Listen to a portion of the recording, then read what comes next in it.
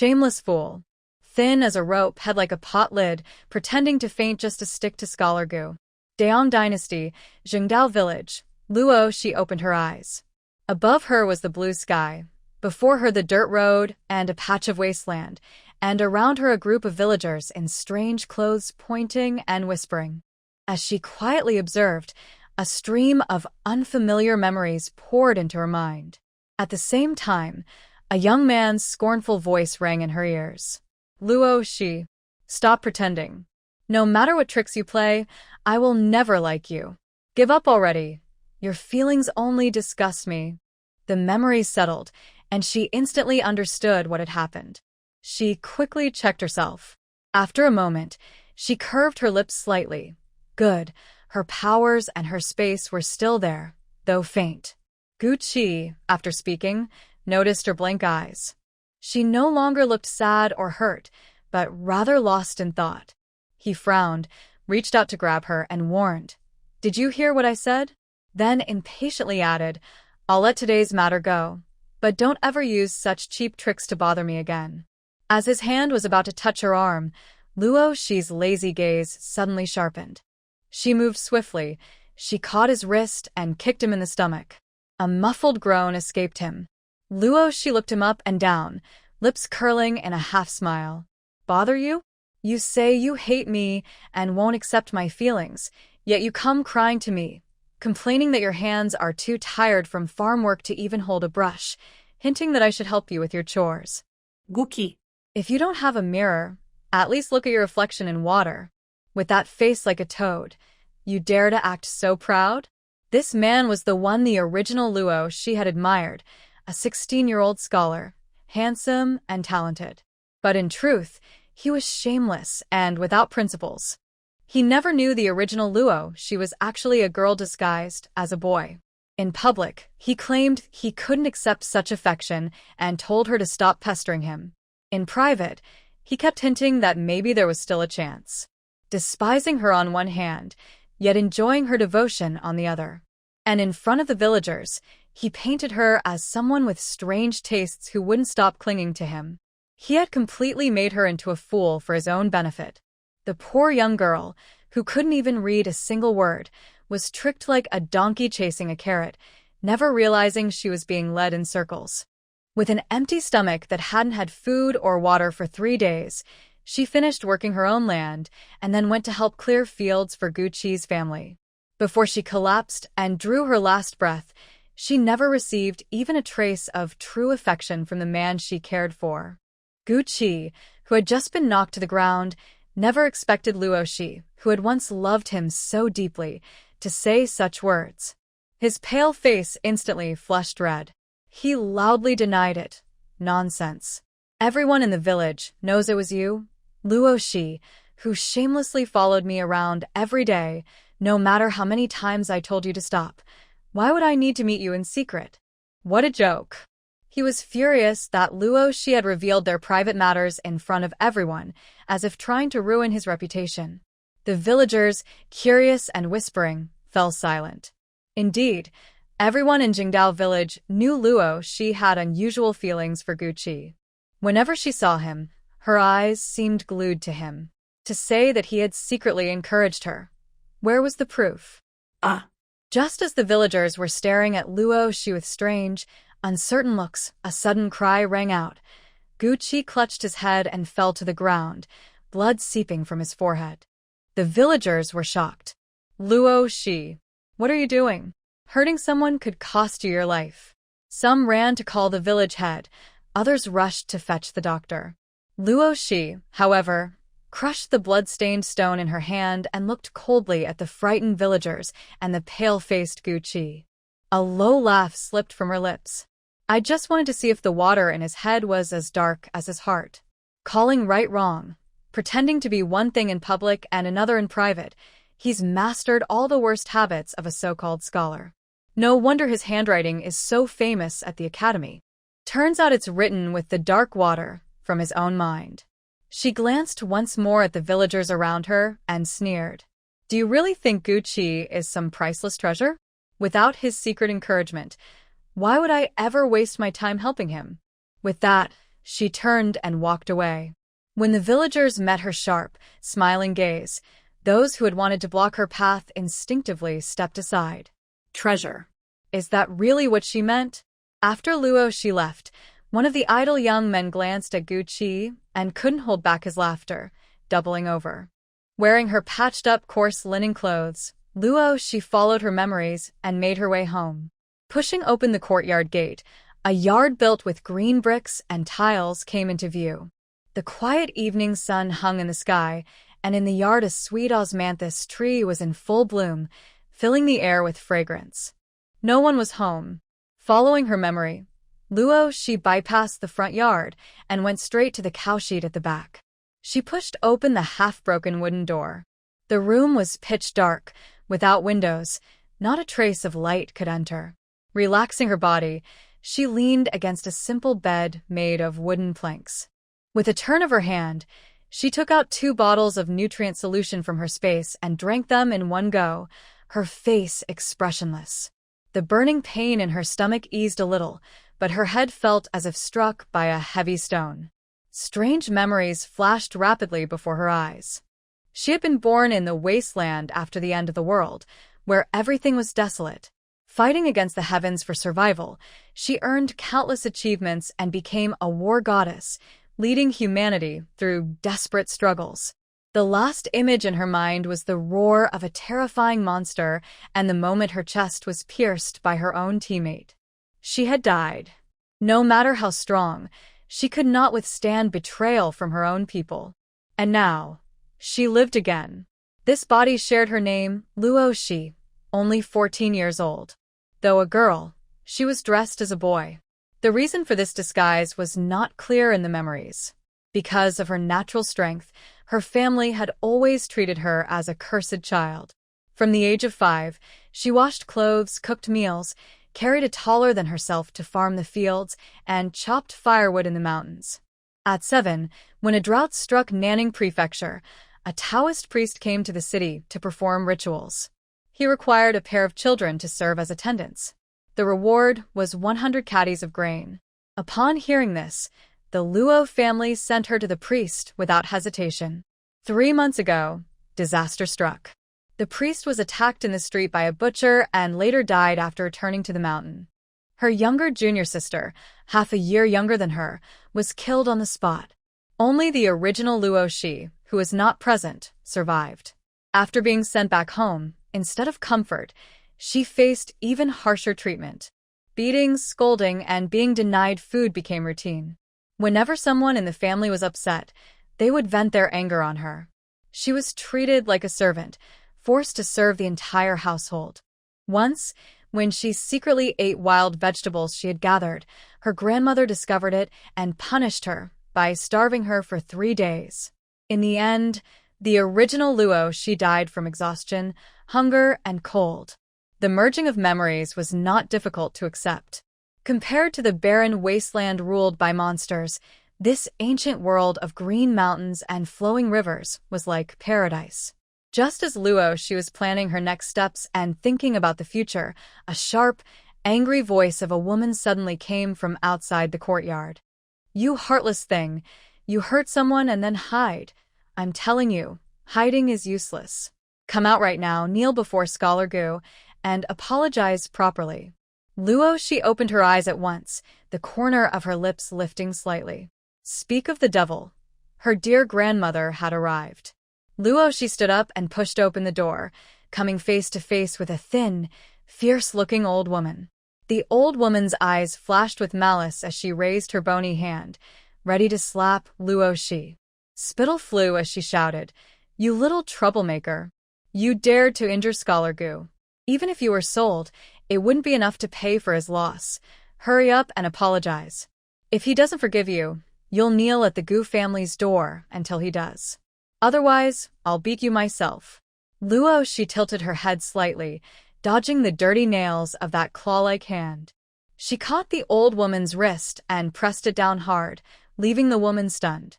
Then Luo Shi leaned closer, her voice playful. "Grandma, do you have some secret with old man Gu?" What? The old woman was so shocked she forgot her pain, staring at Luo Shi's face in disbelief. unable to process what she had just heard. Otherwise, Luo, she continued slowly, why would you make your own granddaughter kneel and apologize to such a man? People might even think Gucci is actually your child with him. The old woman's wrinkled face twitched violently, nearly fainting from anger. She raised her other hand, wanting to strangle the girl who dared to speak so boldly. But then she saw Luo she grab a leaning against the wall. With both hands, Luo she snapped the wooden handle in two with a sharp. The old woman's raised hand froze in midair. She didn't dare strike, nor could she back down, her face turning dark with frustration. At that moment, a cheerful voice cut in. Now, she's still young. A constant scolding won't solve anything. Let's talk this out calmly. The newcomer gently lowered the old woman's arm, then turned to Luoshi, nodding before putting on a stern face. Luoshi, you usually fool around, and that's one thing, but do you know that Gucci is a scholar with an official title? If he files a complaint with the county magistrate, even your grandfather won't be able to protect you. We're doing this for your own good. Today you must come with us, and you must apologize. The one speaking was an old man around 50, the village head, Mei Fugue, this body's grandfather. Mei Fugue had been quietly observing for a while. His grandson, who was usually timid and silent, suddenly seemed different. Not only was the usual gloom gone from his face, but his sharp tongue was like it had been dipped in poison. Seeing that the rough and loud approach of old Madame Luo wasn't working, he had no choice but to step in. Luo, she was also studying this man she was supposed to call grandfather. From memory, she knew he was no good. Greedy and selfish, always flattering the powerful and stepping on the weak, he often squeezed money out of the villagers.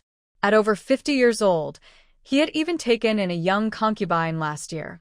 In Jingdao village, with over 100 households, he was the only one who had done such a thing.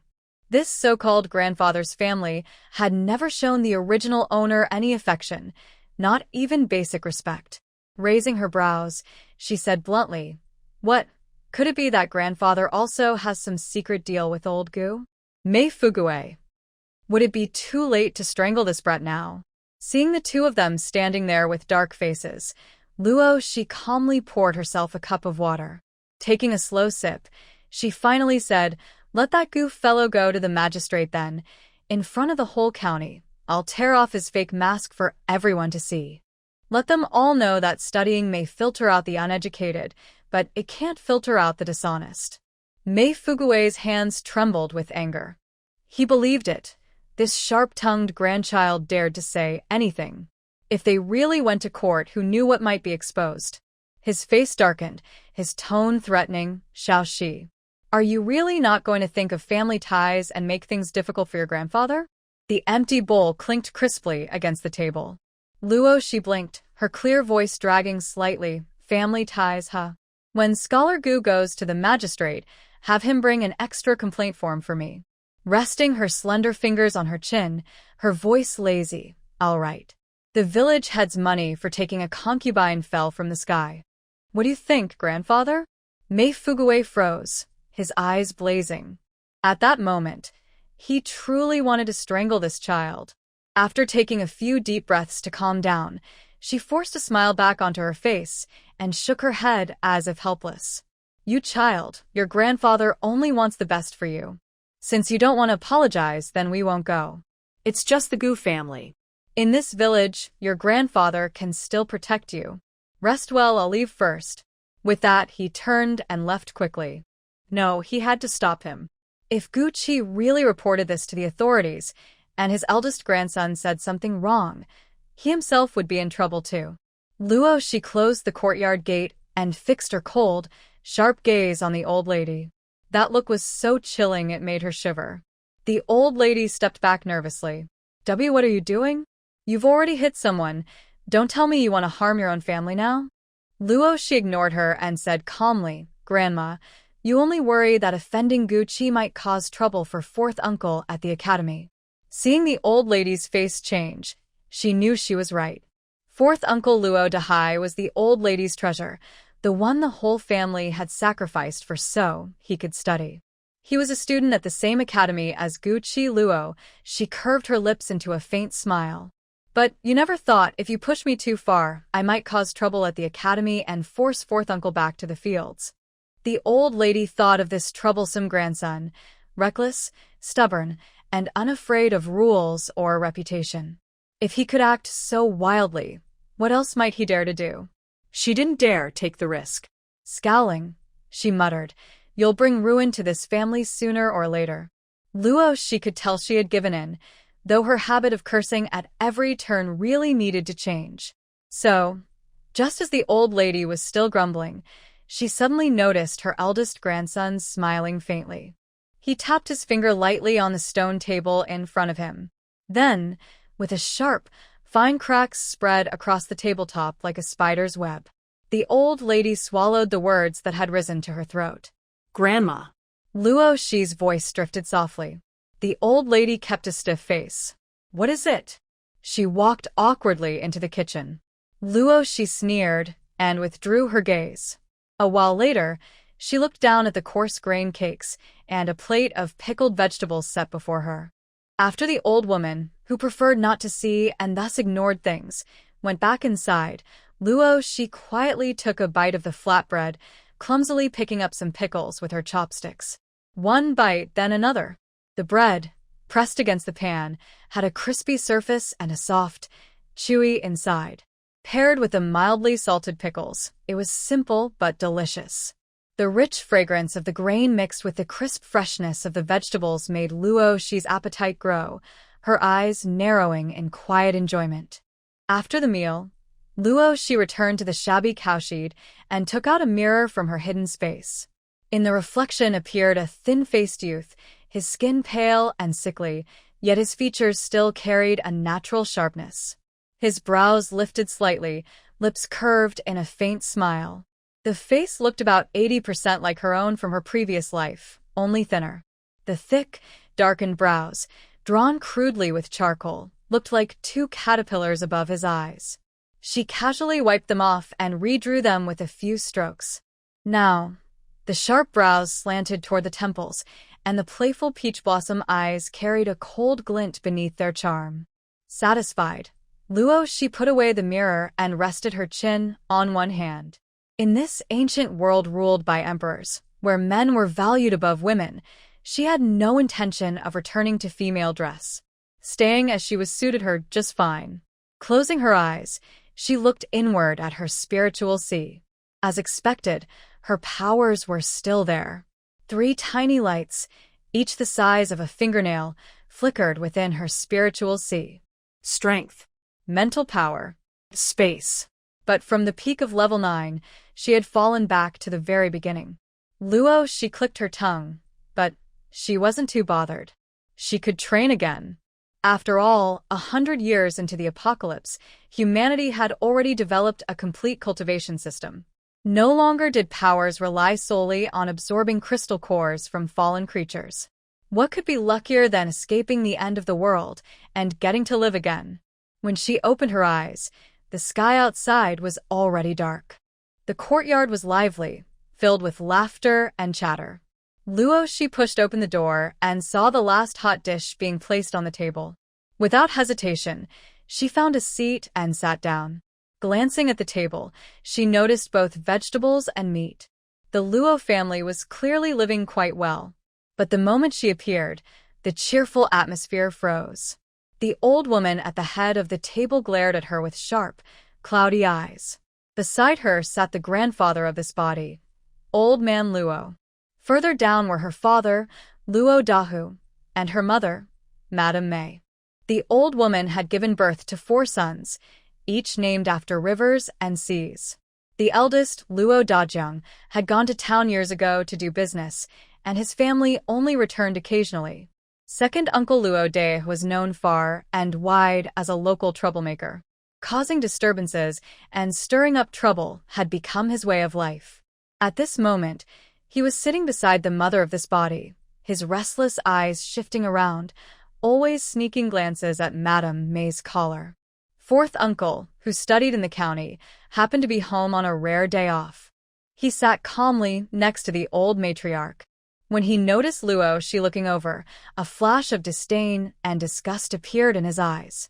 Shao Shi, since you're awake, come and eat, Madame Mei called, standing up to greet her. Luo Shi raised an eyebrow. Her mother's words carried a hidden meaning. Sure enough, the old matriarch slammed her bowl and chopsticks down with a loud bang.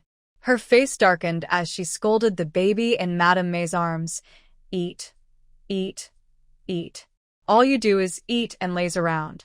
You wake up just to eat. Why don't you choke on it? Clearly, her words were aimed at someone else, and everyone at the table knew who. Luo Shi kept her gaze steady, picked up her chopsticks, and calmly took the best-looking dish on the table, stir-fried eggs with chives. The bright green chives brought out the rich flavor of the eggs perfectly. With just a little salt, the taste was already at its peak. She ate quickly but with elegance, her manners showing her good upbringing. Before anyone could react to the audacity of her eating her fourth uncle's eggs, the plate was already empty. As everyone stared in shock, Luo Shi's chopsticks moved toward the stir-fried pork with radish. The old matriarch finally snapped, pointing a trembling finger at Luo Shi. You. How dare you eat your fourth uncle's eggs? Luo Shi blinked. Since when did eggs belong to fourth uncle? If you call them, will they answer? Looking at the empty plate with not even a crumb of egg left, fourth uncle's face twitched. He tried to hold back but failed, slamming his palm heavily on the table. Such disgraceful behavior. Luo Shi, do you have no respect for your elders? No sense of proper conduct? How dare you eat before your elders? What kind of manners is that? Luo Shi clearly saw his hand trembling from the pain of the heavy slap, though he forced himself not to show weakness. After swallowing the last bite of cold cabbage salad, Luo Shi set down her bowl and chopsticks, lifted her head, and raised an eyebrow at him. Not eating when food is right in front of you. Now that's the real problem. What did you say? Fourth uncle started, but Luo Shi cut him off. Leaning back with arms crossed, lips curved in a half-smile. If you want eggs, ask your mother to fry some more. Don't come nagging at me about rules. You, a pale rat-turned-spirit, not even human, sitting at the table to talk about principles with me? Did you learn your so-called knowledge from the dark thoughts in Gu Chi's head? Everyone turned to look at Luo Laoxi's pale, beardless face. A pale rat-turned-spirit? Indeed, Laoxi's fair skin and beady eyes did make the description oddly fitting. Luo Lauer couldn't hold back and burst into laughter. He reached out, patting Luo Shi's shoulder. Nephew, your mouth. He gave a big thumbs up, laughing so hard he bent forward. Luo Shi glanced at the hand on his shoulder and flicked it away. Luo Laoxi's face, already pale from Luo Shi's words, turned bright red after his second brother's laughter. Unable to stay any longer, he threw down his chopsticks, ran back to his room, and slammed the door shut. The old man swept his stern gaze across everyone at the table, tapped the table, and said, "Eat." Then he looked at his grandson, his voice carrying a hint of doubt. "Shao Shi, you seem different from before." Luo Shi replied, "The past is the past. Now I've changed. Everyone." She looked at the old man, her red lips parting slightly. "Grandfather, I know that in this family, you've always seen me as an outsider." After a pause, she continued, "Since we can't get along, why not let me live separately? What do you think?" "No way." Before the old man could speak, the old lady cried out first. She glared at Luo Shi's calm face and scolded, "We're still alive. Your parents are alive too. Wanting to split from the family, are you cursing us to die?" Madame Mei also put down her bowl and wiped her tears. "Sheer, what did your father and mother do wrong, that you would think of something so heartless? Was that really the right word to use for one's own child?" Luo Shi gave Madame Mei a deep look, then turned her gaze to Luo Dahu, who had remained silent all along. "Father, what do you think?" He frowned, his voice rough. "Split for what? You're just a child. How could you survive on your own?" Luo Shi's eyes darkened, the corners of her lips lifting slightly. Perhaps this father had forgotten, when the original child was sold to a wandering priest at the age of 7, he hadn't worried about her survival, nor shown the slightest care or affection. Her gaze swept past Luo Lauer, who also looked disapproving, and finally settled on the old man who held the family's authority. "Grandpa, what do you think? Do you agree to let me live on my own?" The old man, Luo, stayed silent. He thought far more than the rest of the family. He admitted he didn't like this stubborn grandchild, but her natural strength was a great help. Chopping wood, digging wild vegetables, farming, and clearing land, she was the best at all of it. The eldest son was in the county, the second was lazy and idle all day, and the fourth still had to attend school. If they let go of the strongest worker in the family, who would handle the farm work and house chores in the future? So he finally spoke. The old saying goes, as long as parents are alive, the family should not split. "Xiaoxi, don't bring this up again." He thought his refusal would make his grandchild upset, maybe even throw a tantrum. But when he looked up, Luo, she was smiling brightly at him. "Got it, Grandpa. I won't mention splitting the family again." Before the old man could feel pleased at her obedience, he saw this troublemaker scoop all the dishes from the table into her own bowl. She picked up her chopsticks and sighed with satisfaction. So good. Everyone's hearts sank. They couldn't explain why, but it felt as if they had just lost something very important. If Luo she could read minds, she would kindly tell them.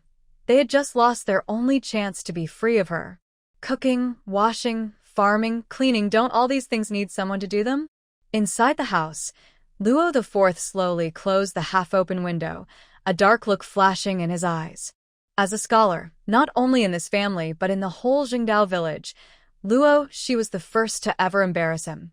"You little brat, just wait." At dawn, the osmanthus flowers on the branches quietly bloomed. Luo, she opened her eyes, exhaled a breath, and spread out her hand. A thread of spiritual energy, as thin as a hair, moved in her palm. She clicked her tongue. "So weak." Lowering her head, she unwrapped the cloth tied around her chest, revealing her flat, underdeveloped figure. The corner of her mouth twitched slightly. Already small, and still wrapped up? With a casual wave, she used her spiritual energy to create a small illusion over her chest and throat. Just then, the sharp voice of the old woman rang out from outside. "What time do you think it is? The stove is cold. Are you trying to starve us all? You lazy troublemaker, get out here and make breakfast." As she put her clothes back on one by one, Luo, she narrowed her eyes. A thread-thin strand of spiritual power shot out through the broken wooden door, striking the old woman's chattering mouth. Ugh. A sharp pain hit her head, and the old lady clutched it, her face turning pale. She looked up at the sky in fear, quickly shut her mouth, and dared not say another word. Because of this, Luo, she was able to wash up slowly. Though she was still annoyed inside, she didn't scold the girl like before. Rolling her eyes with a sour expression, the old woman brought out a bowl of coarse rice and 2 eggs. "Here. Same as always. Make porridge with the rice and boil the eggs for your grandfather and 4th uncle." Cooking breakfast, cleaning the pigsty, feeding the chickens, working in the fields, washing the whole family's clothes at noon, then cutting firewood and gathering pig grass in the mountains, and at night helping the 2 elders wash up. In this family, the original girl was at the very bottom, forced to do all the chores alone. Luo, she took the bowl and eggs. The golden brown rice looked full and fresh, and the eggs were still warm, clearly just laid by the family's hens.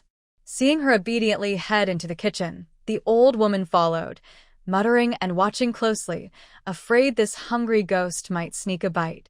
Inside the kitchen, Luo, she stared blankly at the unfamiliar stove for a moment. Then, relying on memory, she lit the straw and started the fire. Everything went smoothly.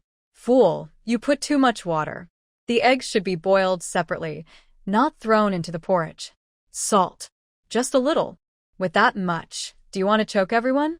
Finally, everything was in the pot, and all that was left was to wait. Luo, she lowered her head, absent-mindedly playing with a piece of firewood. The old woman leaned against the doorframe, clutching her chest, feeling completely worn out. She didn't know this was Luo she's first time cooking in 2 lifetimes. She only thought the girl was causing trouble again, and her anger made her dizzy. No one knew how much time passed before the kitchen was in chaos again. Though Luo, she stayed calm, her voice betrayed a hint of panic. The pot is boiling over, it's still bubbling. What should I do? The old woman. Luo, she watched the porridge spill out from under the lid, splattering everywhere, her temple twitching. Just as she was deciding whether to smash the pot or the stove first, the old woman finally shouted in exasperation. The lid. Take the lid off, you troublemaker. After a while, Luo, she slowly sipped the porridge she had cooked and ate a half-boiled egg. She kept eating until the big pot was empty, her eyes narrowing in quiet enjoyment. She put down the bowl, wiped her mouth with satisfaction, and thought proudly to herself, she really was a genius. By then, the Luo family had already washed up and were sitting at the table, waiting for breakfast to be served. After a while, they saw Luo, she walk out of the kitchen empty-handed, looking quite pleased. The old lady, who had stepped outside for some fresh air, squinted at her and asked, "Finished cooking?" Luo, she nodded. "Yes, finished." The old lady tapped the table impatiently. "Then where is it? Why didn't you bring it out?" Luo, she rubbed her half-full stomach, gave them a meaningful smile, picked up a hatchet, slung a bamboo basket over her back, and walked straight out of the courtyard. Want to eat her cooking? Seeing her leave after saying only half a sentence, the old lady felt a growing sense of unease. She suddenly stood up, stomped her small feet, and rushed into the kitchen. When she saw the mess inside and the floor covered with eggshells, her body trembled, and a sharp cry burst from her throat. What a disaster! In the distance, the mountains stood dark and green, birds flew low, and smoke from cooking fires rose gently from the village, creating a peaceful scene. Following her memory, Luo, she chose a quiet path up the mountain. She passed through a lush bamboo forest. The wind rustled the leaves, and a small stream flowed down from the mountaintop. The clear water gathered into a small lake at her feet, sparkling in the sunlight. Unable to resist, Luo, she took off her shoes and socks, rolled up her pants, and dipped her fair little feet into the cool water, enjoying its refreshing touch. For the first time, she felt true peace and relaxation. No one was fighting for survival, no strange creatures attacking the city. In her eyes, the sky was a clear, endless blue. She blinked and set her first small goal for the future, to buy this bamboo forest and make it her home. Step 1. Earn money. The original owner had followed an old master for 7 years, earning 1 tael of silver a month, but all of it had gone into the old lady's hands. Even then, it was never enough. She needed to find her own way to make money. Lost in thought, she looked at the distant mountains and turned her hand, taking out the device she had stored away before the great battle. It was a wristband-like terminal, which she habitually fastened onto her wrist. In the frozen wastelands of the apocalypse, where the land was barren and unchangeable, human technology had advanced rapidly. Because of this, the brilliant civilization of 100 years ago had been preserved. From education to medicine, from building to cooking, her device held a complete set of information. She tapped the screen with her fingertips and smiled. Even without the internet, all the data was there. After putting on her shoes and socks, Luo, she lifted her head and looked again at the endless mountains above her. Her eyes shone, as if she were gazing at a glittering treasure. Avoiding the villagers who were picking wild vegetables in the shallow forest, she carried her hatchet and rushed straight into the deep mountains. She walked and stopped along the way, comparing plants with the pictures in her files, and collected everything that was safe to eat. Mushrooms, dandelions, black fungus, wild yams. Just as she was busy digging up yams, the grass nearby rustled. Luo Shi's ears twitched slightly, her face turned cold, and without hesitation she grabbed the hatchet beside her and threw it. The blades sank into the ground, and a flash of red appeared. When she walked over and picked up the hatchet again, a rabbit was hanging from its tip, no longer moving. Luo, she was surprised. She looked at it again and again. So this was a rabbit? Its fur was so soft. In the world after the disaster, only fierce and dangerous beasts had survived, and after mutating, they had become terrifying monsters. But this small, soft creature. How should it be cooked? Braised rabbit, spicy rabbit, fragrant stir-fried rabbit. Just as Luo she was eager to try, a sudden noise came from behind. He's inside. Hurry. Whoever can save my young master will be rewarded with 50 taels of silver. A group of villagers rushed up the mountain, holding farm tools, following behind a man dressed like a guard. Taking a detour, Luo she pulled one of them aside and asked, "Where are you all going? What happened?" The man she grabbed cried out twice, then stopped helplessly and gave a quick explanation. It turned out that the young master of the Qin family from town had heard there were bears on this mountain. Thinking he was brave with his guards, he came to hunt them. But before even seeing a bear, he was trapped in a tree by 3 wild boars, shouting for help. One of the guards risked his life to run down the mountain and ask the villagers for help. Whoever could kill the 3 wild boars and save the young master would be rewarded with 50 taels of silver. Luo she was speechless. Guards who can't even handle wild boars went to hunt bears? What were they thinking? Ha! Exactly. The man she held, named Iron Ox, the only son of a village hunter, laughed at her words. Then he lifted his head, looking at the old man leading the group, and worry showed in his eyes. 3 wild boars. Could his father really handle them? As they spoke, the group had already reached the big tree where young Master Qin was hiding. 3 heads peeked out from the branches, looking desperate. "Quick, drive those things away." A commotion broke out ahead. The view was blocked, so Luo she leapt onto a tall tree nearby to look down. The villagers, trembling, had formed a half-circle, trapping the 3 furious boars in the center. On one side stood the frightened people, on the other the restless animals, stamping the ground and ready to charge. The villagers looked more like the ones being surrounded. "Step back, everyone. Our goal is to drive them away, not to provoke them. Don't make them angrier, or someone will get hurt." The old hunter Tai shouted, his face tense. He was already too old for this. If not for the village chief's pressure, he would never have risked his life here. Suddenly, the largest boar let out a roar, as if it had reached its limit, and charged straight at Tai without warning. Relying on years of hunting experience, Tai rolled aside just in time to avoid the strike. But in the next moment, all 3 boars, as if provoked, rushed at him together. Their sheer force could easily crush any human. Seeing the massive head so close, the old hunter thought it was the end. His eyes, full of longing, searched for one last glimpse of his son. At that critical moment, his body suddenly lifted as a strong force pulled him up into the tree. Looking up, he met a pair of bright, determined eyes. "Uncle Tai, don't freeze up, hold on tight," Luo she called. With that, Luo she tossed him higher into the branches, then pushed off and leapt down. The moment he landed, his machete drove straight into a boar's throat. Gripping the handle with both hands, he twisted hard, gurgle. Blood sprayed, splattering the nearby villagers. They didn't even run, just stood frozen, staring at Luo she like he was some terrifying warrior. Shaking the blood from his hand, Luo she stepped forward, ready to take down the second boar. At some point, young Master Qin had climbed down from the tree. He quickly ordered those beside him, "Go help." Sensing danger to their lives, the remaining boars already wanted to flee. Now, seeing 2 people closing in, they made a quick decision, turned and bolted with loud squeals. Seeing the wild boar about to escape, Luo she grew furious. She turned to the guard, who had just sighed in relief, and shouted, "Get out of my way." The guard was stunned. The boar had already been driven off, so why was this young person scolding him? Don't chase it anymore.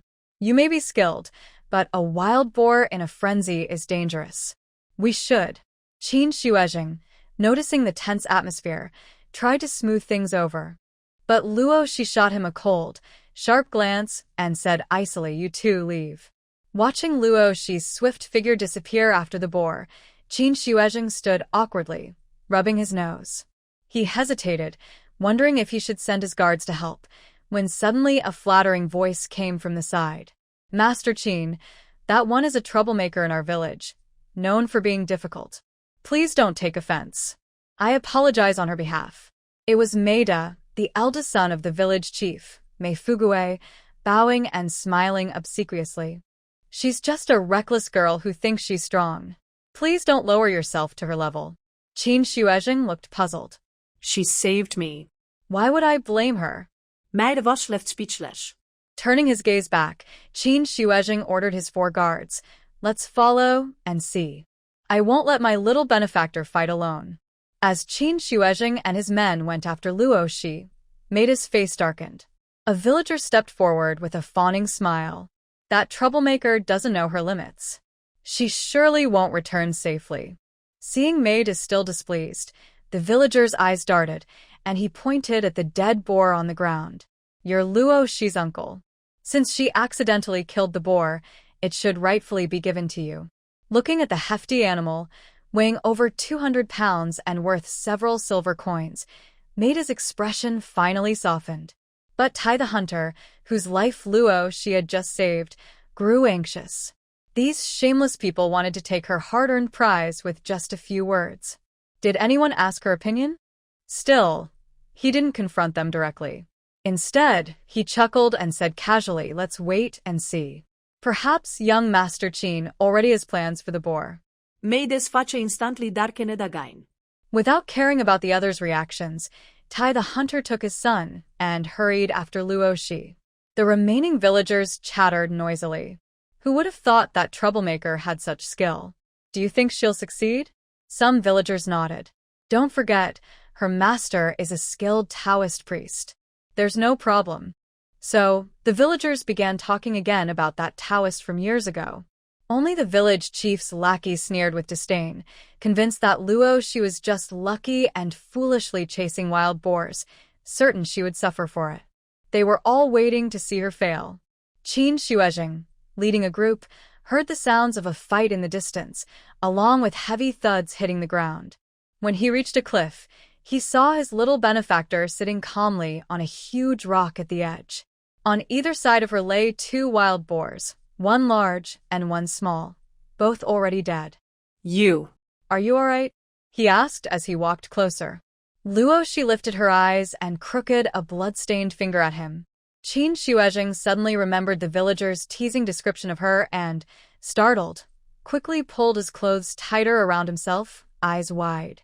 Luo Shi was speechless, almost ready to toss him down to keep the boars company. 50 taels of silver. Hand it over. Relieved, Qin Shuezheng pulled out 60 taels from his sleeve and gave them to her. The one that died in the forest, I'll take with me. The extra 10 taels are payment for this boar of yours. Then he added, I only need 1. If I take more, I won't be able to finish them.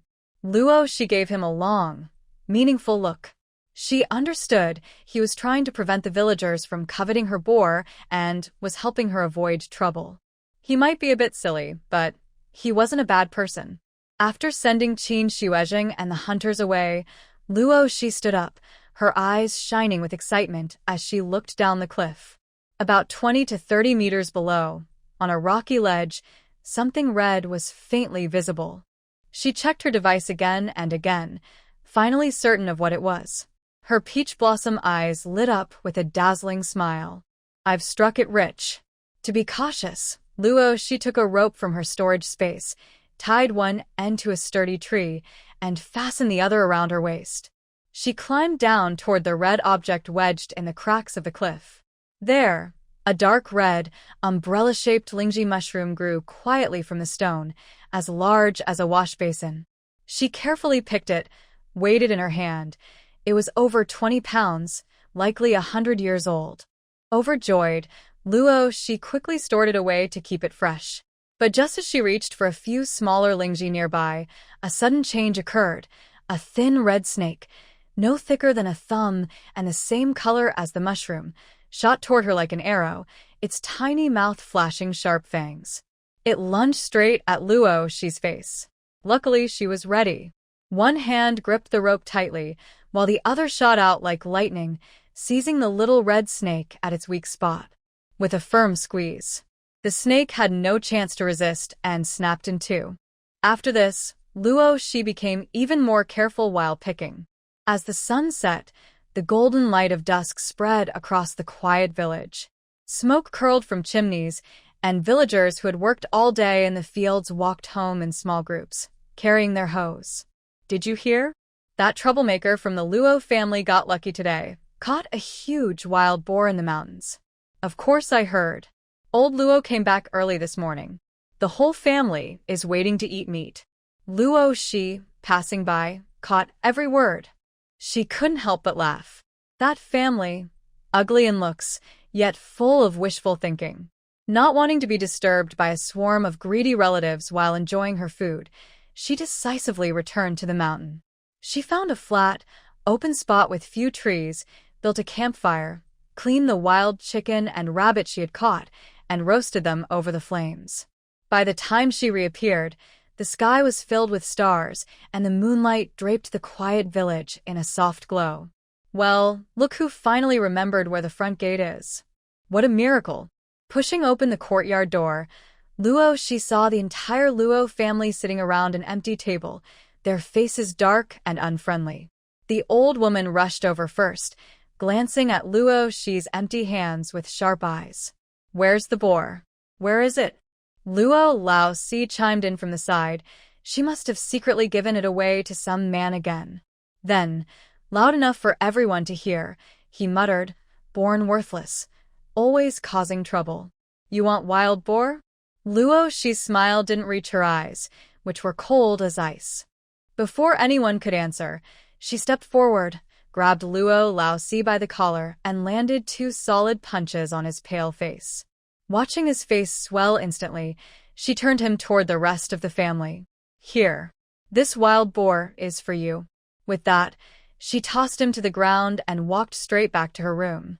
The courtyard erupted in chaos, people helping him up, others shouting in panic, some rushing to call the doctor. By midnight, the whole family had gathered in Lao Si's room, fussing over him as if he were the most precious thing in the world. The man, his face covered with brown ointment, spoke harshly. "Mother, you see it yourself.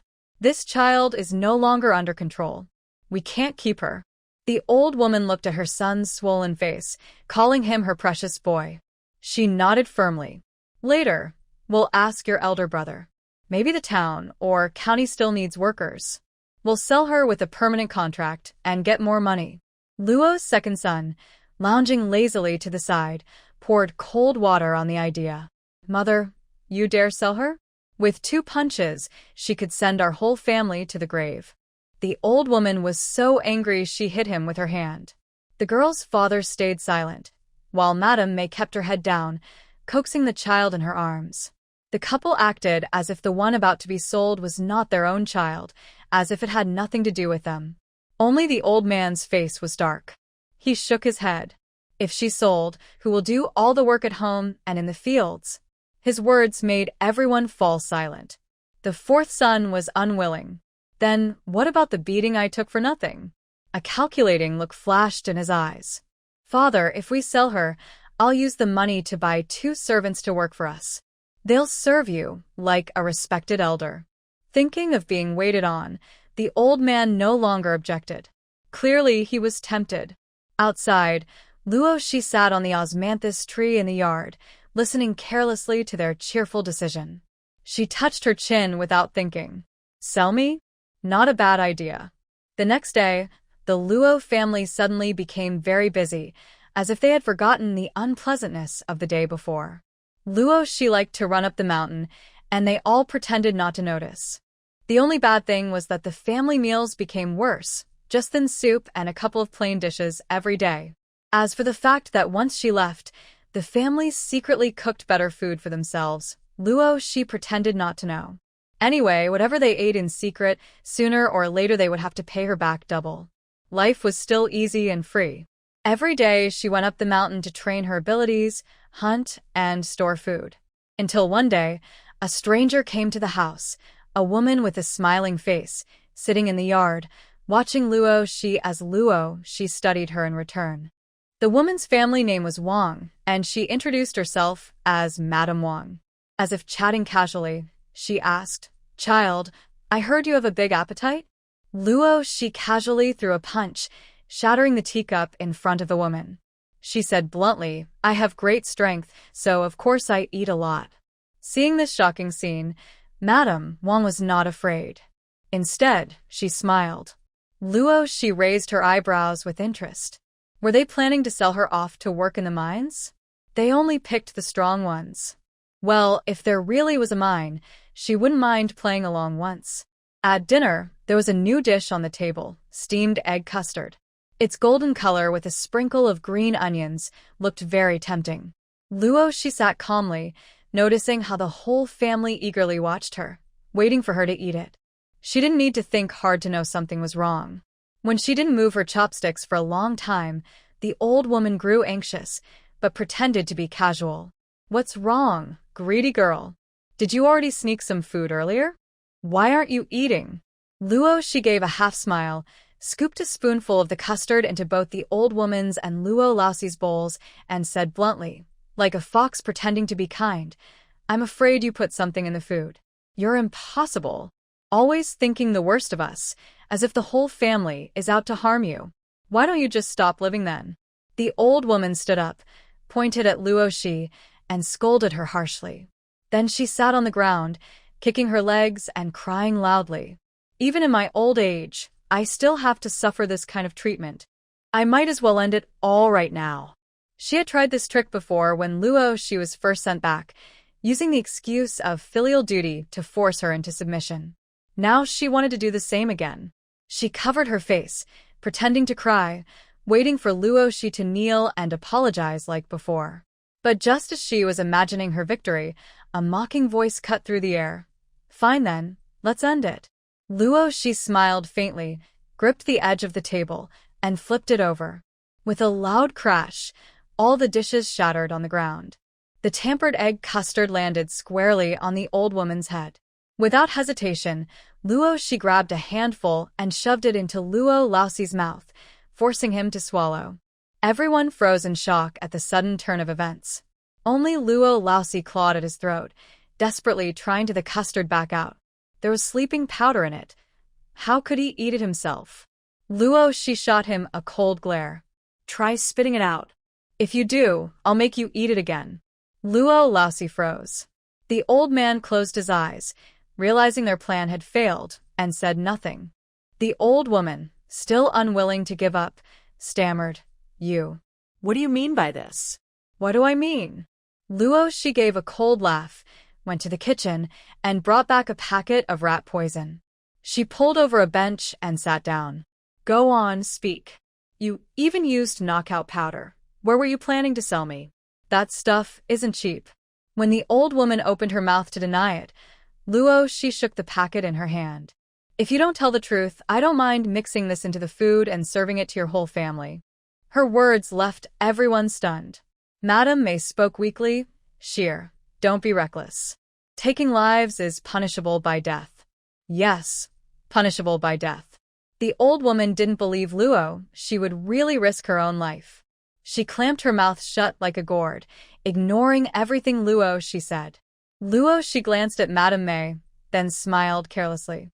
"If your whole family dies from rat poison, and I'm the only one unharmed, well, that's easy to explain." She tilted her head, her voice light but sharp. "Because I didn't eat this meal. The whole village knows that ever since I came back 3 months ago, you often refuse to give me food.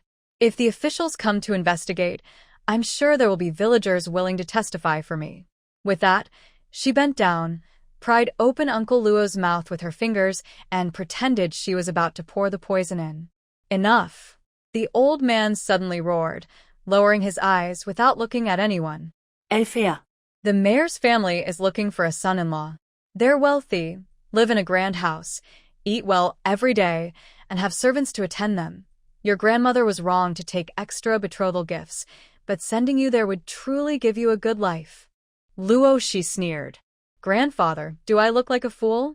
If it's such a good deal, why not send your eldest grandson or fourth uncle instead? A life of fine food and servants?"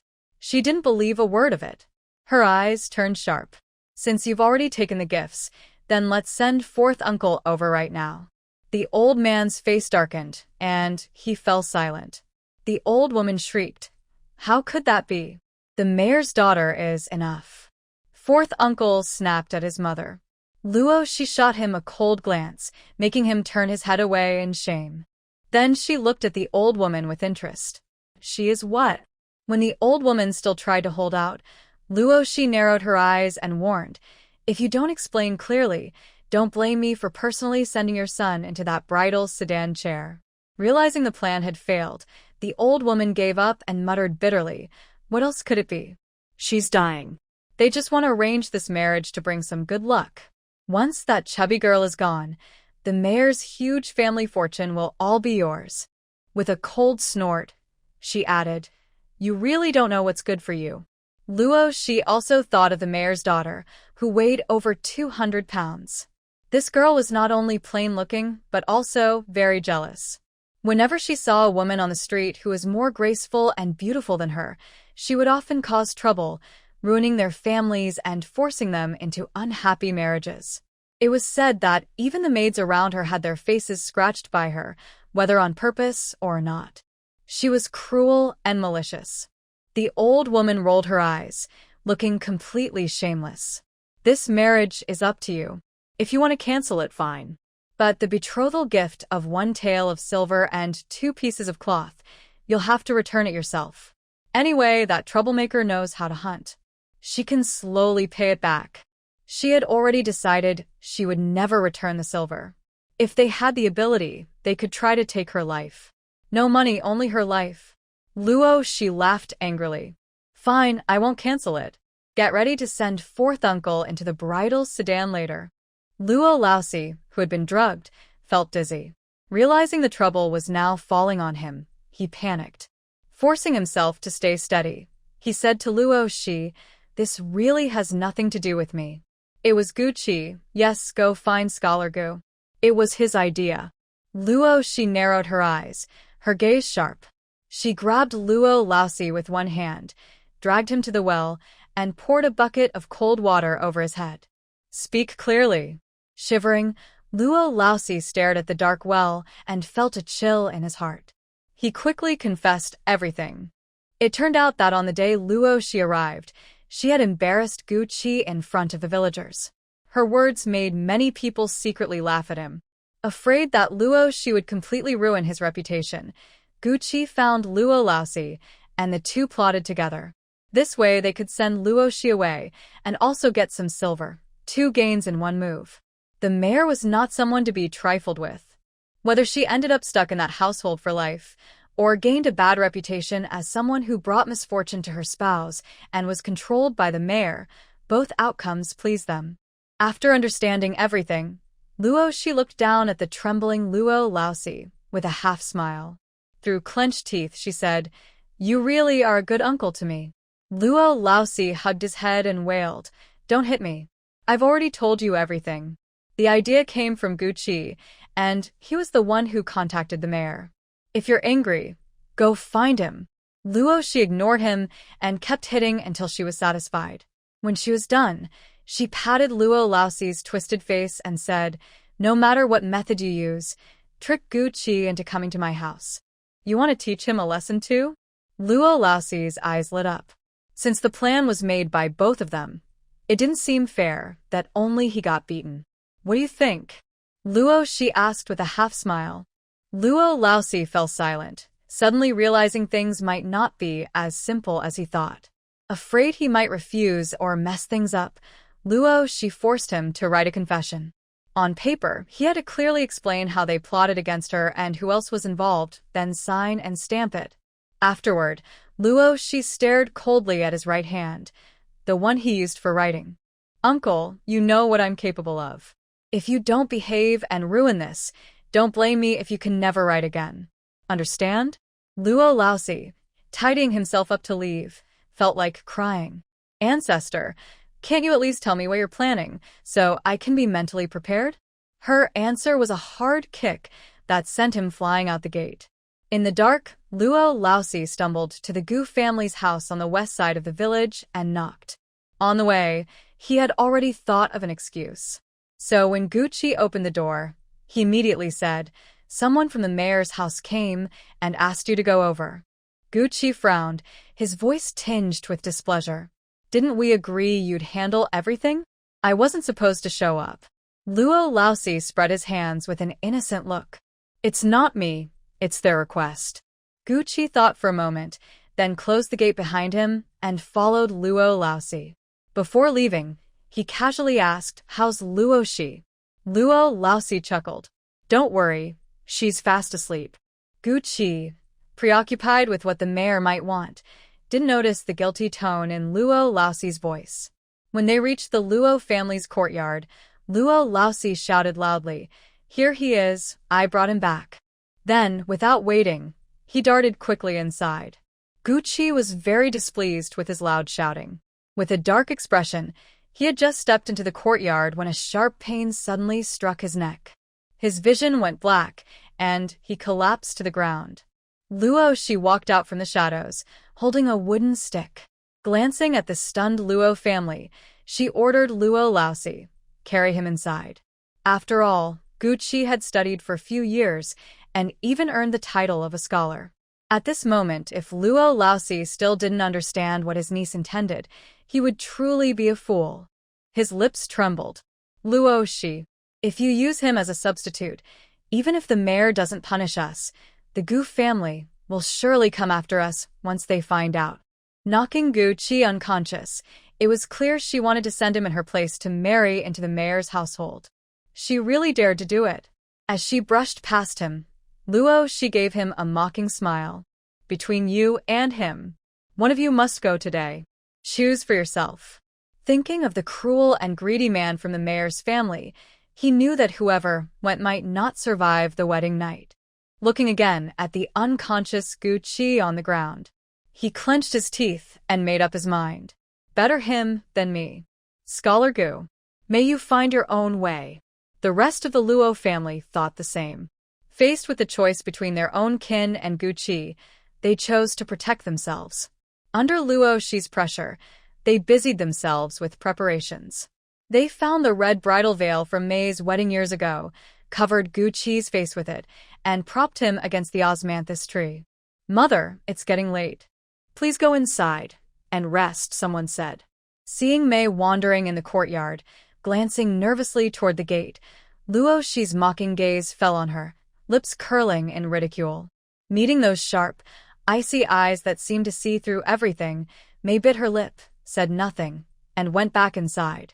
As night fell, 2 carriages quietly entered the village one after the other, stopping outside the Luo family's gate. Madame Wang, whom they had met once before, entered cheerfully. Noticing the stiff expressions of the Luo family, she only thought they were reluctant to part with their grandson. She paid them little attention, focusing instead on the unconscious young man under the tree. Shaking her handkerchief, she circled around the veiled figure with interest, then reached out, wanting to lift the red veil. But before she could, the Luo family's elderly matriarch quickly stopped her.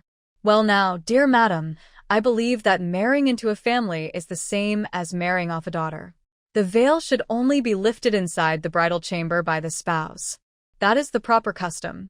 Wang Pozi was greatly amused by these words and clapped her hands, laughing loudly. Yes, that's right. The elder aunt is correct. The new couple.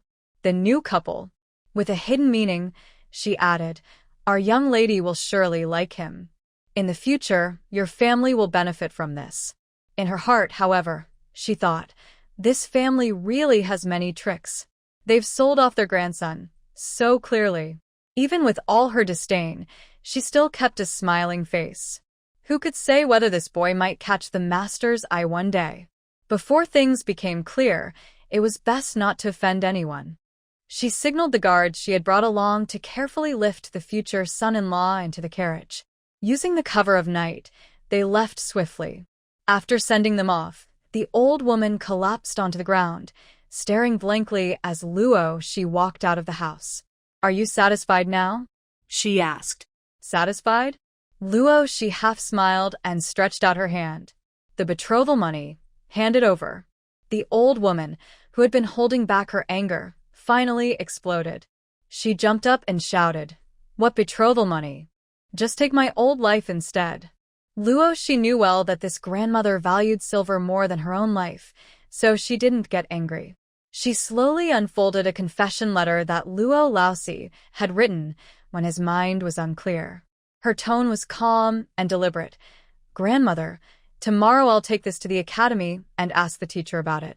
To scheme against one's own kin, let's see what the academy teaches about such behavior. What do you think?" Although she spoke to the old woman, her eyes turned toward the old man sitting on the doorstep, sighing heavily. She continued, "Tell me, with his character exposed like this, can he still continue his studies?" The old man had spent his whole life dreaming of raising a scholar who could bring honor to the family, hoping one day to see a high official come from his household. He longed for the glory of being addressed as the respected elder.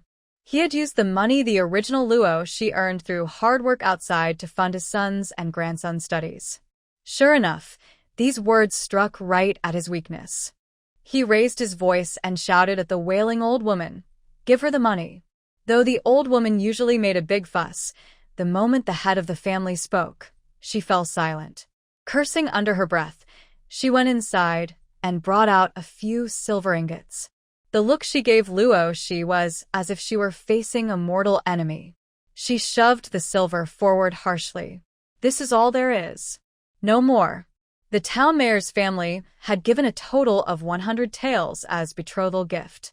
Out of that, 20 taels had already been used to pay the academy fees for the fourth son and the eldest grandson for the coming year.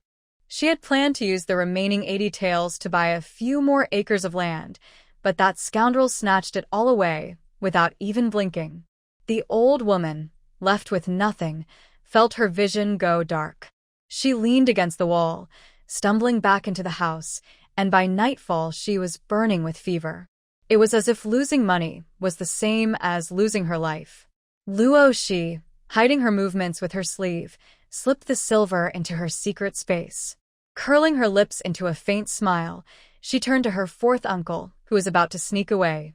"Fourth uncle, either hand over the silver, or give me the house you're living in." Luo she had long grown tired of living in that dark, shabby cowshed. In the courtyard, aside from the main house where the elderly couple lived, her fourth uncle's house was the largest and most well-built. She had set her eyes on it long ago. In the end, fourth uncle handed over the house with tears in his eyes and temporarily moved into the west wing of the main house. This time, not only did he gain nothing, but after selling out Scholar Gu, he might even offend the mayor's family. Truly, he had lost everything and gained only regret. Luo she quickly packed her things and moved into the spacious east room, which had the best light. Meanwhile, in the mayor's grand residence, the front hall was decorated with bright red wedding cloth, looking splendid and festive. The mayor and his wife sat at the head seats, watching the two newlyweds lying flat on wooden boards as part of the ceremony. Their expressions were hard to describe. It was one thing that their daughter was too ill to get up for the wedding rites, but the groom they had bought, why was he lying down too? Even the officiant looked awkward. He had never seen such a strange wedding scene before. Forcing himself to continue, he called out, "First bow to heaven and earth." The couple did not move, their breathing faint. Second bow to the parents. Still no movement. The hall was so quiet that a pin could be heard dropping. Now, bow to each other as husband and wife. Just as he was about to finish, Gucci suddenly opened his eyes under the red veil and tore it off. The interruption of the wedding ceremony was considered a terrible omen, said to bring disaster to the household. Gucci ripped off the veil and stood up, his face dark with anger. Remembering the moment before he fainted, then looking around at the festive decorations, he quickly understood what had happened. Fools. You brought the wrong person. The mayor, who believed in omens and spirits, turned pale at once. But hearing a mere farmer's son dare to call him a fool, his face quickly shifted from pale to green with rage. At that moment, the bride on the board suddenly coughed up a mouthful of black blood, her round face turning ashen gray. Madame Tang was shocked and cried out for the family doctor. In an instant, the front hall was in chaos. Miss Tang could not be saved and passed away. Madame Tang threw herself over her daughter's body, weeping loudly. She raised her carefully manicured hand, pointed at Gu Qi, who was still in shock, and screamed, "It was you. You brought disaster to my daughter. Master, you must seek justice for our child." Gu Qi was so frightened by the scene that he didn't know what to do. Then Mayor Tang's eyes turned cold as he gave a stern order. "Guards, take this man away and punish him." The heavy blows landed on Gu Qi's body, and only then did he fully realize what was happening. He cried out, "It wasn't me. You've got the wrong person. The one who married into your family is Luo Shi." But no one listened. The strikes kept falling, and Gu Qi, too weak to resist, was in unbearable pain, wishing someone would end it quickly. Tang Shoren stood outside the hall with his hands behind his back. Now calmer, he recognized Gu Qi's face. He was a scholar from Jingdao village. From what he had heard, he pieced together the truth. Gu Qi had been knocked out by the real groom and forced to take his place. Even after understanding, he did not stop the punishment. A scholar with official prospects could not be killed, but a harsh lesson was acceptable. Only when Gu Qi was on the verge of collapse did Tang Shoren wave his hand, ordering him to be dragged into the study. Meanwhile, in Jingdao village, Luo Shi sat on her bed after washing up, gazing at the starry sky through the window with a faint smile. "It should be about time," she murmured. When she struck Gu Qi, she had carefully measured her strength, ensuring he would wake up only after the wedding ceremony was complete. Gu Qi was a schemer. If he realized things were beyond his control, he would endure for the moment, then try to gain favor with the mayor, waiting for a chance to take revenge. But Luo Shi never gave her enemies such opportunities. If Gu Qi didn't end up half dead, leaving no chance for him to turn against her later, she would consider it her loss. As expected, Gu Qi was eventually thrown outside his own home like a rag doll. His clothes were torn, and the few intact pieces of fabric were soaked with blood. Early the next morning, Madame Gu was terrified to see a bloodied figure at the gate. When she recognized her son's face, she let out a piercing scream and stumbled off to fetch the doctor. By noon, word had spread throughout the village. Gu Qi had been beaten, and his life was hanging by a thread. Today, Luo Shi unusually stayed home. Early in the morning, she pulled the old lady up from her sickbed and told her to stand guard at the door. Whether it was the Gu family or the villagers coming to accuse them, no matter who it was, the old lady was to unleash all her anger on them. At first, the old lady refused. She thought, "I caused the trouble. Why should I be the one to shout at others?" Luo Shi didn't get angry. She only smiled faintly and said she wanted to visit her fourth uncle's academy. The old lady, who had been firmly against it, immediately gave in. So, when Madame Gu arrived with the village head, full of fury, she saw the Luo family's stubborn old woman standing at the door with her hands on her hips, as if she had been waiting for this moment. "You dare come here? I didn't even go looking for you, and you still have the nerve to show up at my door? You raised such a shameless son. No wonder he turned out the way he did." Madame Gu had barely opened her mouth when the old lady, already fuming, cut her off and poured all her anger onto her. Pointing at her nose, she shouted loudly, "Everyone, come and see. Look at what the Gu family has done. Such heartless things." Behind Madame Gu and the village head, a large group of villagers had already gathered, taking advantage of the midday break to watch the commotion. In the crowd, someone called out, "What exactly did the Gu family do? Tell us so we can hear it too." Madame Gu's confident expression suddenly changed. "No, this can't happen. If my son's actions are exposed in front of everyone, how will our family keep its reputation?" Before coming, she had been full of confidence. After all, it was the Luo family who had knocked her son unconscious and tricked him into taking another's place. They had even married her grandson into a family with someone who was gravely ill. That was already shameful enough. She was certain the Luo family wouldn't dare reveal the truth, so she boldly brought people to confront them. But she hadn't expected this stubborn old woman to throw all shame aside. Forced into a corner, Madame Gu shrieked, "Enough. Be quiet. You've already harmed my son, And now you want to spread lies about him? Facing Madame Gu's fierce glare, the old lady felt bitter inside, but she kept scolding anyway. Her filial eldest grandson had told her, Gu Qi couldn't possibly wake up so soon after the beating. If the Gu family didn't come to cause trouble, it would mean Gu Qi had acted on his own, and his parents knew nothing about it.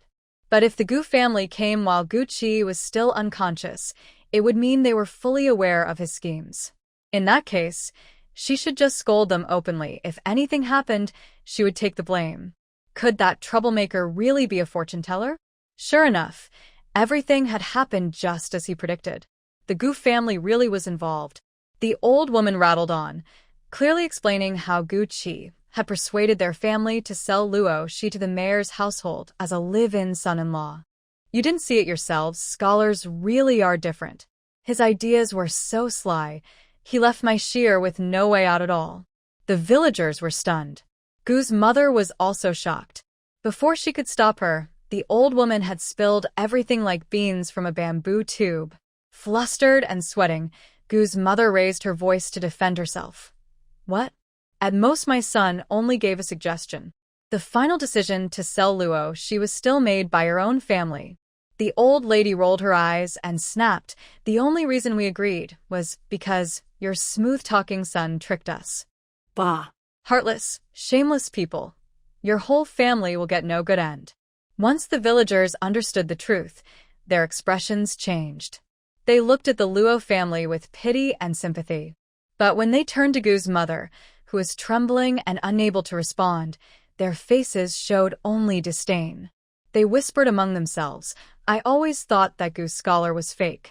Pretending to work in the fields, but after a whole day, he couldn't even finish a small plot. Someone agreed. Exactly. Now that you mention it, I remember too. He was just putting on a show to earn a good name. The villagers' gossip became unbearable for Gu's mother.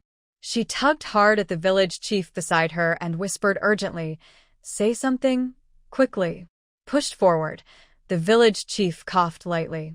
The truth was already out, and there was no way to cover it up, so he tried to smooth things over. Well, Gu Qi is actually a good boy.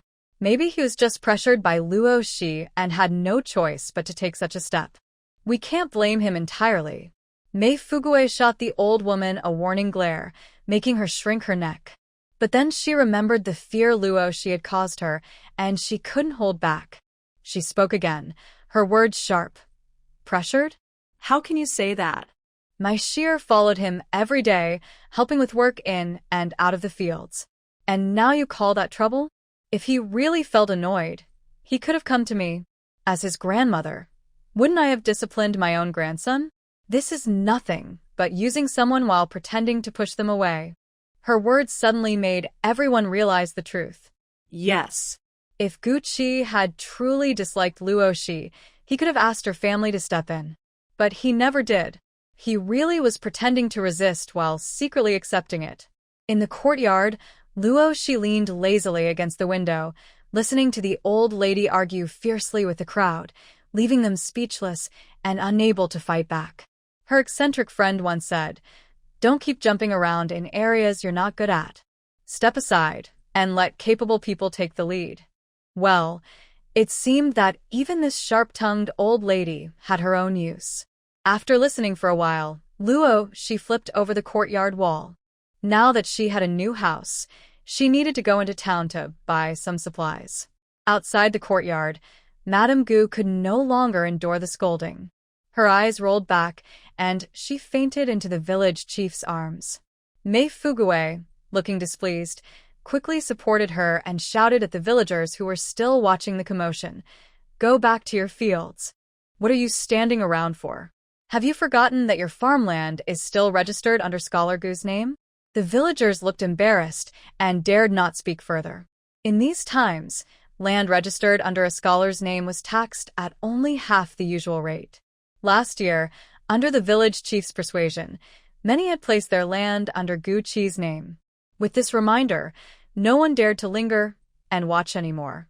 Watching the villagers slowly disperse, Mei Fugue felt very pleased.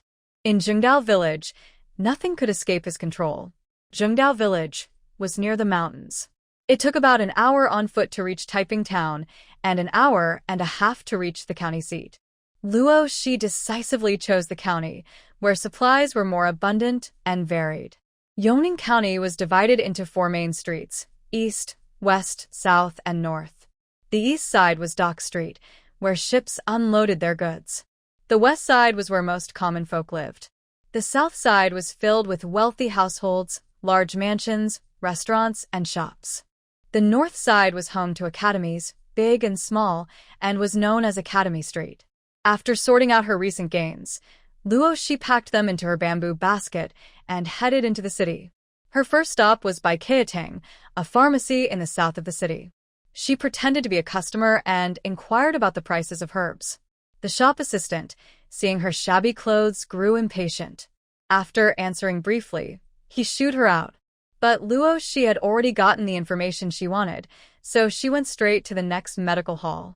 By mid-afternoon, she had a clear idea of the herb prices. With a tip from a bun shop owner, she headed directly to Yongheng in the west of the city. At that time, there weren't many patients inside Yongheng. The shopkeeper stood behind the counter, fiddling with his abacus, his face full of worry. When he looked up and saw a handsome young man with a bamboo basket approaching, he quickly set aside his abacus, put away his troubled look, and greeted him with a smile. "Little brother, are you here to see a doctor or to buy medicine?" Luo Shi looked around the medicine hall. The tall cabinets on all sides were filled with herbs. 2 elderly doctors were busy treating patients without lifting their heads, and the young apprentices each carried out their tasks. She walked straight to the shopkeeper and asked directly, "What price do you pay for gastrodia and fleece flower root?" "You have fleece flower root?" The shopkeeper's smile faded, his face turning eager. "What age is it?" "Quickly, let me see." Luo Shi took off her basket and placed a few pieces of fleece flower root she had recently dug up on the counter. After examining them, the shopkeeper sighed with some disappointment. "About 20 years old. The quality is good and well preserved. I'll give you this price." He raised 3 fingers. 30 taels? Luo Shi lifted her brows. That was higher than the price in the south of the city. She then took out a lingji mushroom. "And this one?" The shopkeeper's eyes lit up. He carefully inspected the lingji the young person handed over, then offered 350 taels. That was close to what Luo Shi had expected. After some bargaining, the total for the lingji, fleece flower root, and gastrodia came to 400 taels. The bamboo grove behind the mountain was now secure. Holding the 4 banknotes she had just received, Luo Shi was about to leave when the shopkeeper, still staring at the fleece flower root on the counter, asked unwillingly, "Do you happen to have any older fleece flower root?" He sighed and added, "To be honest, I urgently need roots that are over 100 years old. If you have them, I can pay a very high price." He had orders from above to find such herbs. Having run the pharmacy for 20 years, he was skilled at reading people. The young person before him remained calm and steady. Though dressed in worn clothes, there was a natural composure about them, and no sign of regret in selling herbs that could be life-saving. It was as if they still had something even better in hand, which was why he asked. Luo Shi raised her brows slightly. She did indeed have better ones in her storage. But she always kept the best for herself, and only sold the rest. She needed money, but she would never be foolish enough to sell medicine that could save her life. Leaving the clinic, she went straight to the cloth shop. She bought 4 sets of fine cotton clothes, from undergarments to outerwear, 2 pairs of deerskin boots, and 2 sets of coarse linen for wearing in the mountains. She also purchased a large 8-pound cotton quilt, 2 summer quilts, and cotton sheets and covers. In total, 20 taels. "I'll add 2 pairs of cotton socks and some handkerchiefs as a gift," the shopkeeper said with a smile, sending Luo Shi off and agreeing she could pick up the goods in 3 days. Next, she went to the grain shop. She bought 100 jin of rice, white flour, and mixed flour, storing them in her space for later use. Vinegar, soy sauce, fermented bean paste, spices. After a busy day of chaos, Luo Shi sat in a restaurant enjoying a meal. She calculated that she had spent about 60 silver coins. The waiter, looking numb, stood beside Luo Shi. Guest, you ordered 5 meat dishes, 3 soups, 8 bowls of rice, and a pot of tea. The total is 7.5 coins. Luo, she clicked her tongue. Money really doesn't last long. I need to find a way to earn more. The waiter chuckled, but didn't bother to see how much she ate. On the way back to the village, Luo, she kept thinking about ways to make money. When they reached the village gate, she suddenly heard a terrified scream from a thatched house across the street. Ah, someone is hurt. Luo, she tilted her head and saw 2 familiar carriages stopped by the dirt path. Suddenly, the door of the neighboring yard opened, and a group of people ran out, some crawling and some tumbling. Leading them was an old woman, holding her bleeding arm with a frightened look on her face. Luo, she found it amusing. Wasn't it the old woman she had met before, Madame Wang? Behind her, a well-dressed older woman, covered in jewelry, was being helped along by her daughter-in-law. The group looked very shaken, gasping for breath outside the yard. Madame Wang, holding her wound, looked pale and asked the wealthy older woman, "Didn't you say the person was going to die? How come they suddenly woke up?"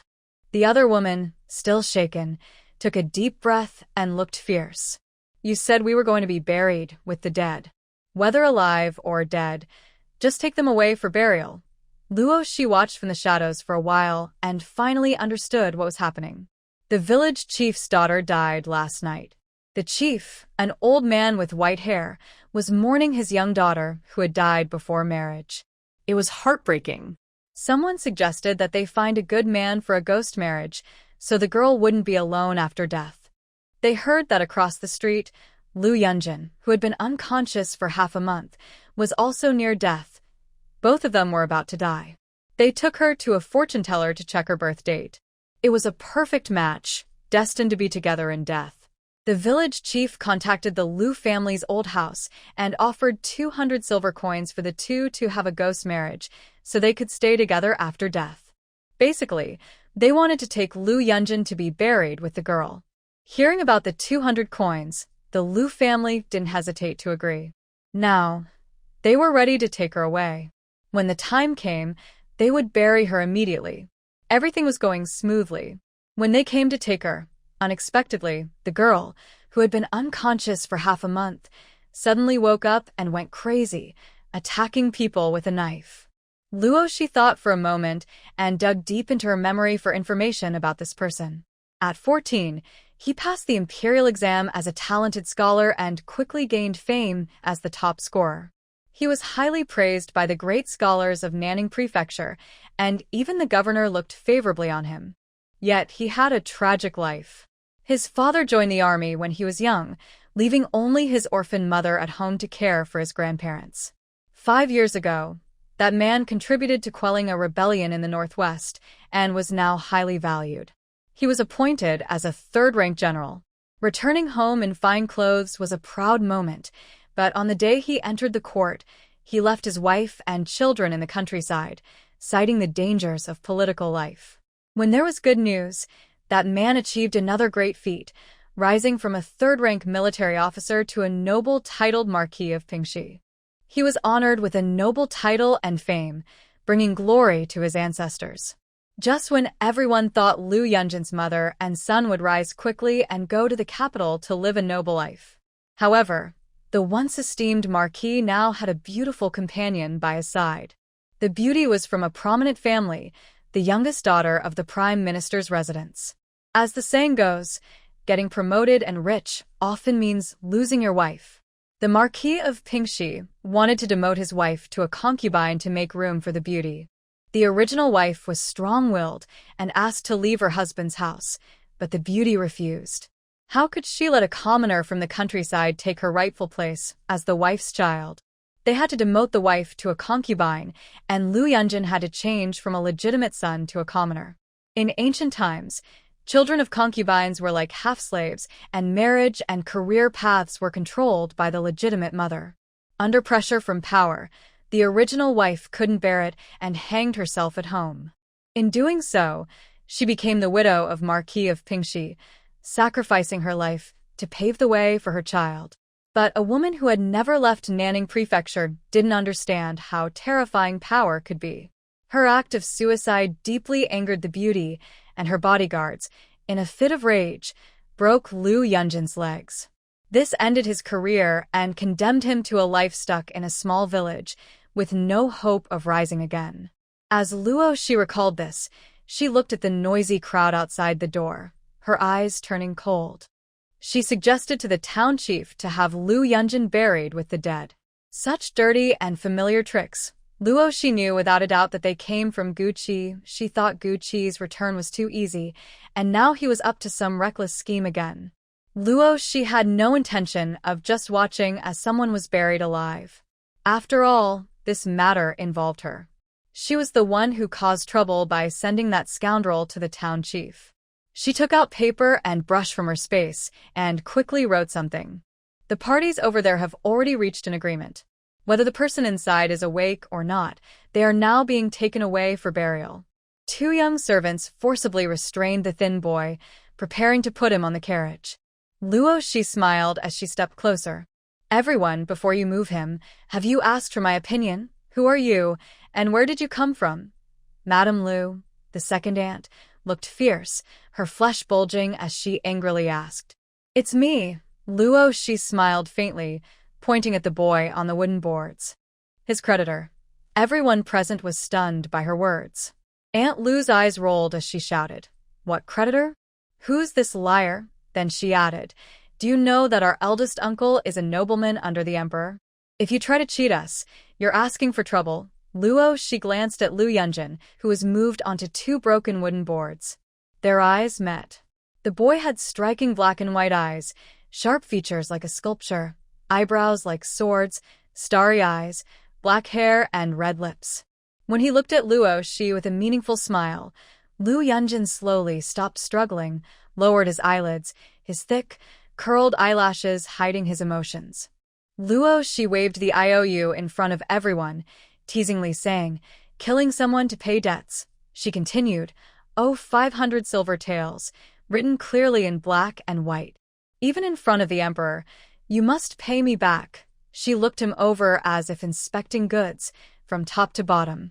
She touched her chin and commented, "The jade hairpin on her head is worth 50 taels, and the 2 gold bracelets on her wrists are probably worth 100 taels." She seemed to hesitate. "The clothes are decent fabric, but worn out. I'd value them at 3 taels. Altogether, you still owe me 353 silver taels. Do you have silver coins or silver notes?" Old Lady Liu. "Why do I feel like a pig waiting to be sold?" She angrily struck her cane and scolded, "Who is this arrogant kid? Insulting the nobleman's mother. According to the law, he should be punished. You leave that IOU here and get out quickly. I won't pursue this." Luo Shi couldn't help but laugh.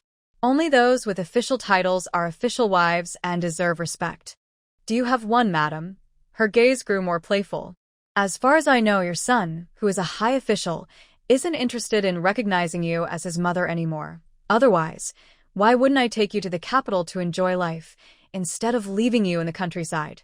"Tsk, old madam, you are truly pitiful." After saying this, her face darkened. "Pay back the money." Liu Yunjin looked up, his gaze beneath dark hair fixed on Luo Shi, who stood boldly and confidently in front of him. His eyes darkened with suspicion. Is someone protecting him? This is quite interesting. Why leave her in the countryside and not bring her to the capital to enjoy life? This question deeply hurt old Madame Liu. Her face turned grim instantly, and the eyes of others on her felt like sharp knives, making her uncomfortable. She wanted to speak several times, but when she saw Luo Shi's sharp, piercing gaze, she felt nervous. Where did this brat come from? His clever tricks to scare others seemed useless against her. Instead, she was forced to ask for money, sneering at Liu Yunjin on the broken wooden board. She wouldn't spend 500 taels, not even 5 copper coins on him. She calmed herself and shifted the blame. "The IOU was signed by you and Liu Yunjin. Why are you asking me for it?" "I have no money." Then she shook her head at the village head's wife beside her, indicating that this matter might not be settled. She even took a step back to give up her spot. The dowry of 200 taels from the village head's family had already been received. Whether she could take the person away depended entirely on the other side's ability. Old Madame Lu's retreat made Granny Wang see Luo Shi's face clearly. Her old eyes narrowed sharply. "Aren't you from the Luo family next door?" "Good. This troublemaker ruined a good thing in his family last night. The master didn't have time to find trouble with him, and now he's coming out again to cause trouble." She reached out to the IOU from Luo Shi's hand, but then said, "Whether this thing is real or fake, that's another story. Bring it here, let my master see it." Once she got the IOU, she could turn it into a fake and take it to the town. In the next moment, she felt her arm being grabbed with great force, pulled back harshly, causing her face to twist in pain. Ah! Ah! "Let go." Luo Shi flipped Granny Wang over with one hand, casually kicked away two young men who came to help. Her eyes were cold, but her lips curled into a smile. "Town head, you're so mighty, buying and selling people, arranging fake marriages, robbing. Breaking the law of Dayong is nothing new. You should ask the county magistrate, did he give you the right to ignore human life?" This sentence made Granny Wang forget her pain. She scrambled to her feet, looking at Luo Shi with a guilty and fearful expression. He sternly said, "Human trafficking? We are just following normal marriage customs. Don't talk nonsense." She dared not gamble with her father's future over a reckless young man. "Fine, you're ruthless. Let's see what happens." After speaking, he hurried away with the injured soldiers. Luo Shi glanced at the still-standing Lu family members and raised an eyebrow. "Not leaving? Are you here to pay back the money?" "Dream on." Old Lady Lu snorted coldly. Since they couldn't take Lu Yunjin away, it was because the town head's family was not capable. She had no intention of returning the 200 taels. This trip was not a loss. In fact, she gained a lot. Dressed in ill-fitting fancy clothes, she held her head high, walking away with her two daughters-in-law. Outside, everything was peaceful again. The air was quiet. After a moment, Lu Yunjin was the first to speak. "Thanks for today." Luo Shi handed him a fake IOU. "Things are urgent. You handle this yourself." He didn't take it but softly asked, "Can you help me?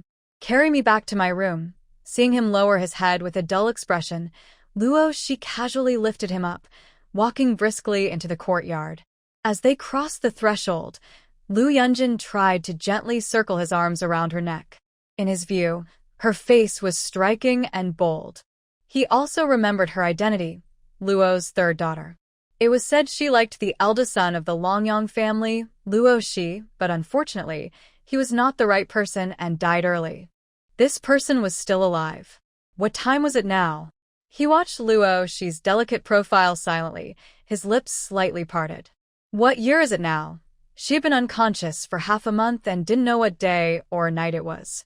Luo Shi didn't think much. The 12th year of Daong, May 2nd.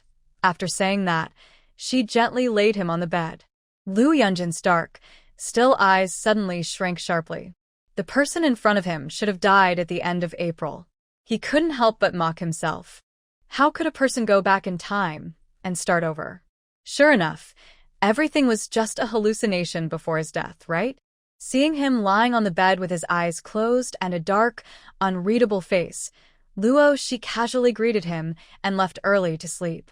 Tomorrow morning, she planned to ask about the price of the bamboo grove.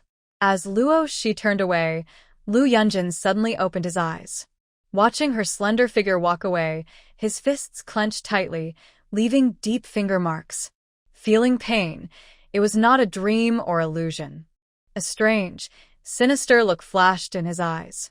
He has returned to the person who betrayed him and remarried. His mother hanged herself. At 17, he was beaten and had his legs broken. In his past life, his fate was full of hardships. At the same time and place, his so-called relatives used him, and a waste, for their own benefit. They sold him to the town chief's daughter to be buried with her. He still remembers the suffocation when sand filled his nose and mouth. That night in his past, his hands were covered in blood as he desperately carved out a way to survive. Later, he was like a useless person lying on this bed, waiting to die, until many years later, he seized an opportunity to turn his life around. Dragging his broken body, He stirred up trouble in the court. He knew his time was running out. There wasn't much left. In the end, he fought with his enemies and perished together. Unexpectedly, when he opened his eyes again, he was back on the night he was taken to be buried with the family. Everything was the same as in his past life, but also slightly different. In the dark night, the young boy's eyes were as black as ink. His thin lips softly and slowly formed two words, silently spoken between his teeth, Luoshi. The next morning, Luoshi ate breakfast with his family as usual, pocketed the silver, and left amid his grandmother's scolding. He planned to visit the village chief's house to ask about land prices. Passing by the thatched hut across the street, he saw Lu Yunjin struggling to move toward the well, his legs weak and trembling. A familiar feeling of soaring came over him. Lu Yunjin looked up and saw Luoshi's graceful jawline.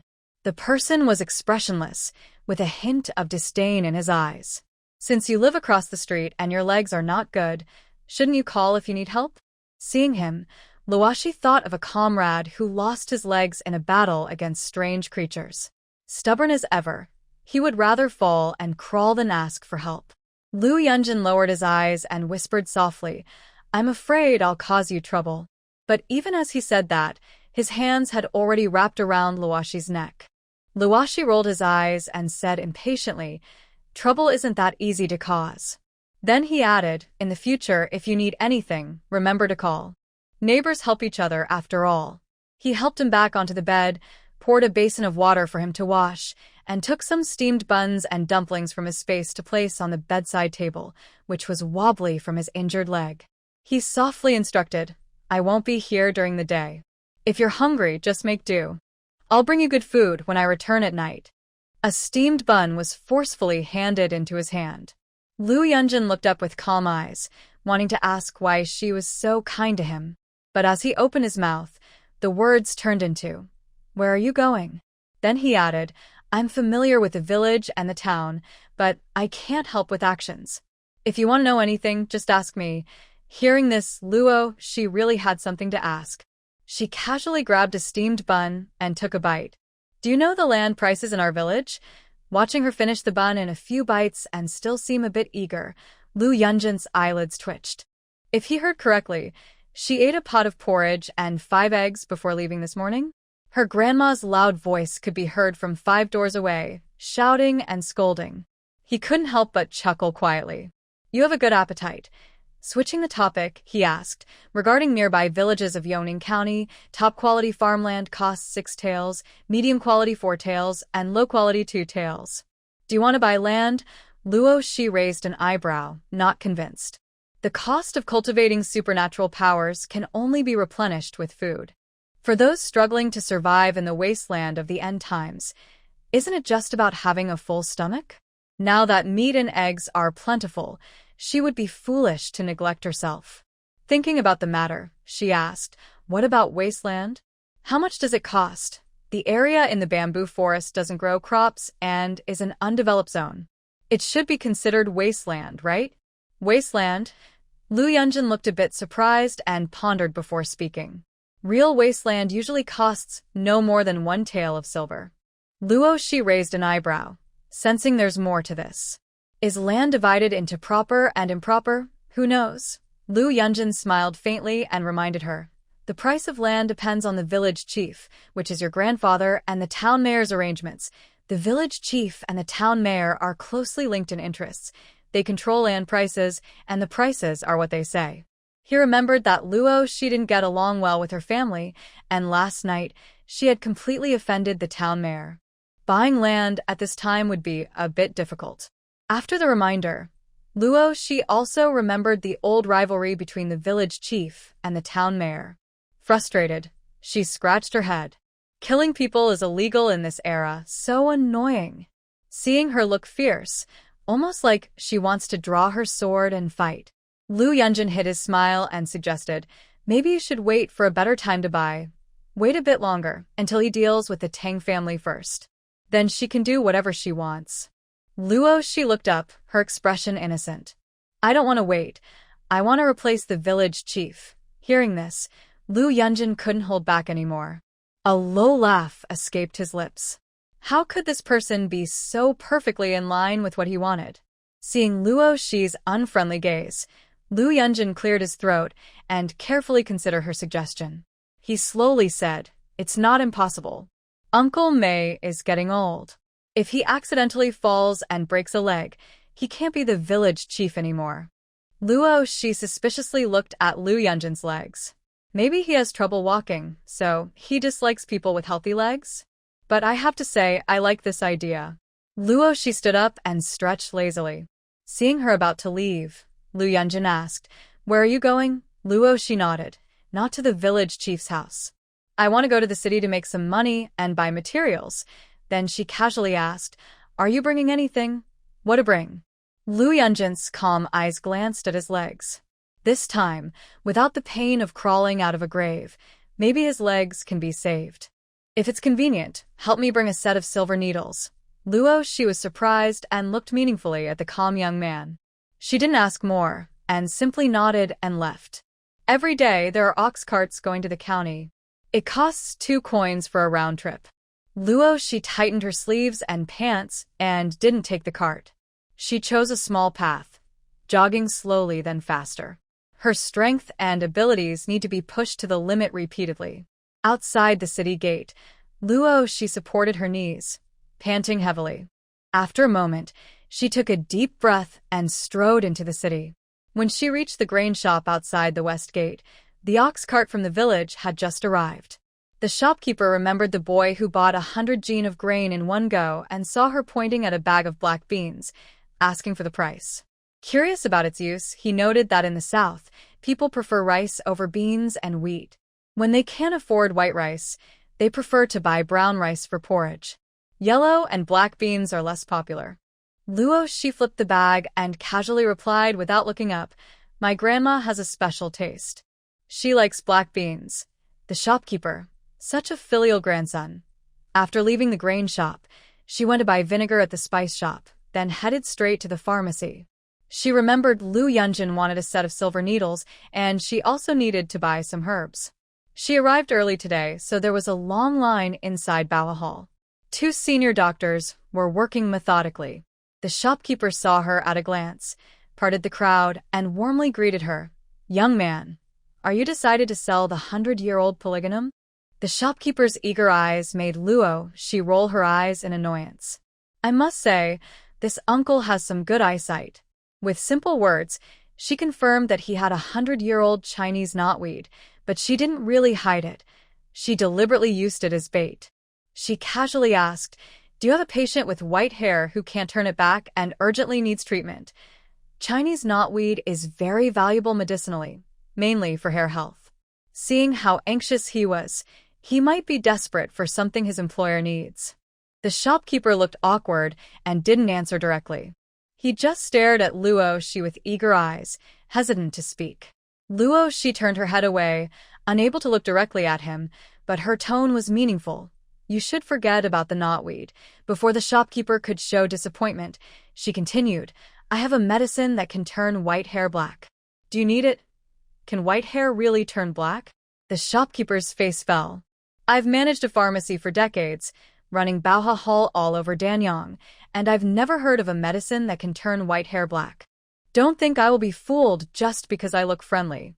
Luo Shi was confused.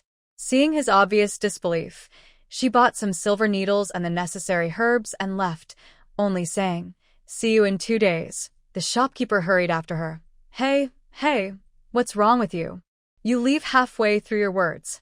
What about that medicine? Why does this young boy have no desire to compete or prove himself? He said he didn't believe her. Shouldn't she have shown him right then and there, using facts to shame him? Why did she just leave like that? The shopkeeper was anxious, scratching his head and stomping his feet. Does that medicine really exist or not? An old doctor sitting nearby, who had watched the whole scene, couldn't help but sneer. "Old Chui, don't say I didn't warn you. I've been practicing medicine for half my life, and I've never heard of a medicine that can turn white hair black. Stop wasting your time." Then his eyes turned cold. "It's just a country bumpkin. She wants her 100-year-old knotweed, and if she has to use tricks to it, she can. She still has a way to seek justice, Hearing this, Chui's shopkeeper's face darkened. Baoha Hall is about saving lives, not a bunch of thugs. Dr. Tang, mind your medical ethics. I don't want to hear such words again. The young doctor, about 5 years old, sneered coldly. Humph, she's made such a big effort to give that medicine. That fool doesn't want it, but I do. Tonight, I'll have my nephew find out where this kid is. Force threats, bribes. I don't believe I can't get what I want. Your silver needle. In the small courtyard surrounded by a fence, Lu Yunjin moved himself onto a low stool, holding a long piece of wood and polishing it. Hearing this, he looked up and showed a gentle, calm smile. He reached out to take the needle pouch. Thanks. Seeing her carrying a bag of black beans, he pointed and asked, You said you want to make money with this? Planning to sell food? She looked at him with a kind of puzzled expression, as if she thought he was silly. She said, Food supplies can't be sold. Never in this life. Only those surviving in the end of the world know how precious food is. There are many prey on the mountain, and she never thought of selling them. When she took a step back, clutching the bag tightly, showing she was always ready to defend against him grabbing it, Lu Yunjin couldn't help but laugh angrily. Whatever you want to do it here, he added with a hint of meaning. Your home isn't peaceful. She thought about the few ingredients at home, nodded in agreement, and started working with the materials. When she mentioned making hair dye to sell, Lu Yunjin kept polishing the wood, but his mind kept drifting to her busy figure. He felt more peaceful than ever. There are records on the device that in ancient times, there were 2 main ways to make natural hair dye.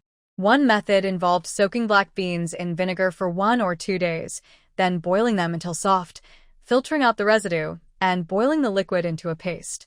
When used, it could be directly applied to hair. Besides black beans, another method used raspberries as the main ingredient, boiling them into a paste for application. Both methods were good for black hair. When the vinegar pot was placed on high heat to boil, a strange smell filled the air.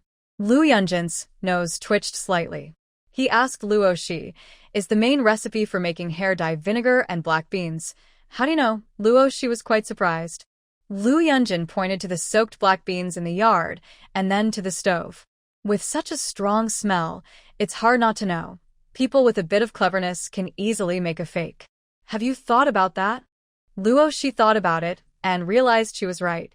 Coming from the end of the world, she wasn't familiar with the smell of vinegar, but the people here could tell at a glance. Just like she could identify different species by smell. She also wanted to make some money from the hair dye, but didn't want to reveal the recipe for now. Her eyes naturally looked at the second ancient method. Seeing that she quickly made a decision, Lu Yunjin's eyes showed a hint of curiosity. This person was not only smart, but also perceptive. Could she really be Luoshi, who once risked her life for love in her past life? He couldn't help but start to think deeply. As evening approached, Luoshi carried a jar of dark ointment, her eyes fixed intently on Lu Yunjin's silky black hair. She clasped her hands together and said, Good person. Brother Lu, please cooperate a little. Let me try something. Lu Yunjin's face was darker than ink. After hearing her call him Brother Lu, a vein on his forehead twitched uncontrollably. He took a deep breath, a smile that didn't reach his eyes. You can try. His tone was cold and threatening, giving the feeling that if she dared to try, he would strangle her. Luoshi pouted, then suddenly brightened with an idea. Since Gu Qi was thrown outside the door covered in blood, Gu's mother called the best doctor in the county to treat him. He still had a high fever, sometimes conscious, sometimes confused. Gu's mother removed the hot towel from Gu Qi's head, soaked it in well water, and watched her son grow thinner, tears falling uncontrollably. She clenched her teeth and said angrily, It's all Luoshi's fault for harming you. Don't worry, I won't let her get away with it. Her voice was full of anger and deep resentment. It seemed as if Gu Qi had suffered great injustice, but it was really just his own bad thoughts leading to his downfall. Luoshi, leaning lazily outside the Gu family window, yawned and listened to the constant curses inside, each one wishing her dead. She felt she was in the right place. Night fell, and Lu Yunjin looked up to see someone rushing out in a hurry, then returning excitedly. They carried a bunch of flowers and white hair, showing it off in front of him. Look. I didn't need your hair. I got it myself. Lu Yunjin. He leaned back slightly, smiling faintly. From whose head did you get it? Old Madame Luo or Mother Gu? Luo she. Her eyes darted around, looking at the sky and the ground, avoiding Lu Yunjin's gaze. After experiencing the bloody storms of her past life, Lu Yunjin had little sleep and decided to help her. Applying the black ointment, waiting half a quarter of an hour, then washing it off with water, her once gray hair turned completely black. The result was expected, but still surprisingly good. Luo she tapped her fingertips on the bedboard, thinking, if it had a nice smell, maybe it would be better. Lu Yunjin responded softly. Adding some hair care ingredients would be even better. He pondered for a moment, then looked at Luo Shi's side profile under the oil lamp, speaking slowly and carefully. If you trust me, I can help you improve the recipe. Add some herbs to cover the main ingredients, making the formula safer and also helping with hair growth. All right, Luo Shi didn't hesitate much and quickly wrote down the recipe. Lu Yunjin, holding the rice paper, pursed his lips. Long eyelashes hid his emotions behind his eyes. Aren't you afraid I might steal your formula and use it for something else? Luo Shi clenched her fists, smiling faintly. You can try. It's not easy for her to trust others easily. There are many profitable formulas in her system, and the young man she saved is different from others. She trusts her own judgment more. They didn't dwell on this topic further. Her eyes sparkled as she said, I want to create a suitable hair dye for different groups, sell to ordinary people, mainly for hair coloring with affordable prices, then develop a special batch for wealthy ladies. Their money is worth earning. Of course, the quality and effects must be guaranteed.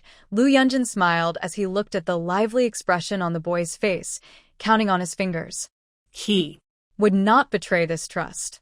Honestly, Luo Shi's idea was very good and aligned with his thoughts. Wealthy people don't lack money, and selling cheap isn't attractive to them. They also like to compare and compete. As long as the product is good, they don't mind the price. Using the medical skills he learned in his previous life, Lu Yunjin added some herbs to the formula. Luo Shi also added 2 ingredients according to the system prompts. Before dawn the next day, a loud cry from the Gu family echoed through the sky. My hair. Who's so cruel and heartless, cutting my hair? Luo Shi turned over and fell into a deeper sleep. Disguised, Luo Shi took the formula and went into town again, visiting several clinics to gather the needed herbs. Seeing her money shrink significantly, she grimaced and muttered, money really doesn't grow on trees. Passing by a restaurant, she packed some dishes to bring back to the village. After quickly finishing with Lu Yunjin, the two of them returned to their busy work. Watching Luo Shi, who left early and returned late every day, not helping at home and eating a lot, the old lady was furious, scolding the osmanthus tree in the yard. Luo Shi, the starving ghost, looked at the sparse flowers on the old lady and smiled meaningfully. Ah. My hair. Lu Yunjin looked at the scene before him. Luo Shi inhaling sharply, the hysterical screams of old Madame Luo from the next room, and he rubbed his forehead in headache. He tentatively asked, since your body and hair are given by your parents, do you know how important hair is to women? Luo Shi raised an eyebrow, her eyes reflecting the handsome face of the man. It's not like losing a hand or foot. If I lose my hair, won't it grow back? Lu Yunjin concealed the deep meaning in his eyes and nodded with a smile. It will. Today was the day the shopkeeper of Baohe Hall had arranged with Luo Shi. He had been waiting since early morning, pacing back and forth anxiously in the hall. The apprentice doctor could see the shopkeeper's restlessness, but no one dared to approach and disturb him. Hey, why hasn't he come yet? Someone upstairs is urging again. Dr. Tang looked at shopkeeper Cui, who was pinning his hopes on a young man, and sneered. Old Cui, are you still not giving up? Honestly, instead of waiting for an impossible promise, you might as well go deep into the mountains yourself. Your chances would be better. Shopkeeper Cui's pacing stopped. He could hear the sarcasm in Dr. Tang's words. Dr. Tang's medical skills were not great, and his mind was dirty. If it weren't for his nephew being a town mayor, he wouldn't have forced such a person into the shop. With such character, he would have been kicked out long ago. I think if that young man dares to come later, just have someone tie him up. If he doesn't cooperate, even his family will be brought here. Dr. Tang was still persuading earnestly, but shopkeeper Chui's face turned pale. Just as he was about to endure to the limit, suddenly a light laugh came from outside the door. Tie up my whole family, seeing who was coming, shopkeeper Chui was overjoyed and quickly stepped forward. Ancestor, you're here. He eagerly looked into her basket. The medicine? Is it inside? No rush. Luo, she smiled, stepped forward, and tapped the table where Dr. Tang was examining patients with her finger. Her eyes lifted slightly. Is it you? Who wants to tie up my whole family? Under Luo Shi's sharp and intense gaze, Dr. Tang's expression turned sinister, and he didn't dare even breathe heavily. Feeling awkward, he quickly looked away. I was just talking casually, just being quick with my words. Luo Shi snorted and retracted her pressure. You were just talking casually, but I took it seriously. If I don't take them away, how can I still see them when I go back? Her tone was clear and meaningful, dragging out the words. You better be careful. She was worried about her family, who had been eating too much lately. They had been peaceful for 2 days, but recently, they started causing trouble again. Taking them away was just right.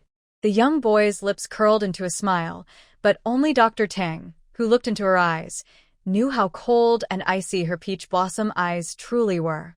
He was so surprised he couldn't say a word. Next to him, shopkeeper Chui twitched his mouth. Why did this boy sound so serious when talking about kidnapping her whole family? Was it because he's older and misheard something? In shopkeeper Chui's eager anticipation, Luo Shi took out a jar from the basket and opened it.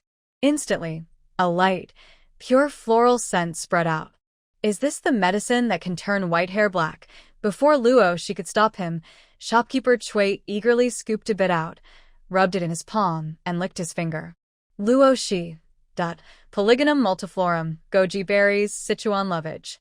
And what else? I need to identify it. Seeing Luo Shi's speechless face, and with blackened hands and mouth, shopkeeper Chui reluctantly let go. Sorry, old habit. Luo Shi. As long as you're happy. After she explained how to use it, shopkeeper Chui wiped his hands with a cloth and whispered to Dr. Tang, Haha, it's good if it really works. Luo Shi ignored him. No matter how he tried to wipe, the black stain wouldn't come off. He wanted to find someone to try it. While waiting, Luo Shi stood outside Ba Hall, watching the busy Main Street crowd. She raised her voice and called out, White hair turning black, white hair turning black. Dr. Tang, and I bet. If the white hair can miraculously turn black, Dr. Tang will poke out both his eyes. Passers-by, don't miss this opportunity. From her repeated visits to the county, she observed that perhaps due to life's hardships or hard farming, the local people's hair turned white early. If it was just a head full of silver hair, well maintained, it could be quite beautiful. But on the street, most had black hair with white streaks, which not only made them look older, but also unattractive. Throughout history, regardless of age or gender, few people didn't care about their appearance. Ancient people placed great importance on hair. Once the promotion of turning white hair black was launched, along with Dr. Tang's gimmick of poking out his eyes, the hurried townspeople suddenly became interested. They stopped to watch Dr. Tang, who was forced to poke out his eyes. I didn't say that. Don't talk nonsense. Young man, tell me carefully about this white hair turning black. An older woman carrying a basket glanced at her own forehead, where her hair was turning white, and asked with interest. Luo Shi glanced at Annie's hair, which was 1/5 white, and smiled as she replied, It's possible to turn all the white hair back to black. How can that be? I've never heard of white hair turning black again. Even high officials can't do that, someone immediately said with doubt. Luo Shi wasn't upset. She smiled and said, Whether it can be done or not, you'll see soon at Bao Hall. Just watch with your own eyes. Everyone is curious. As more people gathered outside Bao Hall, Luo Shi's words became more impressive and their curiosity grew even more. When Manager Chui led an elderly man with completely white hair back, he was surprised by the scene outside, thinking there was a disturbance. After understanding what was happening, He looked at the lively young man at the door with a mixture of amusement and disbelief. Was this young man making a joke of Bao? If this medicine really worked, he would give the young man some respect. But if it didn't, he would see how to deal with her. The elderly man, who was invited to cooperate, sat on a bench outside the shop. He clenched his patched sleeves tightly, looking nervous. Seeing the other person's nervousness, Luo she knew he was a volunteer who was paid to help. She spoke softly to comfort him. Don't worry, the medicine isn't taken and won't harm your health. Hearing that the medicine wasn't ingested, the old man relaxed a lot and said in a fearless tone, Go ahead. This made Luo she chuckle. She used a brush made overnight by Lu Yunjin, evenly applying the ointment over her hair.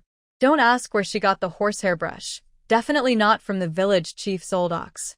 The old man's hair was completely white. Growing long hair in ancient times took some time.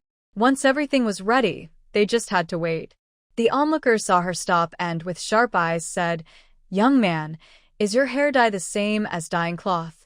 You're dyeing the white parts black. Luo she nodded without hiding anything. You can understand it that way. The principle is similar, she added, but everyone don't try this at home. My dye is made from pure plants and medicines. If you mess around, you might hurt your scalp or even go bald. This wasn't just talk. Some people had used plaster-based dye on their hair, and it was no surprise if they ended up bald. As she finished speaking, the time came. The medicine boy brought out 2 bowls of clean water and also used his own bath beans to help the elderly wash. During the first wash, the water in the bowl turned black as expected, and the villagers, including shopkeeper Chui, couldn't hide their disappointment. But when they started the second wash, the villagers, who had been ready to give up, suddenly opened their eyes wide. The water remained clear and transparent, with no sign of contamination. The old man's hair was still dark and shiny, with a luster that seemed unusual for his age. This made the people nervous, and they crowded closer to look. The medicine boy kept order, while Luo she took a white cloth towel and personally helped the old man wipe his hair. Then she showed everyone a bowl of clean water and the untouched white cloth towel.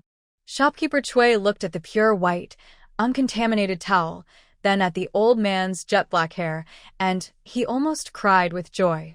Master, I didn't let you down. I found a solution.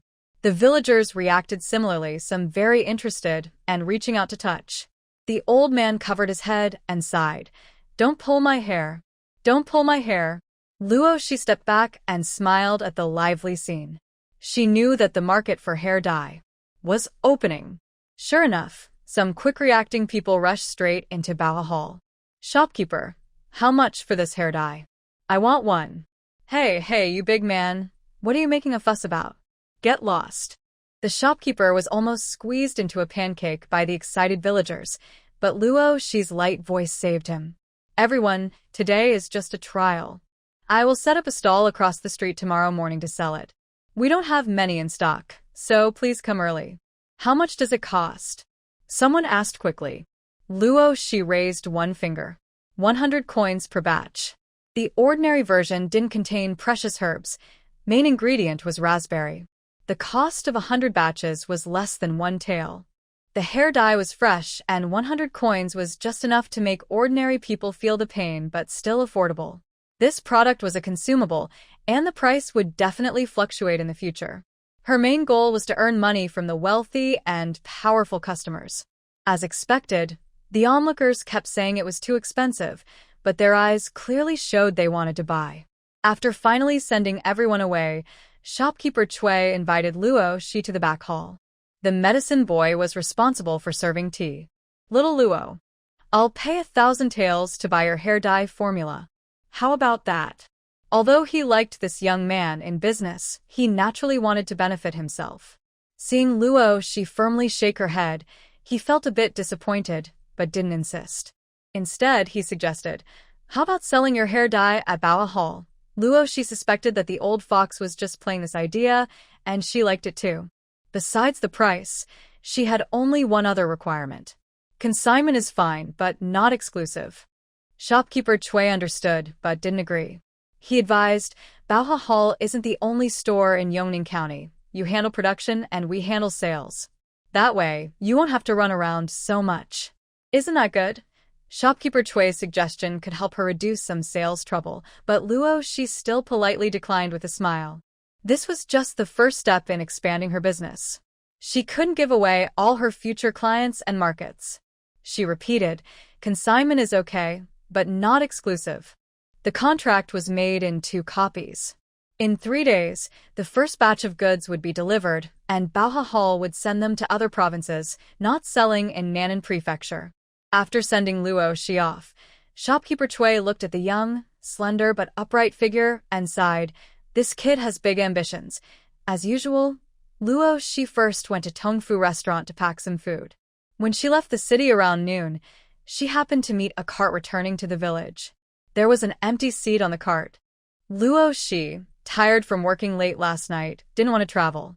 She paid Uncle Nyo a copper coin and sat down. The cart was full of villagers from Zhengdao village. They knew Luo Shi and, seeing her carrying a food box, a squinty-eyed auntie came over and sniffed it eagerly. Brother, what delicious thing are you carrying? It must cost quite a bit. Auntie, you say that. You all are always so greedy and can't save money. Just speak, don't let your saliva drip into my food box. Luo Shi smiled faintly and moved her food box away a little. 2 other young women on the cart giggled and laughed, thinking the squinty-eyed auntie was just advising the younger generation. Turns out, she was just jealous. The auntie was caught off guard by Luo Shi's words and the teasing from the villagers. Her face turned greenish, losing both face and dignity. Just as she was about to get angry, a small, fair hand reached out and gently patted her to soothe her. Aunt Yang, don't be upset. Don't argue with some poor folks trying to act rich. Money earned with hard work is precious. If you don't eat today, you might never get another chance. Luo Shi looked toward the sound and saw a girl with a round face. Her eyes slightly tilted upward, and her gaze was full of contempt and disdain, with a look of disgust in her eyes. She recalled information about this girl from her memory. Manhwa, the granddaughter of village head Mei Fugue. She should call her older cousin, as she was the most beautiful girl in the village. Manhwa liked to marry Gu Qi and hated the original self, who was always circling around Gu Qi.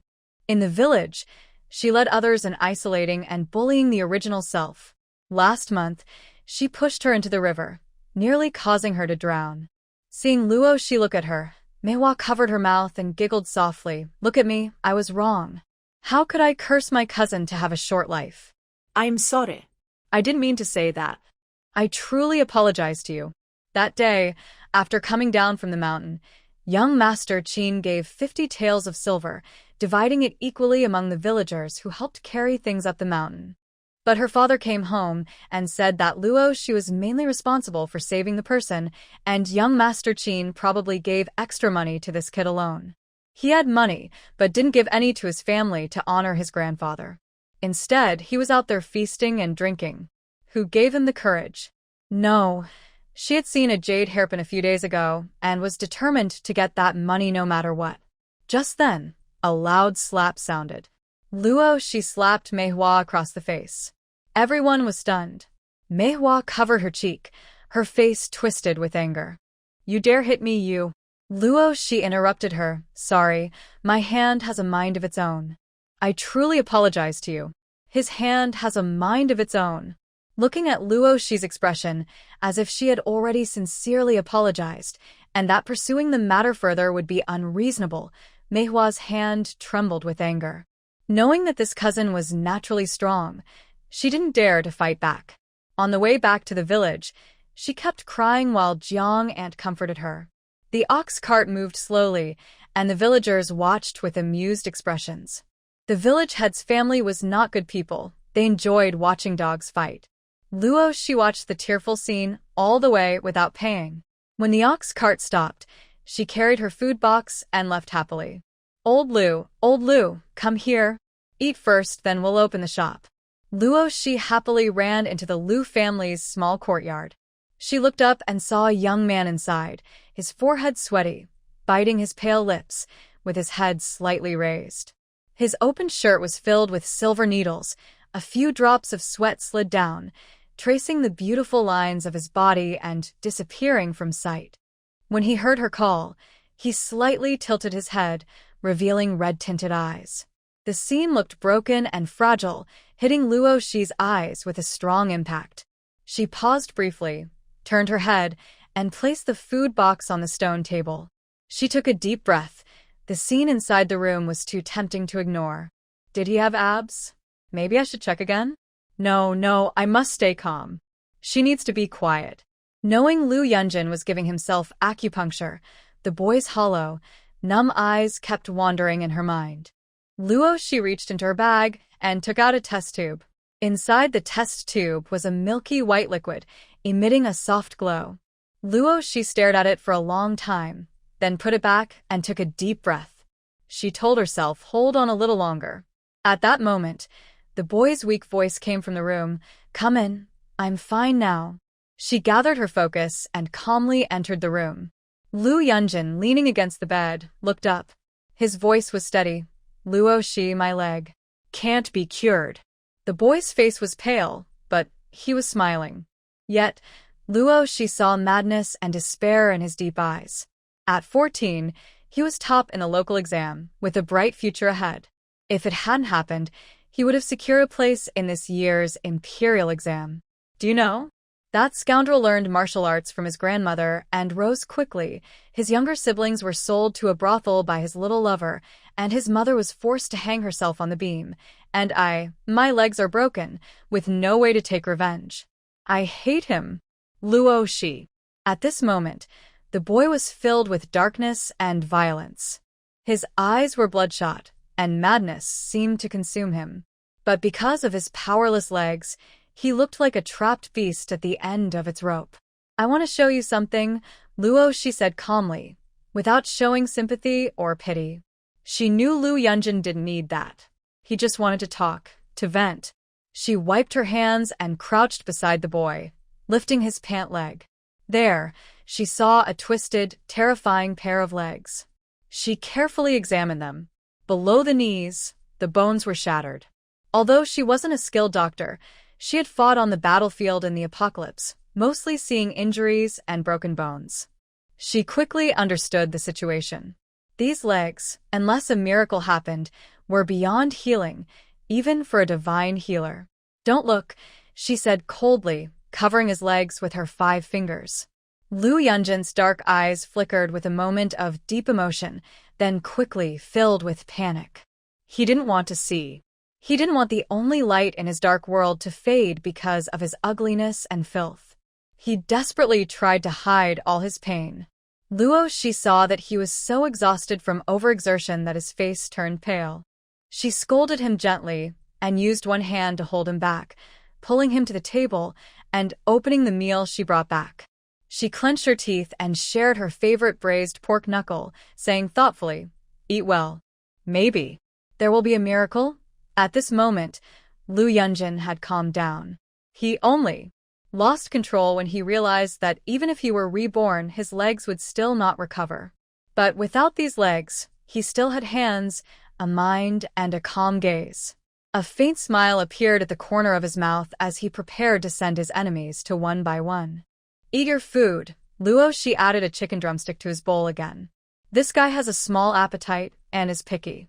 He only eats slowly when she puts food in his bowl, as if swallowing medicine. Under Luo Shi's sharp gaze, Lu Yunjin slowly gnawed on a piece of pork knuckle, recalling her first words. He raised an eyebrow and asked, "Was today a success?" "Of course." Luo Shi proudly lifted her chin. "I am a genius." Seeing her proud look, a smile appeared in Lu Yunjin's eyes. He reminded her, "Have you decided on the container for the hair dye? Will you use a wooden box or a porcelain bottle?" Luo Shi thought for a moment. "Let's use both. The ordinary ones in wooden boxes and the special ones in porcelain bottles." Lu Yunjin nodded. "Grandpa C from Dongxi village has a decent kiln. His craftsmanship is good and the price is negotiable. You can have him custom make the porcelain bottles." Then he looked at Luo Shi calmly. "I know some carpentry. I also need some income. I can handle the wooden boxes. Hey, why don't you make money by copying books?" Lu Yunjin, knowing about carpentry, also knew that recently, many students passing through the city had been earning money by copying books. He was curious why Lu Yunjin didn't choose a faster way to make money. The county's 2 bookstores were warned by my stepmother not to rent books to me for copying, Lu Yunjin said calmly with a peaceful expression, as if he wasn't the one being targeted or harassed. Luo, she gasped. Your stepmother really isn't a good person. She not only broke his legs but also cut off his source of income. She really left no way for him to survive. She scooped some vegetables into the boy's bowl. Here, try this, shrimp and pig's heart. If you like it, I'll let your wicked stepmother try it too. Looking at the bowl of shrimp and pig's heart, Lu Yunjin's deep eyes showed a faint smile. He picked up the bowl and ate it clean, one bite at a time. All right, I'll listen to you. In the future, I'll let that wicked stepmother try it too. After dinner, Luo she brought the young man back to the bed and sat cross-legged nearby. She took out 50 taels of broken silver from her sleeve and spread it on the bed. She divided 10 taels and gave it to Lu Yunjin. Seeing the young man look at her with a dark, unclear expression, Luo she raised an eyebrow and said irritably, Really? You think I would cheat you? Cheat me? The young man smiled faintly, his tones strangely playful. Luo she hesitated, coughing. Oops, I mean, since we work together to make the hair dye, you should get 2 parts. Seeing Lu Yunjin remain silent, with his charming, smiling eyes, Luo she felt a little uneasy. She lifted her chin and said, Kid, just so you know, 2 parts is the most I can give. Her voice lowered unconsciously. 50 taels is the deposit from Baohatang. If I give it to you, just take it. Rest a bit, and then we'll get back to work. Her long eyelashes drooped as she looked at the 10 taels of broken silver pushed into her palm. Lu Yunjin didn't refuse. In her past life, the turbulent 10 years in the court taught her that to truly keep someone close, you need to deepen your connection constantly. She pulled the blanket over Luo Shi's head and said, Sleep for a while. When you wake up, we'll start working. Although her body was female, Luo Shi had slept among corpses and blood in the last days with her comrades, so she didn't find anything strange about sleeping like this. She blinked a few times, her breathing gradually steadying. Someone was sleeping beside her. Usually alert and light sleeping, Lu Yunjin thought he wouldn't be able to sleep. But when he opened his eyes again, the sun was already leaning west. This nap wasn't long, but it was the first good sleep she'd had since rebirth. In her dream, there were no plots or schemes, no bloody killings, only a faint, pleasant scent lingering in her nose. Lu Yunjin's nose twitched slightly, and he turned his head in surprise to look at Luo Shi, still sleeping soundly. A question popped into his mind. Such a bold, free person, could she really learn to wear makeup like those vain young masters? Luo Shi opened her eyes and saw the person beside her staring blankly at the ceiling. She rolled over, jumped off the bed, and stretched comfortably. Time to start work. Making the hair dye wasn't difficult. Lu Yunjin prepared and mixed the ingredients, while Luo Shi was responsible for boiling it. During this time, she took a break to visit her grandfather to order a batch of small porcelain bottles and went to the village carpenter to order wooden boxes. The demand for wooden boxes was high. The father and his 4 sons worked together, promising to deliver the first batch of finished products by tomorrow morning. The 2 of them worked busy and late into the night. Several large pots of hair dye were finished, just waiting to be divided and sold in the county the next morning. That night, Luo Shi slept very well. Early the next day, after simple packaging, Luo Shi pushed a cart into town. Coincidentally, it was the big market held every 3 days. The main street was crowded with vendors. There were vegetable sellers, pottery sellers, wild game, and mountain produce vendors. The crowd was lively and bustling. Luo Shi felt like Granny Lu entering the Grandview Garden, looking around eagerly. When she reached the gate of Baoha Hall, the medicine boy was already waiting outside. Seeing someone arrive, he quickly waved and said, Brother Luo, today's market stall is busy. The shopkeeper agreed. You can set up outside the door. I've already reserved a spot for you this morning. Thanks, Luo, she said, tossing 2 buns to the medicine boy. Haven't eaten breakfast? Take these and eat. The medicine boy was happy and gratefully accepted. Inside the hall, Shopkeeper Chui, who was checking the medicine cabinets, saw this friendly scene and snorted coldly, "You brat. Can't you see I'm a grown man?" Luo, she rolled her eyes. "You're a grown man and you're asking her for buns? Just pretend you didn't hear." A small wooden box, about the size of a palm, was placed on the long table when suddenly, the woman with a basket from yesterday appeared. She was very enthusiastic. "Oh. Finally here. I've been waiting since early morning. Afraid you wouldn't come. You don't know my poor husband." The woman loved to talk, babbling about how her husband's heart was stolen by those charming women in the brothels. She said that once her hair was dyed back to black, her husband wouldn't be so frightened anymore. Luo, she listened with interest and sold her first batch of hair dye. After receiving 100 copper coins, she noticed most townspeople didn't know what was being sold here. They just glanced and left. So she used her old trick again, asking shopkeeper Chui to invite an older man to help shout and demonstrate on the spot. This man was one of the people present yesterday. Today, he came to buy hair dye, heard it could be free with promotion, and agreed without hesitation. The scene became even more lively than yesterday. With so many people at the market, word spread about a product that could turn gray hair black. Soon, the area around Baoha Hall was crowded with people. Seeing the effects firsthand, some wealthier families immediately paid for it. Being able to turn long hair back to its youthful black color was better than any head ornament. The price was a bit high but reasonable, and ordinary people could accept it. Many of the buyers were women in their 30s and 40s. The 100 bottles of hair dye that Luo Shi prepared sold out quickly. Looking at the empty long table, those who didn't get any started to complain. "What's going on? Your business isn't good enough." Was 100 bottles really enough? Luo Shi didn't expect to encounter such a big market day and was caught unprepared. But she was good at talking and making promises. After a quick scolding from her older brother and sister, she made arrangements to meet with customers the next day. She also noticed a few young women dressed as maids, blending into the crowd and watching carefully for a long time. She knew a big deal was about to happen. After closing the stall and returning to the village, Luo, she counted her earnings, and she almost smiled from ear to ear. The 100 bottles of hair dye earned her 10 taels of silver. After subtracting costs and giving 20% to Lu Yunjin, she netted 7 taels. To put it in perspective, a strong man working all day earns only about 50 to 60 coins. An ordinary farmer earns about the same in a whole year. But Luo, she earned that much in just one day, and this was only the beginning. Feeling happy, Luo Shi, who had eaten 5 large bowls of rice, was still smiling. Lu Yunjin added a chicken leg to her plate. "Eat another bowl of rice." After the meal, Luo Shi's smile still couldn't fade.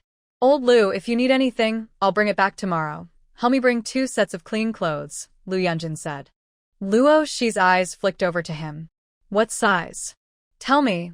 I'm worried the abs might be too small." "No. I mean the clothes. They cost 8 pieces of silver." Luo Shi bit her tongue, and under Lu Yunjin's seemingly gentle gaze, she kept quiet. Lu Yunjin took a deep breath, his mysterious eyes making her scalp tingle. His tone was unclear. "Your eyes are really good, just SSO, Luo," she said, rubbing her nose. She could see the giant rat beast hiding in the gutter, so what about a few abs? After saying this, she quickly slipped away. Behind her, the young man withdrew his teasing gaze and softly said, "Coward." The next day, Luo Shi prepared 300 bottles of hair dye. She didn't know if she could sell them all, but better to be prepared. When she arrived outside Baoha Hall, there were already customers waiting. As soon as they saw her, they greeted her warmly. "Little Luo is here. Look at my hair. Does it look black?" Luo, she smiled and praised. "Big sister, you look at least 10 years younger. I should start calling you miss now."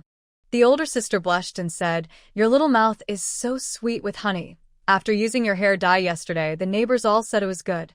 Today, I came back to my mother's house and wanted to bring some for her too." Luo, she took the money and watched happily as the older sister left with joy. Sure enough, love of beauty is a timeless human trait. I thought there wouldn't be a big market today, so sales would be worse than yesterday. But surprisingly, half of the customers were repeat buyers. They all used the product themselves and bought more for their elders and relatives. The wooden box on the long table was disappearing quickly. Last night, Luo she noticed that the girls dressed as maids had come. Each bought one. At the end, Luo she said meaningfully, "The sisters are holding the regular version, but I also have a higher quality hair dye. It's made with rare ingredients and medicinal herbs, nourishing the hair and making it shine again. It's perfect for beautiful sisters." The girls listened and left thoughtfully. By noon, only a few items remained on the table. Sales seemed good, but Luo she knew people just wanted something new. After some time, once everyone has used it, sales will surely drop. Just as she was about to pack up, a middle-aged man with a simple face, carrying a shoulder pole, stopped in front of her stall, hesitating, as if unsure. Luo she immediately recognized him as a street vendor and didn't rush. After a moment, the man spoke. "Young man, can you tell me more about this?" Luo she explained the usage and how long it lasts. Understanding that hair dye is a consumable product, and since this is the only one in Dayong, the man couldn't hold back anymore. He scratched his head and said plainly, "Honestly, I'm a merchant. I want to carry your product and try selling it somewhere else."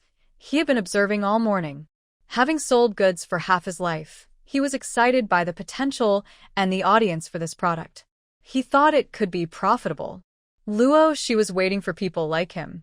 To increase sales, she needed more people to sell in different places. She agreed readily. "You can take a small amount first and try it elsewhere. If the response is good, you can buy more later." The man nodded repeatedly, agreeing. From the third day on, not only in the county town but also in Taiping town, there was now a store selling the hair dye. Luo she sat inside Bao Hall, handing over the first batch of goods she had promised to Manager Cui. After finishing, she didn't rush back to the village, but went to the cloth shop instead. She went to pick up the clothes, blankets, and other items they had agreed on that day. In the end, Lu Yunjin still gave her the measurements and also brought her 2 sets of clothes. On the way back to the village, she met a bull cart. Old Bull asked if she wanted to ride. Luo she thought for a moment and agreed. She usually found some people annoying and rarely took the cart, seeing it as a way to practice her special abilities. She thought she would probably hear some gossip from the women again today. But from the moment she got on the cart, the women started praising her without asking for money, piling compliments on her. "This girl, I've seen from a young age that she's destined for greatness. Little Luo, you're not young anymore and haven't found a partner yet? Let me tell you, my niece is strong and healthy, perfect match for you." Luo she remembered the niece the woman mentioned. Yes, she was quite big with a big waist and hips. Someone nearby sneered, "Your niece's figure could probably break little Luo's waist if she sat on it."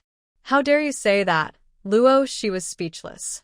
"It's not that easy to break, my waist is fine." After saying this, the woman pulled Luo she's hand affectionately. "To get married, you should marry someone beautiful. Little Luo, you're earning money now, so let me introduce you to my daughter-in-law." Luo she clearly understood what she meant. It was probably because her earning news had spread in the village, and these women couldn't help but try to matchmake her. She touched her increasingly beautiful face, then clenched the woman's hand with a happy tone, as if she had found a confidant. "Do you think I look good and can earn money?" "I think so too. With this face, more handsome than Pan and Andy, tell me, where can a person as good-looking as me find a girl who's a match?" The woman looked at her as if she saw a ghost, quickly pulling her hand back. She forgot. This girl was known for her romantic skills. She must be crazy to try to introduce her to a girl. Besides, who keeps praising themselves like that? Thinking about her romantic skills, she clearly had a thick skin. Luo she lowered her eyes, hiding the smile at the corner of her lips, relaxing her body and leaning back into her seat. These women, if she refused their matchmaking, they would just keep looking high and mighty, all in the same village. It wasn't appropriate to confront them directly. The best way was to let them back off voluntarily. She also needed to think about it. Everyone in the village knew she was making money. It wasn't far from the old Luo family's knowledge. At this moment, in the Luo family home, old Luo, who runs a business in town, was returning to the village with his family. As soon as he entered, he started looking for someone. Where's Luo Shi? Mom, where is that troublemaker Luo Shi? Recently, the old lady had become much thinner because of Luo Shi. She didn't want to see her or even hear her name. Just hearing it made her instinctively want to hide her rice jar. But her eldest son's next words made her freeze in place. Oh, you don't know? That troublemaker has come up with a hair dye and made a lot of money in the county. Hurry up and call her out. Tell her to give me the recipe for that hair dye. Back at the Lu family, Luo Shi shared her day's earnings with Lu Yunjin. He didn't look at the silver and new clothes on the table but said, "Your eldest uncle has returned." Eldest uncle? Luo Shi raised an eyebrow, not caring much. What can he do when he comes back? Someone like him, I can handle with one punch. Lu Yunjin chuckled knowingly and said, "Your stall has only been open 3 days and he got the news so quickly. His goal is clear. Don't you think that's strange?" Luo Shi wasn't stupid either. Are you implying someone sent him to trouble me? Lu Yunjin looked at Luo Shi, who was unaware of what he had just said, with a strange expression. He lowered his head and chuckled softly. If so, I'll go back and find out.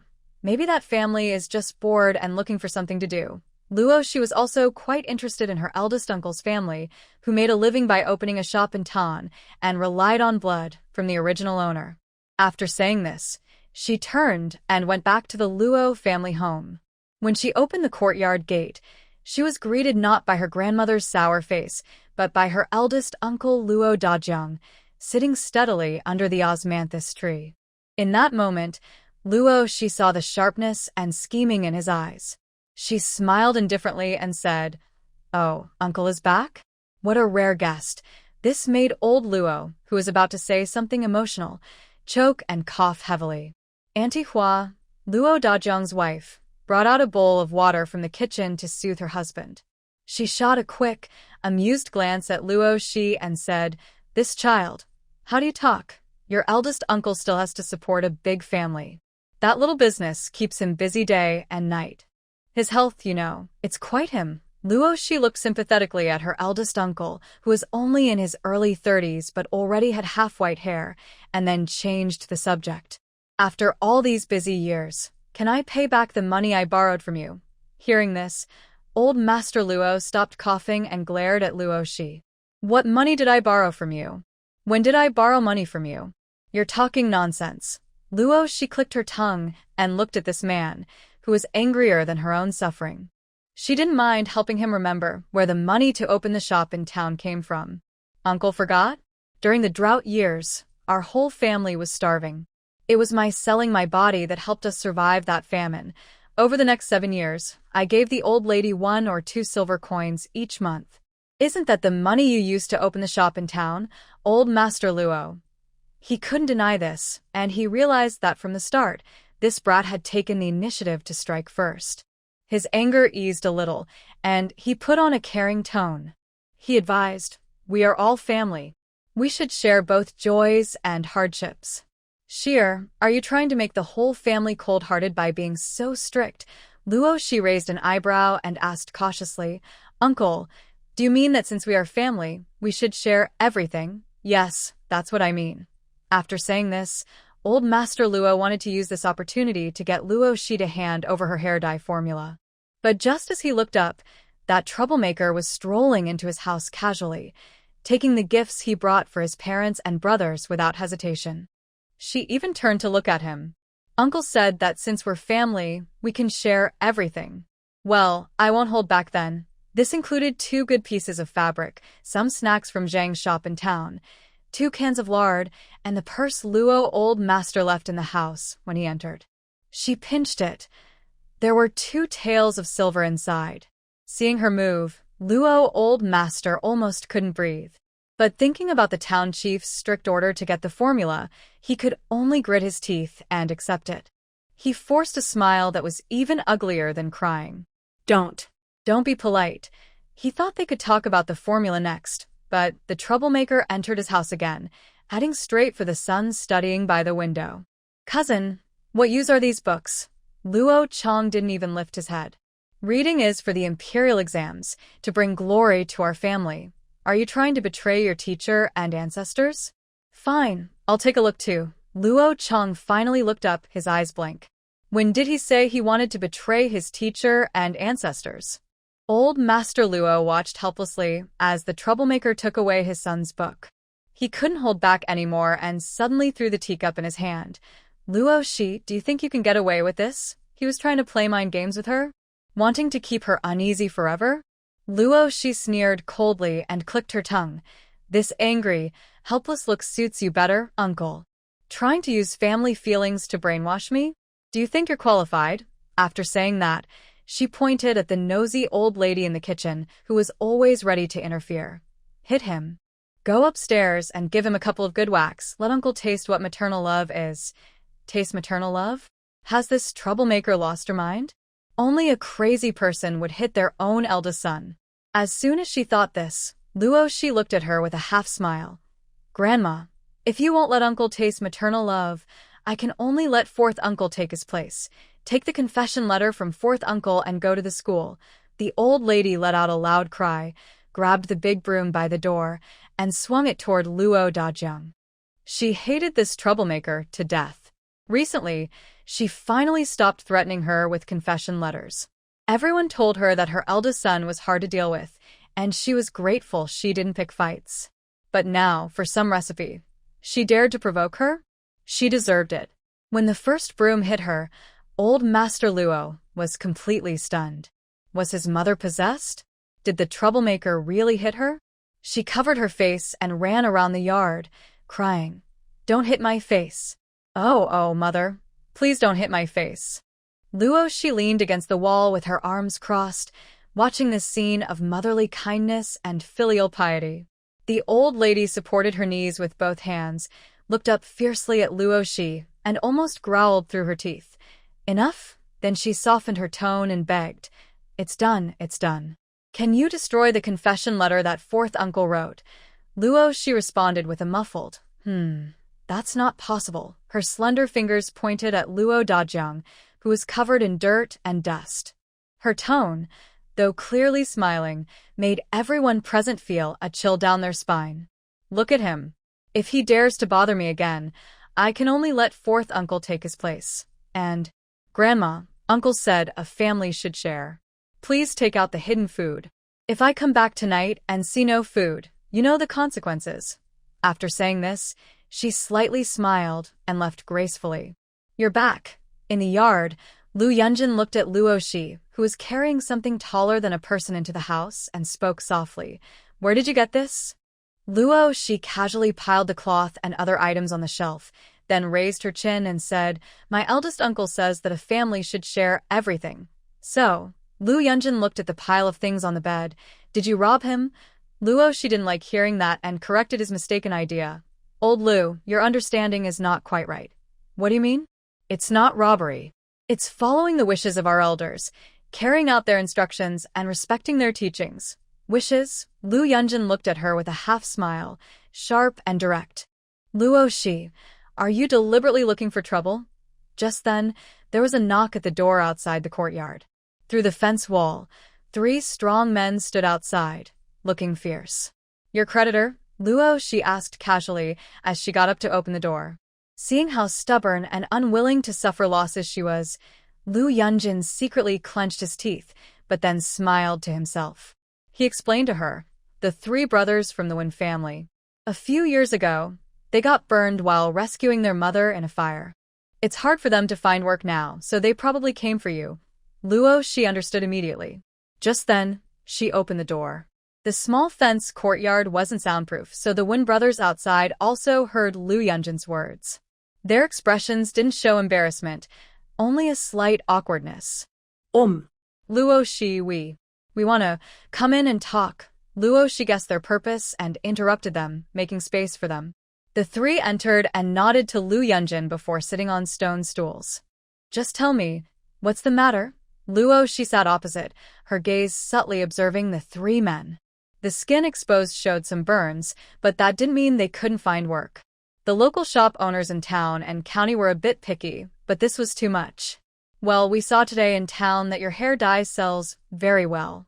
We wanted to ask if we could buy some from you." "Sure." The 3 brothers thought Luo Shi would chase them away like others and prepare to persuade her, but to their surprise, She agreed immediately. Not. Give us a chance. It's just burns, not something bad. The last word, bad, got stuck in his throat. Oldwin was stunned, and his eyes lit up with joy. You agreed? Luo, she shrugged indifferently. What's wrong with that? 3 rough men almost cried over a tough guy scene. Luo, she couldn't bear to watch. She took some hair dye, knowing the 3 were short on money, and told them to sell it first. Lu Yunjin watched the Wen brothers thank her many times and promised to pay her back the next day after selling everything. This person was really interesting. She could make the old Luo family, who had plans for her, cry and beg, yet she could also help her brothers who had no money to buy goods. She casually asked, "Aren't you worried they might steal your money?" Luo, she blinked. "If they steal it, isn't that better? Your house is pretty run down. I might as well give you a new place to live." Lu Yunjin sighed and understood. Luo, she had a conscience, but not much. She was willing to help others with opportunities, but if someone betrayed her after getting her help. Her naturally strong fists were not to be underestimated. Meanwhile, at the Luo family, the old lady was holding onto the cellar entrance, staring at the white rice inside, feeling like she wanted to die. She found the same sighing old man Luo and cried, "Husband, you should divide that troublemaker's family. Look at what she's done to our home. There's only this much stored grain left. If she takes it all, what will we eat and drink?" Sniff. "I don't want to live anymore." Old Luo, already bent from life's hardships, looked even more hunched now. But when he thought about his eldest son saying that the town chief was willing to spend 200 taels of silver to buy that hair dye formula, he was still hopeful and wanted to try. So, when Luo she finished her day and was about to rest, the old couple came together and, knowing that beating around the bush wouldn't work, went straight to the point. "The town chief will pay 50 taels to buy your formula. You're not young anymore. Take the money, get married, and have children. 50 taels?" Luo she repeated with a playful tone. "I heard it was 200 taels." Her lie was exposed. Old Luo looked extremely embarrassed, and the old lady couldn't hold back anymore. She vented her long-held resentment. "You heartless, greedy scoundrel. We've raised you all these years. What's wrong with showing us some respect? Just give us that formula. We might get some money. If the town chief gets angry, we'll lose everything, money and people. You'll have nowhere to cry." 50 taels is a lot. Luo she sneered angrily. "Grandma, while others are foot-binding, you're foot-binding and also wrapping your head at the same time. Take a look at their empty hands. Where is the grain? Bring it out within half an hour, or else." If she didn't think there was no chance at all, the old lady really wanted to fight with Luo she. She was crying more sadly than if her parents had died. Old Mr. Luo used his last trick. "All right, if you hand over the recipe, I'll agree to let you split the family." How about that? He remembered that this troublemaker had mentioned splitting the family before, trying to use it as leverage. He made Luo she laugh. "Split the family? Don't even think about it. If we split up, who'll do the laundry and cook?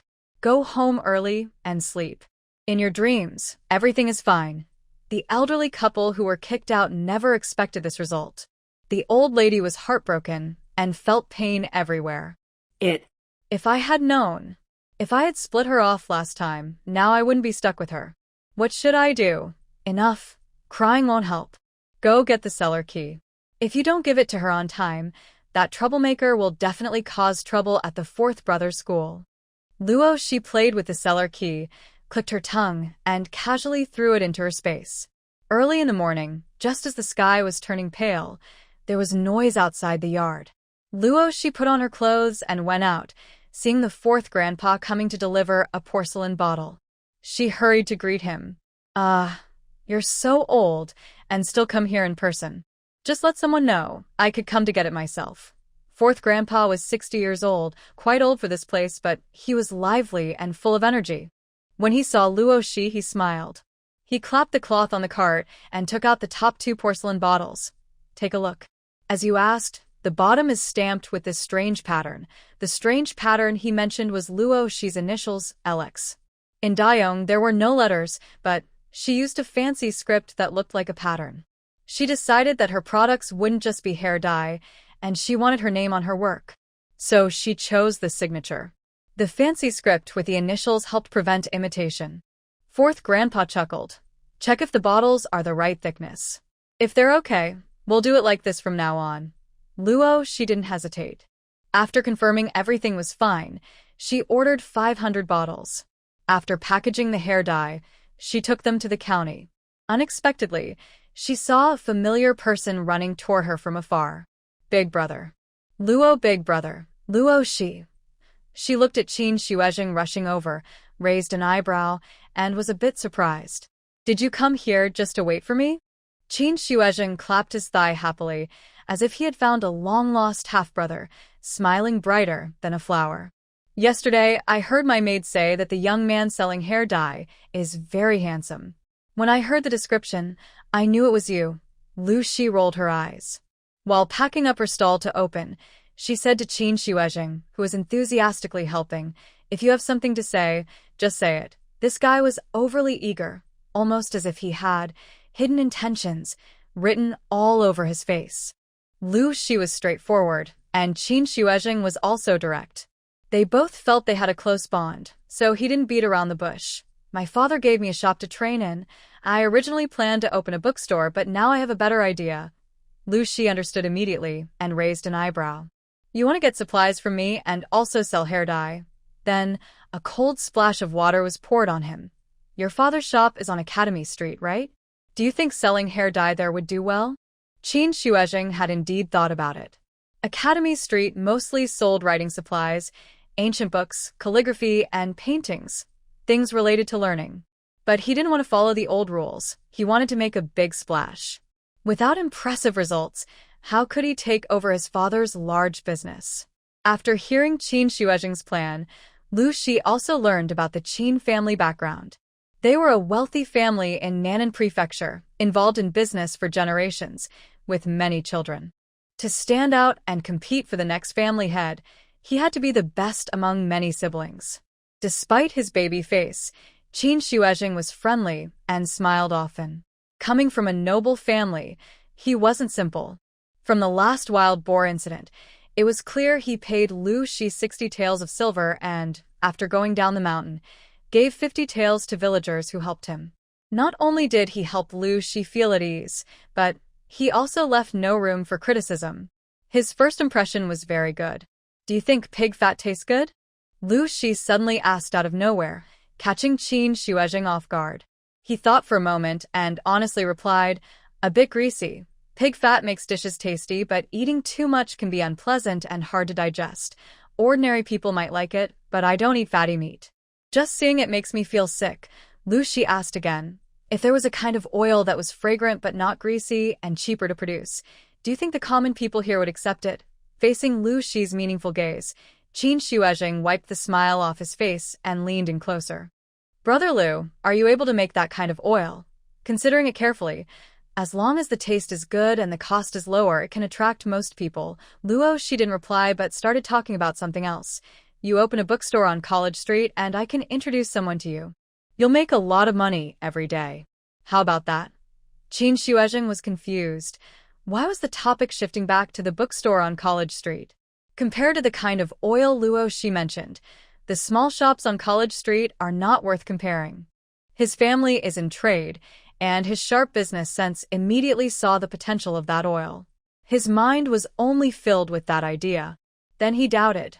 Brother Luo, I consider you a brother. Are you trying to trick me? Luo, she was annoyed. What part of you is worth me tricking? Besides, if I really make that kind of oil, can your Qin family keep it safe? Hearing this, Qin Shuezheng confidently puffed out his chest. Definitely. Don't forget, my Qin family is just in business, but the court also has people. Big talk aside, protecting our own business is no problem. Luo, she looked at him thoughtfully, then nodded. All right, I'll let you know in a few days. She chose to start small and grow big.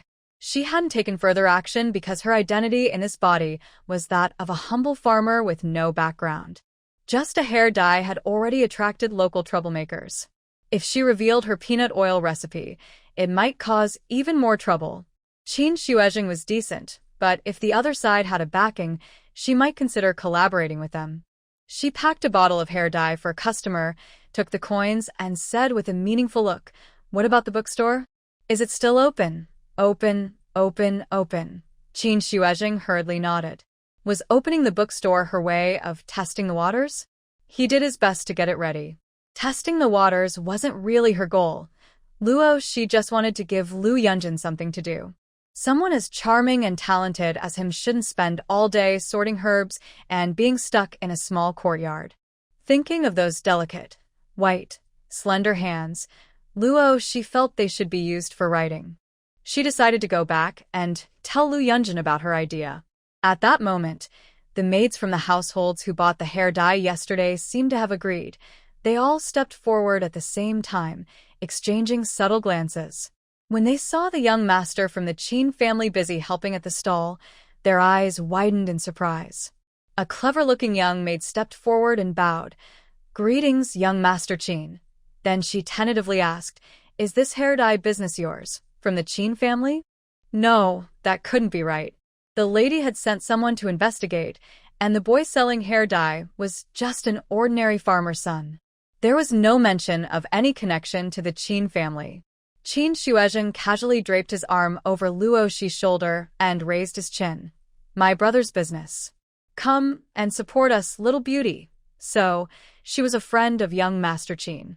The maid's face turned red.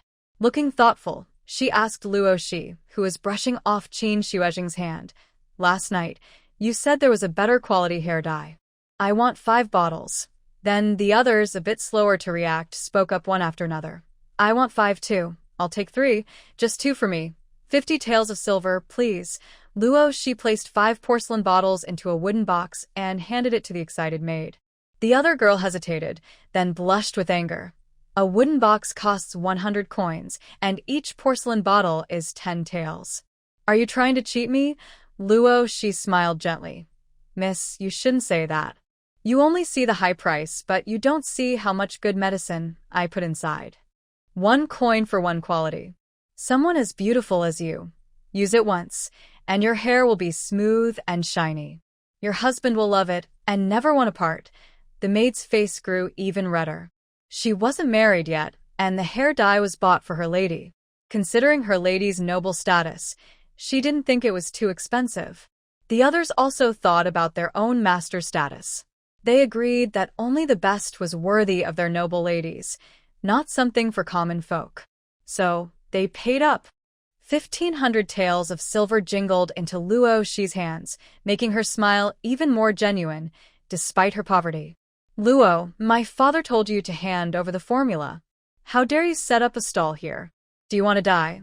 A voice suddenly shouted from nearby. A fierce-looking man with a dark, threatening expression strode over. Luoxi turned to Qin Shuezheng and asked, "Who is that?" Qin Shuezheng looked unhappy and whispered in Luoxi's ear, "That's Tang Zong, the youngest son of Tang Xinzhang. I don't trust him. Be careful, didn't you hear what I said?" Tang Zong stopped in front of the stall, hands on the table's corner, and, imagining he was dealing with commoners, he tried to overturn Luoxi's stall. But no matter how hard he tried, he couldn't move it. His face turned red with effort, and he shouted in frustration. Luoxi gave a half-smile and clicked her tongue softly. She casually rested her hand on the table, saying nothing, but her expression felt like a sharp slap hitting Tang Zong's face. Her smile was fierce, and Tang Zong waved behind him, calling out, "Come here, catch this murderer and bring him back to the yamen." Suddenly, a group of officials dressed in uniform rushed out from the street corner, each holding a wooden stick. Luoxi raised an eyebrow. Since she couldn't succeed in a straightforward robbery, was she planning to frame someone and get them thrown into the town jail? Qin Shuezheng rolled up his sleeves. Although he doubted whether Luoxi could produce that kind of oil, he didn't mind taking the chance to gain her favor. He was about to step forward and stand up for his new brother. Before he could move, Luoxi, who was holding a large hammer under the stall, was startled when someone suddenly pulled her back with one hand. She rubbed her eyes hard, thinking, if she wasn't mistaken, that was a big iron hammer used for demolishing houses. Wouldn't it be deadly if it hit someone? Qin Shuezheng was a bit stunned. He thought Luoxi would ask him to help negotiate or settle things peacefully.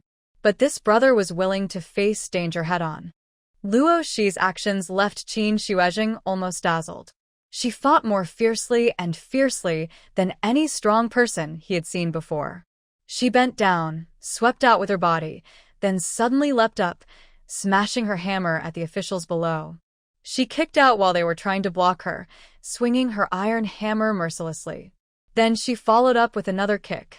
The officials, knocked over by the hammer, covered their broken arms and legs, crying out in pain. Luo, brother. Slow down. Seeing Luo, she raised her hammer high and aimed it at an official trying to sneak attack her with a blank expression. Qin Shuezheng shouted loudly, "Killing is illegal." Calm down.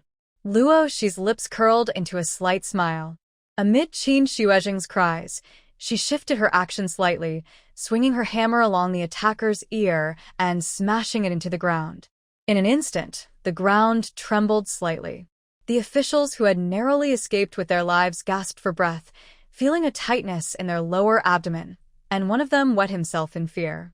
Luo Shi stepped back disdainfully, her sharp gaze fixed on Tang Zong, who had already gone pale with fright. She tilted her head and asked, "What did you just say? Who is the murderer?" Tang Zong's legs buckled, and he fell to the ground. Hearing this, he hurriedly shook his head. "Young hero, ancestor. I am the murderer." Could this really be a simple farmer kid with no background? No, he was clearly a god of war. If I had known earlier, I should have prepared well and used threats by kidnapping someone he cares about. I would never have been so reckless today. Feeling scared and nervous, I looked at the fierce-eyed man in the side room of Bao Hedeng, who was peering inside with a stiff expression, and made eye contact with Dr. Dang. It's all because of that old man from the Unkillable clan, who incited my father to ask for a recipe, almost costing me my life. Luo Shi's gaze followed Tang Zong straight to Dr. Tang's face. She raised an interesting eyebrow and spoke lazily. "It seems you ignored my warning." Dr. Tang shivered, stumbled back, and desperately shook his head with crossed arms. It wasn't me. I didn't tell them to take you." "Really, it wasn't me. Was that you?" Luo Shi's gaze returned to Tang Zong, her tone mysterious. She toyed with a small iron hammer that weighed dozens of pounds as if it were a toy. Afraid to meet her cold, murderous eyes, Tang Zong's fear turned into anger. He charged at Dr. Tang in the shop. "It's clearly you. You're the one who encouraged my father to take Brother Luo's business." I just made a small suggestion," Dr. Tang weakly replied. "Enough." Luo Shi interrupted their petty fight with a word.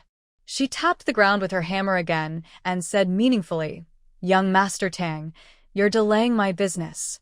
Facing Luo Shi's threatening stare, "If you don't pay, I'll beat you to death."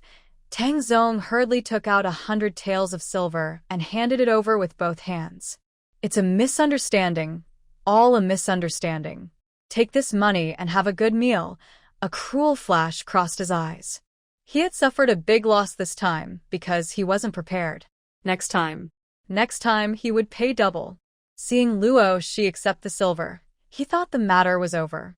But then, that fierce woman curled her lips and smiled at him. "Your jade pendant at your waist is quite nice." This was a family heirloom stolen from a landlord, so he knew it was valuable. He clenched his teeth, hated himself, took off the jade pendant, gathered his people, and left without looking back. He remembered today's insult. Once out of sight, Qin Shuezheng, who had truly seen Luo Shi's fighting power, stepped forward to remind him, "Don't underestimate the Tang family. They have connections in the capital. I'm worried he won't let this go easily." "Brother Luo, you still want to stay in Nan'an Prefecture? Should I ask my father to help mediate?" "Forget it. Not everyone is willing to let things go easily." Luo Shi waved her hand and entered Baoha Hall. "Come back in a few days, and I'll give you a sample of peanut oil." Behind her, the maids from various households, who had just witnessed a one-sided crushing battle, showed admiration and affection on their faces. One couldn't help but say, "She's so strong. Marrying her must be very safe." The others nodded in agreement. Some also sneered in reply, "Humph, just wait. Relying on a bit of martial skill, they don't know their place." "Do you think the Tang family will let her go?" Luo Shi, as she stepped into Baoha Hall, slightly perked up her ears and looked at the cashier Chui rushing out from the back hall. Do you need my help to clean up the mess? Chui looked at the pale-faced Dr. Tang nearby and secretly resented him for causing trouble. Without politeness, he ordered, You're fired. Dr. Tang was stunned for a moment before crying out and repeatedly promised it wouldn't happen again. Chui was unmoved. Seeing that begging was useless, he calmly threatened, Aren't you afraid of the people behind me? Go find your master. Chui snorted coldly, I'll report today's matter to my master. Don't forget, your little Tang family and the people behind you are all waiting to see what happens. Seeing Chui's firm decision, Dr. Tang felt hopeless and left. The former crossed his arms and said, Today's incident is due to my poor management at Baoha Hall. I promise it won't happen again. Luo Shi understood that people's hearts are never satisfied, especially since the two parties weren't united and hadn't let go. At this moment, someone outside the door came to inquire about hair dye. Luo Shi hurried to greet them. Watching Luo Shi, who had just transformed from a fierce warrior into a bright, cheerful young girl, Chui shook his head and went back to write a letter to his master. Today's events were partly due to his lax management. If bigger conflicts arise in the future, he can't just stand by. He needed to inform his master first. Most importantly, Luo Shi was extraordinary. As she grew up, she might be of help to her master. Seizing opportunities to build good relations early was wise. We heard you get hair dye supplies here. We also want to buy some to sell. It turned out that the visitors, through the words of the Wang brothers, had learned Luo Shi's location and wanted to buy supplies to sell. She shook her head without refusing. Those three foolish boys probably didn't realize they were being manipulated by these people. They still needed to grow up. The evening glow bathed the dilapidated Lu family courtyard. Luo Shi carried the 3 dishes and a soup prepared by the old lady and pushed open the door. In the courtyard, the young boy's side profile was handsome and calm as he sorted herbs quietly. When he heard a noise, he looked up, and his deep, dark phoenix eyes immediately filled with a smile. You're back? How is your harvest today? When mentioning the harvest, Luo Shi quickly placed a large pot on the table, pulling out silver coins, banknotes, and jade pendants, quite a few. He told Lu Yunjin about what happened today, as if it were a funny story. Lu Yunjin looked thoughtful for a moment and then spoke. The Tang family in the town is a branch of a noble family from the capital. They've held power in Daeong for generations. Things aren't clear, so be careful, they might be plotting something. In his past life, he was dragged by the Tang family to be buried with their daughter. It took him a whole year to gain enough strength to overthrow the entire Tang family. Now, such a huge family is indeed a trouble for 2 powerless people like them. A cold glint flashed in his eyes. Looks like he needs to act quickly. These things, only someone like Luo Shi, who has never left Yeoman Prefecture, could know about. Luo Shi's eyes sparkled with a smile and asked, Are you interested in opening a bookshop? Lu Yunjin didn't expect her to think so broadly. After a moment of surprise, his deep gaze fell on Luo Shi, waiting for an answer. His tone was casual, but his fist under his sleeve clenched quietly. Why are you asking me this? Are you planning to open a bookshop? Oh, it's not that my new little brother wants to open a bookshop. I just want to see if you're interested. Hearing this, Lu Yunjin's dark eyes grew even deeper, and his voice was calm and unreadable. My new little brother? Luo Shi didn't notice anything wrong and cheerfully said, Yes, my little brother is simple-minded and rich. He can't bully you, so working with him is definitely a good idea. Because he couldn't bully him, he chose to cooperate? The coldness in his eyes melted away, and a gentle smile appeared again. He heard the other person saying that he was thinking of him. Your wicked stepmother doesn't let you copy books? Then let's start by opening a bookshop and make that old witch mad. Okay, he responded softly. His writing could decide life and death, but if writing books was what she wanted to see, then in this life he could write about other things too. Can you draw pictures? Luo Shi asked. I saw the students in the county town, each holding a picture book. I went to see them the day before yesterday, when I was free. They mostly tell love stories between scholars and monsters, clothes only pulled down to below the shoulders, making those students drool almost onto the ground. And yet, this is still sold for 2 coins. Lu Yunjin's eyes were deep, and his tone carried a smile. So, where do you think is the right place to pull down? When she heard this, she had something to say. In her modern novels stored on her device, there was no description below the neck, only a simple kiss at most. Not at all inappropriate. She wanted to say she should take everything off, but when she saw Lu Yunjin's strange look, she silently swallowed her words. She joked casually, "What are you talking about? That's low-level fun. If we write it, let's make it grand and impressive." "Like what?" Lu Yunjin looked at her guilty expression but didn't expose her. He continued to ask. She scratched her chin. "Just right. A sudden natural disaster that destroys all of human civilization. Monsters and strange creatures run wild. The lucky survivors mutate, awaken special powers, lead humanity to fight back against the invaders and rebuild their homes." "How does that sound?" Lu Yunjin's gaze deepened a little. He moved his throat and said, "Good. You come up with the story and I'll help with the editing." Actually, Luoshi's plan was to create a version of ancient stories similar to the modern 5-3 tales so students preparing for exams could also enjoy the fun of practicing questions. Because in her device, she had written that before the apocalypse, high school students spent every day immersed in 5-3, finding joy in practicing questions. She also wanted to bring this happiness to ancient times. But for now, it was impossible. She had never seen the imperial exams, and Lu Yunjin was just a young scholar. The plan had to be put on hold for now, to be revisited later. The two whispered to each other. She described the dark world when the apocalypse arrived, with the seawater flooding in, and let Lu Yunjin write it out. Soon, a natural disaster unfolded, and the grand scene of humans awakening their powers and fighting against fate appeared vividly on paper. She looked at it and was stunned for a long time.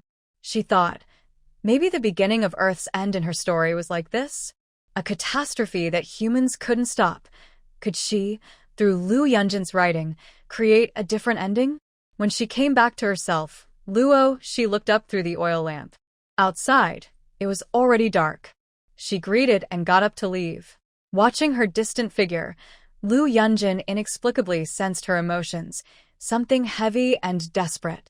It was as if she had truly experienced the end of the world on paper, and was powerless to change it. He lowered his gaze thoughtfully, his slender eyelashes hiding his thoughts. Backstabbing and scheming, always hanging out with and not even bothering to hide it. The courtyard gate opened.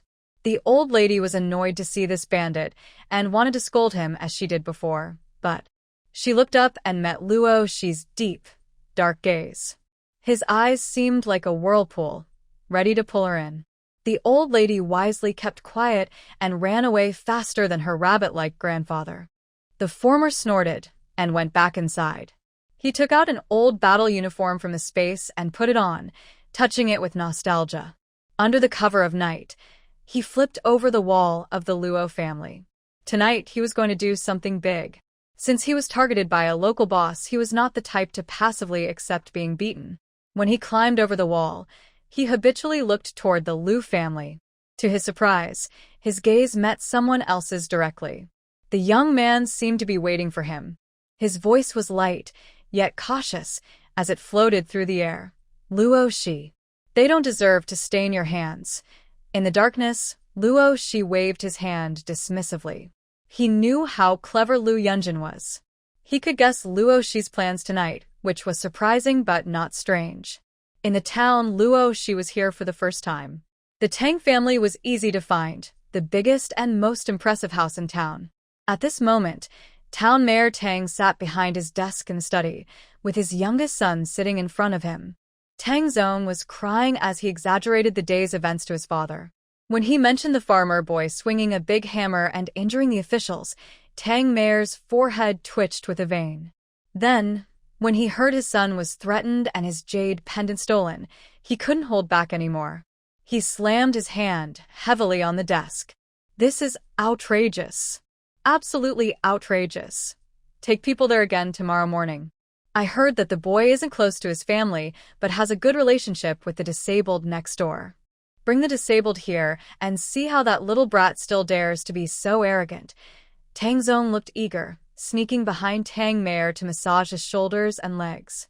My son doesn't know how to handle that reckless man.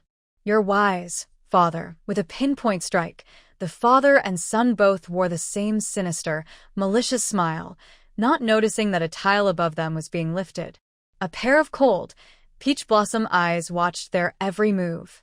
After leaving the study, Tang Zong was dissatisfied. He called over a servant and handed him a paper bag. Go find some people and wait in the backyard. I heard that Luo, she is a bit different. Since she likes it, tomorrow gather more people to pressure her and let her enjoy herself. The attendant took the paper package and quickly showed an understanding expression.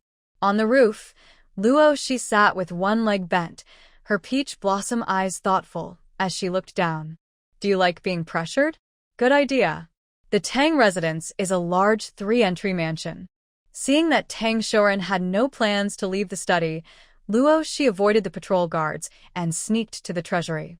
2 guards stood at the door, looking stiff, but their eyes were vacant, as if lost in thought. Luo, she knocked them out with 2 quick strikes. A heavy iron lock blocked the door. Luo, she took out some wire from her space and fiddled with the lock a few times. The door creaked open with a squeal and then quickly shut again. Inside, the candlelight flickered on, and Luo, she's eyes suddenly brightened. Under the dim candlelight, Luo, she collected boxes of jewelry, jade, silk fabrics, calligraphy supplies, and 2 large chests of silver ingots into her space. The most eye-catching item was a tall piece of red coral from the East Sea, glowing with a gentle, warm light. It was extremely valuable. Luo, she clicked her tongue and withdrew her hand. She didn't expect such treasures to be in a small town hall. Time was limited. After quickly taking the goods, she headed straight to the main courtyard where Tang Shoren and his wife lived. When she arrived, Madame Tang was still awake, her hair disheveled as she scolded a maid nearby. Have you found the man who will accompany my son to his funeral yet? The 2 maids lowered their heads, trembling and afraid to answer. An older woman nearby stepped forward and said, Madam, things are tense lately. You know the new county magistrate is difficult to deal with. It's not easy to handle this matter. Hearing this, Madame Tang's face twisted with anger. She knocked over her teacup, and the porcelain shattered with a loud crash. Am I just supposed to watch my daughter go alone? With no one to keep her company? I don't care how you do it. Steal, pay, or even cause an accident. It's not strange for someone to go missing in such a big city like Nanning. Anyway, before my daughter is buried, I want a capable and virtuous man to be found to accompany her in death. On the roof, Luo, she let out a sharp cry. She hadn't yet given up on finding someone to accompany the funeral. It seemed she was too energetic. I wonder if Tang Shoren dies, his wife would also be willing to be buried with him? Finding Lady Tang's private treasury, her dowry of silver, jewelry, and valuables, he took everything without even looking. When she discovers all her possessions are gone, she will wonder whether retrieving her wealth is more important or continuing to arrange a secret marriage for her daughter. Luo Shi, eager to see the drama, went to Tang Zong's small courtyard. Listen up, everyone. All the officials have been here, right? Tomorrow, I want that Luo guy to be played with to the fullest, he ordered with a sneer, arms crossed. Tang Zong, with a wicked look, gave instructions to the prepared men in the yard. Just as he was about to go back to his room to rest, he suddenly felt a sharp pain at the back of his neck and blacked out. The men's leering, creepy smiles hadn't faded when a shadow flashed by, causing them all to faint one after another. Luo Shi knelt before the seemingly dead Tang Zong, pulled out a paper packet of powder from his sleeve, and thought for a moment. He then grabbed the big man's jaw and forced it open. Bang! If you're so good at playing, why not try it yourself? He searched the yard as usual. Tonight would surely be a sleepless night. A piercing scream tore through the night sky. Tang Zong's face twisted as he howled. Ah! Ah! It hurts. It hurts. Just as he was about to curse, for pairs of red eyes appeared before him, their greedy, eager gazes unmistakable. Looking at him, it was as if they saw the most beautiful girl in the world. He was very familiar with that look. In the past, He had mistreated young boys and girls, and the reflection in the bronze mirror showed the same greedy, crimson eyes. Get out! Get thee out of here! His curses turned into heart-wrenching screams. When palace guards heard the noise and rushed in, they were shocked by the chaotic scene in the yard. Get out! I don't want your eyes anymore.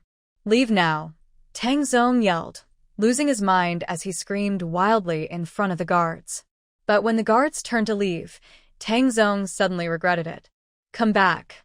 You all come back. One guard, stepping a few paces out, twitched his mouth and asked the leader, Boss, isn't the young master inviting us to join him?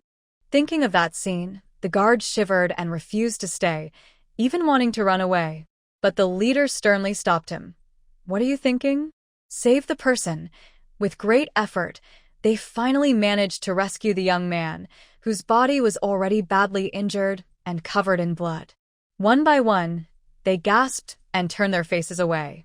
This person probably won't survive. What happened afterward? Why is everything so chaotic? In the study, Tang Shoren folded the letter and raised his voice to ask outside the door.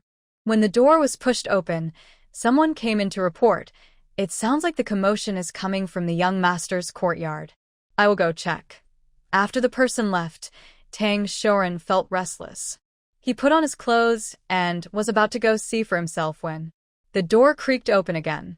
Who are you? Seeing Luo Shi walking in with steady steps, Tang Shoren looked alert and prepared to call someone. Luo Shi closed the door and smiled faintly. Don't bother. The people from your household are probably all gathered at Tang Zong's place right now.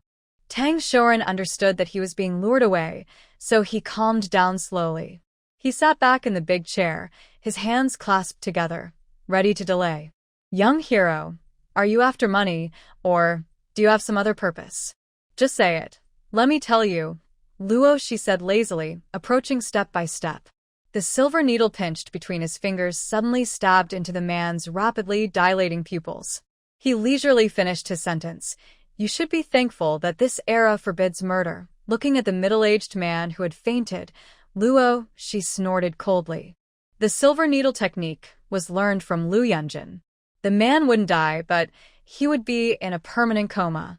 If he woke up, he might be disoriented or have difficulty speaking clearly. Luo Shi pinched the silver needle and poked a few more times. After finishing, he took out a stack of silver notes and some letters from the study. With a swift move, he jumped over the courtyard wall, waiting for the good show at the Tang residence to begin. First, the son was in trouble. Madame Tang cried heartbreakingly, vowing to find the person behind the poison and to deal with them severely. The household doctor and a famous town doctor were called to treat Tang Zong. When they found Tang Shoren unconscious in the study, unresponsive, Madame Tang nearly fainted. The chaos grew even worse. How is my husband? Why did he faint? Seeing the doctors shake their heads after checking his pulse, Madame Tang felt like the sky was falling. She forced herself to ask. The family doctor, who had been with Tang Shoren for many years, sighed and said, The wind evil has entered his body, causing blockage in the meridians. His pulse is floating. Madame Tang hurriedly asked, What does that mean? The doctor looked grim and said, Sir has wind evil inside him. Madame Tang muttered, her body collapsing onto the bed. She sat on the ground, then looked up with bright eyes. Use good medicine. Use the best medicine, no matter the cost. You must cure the master. She understood that it was because of Tang Shoren that she now enjoyed wealth and power.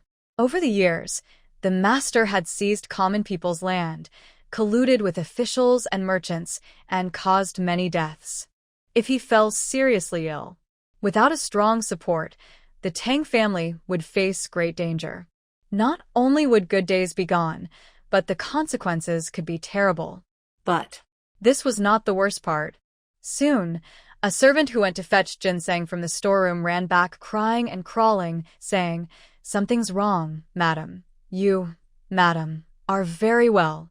Come in and speak. The young servant stumbled into the room, trembling and kneeling on the ground, voice trembling. The treasury and pharmacy are empty. The thieves left nothing behind. Under Madame Tang's fierce gaze, She gritted her teeth and finished. The treasury and medicine room are completely empty. The thieves didn't leave a single thing. Madame Tang, who had planned to arrange a marriage for her daughter, could no longer hold on. She tilted her head and fainted completely. She was sure she left no clues. As she left, she passed by Tang Zong's courtyard, where all the doctors gathered around Tang Shoren. At this moment, he was alone, lying on the bed. His hollow eyes were full of numbness and despair. She clicked her tongue and, before the town of Ping'an was under strict security, returned to Jingdao village. Lu Yunjin's room still had a faint candlelight. She thought for a moment, then took out a wheelchair from her space, simple in style. Apart from the wheels and the wood used in this era, it looked quite ordinary. "You're back," Lu Shi, pushing the wheelchair into the room, looked at her carefully with deep, mysterious eyes. She checked that the person was unharmed, then lowered her gaze, long eyelashes hiding her emotions. "Is everything done?"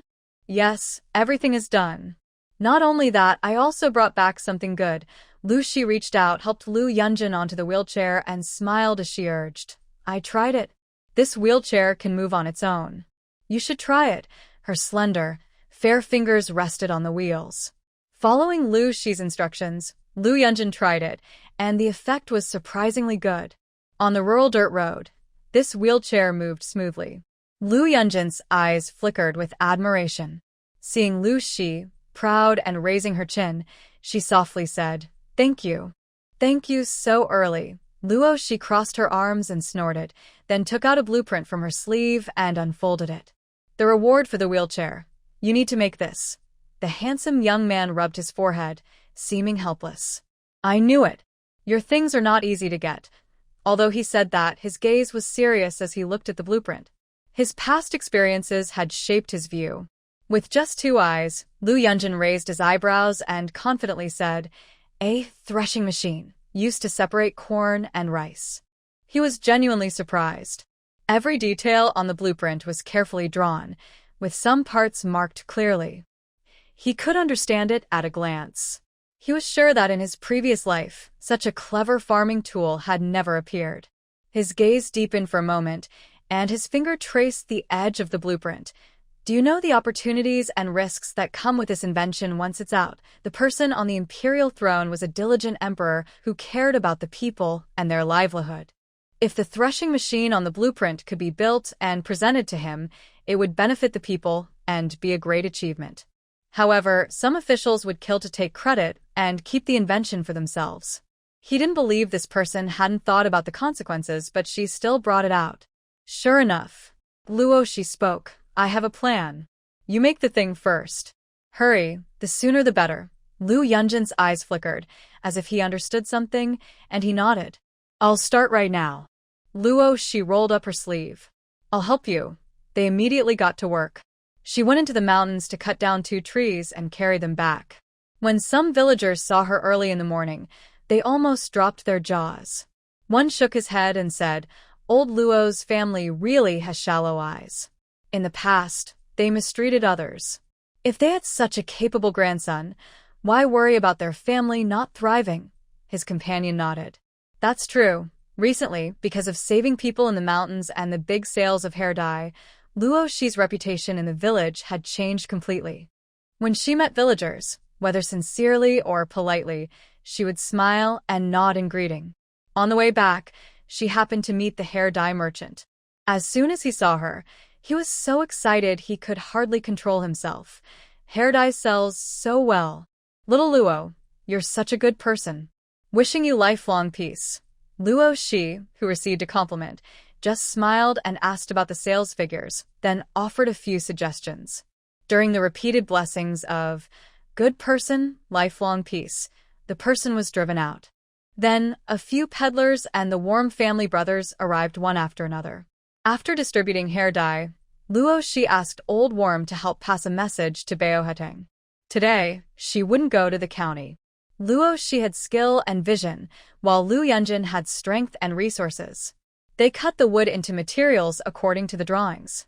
The detailed parts were polished by Lu Yunjin, and if anything was unclear, she would check the terminal. What she liked most about Liu Yunjin was that he never tried to uncover his own secrets. If he had doubts, he wouldn't investigate deeply. Just like she guessed he had secrets, not revealing or probing was the most comfortable way for both of them to get along. Liu Yunjin's fingers, with clear joints, were nimble and strong. The unskilled wood in her hands could be transformed into something wonderful by him. Time slipped away as they kept experimenting and exploring together. The afternoon sun scorched the land, and the sounds of insects and birds accompanied the villagers' hard work, their sweat watering the fields. Suddenly, someone looked up and stared toward the village entrance, shouting, "Look! Look! Is that the official coming?" Everyone in the village looked up along with a voice. When they saw a team of officers approaching from afar, some were so frightened they fell to the ground, shouting that it was the end. The last time so many officers came to the village was during the last inspection. They were worried that the tax evasion under Scholar Gu's name would be discovered, leading to arrest and jail. Everyone looked at each other nervously. Some even ran away. "Fellow villagers, can you tell me how to get to the village head's house?" The team approached, led by a young man in his 20s, who asked an elderly man at the back, who was limping and struggling to run. Nowadays, common people naturally feared the government. Seeing the old man so frightened, the young man kindly introduced himself. "Don't be afraid. My name is Bai Tingyun, the new county magistrate of Yonghe County." County magistrate? The old man had only seen the biggest official as the town mayor. Hearing that the young man was a magistrate, he almost bowed in surprise. He thought, "I'm doomed." If he had known, he wouldn't have evaded taxes. Seeing how frightened the old man was, Bai Tingyun's eyes flashed, and with a gentle smile, he stopped to ask the two of them further. When they knocked on the door of Mei Fugue's house, even the powerful Mei family in the village was startled. Taking in the guilty and frightened expressions of this family, Bai Tingyun remained calm and composed. He said to Mei Fugue, who had just come out, "Young Luo Shi from your village is involved in a theft case. You're the village chief, right? Take me to her home." Hearing that a serious troublemaker was involved in theft, the county magistrate was summoned immediately. Mei Fugue clenched his teeth in anger. He only regretted not killing that troublemaker earlier in secret. On the way to old Luo's house, Mei Fugue was tearful and sniffling, accusing Luo Shi of being unfilial to elders, bullying peers with force, and running wild in the village. "Sir Magistrate, there's no need to investigate further. It's definitely Luo Shi. That child was poorly raised, loving to steal and cheat since she was young. Rest assured, although I am her grandfather, I will uphold justice and won't cover for her." Humph. He was unsure how to deal with this troublemaker. If only he could use the magistrate's authority to handle her. While Mei Fugue was lost in thought, he suddenly noticed Bai Tingyun's smiling eyes. "Village chief, it seems you really want this officer to handle Luo Shi on the spot?" No. "No, you've misunderstood. I didn't." Mei Fugue thought he had spoken too much. Just as he tried to explain and save himself, Bai Tingyun raised his hand to stop him. During the rest of the journey, Mei Fugue didn't dare say anything that might provoke suspicion. Although the young man beside him looked young, his presence was much more intimidating than the village head. Luo Shi, who was busy assembling parts of a threshing machine, suddenly heard loud crying from the old Luo family's house opposite. "Official, please take that troublemaker away. She not only hit my grandparents, but also assaulted several uncles and aunts. She even stole rice from our home. Official, please arrest that troublemaker and do justice for our family." Luo Shi looked over and made eye contact with Liu Yunjin, who had stopped working. His eyes flickered with a mysterious light, hinting at something. "Your people have arrived." Luo Shi just smiled silently. After a while, the thatched courtyard of the Liu family was knocked on. She went to open the door, pretending to be surprised as she looked at the group outside. "Do you need something?" Bai Tingyun examined the beautiful and radiant young boy before him and said directly, "You and what others say are different." Luo Shi raised an eyebrow and replied, "You came to see me?" Before Bai Tingyun could speak, she continued, "Come in. I have some things to do, and can't leave right now." The prepared plan was suddenly disrupted. Bai Tingyan paused, realizing the courtyard was too small. He ordered his subordinates to wait outside and came alone into the yard. He looked into Lu Yunjin's eyes, who was sitting quietly and watching him. Seeing the young boy in a wheelchair, unable to walk properly, a trace of pity crossed his face. He greeted him with a smile. "Luan Shou, I hope you are well." Lu Yunjin sat upright and bowed politely. "Thank you, County Magistrate. I am fine." Such a talented young boy had become disabled, and he would never have the chance to serve in official positions again. Bai Tingyan felt a twinge of regret. He said, "Honestly, I should thank you for being saved by the county magistrate's help when you were under your stepmother's care.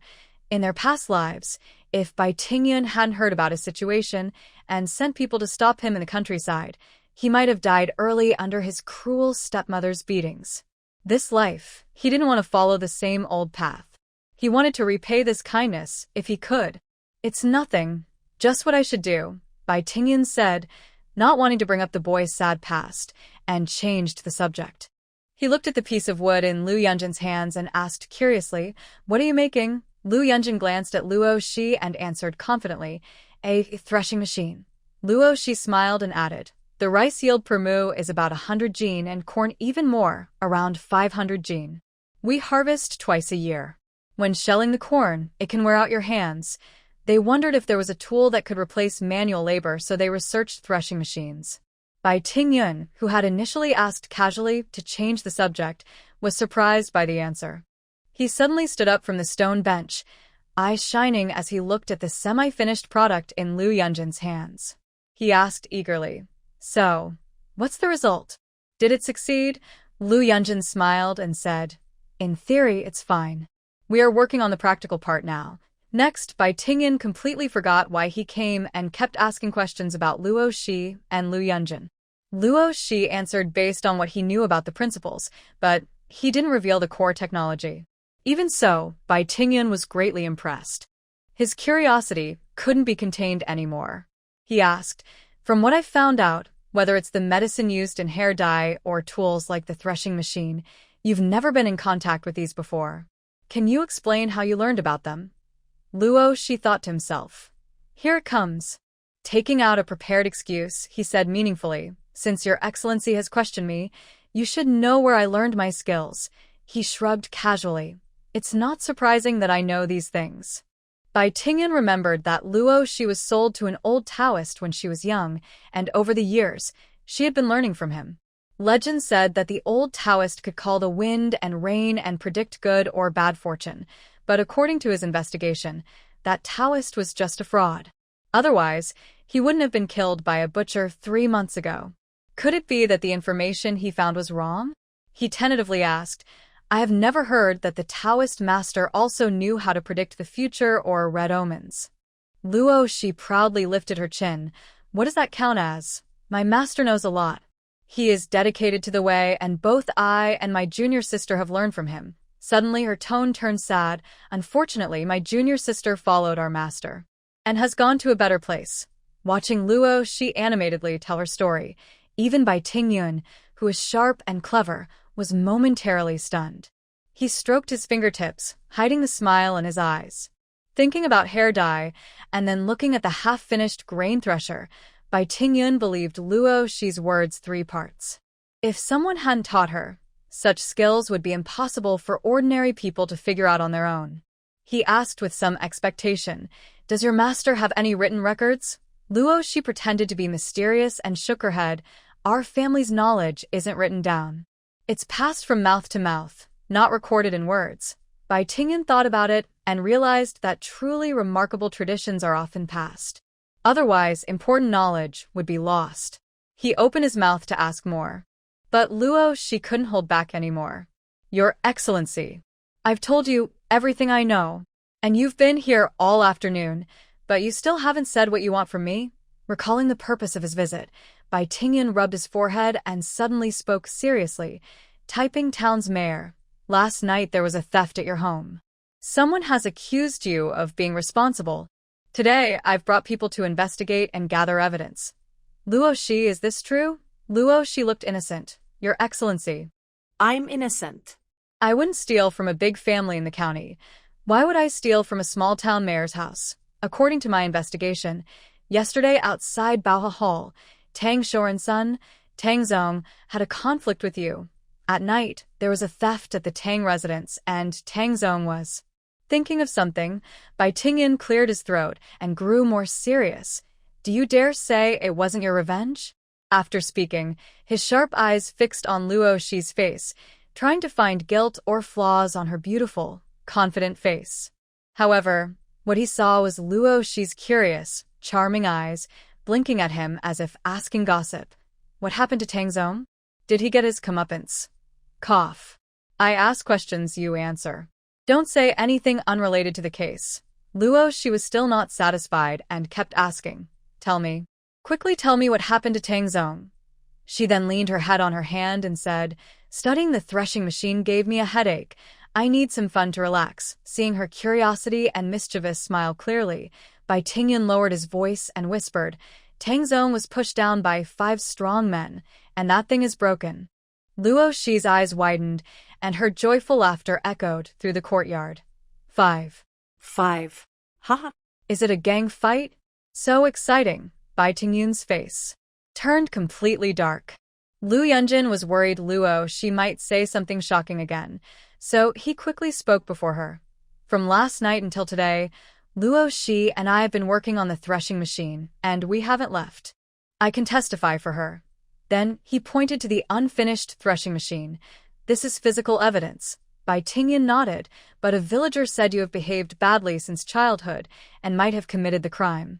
How do you explain that? Luo Shi glanced outside the courtyard and deliberately raised her voice.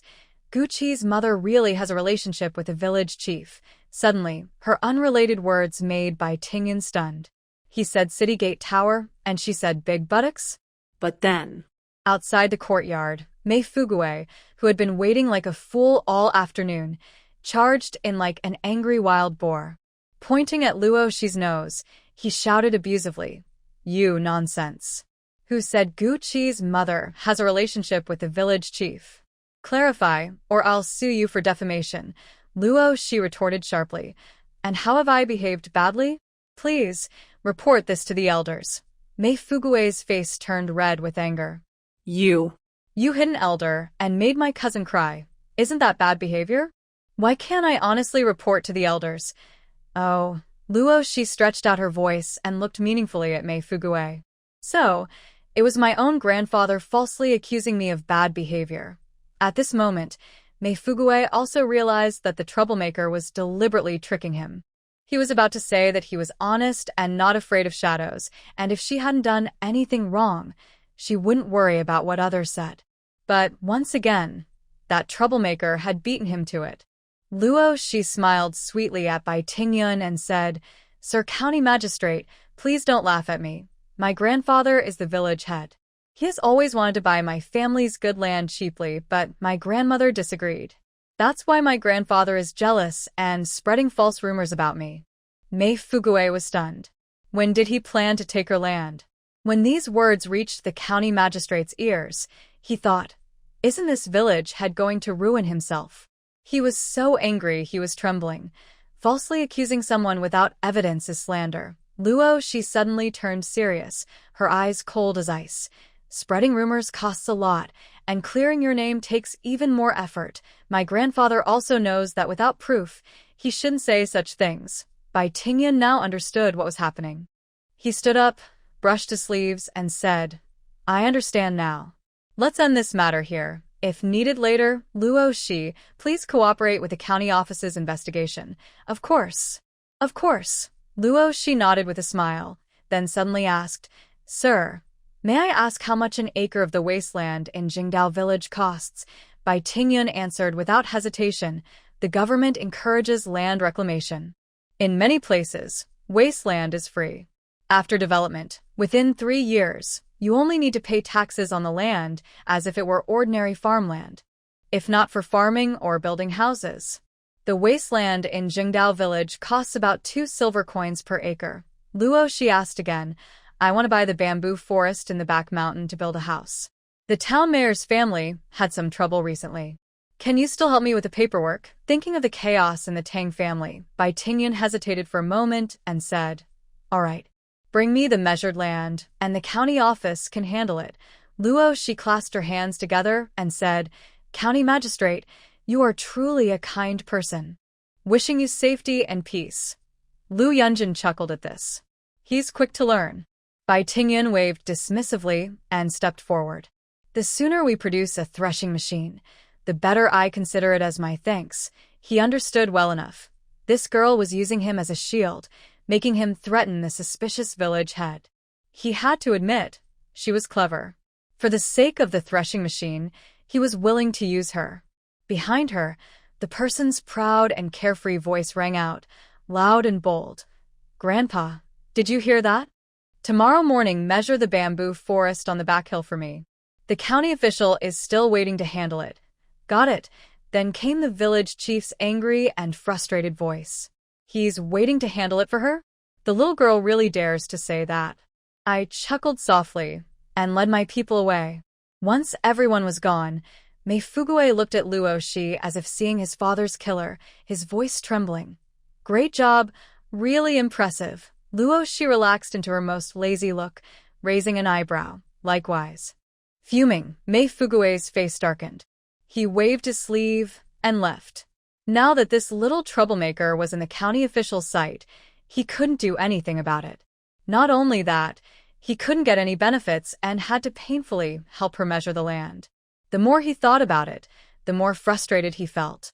After everyone left, Lu Yunjin turned his wheelchair and said softly, The Tang family's house was robbed. Luo, she looked at the sky. What does that have to do with her? The soft voice continued. Tang Zone was beaten up by 5 strong men. All at once, Luo, she looked at the ground. People with special hobbies shouldn't be discriminated against. Lu Yunjin was so angry he laughed. Luo, she. You're really something. She modestly smiled. It's just normal behavior, no need for praise. Lu Yunjin. He took a deep breath and asked gently, Is the threshing machine you drew ready to feed the county official's big cake? Luo, she tilted her head and thought for a moment. Not a big cake, but a fragrant pastry. I guess that the Tang family would accuse me without evidence. You once said. The new county official has a strong background, is a good person and can be trusted. If I can use this chance to ask the court for some benefits, that would be perfect. If not, then cozying up to the county official isn't a bad idea either. What a clever plan, borrowing arrows with a straw boat. The more Lu Yunjin understood, the more he saw Luo Shi's cleverness. She acts on impulse, bold and careful, always leaving a way out. Her eyes flickered, and her tone was soft. Cozying up to the county official? Luo, she looked strange. You. Why are your concerns always so strange? Couldn't it be her Luo Yu's problem? Lu Yunjin sneered with laughter and pushed his wheelchair away. Luo, she scratched her head. Isn't it because he told her about the powerful background of the county official, hinting she could cozy up? Why is he angry now? Men. Really hard to please. The next day, Luo Shi and Lu Yunjin were still working on the threshing machine. Early in the morning, the village chief's gate was knocked loudly by a government officer. The official said, I should help you measure the land. Helping with land measurement was true, but sending him to protect Luo Shi and Lu Yunjin's work was also true. Bai Tingyan cared a lot about making farming tools that benefited the people and would not allow outside interference or damage. Although this person looked like a government officer, he was actually a skilled secret guard close to Bai Tingyan. When the door opened early in the morning and the official appeared, the Mei family trembled with fear. Mei Fugue and his family froze in place. They had done many wrong things before, and seeing the visitor, their legs felt weak, as if a sword was hanging above their heads, ready to strike at any moment. They cursed the troublemaker grandson in their hearts again. Reluctantly, they called the person and went to the back mountain.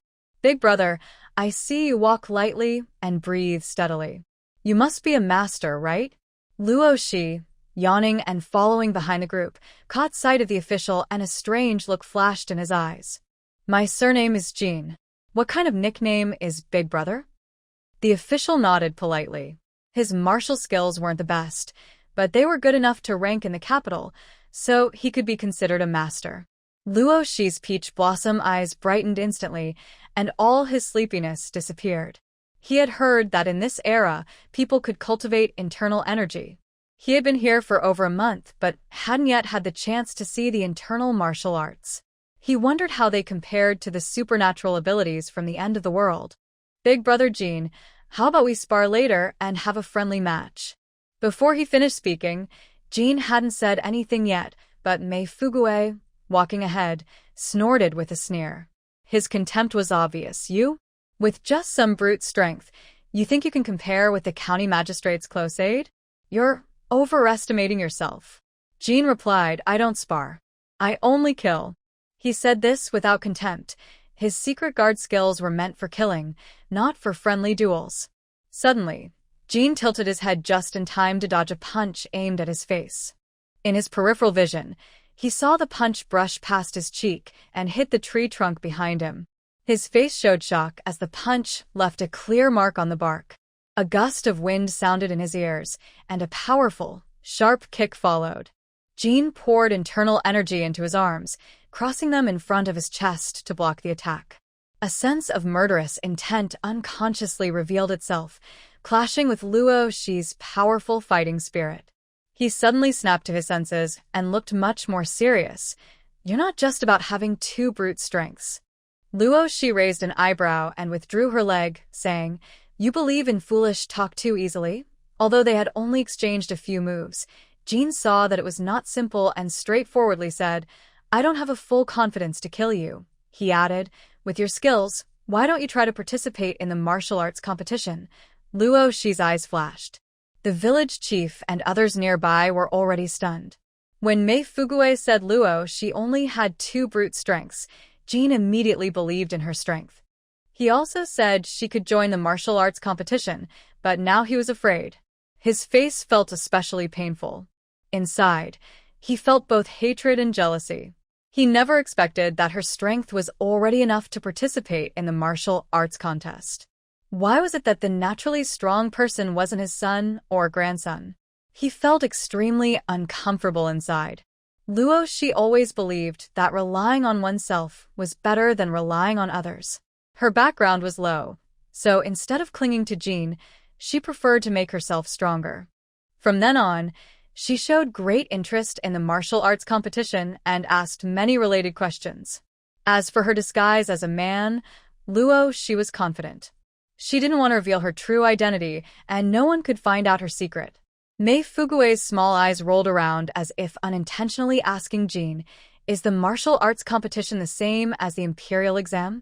Do candidates need a good reputation? What he didn't say was that the martial arts competition had stricter requirements for character, because the selected people would be sent to the army. Some people who behaved badly or relied on their strength to bully others wouldn't be accepted, no matter how powerful they were. Luo Shi saw Mei Fuguei's scheming expression and guessed what he was thinking.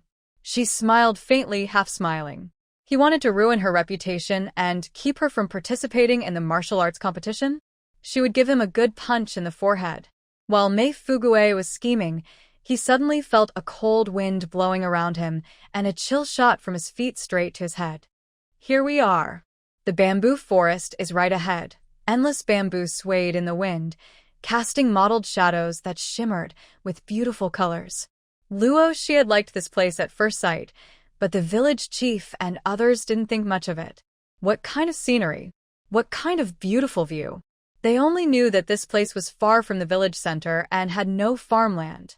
To clear the land, they would first have to cut down the bamboo. Only a fool would spend money to buy it. After measuring, the bamboo forest covers about 10 acres. Mei Fuguei asked her how much she wanted to buy. 2 acres for building a house would be enough, but she insisted on buying the entire land.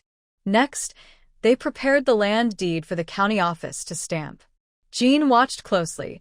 This was a task assigned to him by the adults. Jin's constant watching made Mei Fuguei very uncomfortable. She wanted to secretly write her daughter's name on the deed, but she couldn't. Fortunately, the Luo family had not split up. Her youngest daughter was the mother of this troublemaker, and she was worried that her daughter might really build a big house and not let her mother live there. Mei Fuguei could only comfort herself this way. Thanks to Bai Tingyun's help, all the procedures went smoothly. When Luo Shi received the land deed, her progress on making the threshing machine also took a big step forward. She told Lu Yunjin and then stepped into the old Luo house. With a half-smile, she called out, "Grandma." The old lady was so startled she froze. It seemed she thought of something. Feeling guilty, she avoided eye contact with Luo Shi. Luo Shi didn't beat around the bush. She sat under the osmanthus tree and said directly, "Grandma, I was very upset when you falsely accused me in front of the county magistrate yesterday. Just tell me what you want." The old lady didn't expect that this troublemaker, who had caught the official's attention, not only was fine but also gained the magistrate's favor. If she had known, she wouldn't have spoken so much yesterday. Luo Shi smiled. "I like your current attitude of knowing when to act wisely." The old lady, "No, I was just forced into a corner." She took out the land deed and waved it. "I bought the bamboo forest in the back mountain to build a house. I heard that Grandpa is a village mason, so I might need your help." She spoke politely, but anyone could tell she was clearly trying to get them to work for free and build her house. Before the old lady could think of a way to refuse, Luo Shi smiled and patted her forehead. "Oh, by the way, my uncles and my father seem to be free lately. Being free is being free. Let's call them over to help. We're all family. You beast." Even the big uncle who does business in town, you want to cheat him too? Do you have no conscience? When she heard that they wanted to involve his eldest son in building the house, the old lady shouted loudly. She almost wanted to tear apart this smiling troublemaker's face. Did I get it wrong? I think it was the big uncle who first tried to cheat me with Dai. That day, Luo Lao Da's plan failed. Luo Shi took his money bag instead. Cleverly, he didn't stay overnight and took his family back to town that same day. Luo Shi wanted to find him, but hadn't had the chance yet.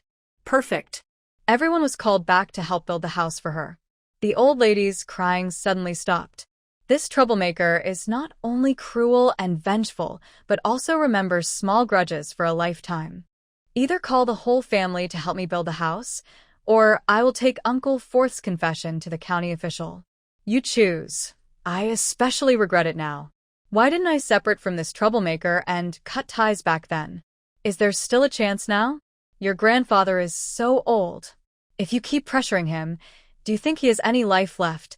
The old lady is still trying to remind her grandson to do the right thing.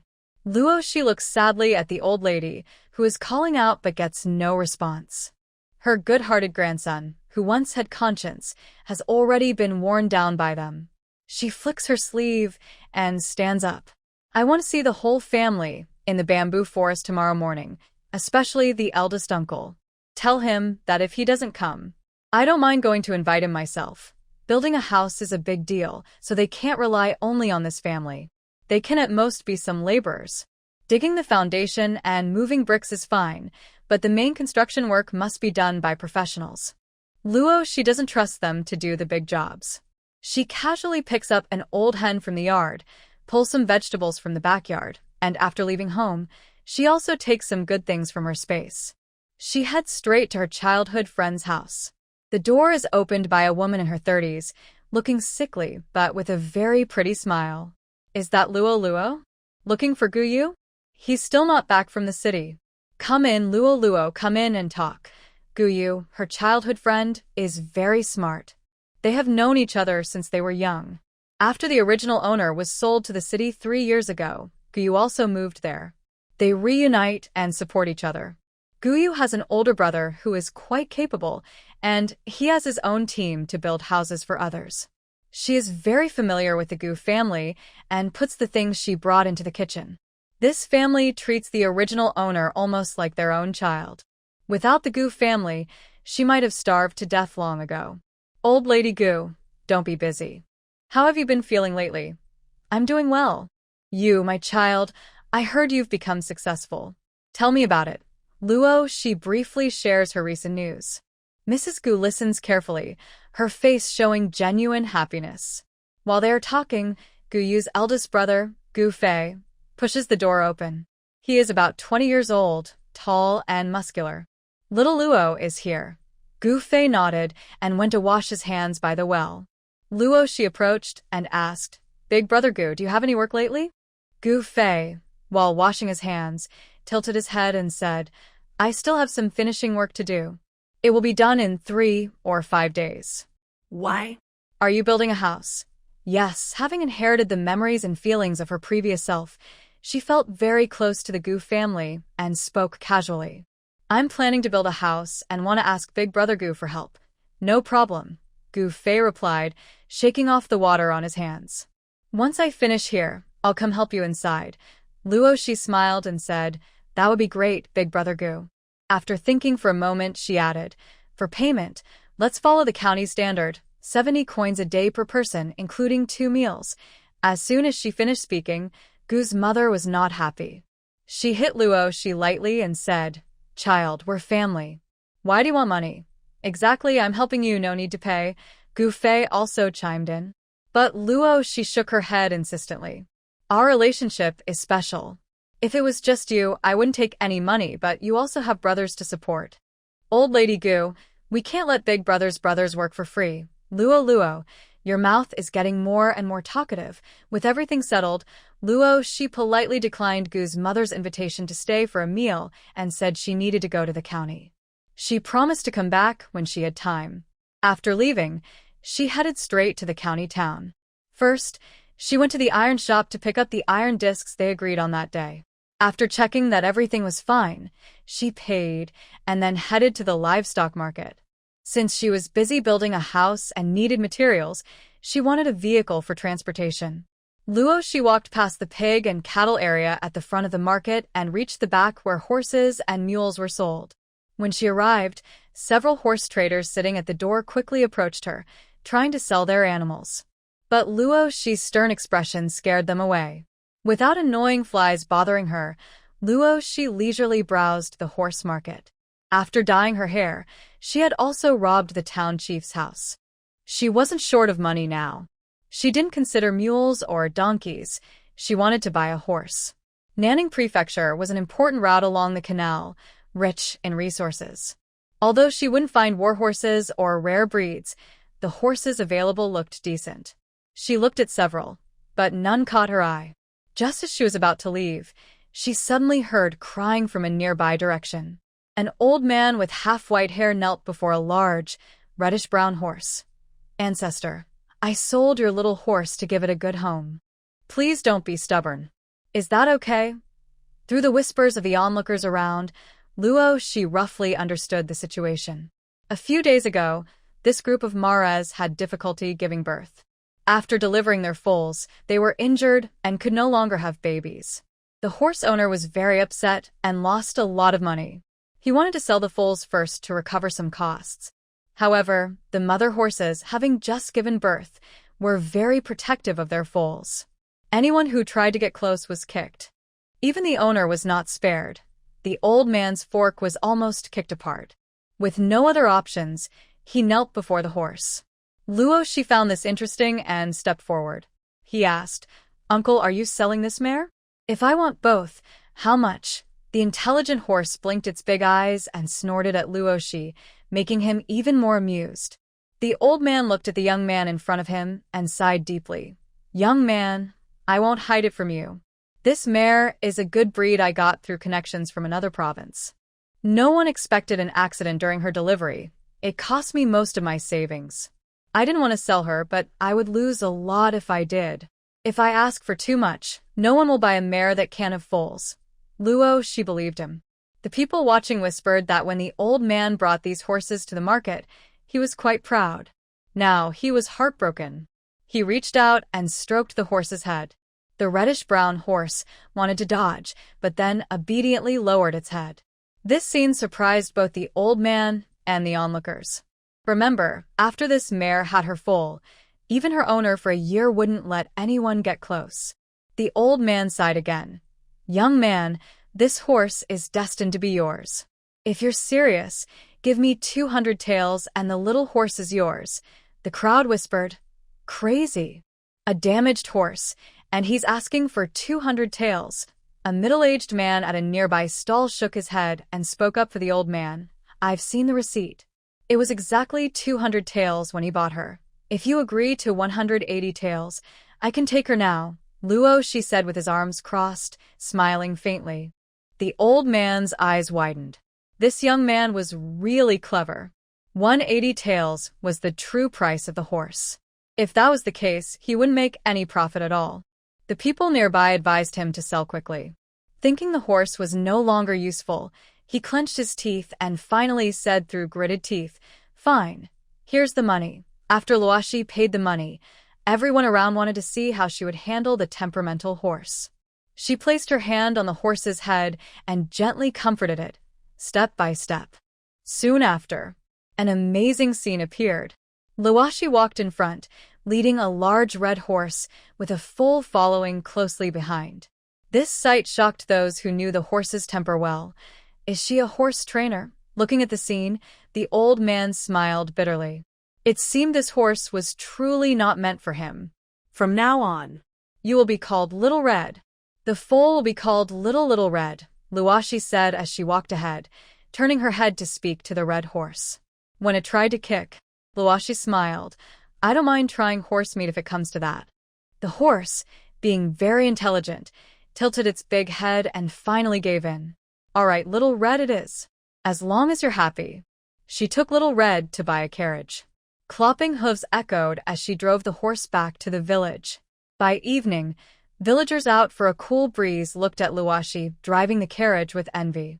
wow, Luoshi really made a lot of money. look, She even bought a carriage. Zhang's eyes flashed with jealousy. She snorted coldly. What buying? I think she just rented it. She's pretending to be rich. Someone who didn't get along with Zhang sneered. What do you know?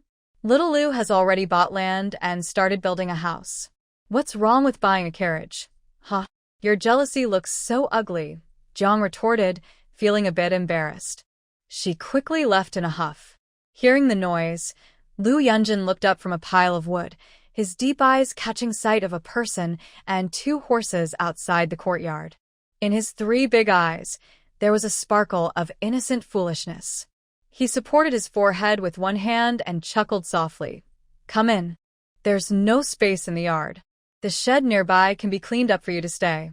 All right, Luoshi made the big and small horses stand by the fence, then stepped into the shed to tidy up. From then on, Little Red and Little Red settled next to Lu Yunjin. That night, the two horses in the shed occasionally neighed. Lu Yunjin couldn't stop laughing, his voice echoing. Who would have thought? The ruthless, known as the greatest treacherous official in the land, would sleep alongside two animals? Lu Yunjin covered his forehead with one hand, looking both funny and a bit embarrassed. Are you two arranged to meet? Why did you come together? The next day, Bai Tingyan took a break and visited early to check on the progress of the threshing machine. Under Luo Shi's eager questions, he talked about what happened to the Tang family afterward. According to the news I received, Mayor Tang woke up with drooling at the corner of his mouth, and half of his body was paralyzed from A. The Tang family is still secretly hiding this news. Why hide the news? It's not some scandal, so why keep it from people? Luo Shi asked knowingly.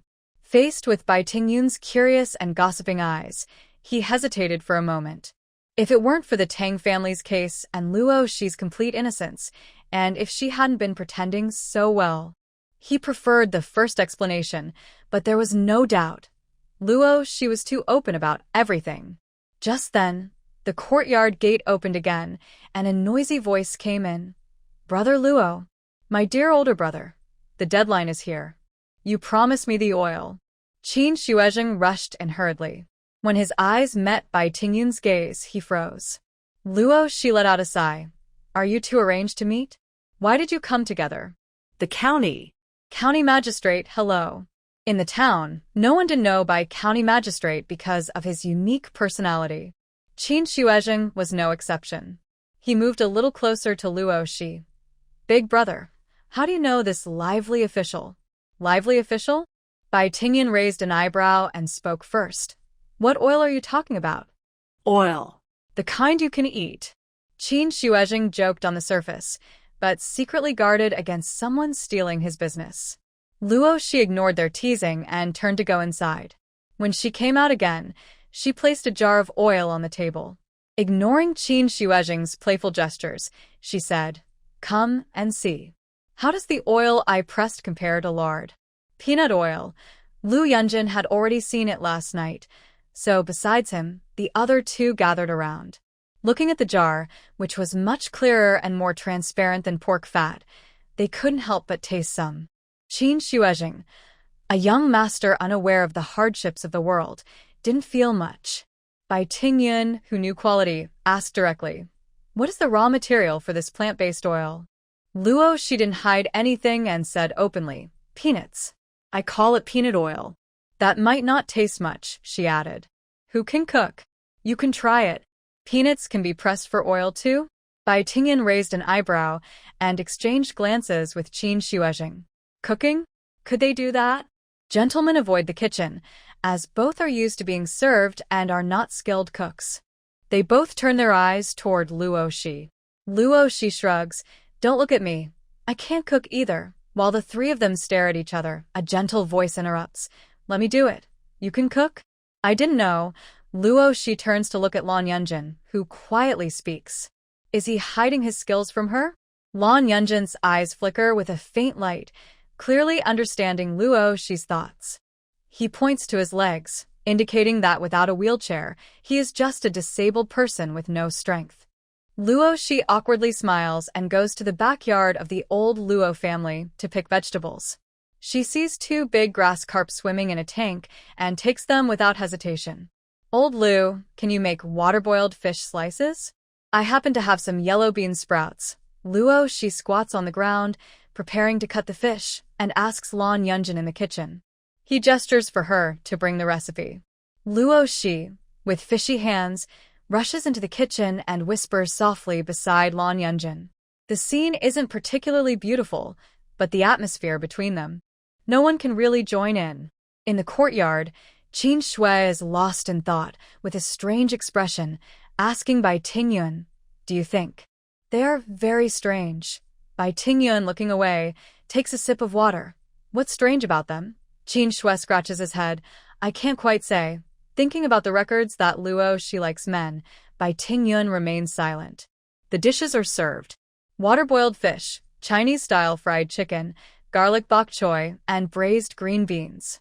Since there was no prior preparation, Luo Shi chose 4 dishes with ingredients she cared about, especially the quality of the oil. "Try my cooking," Lan Yunjin says, scooping a bite of water-boiled fish and placing it in Luo Shi's bowl. He then gently tells the other two, "Don't just stare, eat too." Qin Shui and Bai Tingyun, attracted by the aroma, both reach for the water-boiled fish. The chili used isn't much, but one bite brings a slight spicy flavor mixed with the freshness of the fish, making everyone's mouth water. There are wild chilies in the mountains, but the cooking method hasn't spread to Dayong. Qin Shui, a native southerner, is stimulated by the chili, sticking out his tongue and tearing up, yet he keeps eating. Bai Tingyun from the capital shows no visible emotion and can't be sure whether he likes it or not. Everyone watched as Luo Shi added food 8 times and finally finished the last piece of fried chicken. Her eyes nearly popped out of her head. Is this really a human's appetite? Eating so much. Won't she get full? How do you all think peanut oil compares to lard? Lu Yunjin lightly opened his lips, drawing attention to himself, signaling Luo Shi to eat slowly and not rush. It's clear and bright in color, fragrant in smell, and tastes delicious, Bai Tingyun sincerely praised. He has tried lard, beef fat, and mutton fat, each with its own taste, but he likes peanut oil the most. It doesn't have the greasy smell of meat fats, and the texture is very good. Qin Shuizheng simply said, "Tasty." Finally swallowing the last bite, Luo Shi raised an eyebrow at Qin Shuizheng, who looked eager and asked, "What do you think? Should we open an oil factory?" "Yes." Qin Shuizheng wiped his mouth confidently. "All right then," Luo Shi agreed happily. "You pay, I provide the recipe. Let's build the factory in Jingdao village and invite the villagers to work there." How about that? Her initial idea was to build the factory in the county town, but plans changed a bit. She wanted to join the martial arts competition, and a good reputation was essential. She didn't mind building the oil factory in the village, giving the villagers extra income and a good name. Qin Shuezheng also preferred to choose the county town, but seeing Luo Shi's firm decision, he thought location wasn't a big deal and nodded in agreement. The two looked at each other, then simultaneously turned to Bai Tingyun, who was quietly drinking tea. A great project that benefits both the country and the people. County Magistrate, could you approve a piece of land? Bai Tingyun was directly amused. They only thought of making money from good deeds, and now they remembered him? Your little schemes are almost hitting me in the face. The two chuckled awkwardly. Your Honor, we're not trying to compete with the people for profit, right? Luo Shi added, Yongning County should grow bigger and stronger. All the achievements belong to the officials, not just small gains, right? Watching the two desperately trying to flatter Bai Tingyun, Lu Yunjin lowered his gaze, hiding the smile in his eyes. However, Bai Dagua from the capital was not easy to fool. He tapped the table lightly. How can Yongning County grow bigger and stronger? Just relying on a refining factory. Luo Shi was familiar with this question. In the apocalypse, she was used to motivating people to survive every day. Flattering was her specialty. First, the raw material for refining is peanuts. The officials can encourage all the people in the county to plant peanuts. Our oil factory will buy at market price long term. The harvest in the fields has become stable, and the people are well fed. Is this the work of the adults? Secondly, said Luo Shi with a meaningful smile, I don't just have the skill of refining oil. Bai Tingyun became interested. Tell me more. There are several formulas for fertilizer and pest control that can increase crop yields. Take Jingdao village as an example. Most of the land is rice paddies, where you can raise rice fish and rice to eliminate pests, and their waste can help grow more rice. At harvest time, villagers sell the fish and earning extra income. Everyone thought for a moment and was surprised to realize that raising fish in rice paddies really works. At least logically it makes sense. Bai Tingyun asked curiously, Did your master teach you this method too? Of course. Luo Shi proudly lifted his chin, then encouraged, If I were an adult, my achievements would be right in front of me. I would definitely try it. First, gather some fish fry to experiment with the villagers. If it succeeds, everyone will be happy. If not, at worst, a few fish fry are lost. People are always exploring through trial and error. It's strange how a noble young man from the capital ended up in a small county as a county magistrate. Compared to seasoned officials, Bai Tingyun is young. He's eager to make a real achievement, so he would definitely agree. Sure enough, after a moment of thought, Bai Tingyun made his decision. I'll find the fish fry. The experiment will still be in Jingdao village. You're responsible for overseeing it. Luo Shi made an okay sign, recalling that they wouldn't understand, and nodded to accept the task. Looking at the rich land of Daong, he thought about how he could realize things he couldn't in the apocalypse. After finishing the serious talk, everyone relaxed, but they noticed Qin Shuezheng hadn't spoken at all, which was strange. Turning around, they saw him holding a few pages of paper, reading intently. When he finished the last page, Qin Shuezheng looked up. Is it over? That's it. A hand grabbed Luo Shi's sleeve. Big brother. Who wrote the story? It only has a beginning. What happens next? Qin Shuezheng asked excitedly 3 times in a row. In the apocalypse, the protagonist accidentally activates a jade pendant space. Do such magical spaces really exist? Also, what's with the flames that suddenly appear in his hand? Won't they burn his skin if he touches them? Not filling in a pit is very immoral. Do you know that? I wrote it. Do you have any opinions? Lu Yunjin looked up, his deep eyes revealing no emotion. His voice, though clearly smiling, made Qin Shuezheng shiver. Luo Shi took the manuscript from his hand. I must say, Lu Yunjin is truly talented. He can make a story's plot exciting and full of twists. 3 parts with 1 hidden pit, 5 parts with foreshadowing. Even Qin Shuezheng, who has never read post-apocalyptic stories, and I, someone who has experienced the end of the world, want to know what happens next. Here, Luo Shi handed the paper back. She asked her little brother, How is your bookstore coming along? You've read the story and the road. How do you feel about it? Put yourself in the reader's shoes. Would you pay to buy it? End of the Road is the name they gave the story. With a fresh idea and Lu Don's personal editing, Luo Shi is confident it will sell well. Qin Shuezheng nodded repeatedly. Yes, I will buy it. He's willing to spend money now, even eager to give Lu Yunjin money to write the next part, but he doesn't dare. Though he's a crippled scholar, his dark, deep eyes are so intimidating. Thinking of Luo Shi's question, he confidently pounded his chest. Don't worry, Luo Gu, our bookstore has been prepared for a while. Besides common books on literature and history, I also asked some writers to create comics. Now, we even have a treasure that can be the shop's highlight.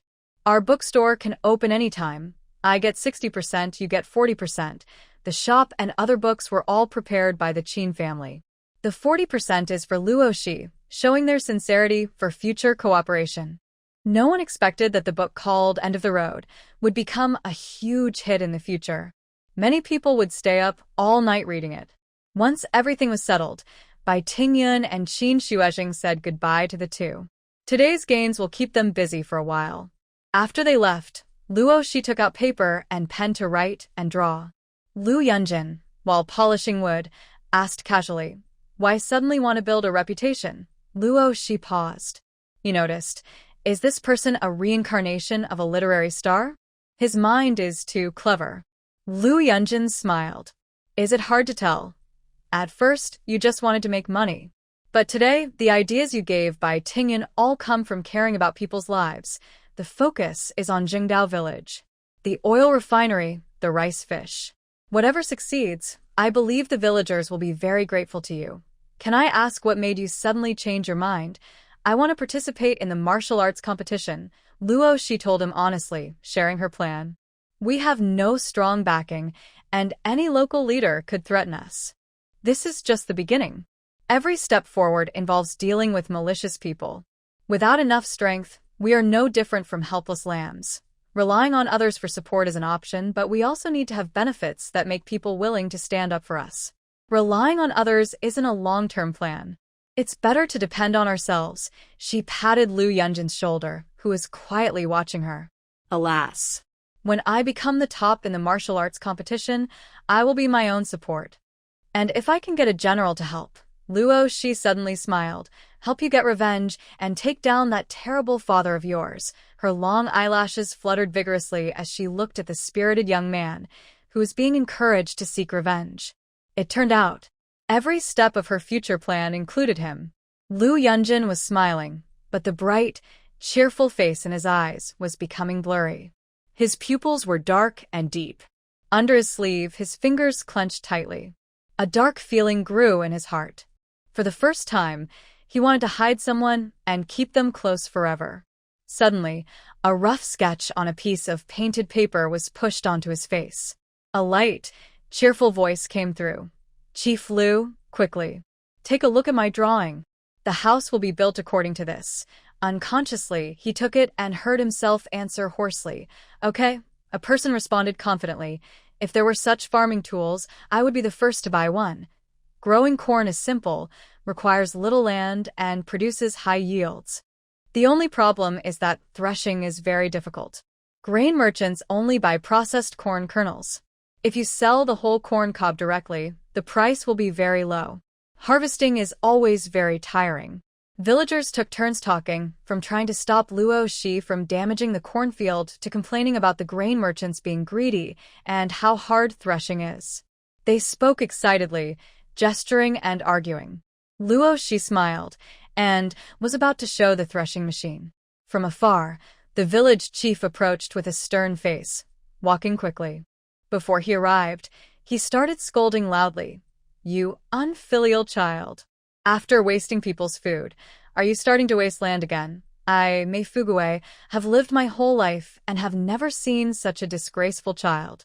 You're worse than the village troublemakers. It turned out that some villagers saw Luo Shi damaging the grain and, feeling upset, called the village chief nearby to stop her. Recently, someone gave the old Luo family a bad idea. The elderly woman learned clever tricks and didn't confront Luo Shi directly. Instead, she spread rumors about her, exaggerating and telling everyone in the village. She painted her grandson as a terrible bully and their family as poor victims oppressed by the bully. Because of this, Luo Shi's reputation, which had just started to improve after her hair dye business took off, quickly fell again. Luo Shi knew everything but had been too busy in the past few days to deal with them. She didn't get angry or upset, only smiled gently. Grandpa, I and Mr. Liu have invented a new farming tool that can easily thresh corn. We plan to show it to the villagers. What kind of tool is that? Mei Fuguei didn't believe it at all. He had never heard of such a thing in his life. His face showed disappointment. You're talking about threshing grain and then saying the tool isn't ready? You're just thinking of this, aren't you? Sierra, are you really trying to push your grandparents to death? How could your heart be so cruel? This made the villagers angry. Grain is the foundation of their lives, equal to their very survival. To harm it is to cut off their livelihood. Mei Fuguei continued stirring up emotions. Everyone, quickly. Stop her. If she wastes Luo's land today, tomorrow she'll dare to damage your grain fields too. He said he didn't believe it, but he was secretly worried. I don't want to give Luo Shi any chance to turn things around, afraid that if the trouble really starts, she might switch her focus and come after me. Luo Shi crossed her arms and looked at Mei Fuguei, who was jumping around and constantly stirring up anger among the villagers. She clapped her hands twice, and a light, crisp sound echoed in the air. Grandpa, that was a clever way to create fear and guide emotions. Are you trying to use the villagers to deal with me? They were stirred up by you and rushed at me. If I fight back, I'll make enemies. If I don't, are you hoping to sit back and benefit from the chaos? Her voice was soft but clear, reaching everyone present. The feeling of being involved, stirred up by the village chief, quickly faded for most. Someone scratched their head in confusion and asked, Luo Shi, you and Hua Hua are just fighting over your own land. Why are you so angry? Luo Shi glanced at the young man speaking and smiled. Because our good village chief is guiding us well, he used a hypothetical situation to make you imagine that I might secretly sabotage everyone's fields. When your own land gets damaged, of course you're angry. Luo Shi explained in a way that made everyone realize the truth. They looked at the village chief, who blushed and looked embarrassed after being exposed. His face was publicly humiliated, and Mei Fuguei wished he could find a hole to hide in. He was usually authoritative when speaking in the village, good at stirring up anger, but now he looked terrible. He quickly changed the subject. As village chief, it's my duty to protect the villagers' fields. I don't care what farming tools you're testing, I won't allow you to damage crops that aren't ready yet. If you want to test something, go find Qin Liang. After saying that, he signaled to a man standing behind Luo Shi, indicating that when the troublemaker went to find Qin Liang, they should find a chance to smash her grain thresher. Humph. No way. Just as he was feeling proud, waiting to see Luo Shi's disappointed and angry face when her harvest was destroyed, someone from the crowd stepped forward. Little Luo, I have some old corn. You can use it. It was Gu Fei, Luo Shi's childhood friend's older brother.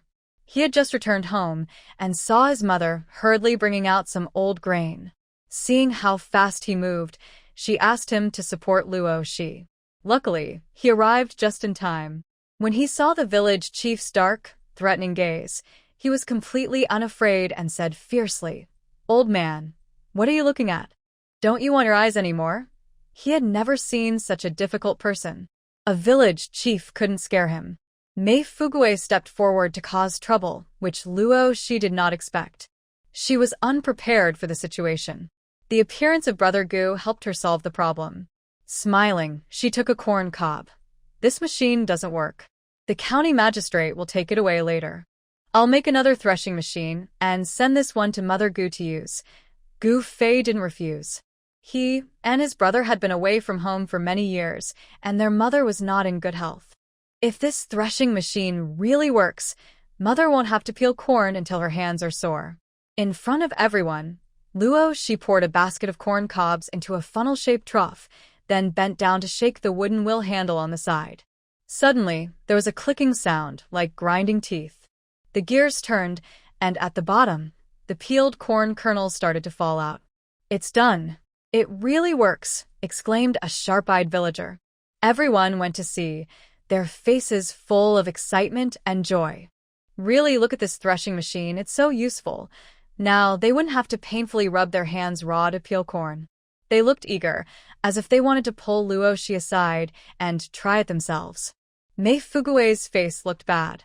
He was also very surprised but forced himself to say, "Who knows if the corn kernels were already inside before you started?" This made the excited villagers calm down a bit. It was possible, after all. Luo Shi clapped her hands and stood up, smiling. "Grandpa, don't waste your brain power. If you pour it out, it can be used as fertilizer. Your complex features can't hide your simple intelligence. I call you Grandpa, but you treat yourself as a grandpa. Old Yin-Yang man. I really want to open your skull and see if your concubine's foot-binding cloth is inside." Someone couldn't hold back and burst out laughing. Soon, everyone was laughing together. Who would have thought Luo Shi could come up with such a joke about foot-binding cloth? Haha. They all laughed so hard. The villagers, who usually looked down on him, pointed and mocked. Mei Fugue covered his chest with one hand, trembling as he pointed at Luo Shi. "You, whatever you are," Luo Shi interrupted him. "Your face is a good thing. If you don't want it, you can give it to the villagers to feed the pigs." As soon as she finished speaking, someone responded, "Huh. Such a dirty thing, pigs wouldn't eat it." Mei Fugue's face turned pale. He tried to find who was speaking, but looking around, he saw everyone's faces full of sneers and mockery. He opened his mouth. Not what I... Luo Shi interrupted him again, a cold look in her eyes. "The threshing machine can help villagers save most of their physical effort. No matter the outcome, as the village chief, you should lead by example and support it instead of constantly scheming with your tiny brain. Tiny brain. Is that what I understand it to mean? Mother. I am unclean now." Ha ha ha. Laughter erupted from the crowd again. Luo Shi pressed her hand down and took a step forward, her sharp gaze sweeping over Mei Fugue's face, which had turned a pig liver color. "Take the lead in suppressing and isolating those who don't obey you, embezzling funds for personal gain, caring only for yourself, and ignoring the villagers' lives." Mei Fugue. "Tell me, what makes you fit to be the village chief?" Even a hint of the aura of the apocalyptic war god, which Xia Lu possessed, was too much for Mei Fugue to bear. He was so frightened that he backed away trembling, unable to speak a word. Just then, applause sounded from afar. Bai Tingyun, dressed in a crimson court robe, stepped closer, clapping his hands. "Well said, putting personal greed above the people's livelihood and slowing down the country's progress. Village Chief Mei. I also want to ask, do you deserve to be the village chief?" Seeing the visitor, Mei Fugue knelt heavily on the ground, his face pale. The villagers also wanted to kneel, but Bai Tingyun waved them off gently. His tone softened. "Luo Shi and Scholar Lu have researched the threshing machine, which benefits both the country and the people. I will soon present the design of the threshing machine to the imperial court. You are witnesses. Soon, you will also be among the first to benefit. I hope you remember those who dug the well when you drink water. Don't be swayed or collude with malicious people." A smile appeared in Luo Shi's eyes. She understood that Bai Tingyun was supporting her and Lu Yunjin, helping to prove her case. "Thank you, Your Excellency. We will be honest and strive to be useful to Daong." Luo Shi led the way, bowing with clasped fists. Since Bai Tingyun mentioned the emperor, they must respond politely. This was the etiquette of this era. The villagers regained their composure and hurriedly imitated Luo Shi's bowing gesture. Suddenly, they realized that the threshing machine in front of them was qualified to be presented to the imperial court. It was incredibly impressive. Luo Shi and Scholar Lu Yunjin were truly remarkable.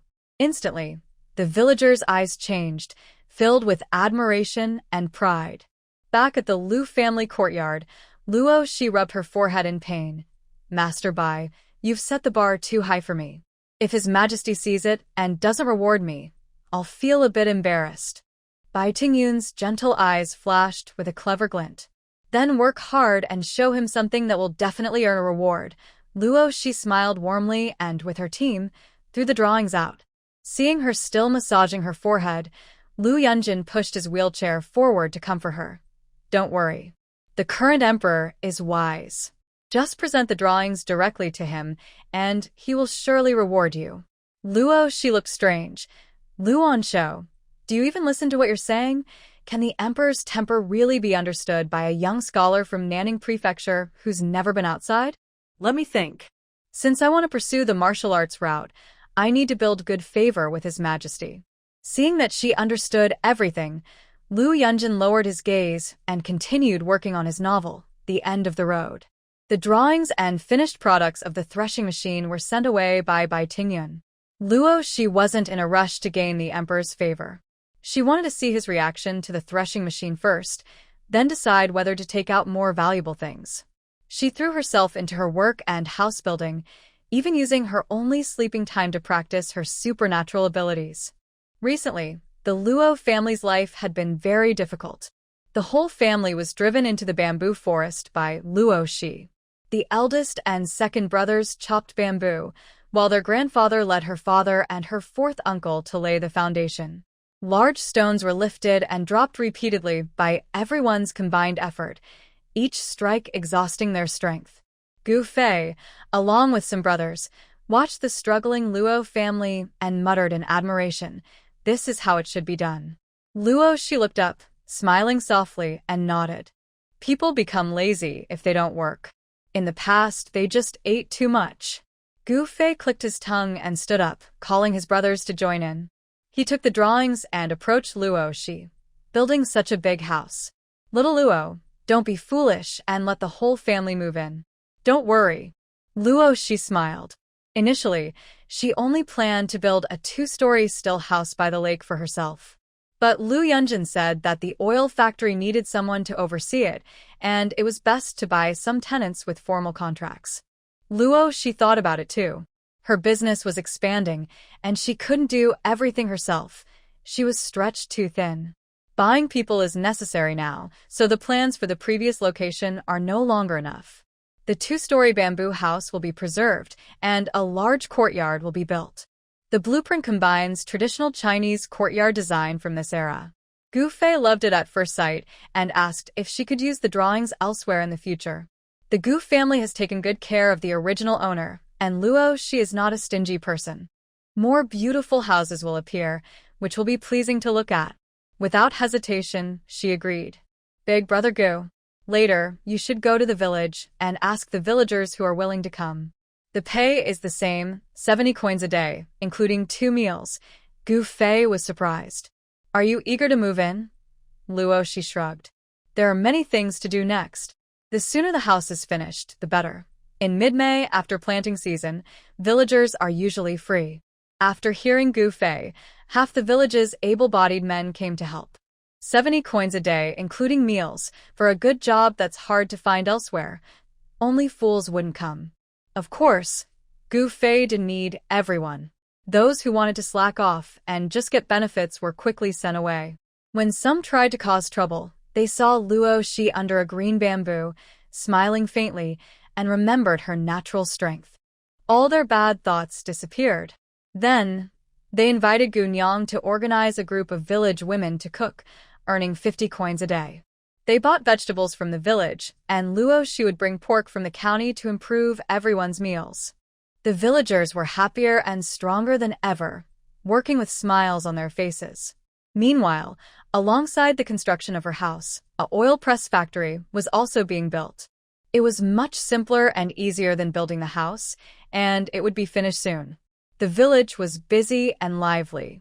No one expected that the first good news to spread would be from the book, The End of the Road. Qin Shuezheng drove the carriage, so fast it seemed like there was a dog chasing behind, and they stormed into the Lu family's house. "Brother Lu! Brother Lu! The End of the Road is a huge hit. All the scholars in the county are chasing me for the sequel. I'm about to be overwhelmed. Brother, dear brother, save the children." Lu Yunjin, that this habit of liking to recognize people as family really needs to be changed. This intense, oppressive look made Qin Shui look around. Seeing Luo, she was not there. He dared not stay long. He hugged his book and quickly ran away. He wasn't afraid, just in a hurry to go back and copy books. Dayong didn't have movable type printing. All the books sold on the market were copied by hand. Plus the costs of ink, paper, and inkstones, which made books expensive and hard for ordinary people to afford. 2 days later, The End of the Road was officially sold at Chin's bookstore. Unlike the usual stories about talented scholars and charming beauties or fox spirits, this book's opening attracted many students eager to buy. Suddenly, The End of the Road became very popular in the town. The students copying books in the backyard saw the long line of people buying books in the front and felt overwhelmed. We can't finish copying. We really can't finish. Today, the oil press factory was officially completed. The tall, square building was divided into 3 areas: refining, filtering, and packaging. Villagers gathered outside the yard, pointing and talking. They only knew it was a strange building but didn't know what it was for. While they discussed, she held a bunch of bamboo tubes in the yard. Behind her, Lu Yunjin's smiling voice came. "Do you know how to set off firecrackers?" She felt like she was underestimated. Not just firecrackers, she had even launched laser cannons before. She couldn't help but say, "When I played with those, you didn't even know where to or play in the mud." As soon as she finished, a cold wind blew behind her. Lu Yunjin looked at her deeply, his thin lips slightly parted, and softly said 2 words. "Really?" She turned around in confusion. "Is it cooling down?" At that moment, the prepared bonfire blazed brightly. She bent down and threw a bamboo tube into the fire. The sound of crackling firecrackers filled the air. She kept throwing, and the noise continued non-stop. Qin Shui was carrying 2 big baskets of candied sweets outside the yard. She followed closely, loudly addressing the villagers watching. "Everyone, today the oil press factory opens. Feel free to eat candies. In an hour, the factory will start hiring workers. They will pay 1 tael of silver per month. If you're interested, prepare to sign up." What oil press factory? Hiring workers? No way. 1 tael a month. Really? I can't believe it. I wouldn't earn that in half a year. As she finished speaking, the villagers watching suddenly exploded with excitement. They hurried over, eager to ask, "Little Luo, tell us, what kind of work is it? 1 tael a month? I have never heard of that before. Little Luo, tell us clearly." She was surrounded enthusiastically by villagers, everyone talking at once, leaving her no chance to speak. She gently pinched something in her hand. With a snap, the firecracker she was holding exploded, and a thick stick, about the width of an adult arm, instantly broke into 2 pieces. She looked at the villagers with a half-smile, her red lips slightly parted. "Are you calm now?" The villagers. They immediately stepped back outside the yard. They weren't afraid. They just respected this wealth god. Seeing that her words had the desired effect, she spoke clearly in a quiet voice. "Everyone knows about pig fat. Our oil factory produces cooking oil." "What cooking oil? Can that stuff taste good?" "Oil made from pork is the real flavor." As soon as she finished speaking, a man in the crowd curled his lips and said loudly. She shot him a cold look, her gaze making the man feel icy, and instantly shut up. "You like radishes, I like cabbages. Don't try to guess what I think with your narrow mind. I only take responsibility for producing. The rest is up to the county magistrate and Lord Qin. By Tingyun, the oil factory doesn't give me any benefits." "Really?" Hearing about the oil factory and the county magistrate and Lord Qin, the villagers believed a little more. She continued calmly. "The county magistrate values the oil factory because he has some connection with me, so he set it up in Jingdao village. The wages are high. As long as you work hard and don't cheat or slack off, I believe our village's days will soon get better. Everyone, don't waste this hard-earned opportunity one fought for." Hearing that she fought for this chance, everyone was deeply moved. They promised loudly that they would not let her down. Seeing the sincerity in the villagers' eyes, she's lips curved slightly. She had her own motives, but she was also genuinely helping the villagers earn money. No one wants their efforts to be met with ingratitude. The village chief of Jingdao village isn't a good person, but most villagers are kind. "Leave the rest to you," she said, tilting her head toward Lu Yunjin, who was sitting in a wheelchair. He knew the villagers better than she did. He knew who could be used and who couldn't. After confirming the news was accurate, the villagers dispersed quickly, spreading the word. Hurry up! Little Luo's oil refinery is hiring 1 or 2 silver coins a month. Really? There's no trick, right? Who cares if it's real or fake? I'm going to claim a spot first. The village's atmosphere is more lively than during the New Year. In less than an hour, a long line has formed in front of the oil factory. Villagers are excitedly talking, and Qin Shuezheng is bringing people to keep order, so everything is running smoothly. Oil pressing is a tiring job, so it naturally needs strong, healthy men. Many people signed up, and Lu Yunjin took out a pre-written contract. The main points are: do not reveal the oil-making process to outsiders, or face large fines, and in serious cases, legal punishment and exile for the whole family.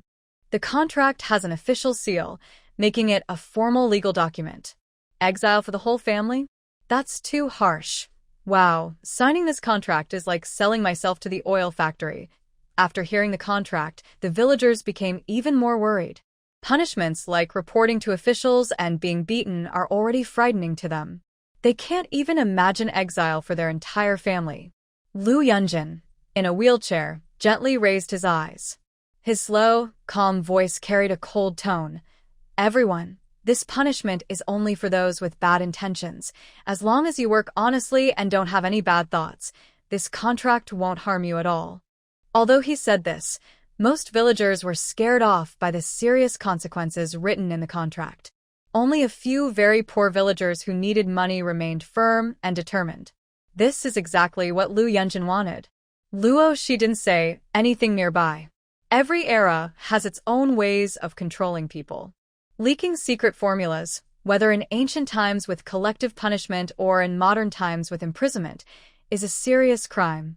In the brutal end-of-world scenario, betrayal means death without exception. Meanwhile, Mei Fuguei knocked on the Luo family door. When he saw Mei Shi, who came to open the door, he couldn't help but burst into tears. Daughter, save Dad. Your good son. He's driving me to the brink of death. When the door opened, Mei Shi was shocked to see her father, who looked like he had aged 10 years in just a few days. After hearing Mei Fuguei's plea, her gentle face twisted with a sudden change of expression. Father, don't worry. What did she do? Come in, and we can talk slowly. As soon as she entered, Mei Fuguei tightly held Mei Shi's hand, his face full of anger mixed with fear. Daughter, Luo Shi. She actually asked the county magistrate to investigate me. Yesterday, the county officials secretly told us that Luo Shi, the troublemaker, had the magistrate investigate our family. You need to think of a way quickly. The official only mentioned that Bai Tingyun ordered a thorough investigation of the village chief, but did not mention Luo Shi.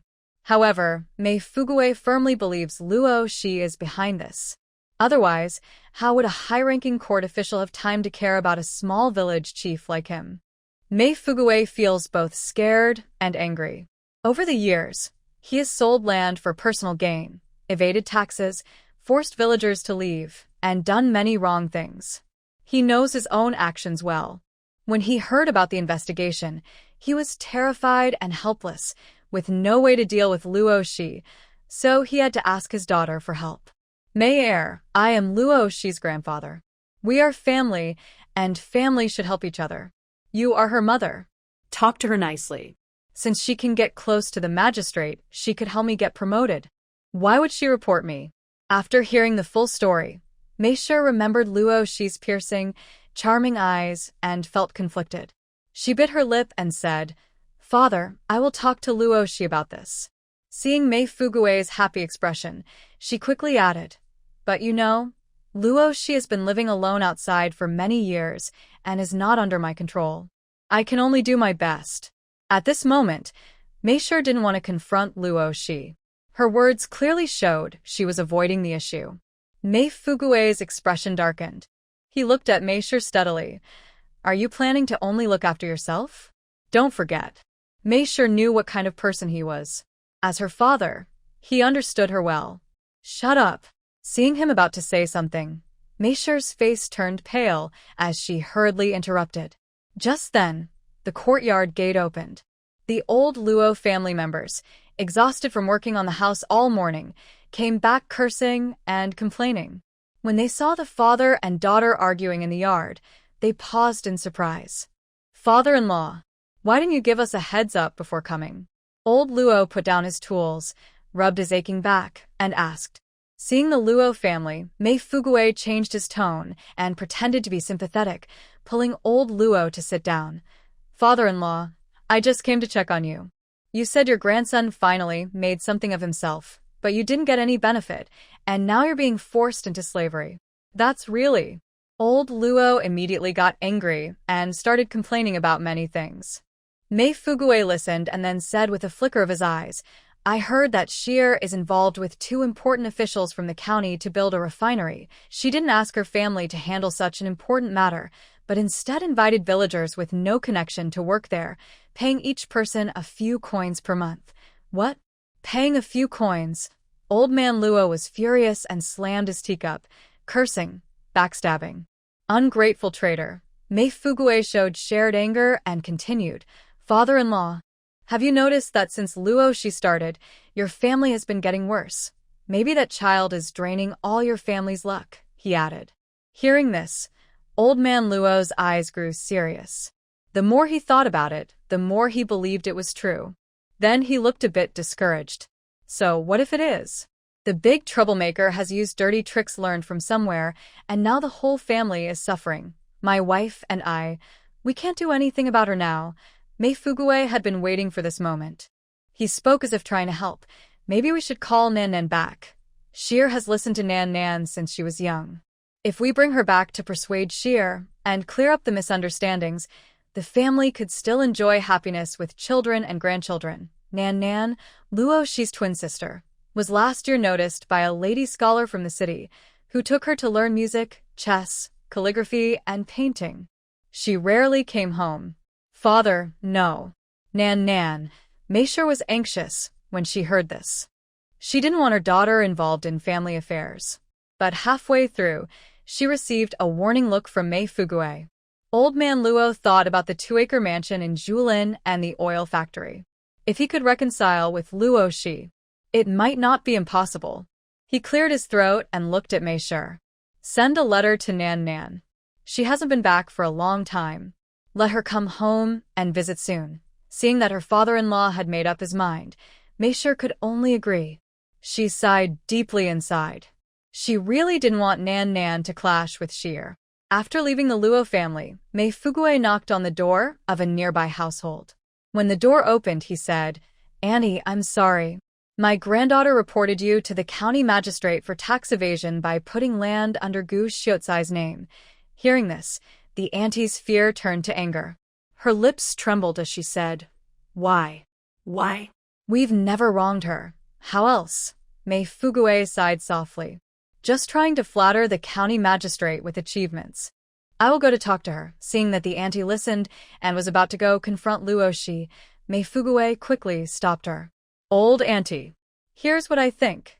After leaving that house, Mei Fuguei knocked on several other homes in the village.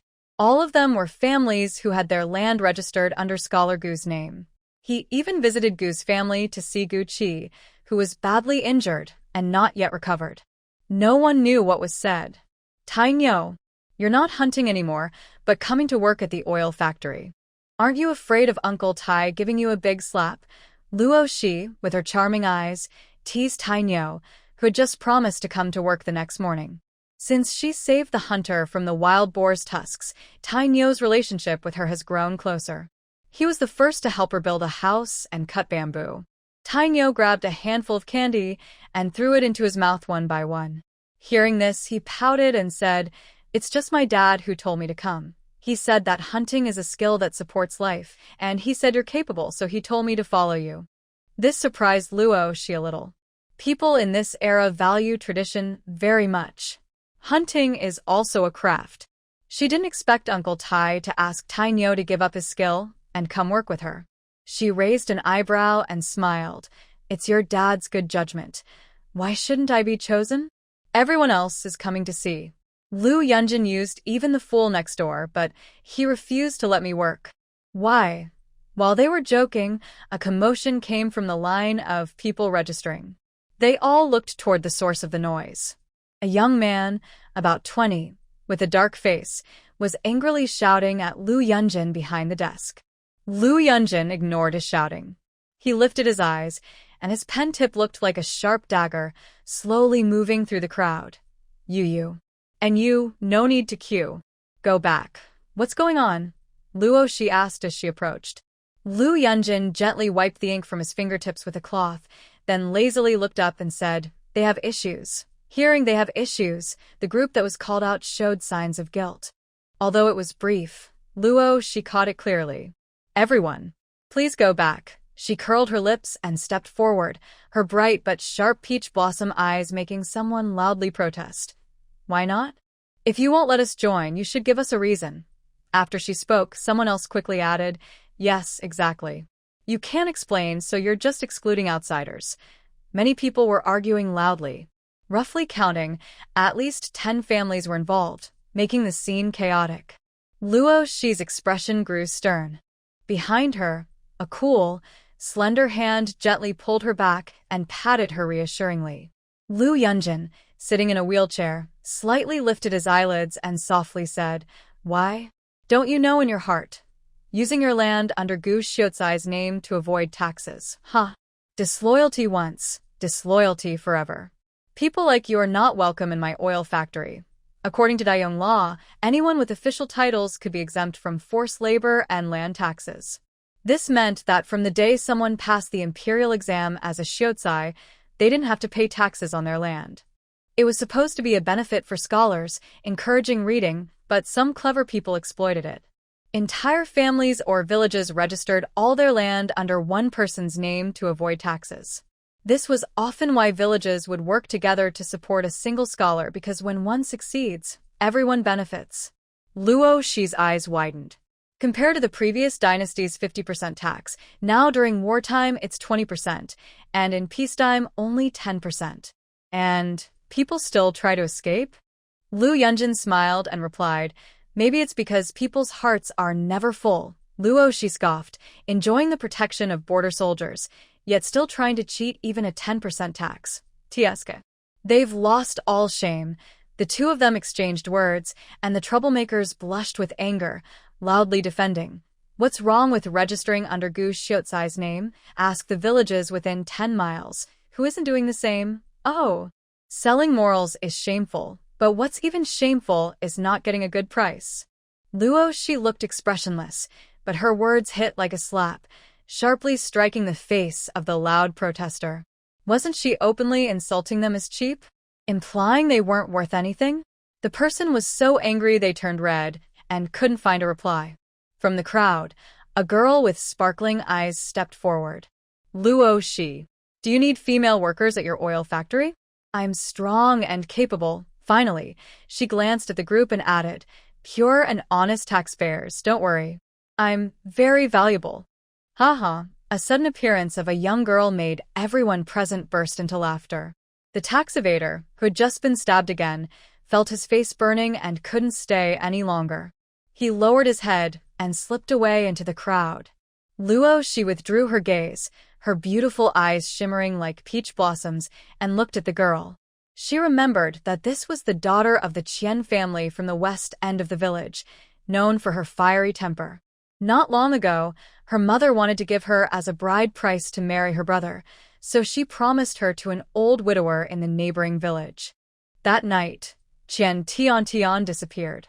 When they found her, she was sitting outside the county office, holding a waistband. The old widower was so frightened that he withdrew his proposal that very night. After returning to the village, Qian Tian declared, anyone who dared to make advances on her, she would hang herself in front of their house with her waistband. Because of this fuss, no one dared to accept her as a daughter-in-law, not even for free, let alone pay a bride price. Her mother, unable to get the bride price, was very angry but had no way to deal with it. All right, if you're hiring female workers, you can come, Luo Shi smiled. Seeing the bright smile on her glamorous face, Qian Tian blushed. She bowed 90 degrees, her eyes shining. Luo Shi, Thank you. You're so kind. Luo, she raised an eyebrow, thinking she was just thanking her for agreeing to let her work. What she didn't know was that Qian Tian was learning resistance and fighting back from her. Although she couldn't make Luo she tidy up the old Luo family completely, she was willing to endure hardships. Her mother couldn't do anything about her. Little Luo, are you really hiring female workers? With this beginning from Qian Tian, some lively women and young sisters immediately gathered around to ask. Luo, she nodded. Filtering oil residue is delicate work, more suitable for women, and the pay is the same. She added, thinking about women needing to take care of their families, children, and elders. Female workers work for 3 hours a day. They can go home in the middle of the day to cook and look after children, as long as they meet the work quota.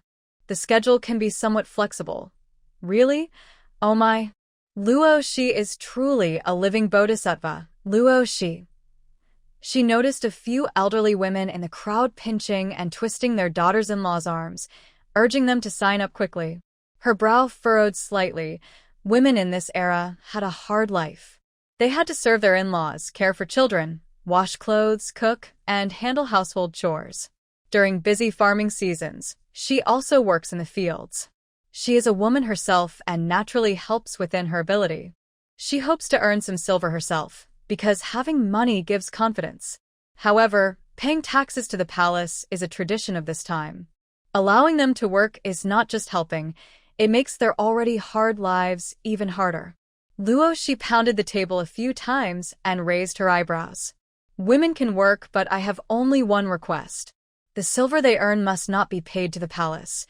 As soon as she finished speaking, many young wives' eyes sparkled with hope. But the older women, who were mothers and grandmothers, all frowned together. Why not? Since the daughter-in-law eats and drinks in my house and married into my family, she should work like a beast. Exactly. What if the little troublemaker uses her money to flirt with men? Are you responsible? Which family earns money, but doesn't pay the palace? Luo, she. You're promoting disobedience. Some women looked angry and spitting with rage, as if Luo, she had insulted their ancestors. Why? Luo, she crossed her arms, trying to smile, but not quite. Suddenly, her voice turned cold. Because the oil factory belongs to me, Luo, she. Earn my money and follow my rules. If you want to stay, stay. If not, leave. Someone pulled their daughter-in-law and turned to leave, determined not to earn that money, but also not to let the young women escape control. Most of the mothers-in-law hesitated. If they earned money, even if they didn't pay the palace, wouldn't they spend it on their own families? After years of being a daughter-in-law and now a mother-in-law, they didn't want their daughters-in-law to break free, but they also couldn't give up such a rare opportunity. They were caught in a difficult choice. Luo, she gave a meaningful reminder. With money, you can send your children to school. Don't you want to give your grandchildren a way out? Thinking about the days of working hard in the fields, almost seeing the end of their lives, many women's eyes gradually grew firm. She gently pushed away her mother-in-law's restraining hand. Mother, I want to send little Bao to school. Our family will produce an official someday, and I will honor you. Mother, De Wang died early, and now it's just us orphaned women. I want to send little Hao to learn martial arts, so he can protect you in the future. With one, there is always a second.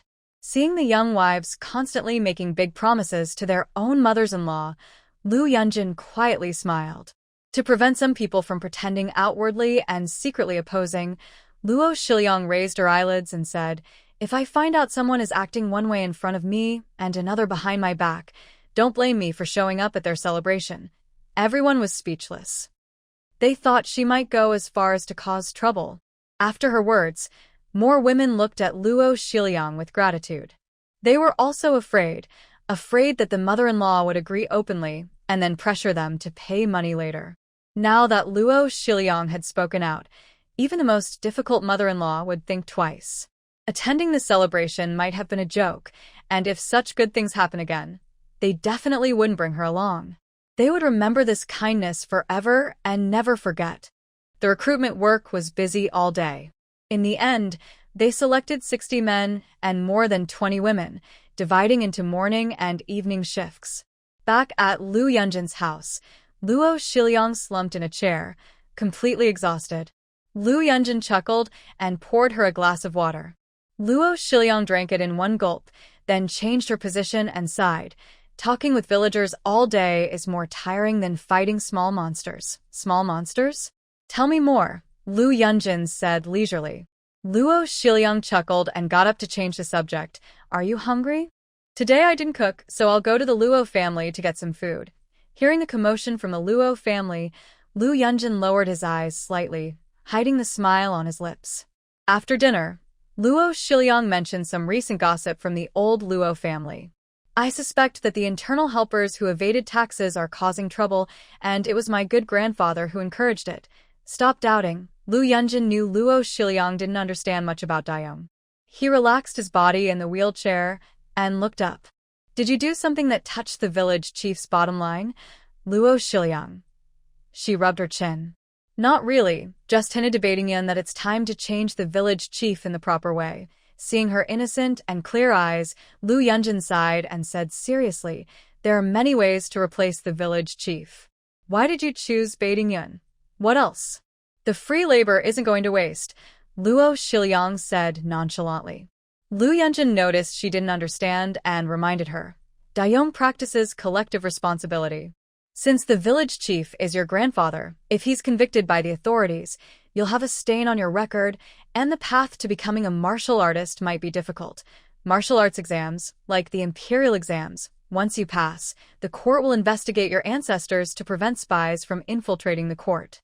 Once Mei Fugue's guilt is confirmed by the authorities, it may not directly affect Luo Shi's exam eligibility, but it will definitely impact her scores. It's a significant penalty. Luo Shi slapped her forehead and gritted her teeth, saying, this isn't fair. Lu Yunjin shrugged. There's nothing we can do. It's not the system, but human nature. When questioning someone, people first doubt their character, then say they lack manners or proper upbringing. Even if a person's family is innocent, they can still be suspected because of the wrongdoings of one individual. Luo Shi nodded in agreement, seeming to sigh. My grandfather's leg. It can't be fixed. Lu Yunjin. Our village is about to have more troublemakers. Are you happy? Lu Yunjin. He expressionlessly shooed the person away. TSK. Such a bad temper. Luo Shi, lying on the village chief's roof, looked at the sky, recalling someone's cold gaze, and softly clicked her tongue. She took out a bottle of faintly glowing, milky liquid again. Deep grudges, troublemakers, these help her a lot. Maybe. She should find a chance to heal that person's leg. Inside the room below, Mei Fugue was tossing and turning. Today, his plan to have his people infiltrate the oil factory and steal the formula failed before it even started. If something went wrong with the refinery, young Master Qin and the county magistrate wouldn't spare that little troublemaker. The plan was good, but it failed at the first step. But it's okay. He had already reconnected with the town head's family. Since Mayor Tang was ill, Madame Tang, being a gentle woman, was easily persuaded. She promised to help cover up and prevent the county magistrate from discovering anything. In fact, it was at this critical moment that he ran into trouble. It didn't do any good for the fragile Tang family. They had deep ties with him. Pulling out the carrot to reveal the dirt, Madame Tang had to step in to help him cover up. As for Bai Tingyun, despite having a strong background, he was a newly appointed county magistrate. To move against the local power players, he would need to use his family's influence. Using his family's power immediately after taking office would be a sign of weakness. He believed the other side wouldn't do that. This way, he could stay safe for now. As long as he kept a low profile, after the storm passed, no one would bother him as a minor figure. Thinking this through, Mei Fugue sneered coldly. Luo Shi was still too naive to play him. He stood up, planning to go to the outhouse, and then sleep. As I stepped out into the dark, I didn't know what slippery or sharp thing I was stepping on, and I lost my balance. I let out a cry of pain, and Fugue fell to the ground in a clumsy, dog-like position. His legs seemed to hit something, and along with the pain, I heard the sharp sound of bones cracking. Grandmother and the new concubine ran out of the house, looking at the scene in shock. Grandmother Yang, Luoshi's grandmother, grabbed the concubine's long hair and slapped her twice. You little brat, is this how you serve your husband? The concubine looked very wronged. The master said he wanted to rest quietly today, so I stayed in the side room, but Yang didn't care. She pulled her hair and kept slapping her, shouting, "You fox spirit, bad omen. Since you married into this family, nothing good has happened. You curse the family and bring bad luck. I will beat you to death." At first, the concubine endured the sudden attack. When Yang kept hitting her, she got angry and fought back. Soon, they were wrestling on the ground. When Maida and others came out to see what was happening, Fugue, who was ignored, had already fainted from the pain. The two women fought wildly, pulling hair and scratching eyes, covered in dirt. Stop. Stop fighting. First, let's see how father is doing. Luoshi, sitting on a big tree, supported her chin with one hand and watched the family drama with amusement. Until the village doctor arrived and diagnosed that Fu Gui's knee was broken and he wouldn't be able to walk again even after recovery, the two women from the Mei family started fighting again. Luoshi stretched lazily and jumped down from the tree. "Did you hear? The village chief broke his leg last night." "What?" "I heard he and his concubine had too many tricks, and they accidentally broke his leg." Everyone looked at the speaker, a woman, with disbelief in their eyes, but their natural curiosity made them gather around. "How could tricks break two legs? Tell us more." Passing by, Luoshi and Bai Tingyan listened silently. Bai Tingyan smiled faintly. "The village chief's leg broke just in time, Luoshi. What do you think?" Luoshi looked up at the sky. "The Buddha said, do whatever you want. The rest is up to karma." "Karma?" Bai Tingyan chuckled angrily. Bai Tingyan hummed softly and took the lead, swinging his robe sleeves as he stepped forward. Luoshi shot a look at Jean that said, "You have good eyes," and slowly followed behind. Mei Fugue got up at night and broke her leg. When the King of Heaven came, it had nothing to do with her. At the village entrance, a dozen large water tanks blocked the narrow dirt road, making it impossible to pass. A few dozen guards stood nearby, watching to prevent curious villagers from accidentally knocking over the tanks. Recently, villagers in Jingdao village had gotten used to the officials appearing now and then, no longer feeling the initial fear of the ruling class. Braver villagers who liked to talk even managed to chat with the officials. Gradually they realized the officials were quite friendly, not here to harm anyone. Bai Tingyan, he pointed at the frontmost large tanks and said, "As you requested, we have 500 fish fry each of carp, crucian carp, and grass carp. Crab larvae are a bit more complicated. I asked many people, but no one knew about freshwater, so I found some river. Do you think that's okay?" Luoshi rolled up her sleeves, picked up a few crab fry, looked at them in her palm, and nodded, saying, "Let's give it a try." The guards worked together to carry the water tanks to Lao Luo's rice field, followed by curious villagers coming to see what was happening. "What's going on now?" "Not sure. Luoshi and the county magistrate are doing something. Anyway, it shouldn't harm us." "That's true. Let's go see." Luoshi, with sharp ears, overheard the villagers' chatter, and a smile appeared at the corner of her mouth. Her mood clearly improved a lot. When they arrived, the old lady was watering her fields. Suddenly, a group gathered around her, startling her so much that her legs went weak. What are you doing? If you're going to arrest people, take them to the village." "Luoshi isn't here. Is this your grandmother?" Bai Tingyan teased, glancing at Luoshi, who rolled her eyes. At this moment, the old lady saw the stern-looking troublemaker and awkwardly looked away. Recently, her husband had been trying to reconcile with his grandson. He had told her to cause less trouble. Seeing Luoshi leaning against a side, arms crossed and not planning to speak, Bai Tingyan stepped forward gently and said, "Old lady, don't worry. We're here to test rice field fish and crab farming. We need to take over your rice field." The old lady, who didn't understand or want to understand about raising fish and only heard that the officials wanted to take her land. She became anxious immediately. "Who gave you permission to use my land?" No. "I won't agree." Bai Tingyan looked at Luoshi with a puzzled expression and asked, "Did you talk to your family before coming here?" Luoshi shrugged and said, "Look at her. Do you think she can communicate? Just do it." Then, with a half smile, she stepped forward and said, "Grandma." Are you coming out on your own? Or should I go in and pull you out? Seeing Luo, she was serious. The old woman sitting on the ridge suddenly plopped down on the ground and cried out, "This is unfair. Everyone come see.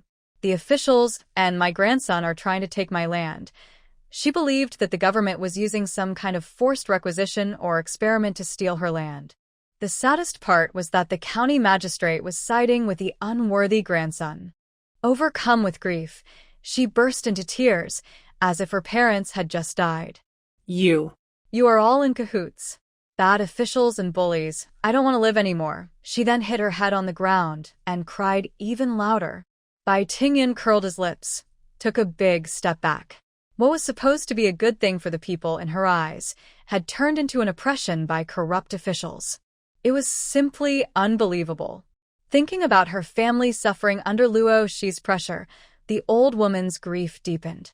People could tell whether she was truly crying or just pretending. Those who had been standing far behind suddenly rushed forward. Land and grain were the people's life. No matter what, they couldn't ignore it. They asked loudly what was going on. Seeing the crowd misunderstand, Bai Tingyan explained that planting fish in the rice fields could increase the harvest and provide extra income, and he detailed the process. Luo Shi added, "Fish eat pests, and their waste can also fertilize the land. If you want the fish to grow bigger and healthier, you can feed them properly."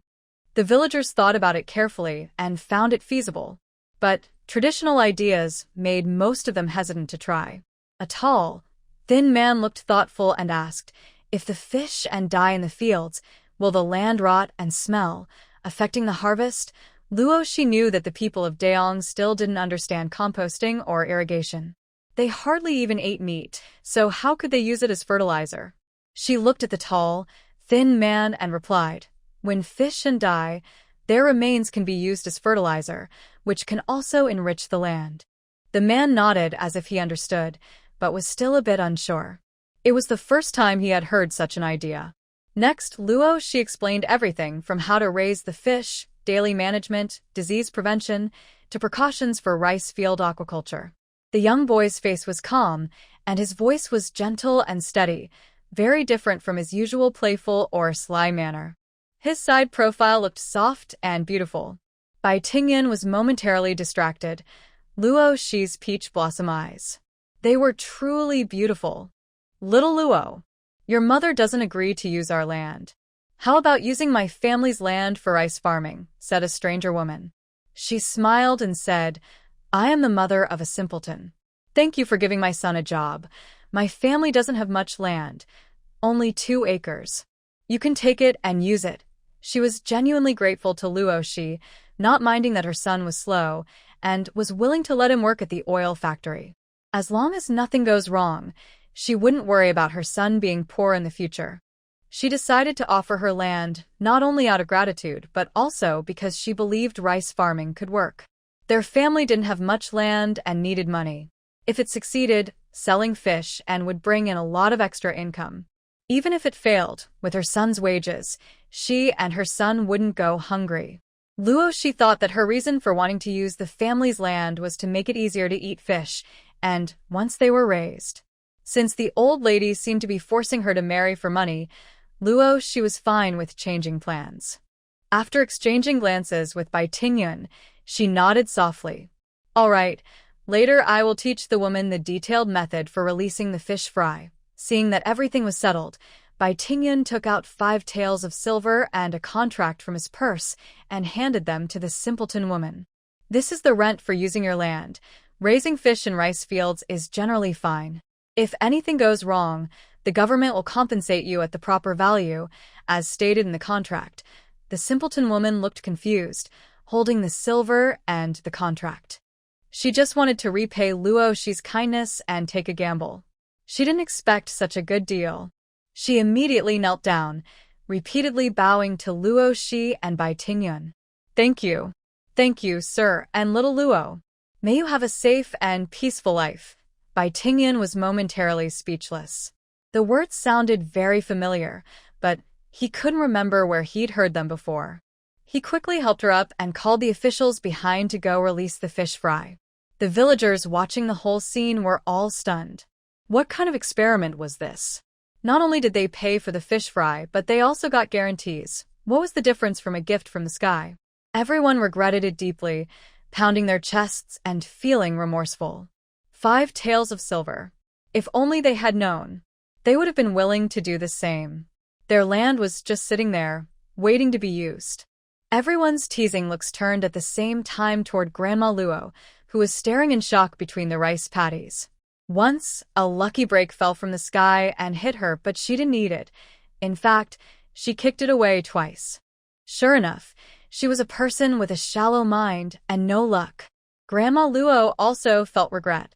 She pounded her thigh and cried out, "Oh no! Why didn't I say yes earlier when they offered money?" This is clearly a trap to cheat people. However, no one paid attention to her crying and scolding. The villagers went on to see what would happen next. Fill the rice paddies with water. Except for shallow watering or drying the fields, the water level must stay between 3 to 9 inches. Be careful to prevent leaks and collapses. Check the fish barriers at the water inlet and outlet. Repair any damage promptly, and take measures to prevent disease and theft. Luo Shi spoke as she walked.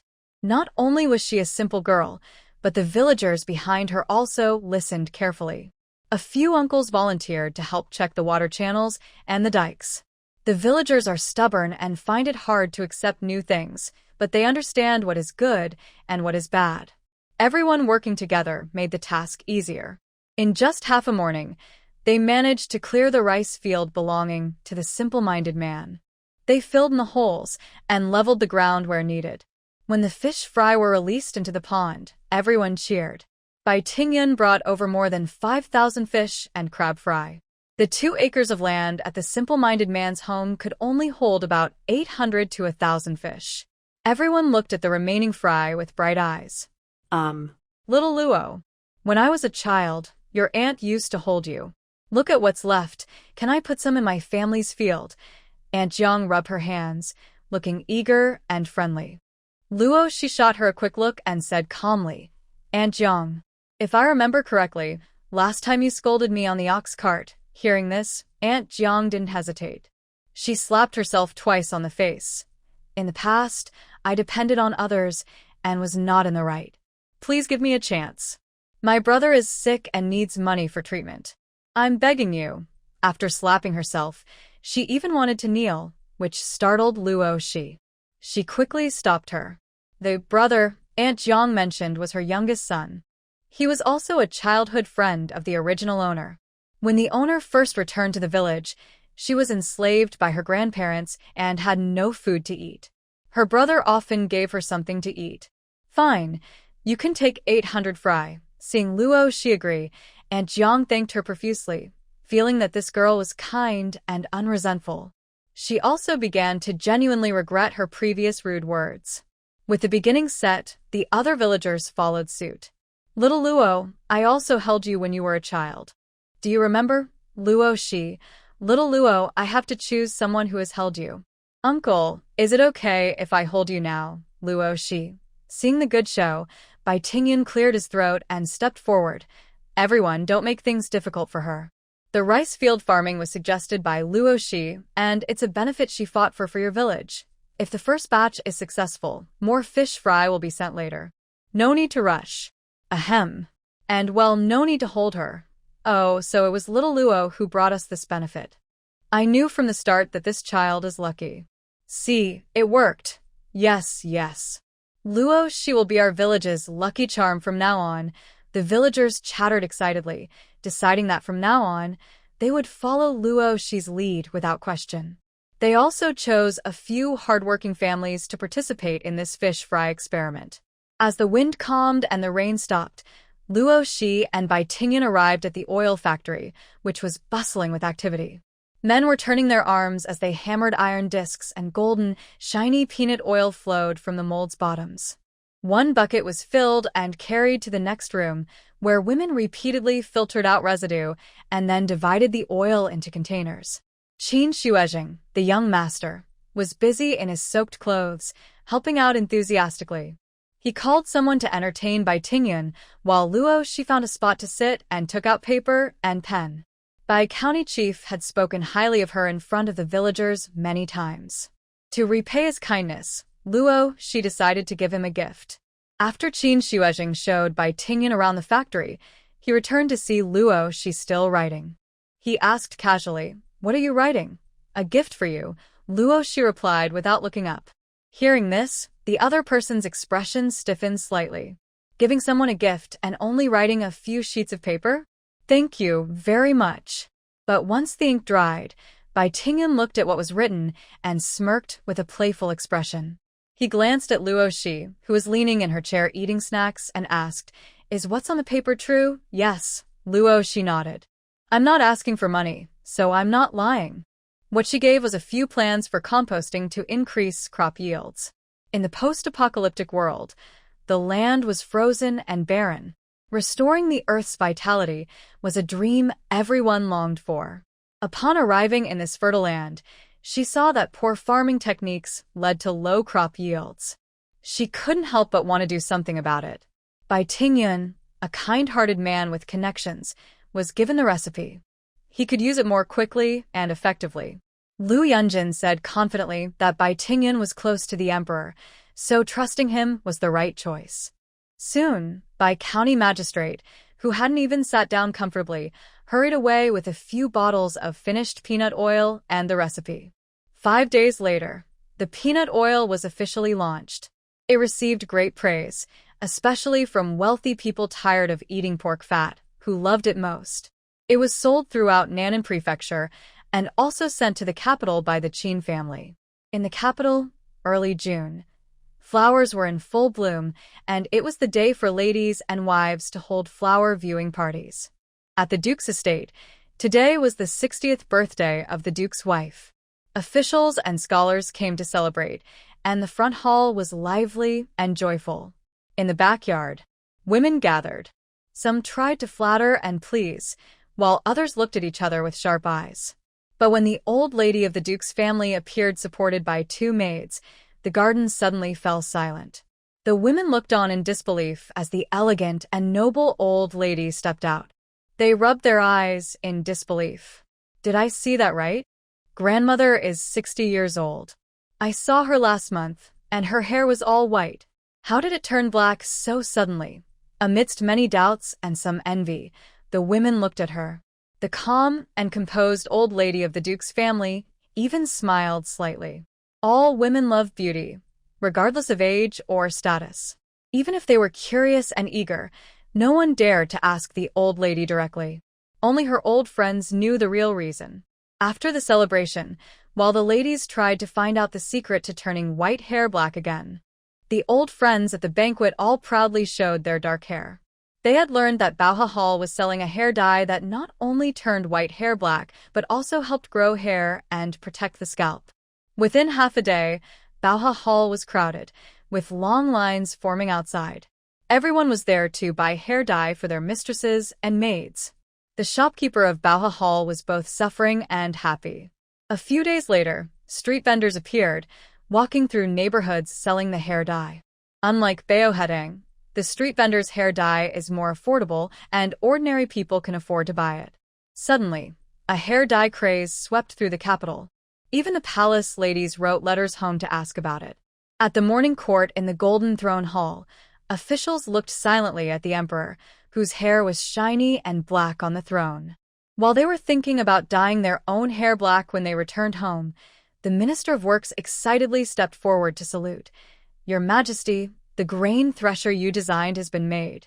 "Oh," the emperor, about 35 or 36 years old, looked at him with a commanding gaze and raised an eyebrow. "Bring it here, I want to see." Soon, 2 palace guards carried a small threshing machine about the size of a basin into the hall. Officials watched with curiosity. The Minister of Works casually took a corn cob from the guards and placed it into the machine to demonstrate. "Your Majesty, look." The Ministry of Works improved the design, making this finished product smaller and easier to operate. He shook the handle, and the corn kernels fell out one by one. The emperor stepped down from the throne, walked around the machine with his hands behind his back, and looked pleased. The Minister of Works observed his expression and loudly said, Not only that, I made some modifications to the design, adding a grain separating function. Your Majesty, please see. He then took out a small bowl of rice grains and poured it into the machine. After a moment, the grains separated, and a bowl of golden rice was lifted high. The emperor picked up a few grains to examine and nodded approvingly. Good work. Although there are some residues on the rice, the idea is sound. Keep improving. Yes. The Minister of Works was overjoyed and quickly stepped back into the line. He knew the emperor cared about the people's livelihood, and this reward was well-deserved. Sure enough, the emperor waved his hand from the throne, and the entire Ministry of Works received a reward. Next, the reward for the creators of the threshing machine, Luo Shi and Lu Yunjin. The emperor toyed with a jade bead on his wrist, narrowing his eyes. My ministers, how should I reward these talented young men? The chancellor, the head of the civil officials, stepped forward and said in a deep voice, I think the reward should not be too great. To prevent the young men from becoming too proud and losing their humility, the officials supporting the chancellor agreed immediately. The emperor raised an eyebrow, but did not say anything. The old duke, tired of pretending to work in court and not caring about current affairs, couldn't hold back anymore. He took a big step forward and clasped his hands together. I believe we should not only reward but also give generous rewards, encouraging the present. It would be unfair not to reward those who have made contributions. Otherwise, talented people outside will feel discouraged. If this goes on, who will still want to serve our great country? Your Grace, that's going too far, the chancellor objected. Living under our great country and enjoying the emperor's protection, everyone's efforts are what they should do. How can someone hold a grudge just because they haven't been rewarded? Don't develop a habit of seeking fame and glory. The old duke was so angry he laughed instead. Chancellor, you're good with words. If you speak so high-minded, then don't expect the emperor to reward you in the future. The chancellor didn't reply. He squinted his fox-like eyes.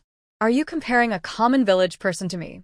Though he came from a wealthy family, he was also a top scholar who rose step by step to become the chancellor. The old duke was clever enough to see through his tricks. Comparing a commoner to him? That's questioning the imperial exams and the emperor's judgment. Before he could finish, the emperor, who had been watching silently, suddenly spoke. His tone was calm, without showing anger or joy, but it made the chancellor's back go cold. Our ancestors also worked in the fields. What? Chancellor, do you look down on common folk? The chancellor broke out in cold sweat and immediately knelt down. Your Majesty, I didn't mean that, The old duke lowered his head, secretly trying not to laugh. When he was setting a trap, that young man was still in his mother's. The emperor waved his hand to stop him. He picked up a memorial from the desk, which was from Bai Tingyun, about a fertilizer recipe. He handed it to the Minister of Agriculture. Long Mu looked over the document and said, the chancellor should also understand the people's lives to see how hard every grain is to produce. Work with the Minister of Agriculture to figure out this fertilizer. The chancellor didn't understand what kind of fertilizer it was. When the Minister of Agriculture finished reading the recipe, he almost lost his composure and spat out. He looked at the chancellor with sympathy. His nightmare had just begun. The fertilizer recipe clearly stated that the main ingredient was manure. Human, animal, all kinds of manure. Little Detsi, start the ceremony. After the Prime Minister's matter, the Emperor waved his hand broadly.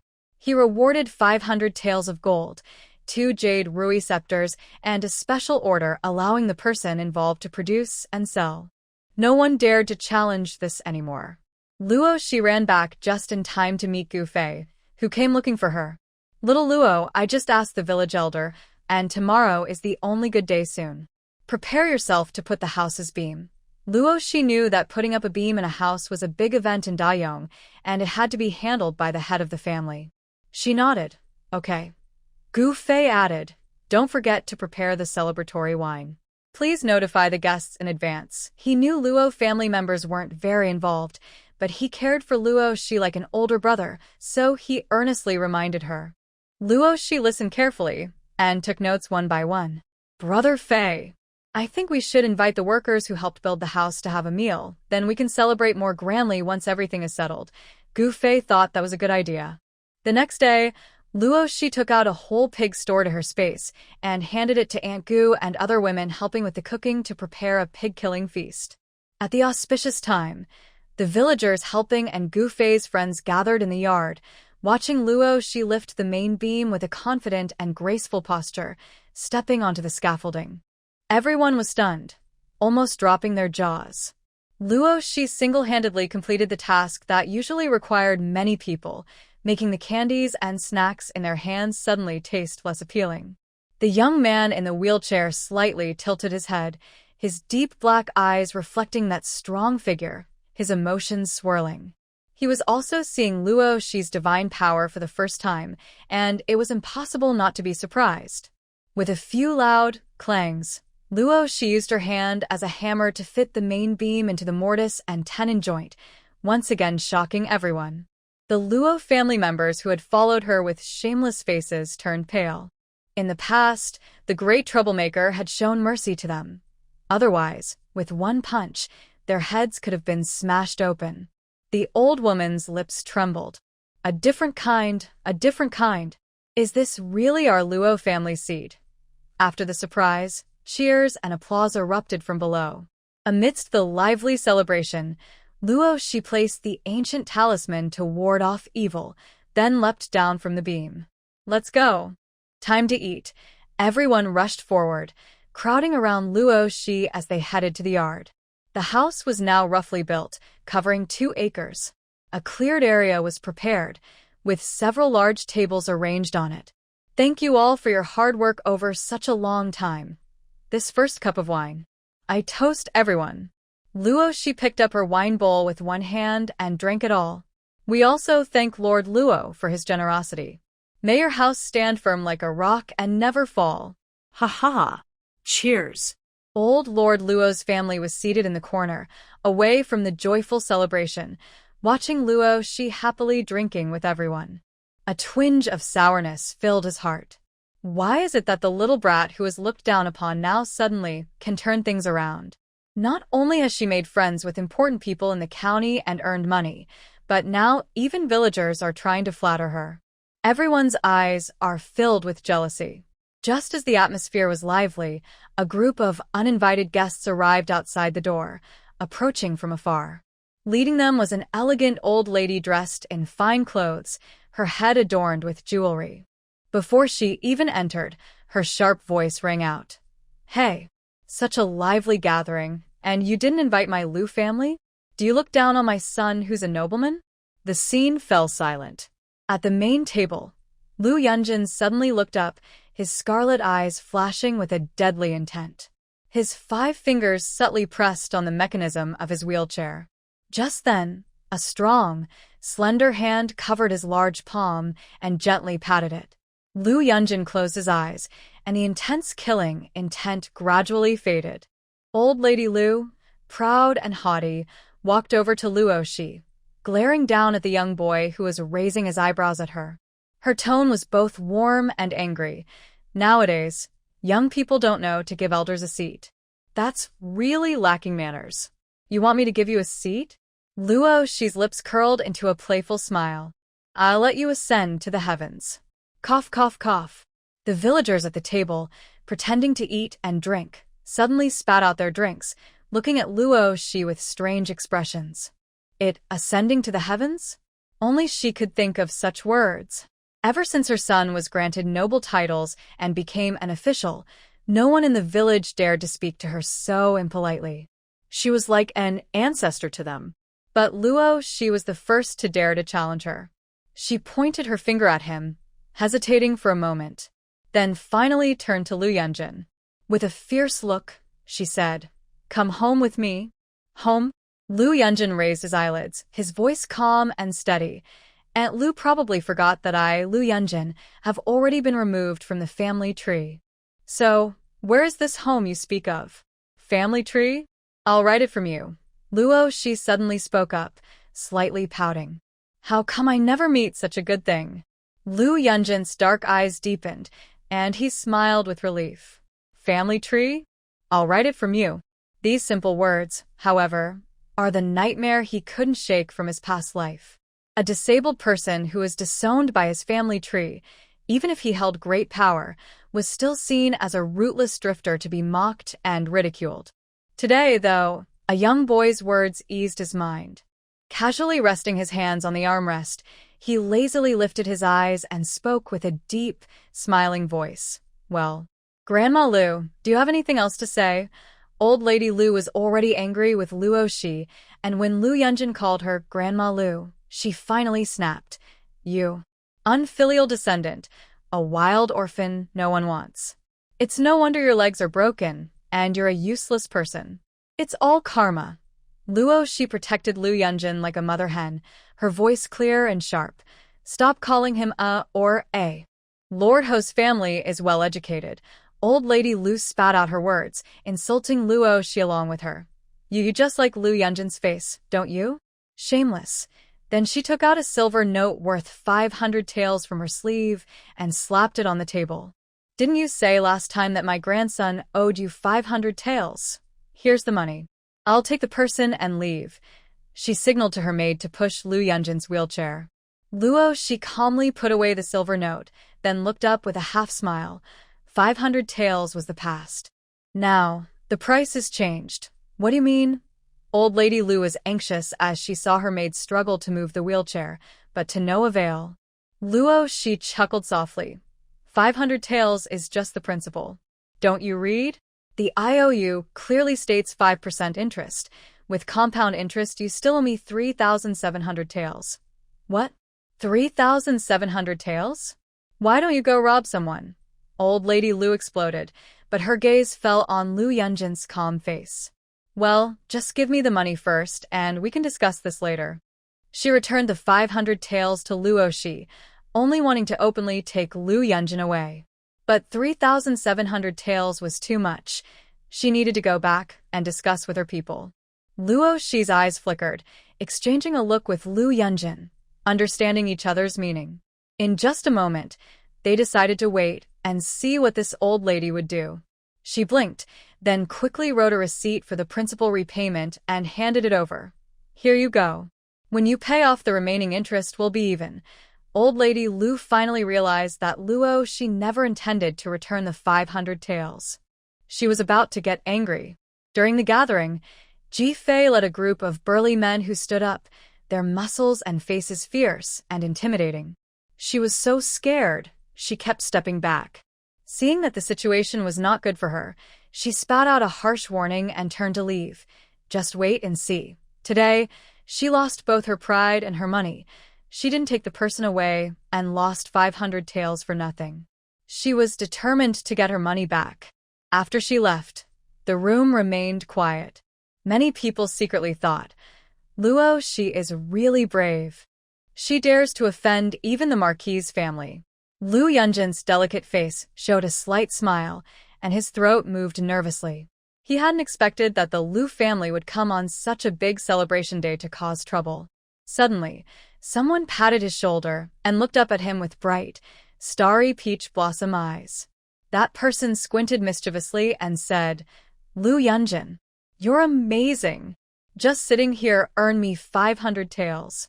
I've decided that from now on, I'll bring you wherever I go. You're like a moving treasure. Lu Yunjin was momentarily stunned. Luo Shi didn't blame him for ruining her wedding toast, and she even praised him, calling him a treasure. In 2 lifetimes, besides his lost family, Luo Shi was the only person who truly cared for him. His throat moved uncontrollably, and his eyes darkened slowly. His fingers unconsciously rubbed together. Well, since she said she'd always bring him along, he was serious about it. Come on, Brother Fei, see? I earned 500 taels. Build a house exactly like this one next door. After saying that, he turned to Lu Yunjin and raised an eyebrow. We'll be neighbors from now on. Are you serious? Gu Fei asked helplessly. This kid really dares to spend any amount of money. The Lu family wasn't just some small village officials. His son was a marquis and a powerful court official. She really dared to do this. Do you want to think about it again? Luo Shi was about to say, there's nothing to think about, but Lu Yunjin raised his hand to stop her. He pointed meaningfully at the small two-story house near the lake. No need to bother. I'll live there. Luoshi. She squinted and said coldly, Kid, are you trying to compete for land with me? Lu Yunjin, with a harmless and very handsome face, looked innocent. I'm just a. Is it reasonable for me to live in a big house? So, Luo, she gritted her teeth.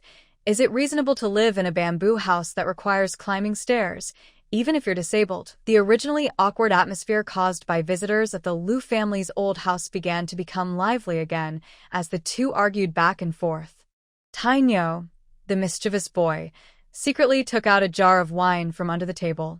Brother Lu, finish this jar of wine, and we'll fight for the bamboo house together. The others cheered loudly, their voices echoing loudly. Lu Yunjin's eyes flickered with a dark light. Luo, she secretly shouted, this isn't good. They saw the fragile Lu Onsho open the wine jar, smile at the changing expression on someone's face, and raise the cup to drink. Gu Fei and Tainyo cheered loudly.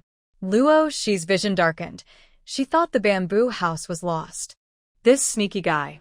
The slightly tipsy Lu Onsho sat quietly in a wheelchair, with water shimmering in his eyes and a hint of lingering drunkenness. Opposite him sat Grandma Lu, wearing a fake smile.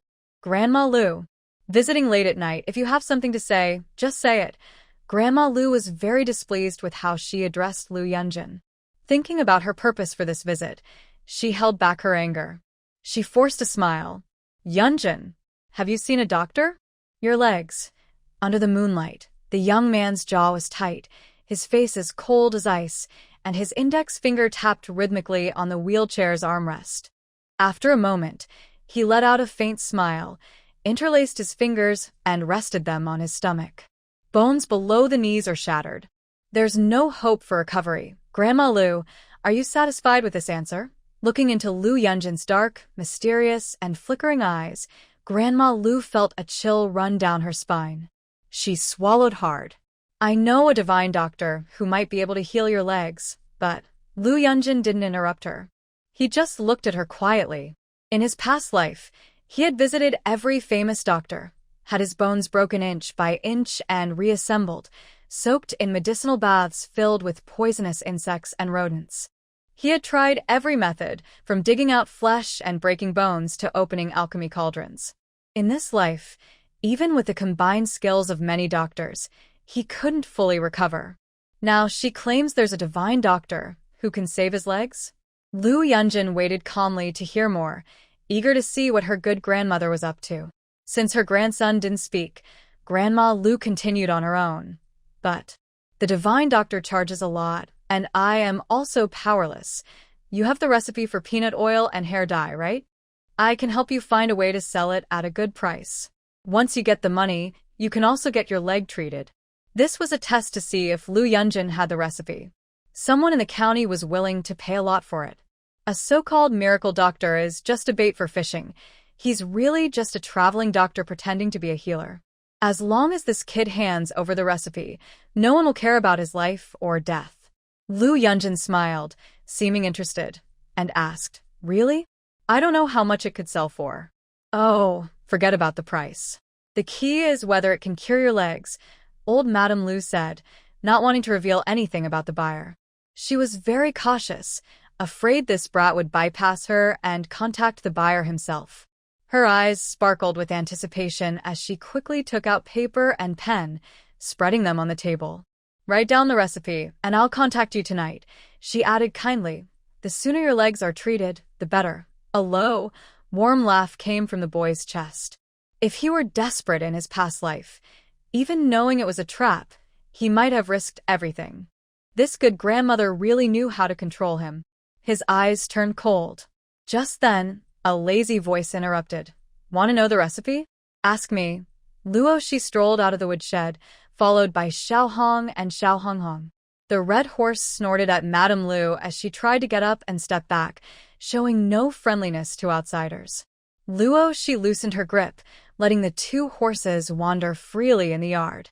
Seeing Xiao Hong approaching her, Madame Lu told the servant girl, Quick, get rid of this beast and protect me.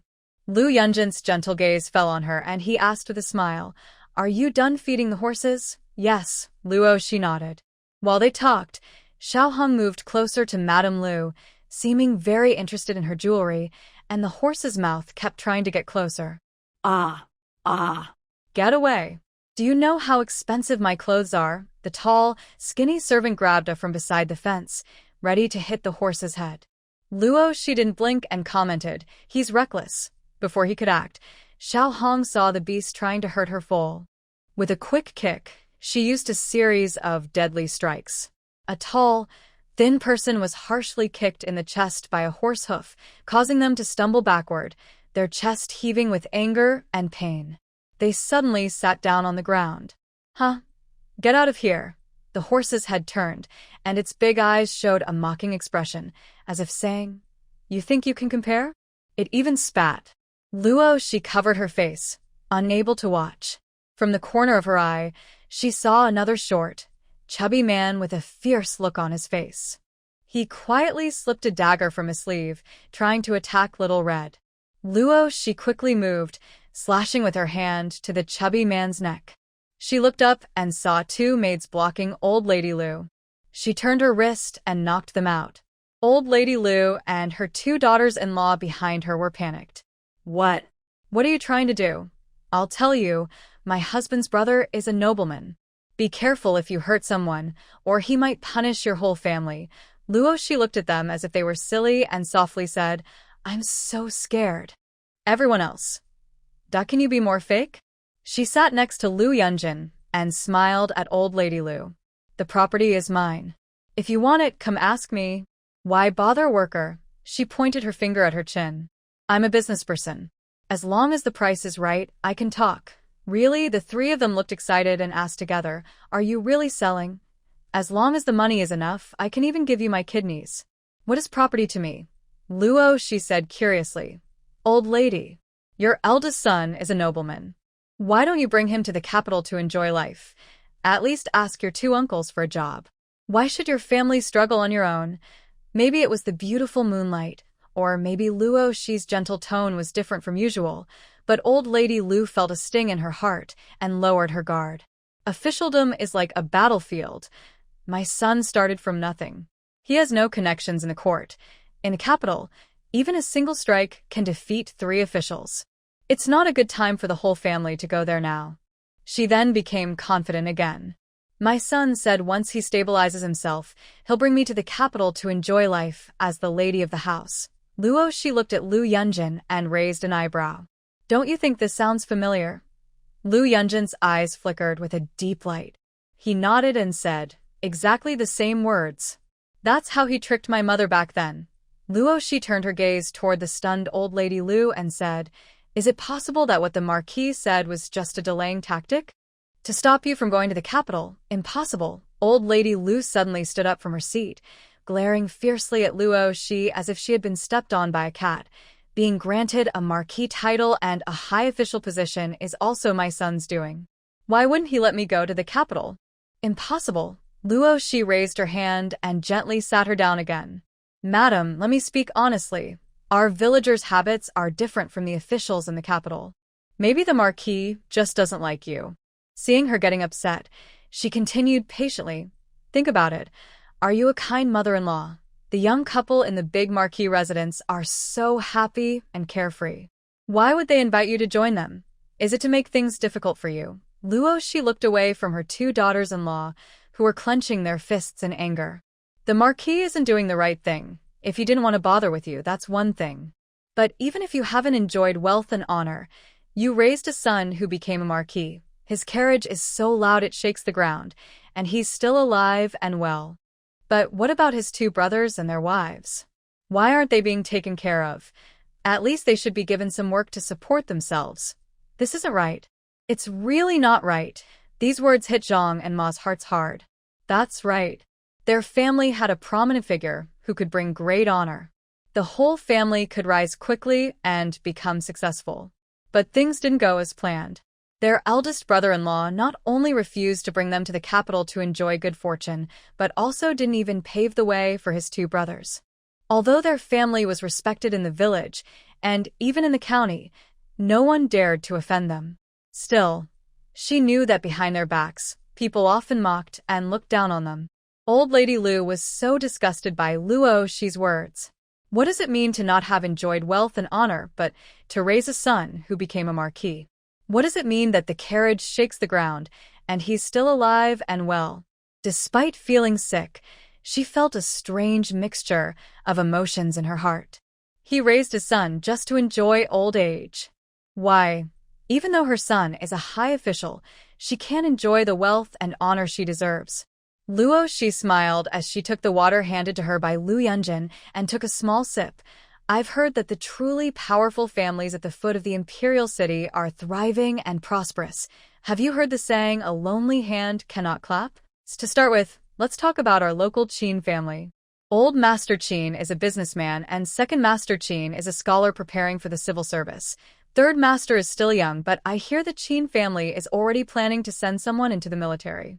Officials, soldiers, and merchants. Having connections in all three areas makes it hard for the Qin family not to prosper. Grandmother, you shouldn't say that.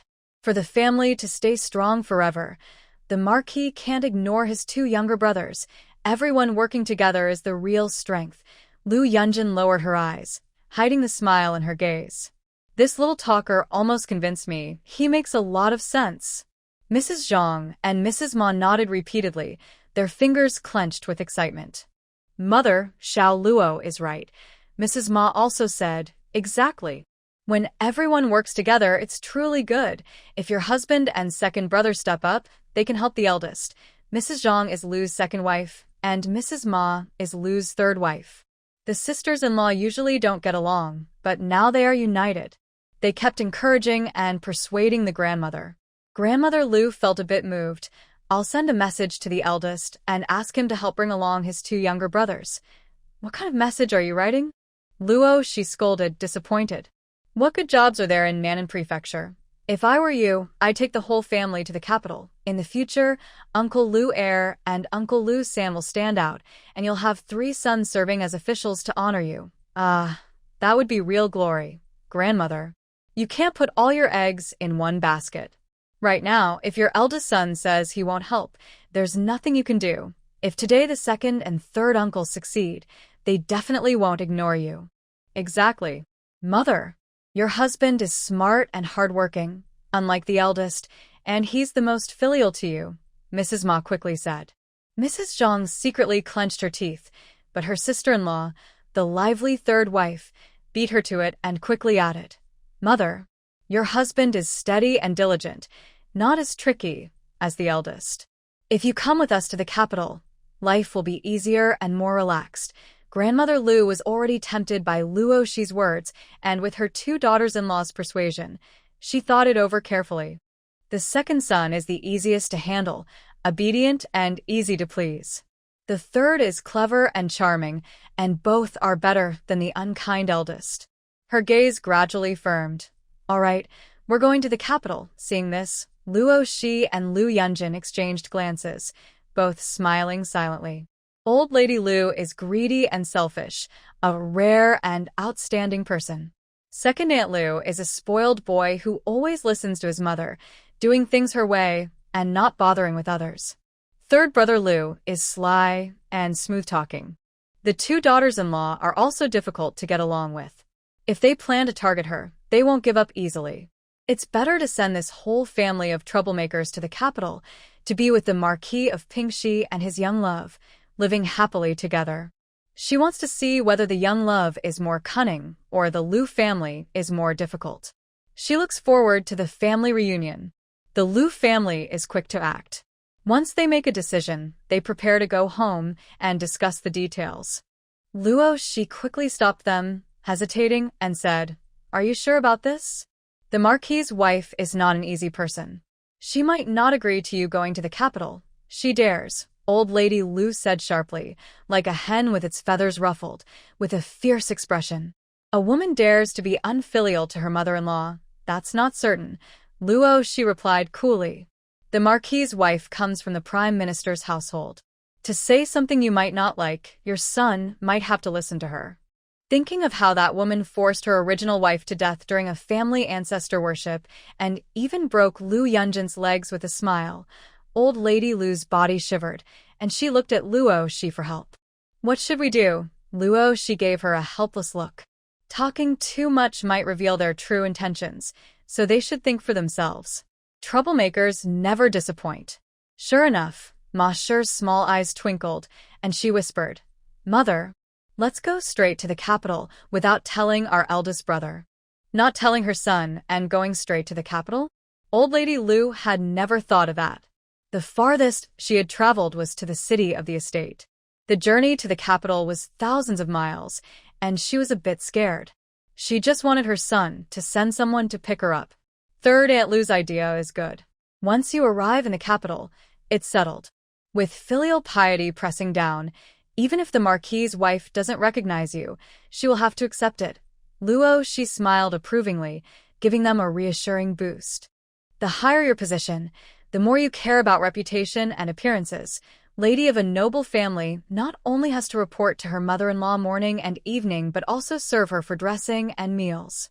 Otherwise, she's considered unfilial. If the reputation of being unfilial gets out, it could lead to serious trouble. Receiving praise from Luo Shi, Ma Shi felt like she had received the highest approval. She was so excited her face turned red, and she shook her mother-in-law's arm. Mom, did you hear that? As an elder, you're worried about not being able to handle that little troublemaker? She had long disliked that girl. She married into the big uncle's family and acted so arrogantly that no one looked up to her. She refused to sit on a dirty chair. She refused good wine and meat, calling them pig food. Most of all, she hated how she ordered her and her younger sisters around like slaves. It made her want to tear off that charming face of hers. Old Lady Lu glared at her third daughter-in-law with annoyance. She's your eldest sister-in-law. How can you talk like that? She looked uncertainly at Luo Shi. Can filial piety really control someone as noble as a person from the capital? Ma Shi knew she had spoken out of turn and quickly covered her mouth with her hand. Look at my bad mouth. Hee. Luo Shi pretended to think deeply. If you don't come up with something impressive, it might not go smoothly. The old lady became interested. What do you mean by impressive? Like, if the madam of the Marquis dislikes and refuses to accept you, you can use filial piety to pressure her. Or, if she tries to threaten you with the Marquis's future, you can take your two aunts to the Prime Minister's residence and ask how the Prime Minister's daughter was raised. Cry, make a fuss, threaten to hang yourself, and if she and her aunts lie outside the Prime Minister's gate, refusing to leave until they get an explanation. How big of a grudge would that be? Only Luo Shi could think of such a sneaky plan. Lu Yunjin leaned his head on his hand, chest slightly rising and falling. Luo Shi reached under the table and pinched him, signaling him to stop laughing out loud. Her delicate hand rested on her waist, and Lu Yunjin straightened his back, his eyes darkening. Old Lady Lu was still carefully considering, probably sensing something was off. Her expression turned unfriendly. You're lying to me. Luo Shi suddenly turned cold. Old lady, if I give you face, you should accept it. If it weren't for Lu Yunjin's sake, I wouldn't be teaching you these things. Her cold attitude suddenly made people feel at ease, but her gentle tone always seemed a bit unreal. I misunderstood. Sorry. Luo Shi rolled her eyes in frustration. Such a troublemaker. Since your attitude is good, I will reluctantly say a few more words. When you arrive in the capital, don't be scared by a few tricks. If she says or does anything that makes you afraid, go straight to her father with your words exactly as they are. It's clear that this young woman is ruthless and cunning, using threats, intimidation, and bribes. I'm just worried that this old lady might be too easily frightened. She seemed to remember something and warned, make sure you and the women go to the clinic regularly to check your health. To prevent the dirty tricks of the women in the inner house, remember to visit several clinics. No, surely not. Old Lady Lu was a bit scared. Could her daughter-in-law really poison her? Mrs. Zhang clenched her cold hand and said, Mother, listen to Xiao Luo. Go to the clinic often. If you're sick, treat it. If not, stay alert. Lu Yunjin could almost imagine the scene. To prevent her daughter-in-law from poisoning her, the old lady kept visiting doctors every few days. The whole family became a joke in the capital, and that woman desperately tried to save her reputation. Interesting. Look at your courage. Usually you're so bold. How can you be scared now? How will you fight that woman? Luo, she looked at old lady Lu with a really expression. I already taught you how to handle this. Don't you understand? As long as that woman sees you frequently visiting the clinic, no matter how brave she is, she won't dare to poison you. Do you understand the warning? Old lady Lu suddenly saw the light and felt her heart settle. She wanted to ask something else. Luo, she saw it was getting late and thought they wouldn't get very far if she said more. She then spoke to send them away. Let's go back first. We're not leaving in just a day or two. When we have time, I'll teach you more. The three stood up, about to leave, when they suddenly saw the servants lying on the ground, knocked out by Luo Shi, scattered all over. Lu Yunjin looked up and said softly, to arrive safely in the capital, it's best to deal with them. Mrs. Zhang was confused. Why? She was used to having people serve her and couldn't bear to get rid of them. Lu Yunjin smiled faintly. Do you forget who is watching over you? If you don't clean up the spies properly, not only in the capital but even in the county, you won't be able to go anywhere. In her past life, these servants were the eyes and hands of that woman in the capital. During the 3 years he was bedridden, she fed him laxatives, forced him to eat pig feed. They kept torturing him in all kinds of ways. Now, how could he let them go? Luo, she understood what Lu Yunjin meant and nodded. Old madam, do these servants often tell you funny stories from the capital? Today, Zhang's family was executed for corruption, and tomorrow, the Ma family, a Manchu clan, will be destroyed, Zhang and Ma families. They felt subtly criticized. Thank you. Old Madame Lu was shocked and widened her eyes. How do you know? Luo, she snorted coldly. Just some scare tactics. Only you wouldn't understand. Are they hinting that the capital is very dangerous? Think carefully. The three of them thought about it and realized it was true. They had been listening to gossip as stories, but all of it secretly warned of danger in the capital, while they enjoyed their carefree village life. Ma was angry and stepped forward to kick. It. Wasting my time and ruining my future.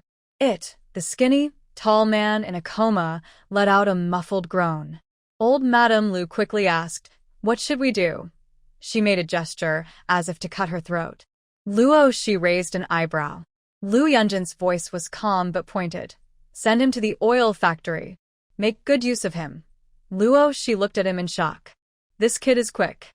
Learning fast. Lu Yunjin's expression was cold.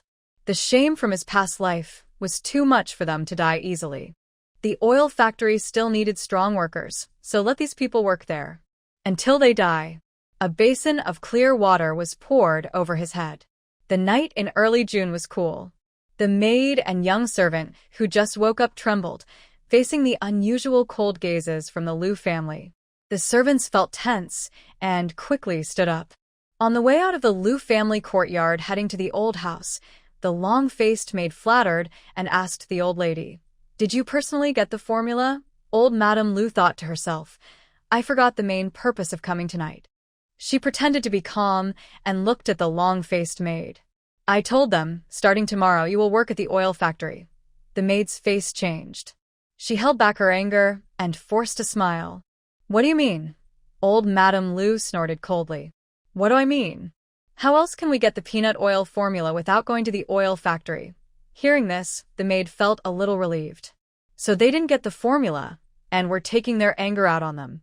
Another maid stepped forward, acting sweet. I won't go. If I go, who will serve you? The originally charming maid now looked at her with disgust. Her face was truly hateful.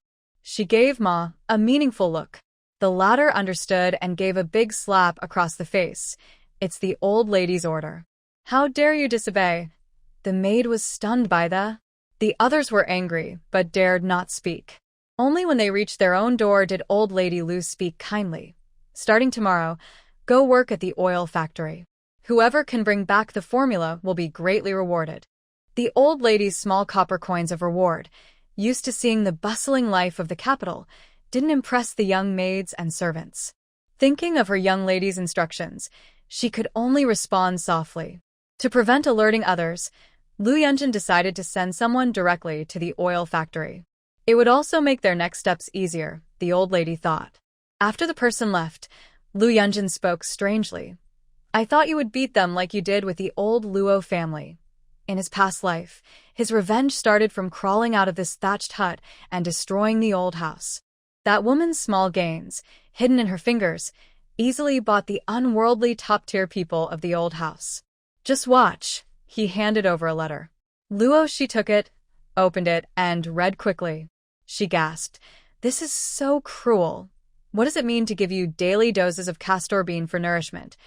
What does it mean to train the mind and hunger the body? Are they making you eat dry grass and bark? Who wrote this letter? Feeding a disabled person with castor beans, isn't that making him excrete on the bed? Such a sinister method. Luo she let out a sharp cry. How much hatred must there be behind this? Lu Yunjin remained calm. That stepmother of mine wrote a letter to her spy. I had someone intercept it. Luo she shot a meaningful look. If the capital's letters could be intercepted, then Lu's big schemes, when she was away, had been quietly going on. I must say, her mind and her methods are just as sharp as any cunning old fox in the court. She has packaged the greedy and selfish old family and sent them to the scheming woman in the capital. What kind of sparks will their collision create? Her eyes sparkle with a mysterious light. She can't wait to see it. Little Luo. I don't know if it's just my feeling, but the fish fry seemed to have grown a bit. Luo she pushes her wheelchair, standing with her simple-minded mother by the water ditch, watching the fish fry swim in the water. Her mother is unsure and says, the fish fry are carefully chosen breeds. They eat all kinds of food and grow quickly. Later, I'll write a fish food recipe.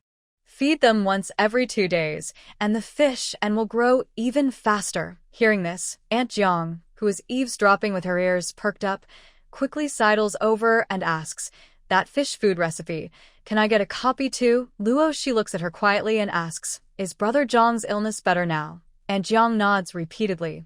Much better. The fever has gone down and I can walk around a little. I tell you, the county doctor is really good. Knowing she's not asking for money, but just treating her son's illness, Luo she nods. Everyone who's raising fish and come get the recipe later. Feed them once every 2 days at most. Too frequent feeding can make them greedy and they won't eat bugs anymore. As she finishes speaking, Aunt Jiang straightens her chest and points to everyone, saying, listen carefully. Anyone who doesn't follow little Luo's method, don't blame me if something goes wrong. Most of the villagers chosen to raise fish and are honest and straightforward. Hearing this, they nod repeatedly. Seeing Luo she's somewhat helpless expression, Lu Yunjin chuckles and says, the biggest bootlicker in the village is definitely her. Just as she was about to share some knowledge about disease prevention, a group of people came crying and shouting. Among them, the skinny, gaunt man, who was especially noticeable. His mother, seeing this, was shocked. She threw down her basket and rushed out like an arrow, shouting, what are you doing? Why are you tying up my son? When they got closer, some villagers working at the oil factory saw Luo Shi and hurried over, panting, Master. The Zhao family came early this morning, saying that the fool caused old Master Zhao's death. This concerns a life, so we didn't dare stop the Zhao family from taking him. We could only follow behind. Luo Shi understood, and then looked in surprise at the boy being pushed and shoved among the crowd, still smiling foolishly. From what she knew, the fool was just slightly slow in understanding, innocent and pure. There are crazy people with violent tendencies who can hurt others, or even take lives. Let my son go. Who gave you permission to use private punishment? Release him now. A fight had already broken out. Silly mother and Aunt Zhao both fell to the ground, pulling hair and tearing clothes, struggling fiercely. Silly mother, alone, held her ground against the many Zhao family members trying to interfere. This proved the saying, a mother is strong. Seeing blood, both sides were getting angry and ready to fight seriously. Luo Shi gave a signal to someone nearby. Several strong men working in the factory quickly pushed into the crowd, separating the two sides. Aunt Zhao, did the fool really attack and kill your father?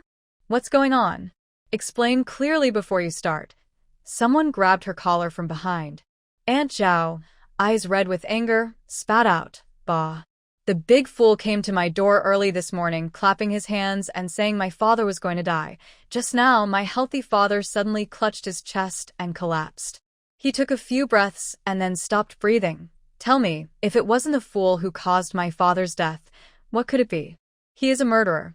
All the villagers, including Luo Shi, were shocked after hearing this. Is it just a coincidence? Or does the fool have special abilities? Luo Shi snapped her fingers. An almost invisible mental force shot out, cutting the ropes that bound the fool. She waved her hand. "Come here and tell me how you knew Grandpa Zhao would die." The ropes fell away, and the fool ran straight toward Luo Shi. Seeing this, the Zhao family realized Luo Shi's current status in the village. They gritted their teeth in anger, but didn't stop her. Luo, Grandpa Zhao. There's dark energy. He's going to die." The words were not clear, but Luo Shi understood. Her eyes narrowed. "Are you saying you saw dark energy on Grandpa Zhao, meaning he's going to die?" The fool nodded slightly. "Yes, dark energy. He's going to die."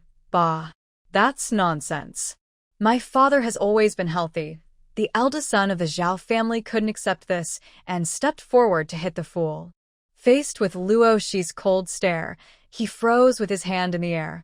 He slumped down, hitting the ground in despair, then grabbed his hair and shouted, "Impossible. This can't be. What dark energy? I've never seen it on my father." Luo Shi asked, "Tell me exactly what happened today." It turns out that the fool who had breakfast and went to the oil factory to work passed by Zhao's house. Seeing old Master Zhao coming out to urinate, he suddenly shouted that someone was going to die. When Zhao's family came out to ask what was happening, the fool pointed at old Master Zhao and said he was going to die. Zhao's family felt uncomfortable and chased him away with a big broom. But within half an hour, old Master Zhao really passed away. "Does that mean the fool never touched the deceased?" Luo Shi asked. Zhao's family looked at each other. Zhao Taidan, who liked to look at picture books, snorted. "The curse is a kind of remote magic. It doesn't need physical contact." Remote magic. Luo Shi was startled by Zhao Tiedan's strange look and said, "Compensation. The fool cursed my grandfather to death, so he must pay. Aren't you his employer? Pay us 10. No, 50 silver coins. Or I will report to the authorities." He wasn't foolish himself, but the fool's family had no money and they couldn't get much in a ransom. It was better to find his employer directly. Hearing about reporting to the authorities, the fool's mother panicked. She ran over, hugged her son, sobbing, and looked at Luo Shi for help. People in this era naturally feared the government. Plus, their legal awareness was weak, and they believed that once a murder case went to court, they would never come out again. Luo Shi raised an eyebrow and said to a man from the oil factory behind him, "Go to the county and report the case. Ask the coroner to examine the body." Seeing the fool's mother turn even whiter, she added, "Whether it's murder or not, a coroner's examination will tell." The law doesn't recognize the idea that a curse can kill someone. When Zhao's family heard they might really report the case, they also became nervous. They started shouting to find the village chief. Everyone knew that as long as they paid respect to the village chief, even dark deeds could be made to look innocent. Zhao's family used to be under the village chief's influence and had helped with many bad deeds. Seeing this, a villager sneered and reminded them, the village chief broke his leg. Going to him won't help. While waiting, Luo Shi took the fool aside and asked, "Look around here.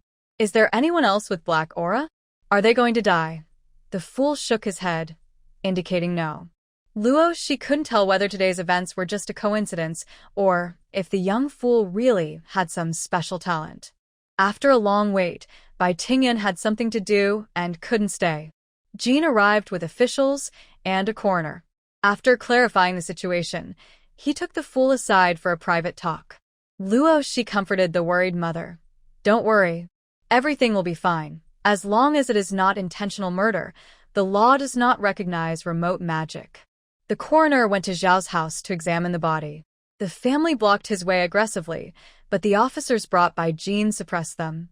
All the villagers followed behind, watching the scene. The coroner stayed inside for a while, and then came out. Jean, with a stern face, called for the foolish girl, clearly unable to communicate clearly with her. Luoshi asked Lu Yunjin, "What do you think about this?" The young man in the wheelchair looked up, half smiling. "Your master isn't a Taoist priest. Shouldn't we Luo practitioners know more about this?" Seeing Luoshi narrow her eyes and her knuckles, Lu Yunjin stopped teasing her. There are hidden sects in the martial world, and the court has powerful spiritual advisors. As for ghosts and gods, he paused, recalling his rebirth and the outsider ghost before him. He looked strange for a moment and then smiled. "You can choose not to believe, but you must show respect." While they spoke, the coroner stepped out first to report to Jean. The dead body shows no obvious injuries. The esophagus and stomach tube have been tested with silver needles, ruling out poisoning. The initial examination indicates death by illness. The family refuses further tests. After finishing, the coroner stepped aside. Jean, serious, addressed the Zhao family members who are crying and shouting. "If you can't provide evidence and refuse an autopsy, you should know that false reporting is also a crime." Zhao Taidan hesitated. "But my grandfather was killed by a spell cast by a fool. How can we get proof of that?" "Let me go in and take a look," Lu Yunjin whispered to Luoshi, ignoring the arguing parties outside. Taking advantage of the chaos, the two quietly entered Zhao's house. On the bed, the old man's eyes were tightly closed, his face pale blue. Lu Yunjin pushed the wheelchair forward and examined him carefully. After a moment, he took out a handkerchief, wiped each finger clean, then lowered his gaze and spoke calmly. "The death occurred within the last 2 hours. It was not murder but caused by a heart condition." "Oh? How do you know?" The coroner, who had followed in unnoticed, suddenly spoke. Luoshi was not surprised. She had known he was coming when he arrived. Lu Yunjin was also very calm. He pointed at the body and said in a deep voice, "His tongue is dark purple, with a bright red tip. His fingers are claw-shaped, all signs of a heart attack." "Young man, do you know medicine?" the coroner asked with interest. He was from the capital's official medical team, sent by the Lord to assist the young master. Unexpectedly, a young boy from a small righteous village could determine the cause of death just by looking, without any tools. "Some would understand." Lu Yunjin nodded. We are withdrawing the case." The three of them turned back the way they came and saw Zhao's family collapsing weakly on the ground, with Jin's expressionless face facing them. They took out the case closure document to sign and stamp. "Luo," she snorted. "This case was settled a bit hastily." Lu Yunjin chuckled softly. "You haven't seen the previous county magistrate. Whoever pays is innocent. That's already good enough." After their eyes met, Jean and his people left first. They ignored Zhao's family, cursing loudly. Luo, she confirmed that the fool was unaffected and watched him happily go back to work. As for the foolish mother, she was frightened and fighting back. Now she was weak all over, her face pale like she had been seriously ill. Lu Yunjin gave her some calming medicine. On the way home, Luo, she asked, "This isn't the first time, right? Did the fool also predict death before?" The foolish mother's eyes reddened. She looked around to make sure no one was nearby, then leaned in and whispered, "Yes, once before. His father had lung disease and was bedridden for years. At that time, I had a 7-year-old son. One day, he suddenly pointed at my husband and cried.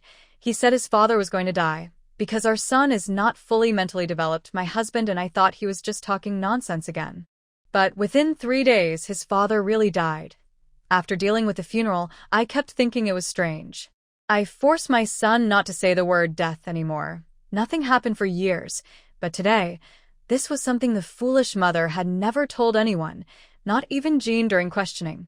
Living half a lifetime, she understood one thing. Without enough self-protection, showing your differences in front of others would lead to disaster. She told Luo because she trusted him. Also, after today's incident, only she could protect her simple-minded son and widow in this righteous village. Luo looked down and exchanged glances with Lu Yunjin, basically confirming that the fool indeed had some special talent beyond ordinary people. He patted the foolish mother's shoulder and sighed. This is what heaven closes one door and opens another. You have a son with extraordinary talent. The foolish mother was stunned. Predicting death might be seen as an ominous sign, right? Can it really be called a talent? Luo Shi nodded without hesitation. Being able to foresee the future means you can change it. If Zhao's family had valued the prophet's predictions and sent someone for treatment in time, perhaps a life could have been saved. Of course, it was a gift. Where does the bad luck come from? It's more like a good luck charm, okay? If this were the end of the world, and before a mission, if the fool looked at the fortune or misfortune, would the base treat him like an ancestor? The fool's mother blushed and accidentally revealed her thoughts. Luo Shi's words made her worries and sadness disappear. Looking at her carefree son jumping ahead, the fool's mother felt soft and warm. Her son has special talent. The mistake is people's ignorance, not only Zhao's family, but also her. If she had listened to her son and paid more attention, maybe the outcome would be different now. Lu Yunjin noticed that Luo Shi saw the world very differently, always starting from a perspective that ordinary people couldn't see. A glimmer of light appeared in her eyes, as if heaven thought he had suffered too much in his past life and sent her to him. Little Luo, why are you so late? I've been waiting for you for a long time. At the factory gate, seeing Luo Shi had something to do, the fool's mother greeted her and said goodbye. Looking at Ma's smiling face, with her eyes rolling back and forth, Luo Shi asked, "Is there something?" Ma waved her hand and said with a smile, "My mother-in-law said she wants to invite you to her house for a simple meal." Seeing Luo Shi's faint smile and her gaze fixed on her without speaking, Ma clenched her teeth and stomped her foot. "My mother-in-law has some specific things she wants to ask you. Please come over." Why can't she come herself to ask? Seeing that it was almost noon and time for lunch, Luo Shi had something to ask old lady Lu, so she didn't mind going. She loosened her hands, signaling Ma to push Lu Yunjin. In Luo Shi's hands, the wheelchair was like a toy, but in Ma's hands, it felt heavy as 1,000 pounds. When they arrived outside the Lu family's old house, she was already exhausted, gasping for breath, with no strength to lift her hand, glaring resentfully at the boy on the wheelchair. Because Luo Shi was present, she didn't dare to cause trouble. Lu Yunjin crossed his arms over his stomach. For the first time in 2 lifetimes, he was enjoying the service of the Lu family. "You're here?" Lu Mingjun, the eldest grandson of the Lu family, stood at the door. He mimicked the others with a respectful bow, but the pride and contempt in his eyes couldn't be hidden.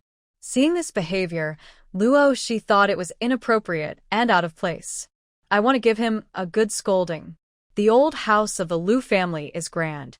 Passing through the crescent-shaped archway, there is a large front hall. A tall pine tree stands lush and green, a typical building of Dayong. Luo Shi clicked her tongue and started criticizing the old lady Lu, who had just stood up. "I'm not saying this to offend. Your eldest son is a nobleman of the court, with many achievements on horseback, earning a lot of gold and silver. Why not repair the old house? This house is too old. Look at the beams. They are cracked." The old lady Lu's smiling face stiffened, and the others' expressions grew even more unpleasant. "Don't." Facing Luo Shi's gaze, Mingjun Lu silently swallowed his words. "What's wrong with our house? It's the biggest and most impressive in the village. If she says the beams are broken, how can anyone live here?" Luo Shi, familiar with her surroundings, casually walked into the front hall and sat down, glancing at everyone. "Where's the feast? Didn't you invite me to eat? Uncle Lu second and Uncle Lu third. The feast? That's not a nice thing to say." But the old lady Lu, who had experienced Luo Shi's sharp tongue before, remained calm and signaled to her 2 daughters-in-law to serve the dishes. The maids and servants had been sent to work at the oil factory early in the morning, so the food was prepared by the 2 daughters-in-law. A large round table was filled with delicious dishes. Uncle Lu second couldn't hold back and looked at Luo Shi. "Did you persuade my mother to go to the capitals?" Honestly, he thought life with meat and servants at every meal was pretty good now. He didn't want to go to the capital, especially since his older brother's new wife was not very good. As for his mother saying that if she went to the capital, she could become a high official, he wasn't very interested. "Uncle Lu second, don't you have a son?" Luo Shi suddenly asked. So, what if I do? His two daughters had been born one after another, but not having a son was his biggest regret. His face darkened. Luo she scooped a piece of meat into Lu Yunjin's bowl, pretending to be regretful, and shook her head. You're now quite powerful. After 100 years, if there's no son to inherit the family, don't you think that's a pity? Uncle Lu II was furious but laughed. You mean if I go to the capital, I can have a son? Exactly, Luo, she chuckled. With Uncle Lu II's status, you can take several wives in the capital. You can have as many sons as you want. And what? Uncle Lu II's heart moved. He was so stupid. Why hadn't he thought of taking concubines? Her words really reminded him. And your two daughters are of marriageable age, right? The larger families value marriage alliances the most. With the power of the marquis and the noble family status, they can choose anyone they like. Marrying a prince to become a consort is not impossible. Doesn't that mean his daughter might have a chance to enter the palace as a consort? Especially if she can give birth to a little prince? Second brother Lu was stunned by Luo Shi's grand plan. At the table, two young girls around 12 or 13 exchanged glances. Lu Yinhua tugged at her older sister Lu Jinhua's sleeve and whispered, Sister, I want to go to the capital. Lu Jinhua, with dark skin but decent features, didn't believe it and doubted, Is it really that easy to marry a prince? Are you joking with us? Luo Shi raised an eyebrow. Do you understand marriage alliances? It's about matching social status. You have an older uncle who is a marquis. Isn't that possible? The great ancestor emperor married a passionate peasant girl. You have advantages too. Why not? Lu Yunjin lowered his eyes. In his past life, his two cousins married well. One married a wealthy merchant in the city, using her father's influence, but they were greedy and cruel, hoarding wealth and wasting it in Nannan Prefecture. The other married a scholar, but their relationship was strained. His proud and stubborn cousin thought people only read books and didn't know how to save money. She even blinded her mother-in-law after a drunken fight and secretly consorted with a second-rate man, forcing her husband not to take exams or leave her. She ended up ruining her whole family. He noticed Luo Shi's words carried deeper meaning. In this era, describing a woman as passionate and lively wasn't a compliment. He could almost imagine his two cousins pestering the prince. Yun Jin couldn't help but laugh. In his mind, Luo Shi's profile was bright and bold, her small, red lips moving as she shared her so-called experience. Men chase women over mountains. Women chase men behind veils. Even if the marquis doesn't help, with your status and family background, won't you try to win him over yourselves? Our village's fiery girls are different from the noble ladies in the capital, passionate, sincere, and genuine. Lu Jinhua and Lu Yinhua listened, seeming to understand but still dreaming of becoming empresses someday. Yun Jin sipped his tea, hiding a smile. He could almost imagine the jokes that the Lu family would make in the capital after Luo Shi's training. Well, don't you want to have a son? We want a younger brother. The two girls didn't care about their busy mother in the kitchen. To go to the capital, they encouraged their father to take a concubine. In the end, Grandma Lu cleared her throat and interrupted kindly, looking at Luo Shi. We have decided to go to the capital, but we have limited money. Can you? No. Before Grandma Lu finished, Luo Shi quickly refused, her lips cold and slightly curved. Madam, you're counting your chickens before they hatch. First, I won't give you my formula to exchange for money. Even if I agree, the county magistrate wouldn't, not to mention how much your son has. Just your daughter-in-law's dowry alone is enough to fill 10 miles of red makeup, enough to support a whole village. How much does she give you in filial piety each month? Why are you so poor? Seeing Grandma Lu's face darken in silence, Lu Mingjun spoke up. Aunt gives us 100 taels each month. 100 taels, Luo Shi exclaimed, covering her mouth. Grandma Lu just showed a proud smile, then finished her words. Isn't that begging for food? The Lu family's faces all darkened. They said they were worse than beggars? If you can't speak well, say less. Luo Shi continued to provoke. 100 taels in the capital. Probably can't even buy a decent piece of jewelry. She glanced at the gold bracelet on Grandma Lu's wrist. The style that was popular 10 years ago in the capital, probably used by the lady of the marquis to reward her servants. It's a shame you still wear it like a treasure. Grandma Lu quickly took off the bracelet and threw it on the table, feeling uncomfortable inside. Then she looked a bit suspicious. How do you know this style was popular 10 years ago? Luo, she thought to herself. She's only been here a month. How would she know? But she continued to pretend. Do you forget? I traveled with my master since I was young. I saw this style long ago.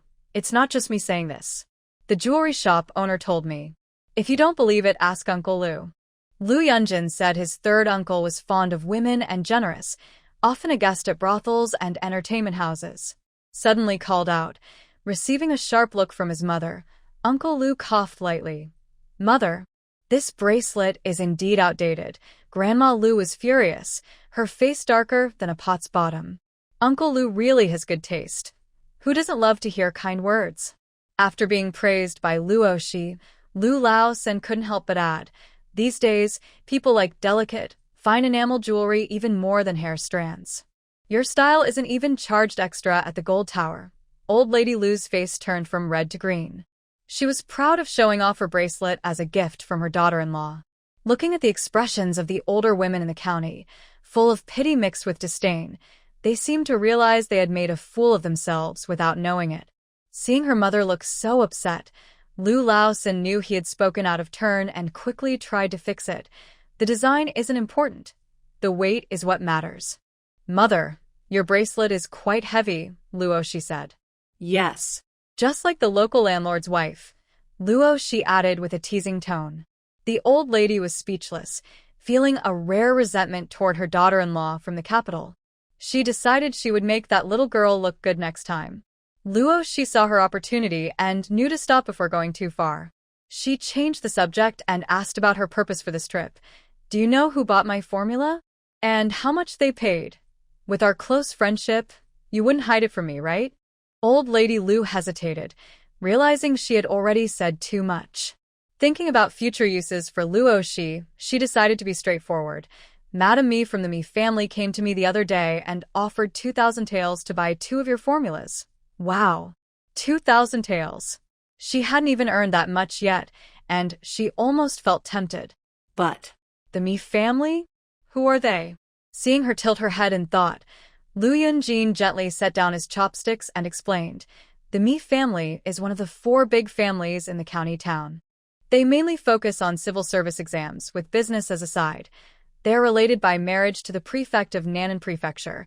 How come everyone above them is involved? Luo, she felt a bit annoyed. In the modern world, connections didn't matter. Otherwise, when leading a team on a mission, just about to kill a high-level zombie, suddenly a team member raised his hand. Boss, don't hit. That's my dad. It was overwhelming to think about. Lu Yunjin carefully placed a whole roasted chicken into her bowl. Eat some chicken, don't be upset, he said softly. Then he whispered only she could hear, I have evidence of the prefect's corruption. I'm not afraid. Luo, she looked at him expressionlessly and asked, so? There's no one above the prefect. Lu Yunjin chuckled softly. Sorry to disappoint you. The prefect of Nannan is someone close to the 4th prince, Li Shi. So, Lu Yunjin said seriously, this is also why His Majesty has been promoting talented commoners in recent years, an ever-changing dynasty but strong noble families. If we don't control and suppress them, these families will fill all the gaps in the empire. It's not that simple, Li Shi said with a small frown. When commoners enter the scene, they either go with the flow or sink without a trace. Only a few young saplings can be supported, but they can't withstand endless hardships. That's true. Lu Yunjin nodded, his face showing a serious expression. The Lu family members. What are you talking about? Are they talking about waves and sand? Why don't they understand? Having secured their basic needs and learned what they wanted, Li Shi pushed Lu Yunjin and walked away casually. She reminded him at the end, Old madam, we should leave early, it gets hot on the road. The Lu family didn't care if it was hard or not. The imperial exam was coming soon.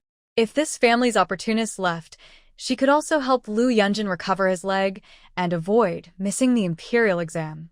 Unknowingly, She had stayed at the Liu family's old house for most of the afternoon. Li Shi, with sharp eyes, saw a fool peeking out, seemingly waiting for her. It was indeed the end of the shift. She asked casually, "Did you come to see me?"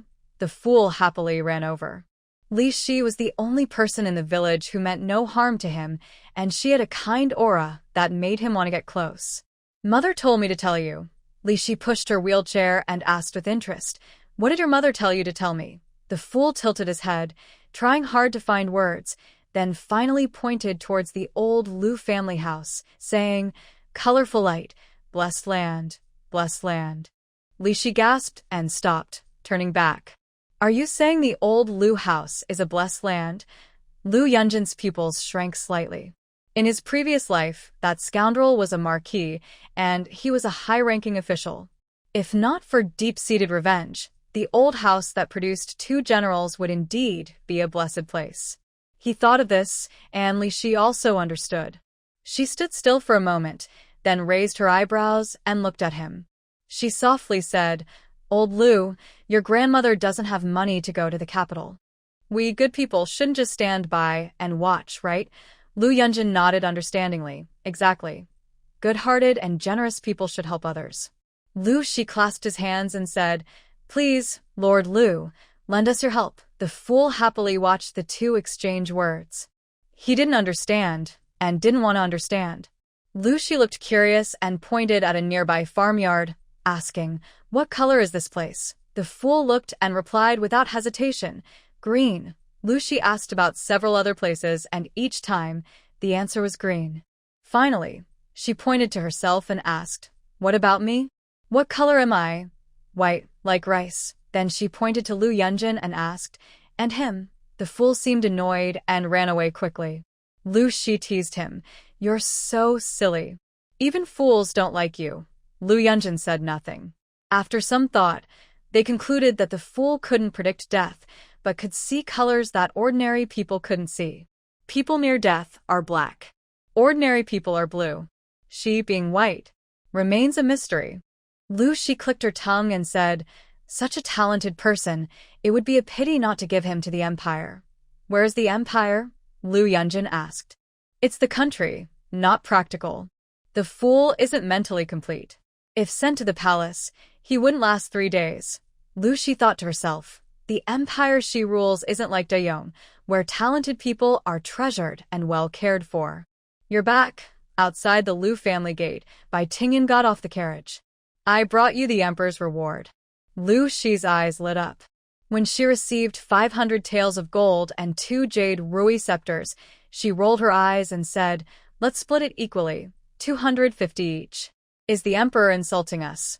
"Stop talking nonsense," Bai Tingyan scolded, then helplessly explained, "This reward was approved by His Majesty after much debate. His Majesty also issued an imperial decree. It roughly means he wants you to think more and act more. He has high hopes for you, and hopes you'll develop more useful things for the country and people." Liu Shi nodded and boldly said, "Tell him directly what we need." Bai Tingyan smiled and asked playfully, "The border soldiers lack food. Can you solve that?" Liu Shi was not convinced. She wondered, "Is there something I can't do?" She turned her head and thought, "If I really solve it, will they give me another 250 taels?" Seeing her playfully serious, Bai Tingyan stepped forward seriously. "You didn't block me?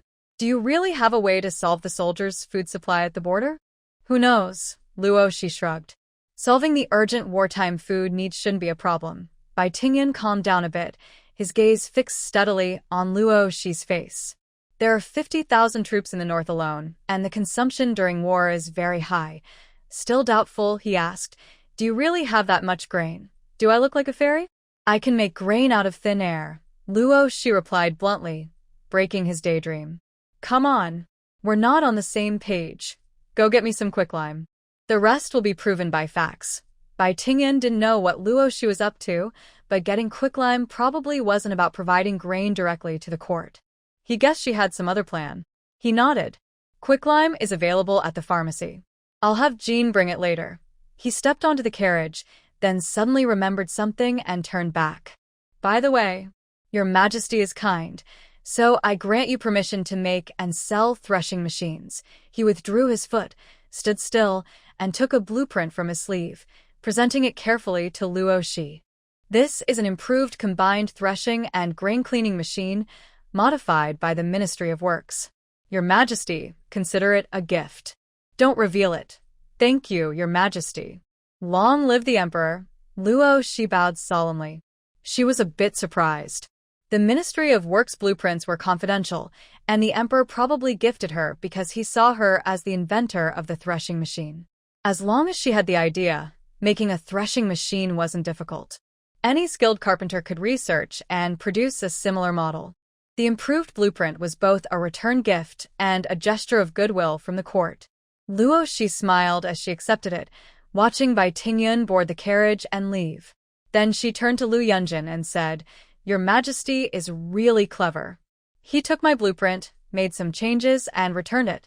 Should I thank him? He's sending you a message. Good things are shared for mutual benefit, Lu Yunjin replied as he unfolded the blueprint Luo Shi handed him. Having worked with the Ministry of Works before, he could tell at a glance that the blueprint was modified by that old official, retaining his unique craftsmanship and habits. In fact, Luo Shi had even better blueprints, but she deliberately left some flaws and room for improvement. It was a decision she and Lu Yunjin had discussed. While gaining the Emperor's favor, she knew her brilliance shouldn't be too obvious. Eating meat alone without sharing soup can easily lead to backlash. What seems like a good thing can turn into a bad one, bringing trouble instead of happiness. In June, the rainy season arrived in Nannan Prefecture, with gentle rain falling steadily. Luo Shi held an umbrella, and the fine rain seeped through the tall bamboo groves on both sides, falling on the clear stone path and splashing tiny water droplets. Brother Fei, what are you looking at? Luo Shi slightly raised the umbrella handle, standing outside his new home. Through the rain, he watched Gu Fei standing by the lake, lost in thought. A thin mist like a delicate veil rose from the lake's surface, slowly spreading upward. The newly sprouted green bamboo on both sides of the path was covered in gentle rain, lush and endless. Gu Fei turned around, surprised, and sincerely exclaimed, This place is so beautiful. Little Luo has good taste. Luo Shi also thought it was beautiful. The lake during the rainy season looked like a fairyland. His new home stood here, like a peaceful paradise in a fairy tale. Quiet and wonderful. The two stood side by side, neither speaking, simply enjoying the scenery under the rain.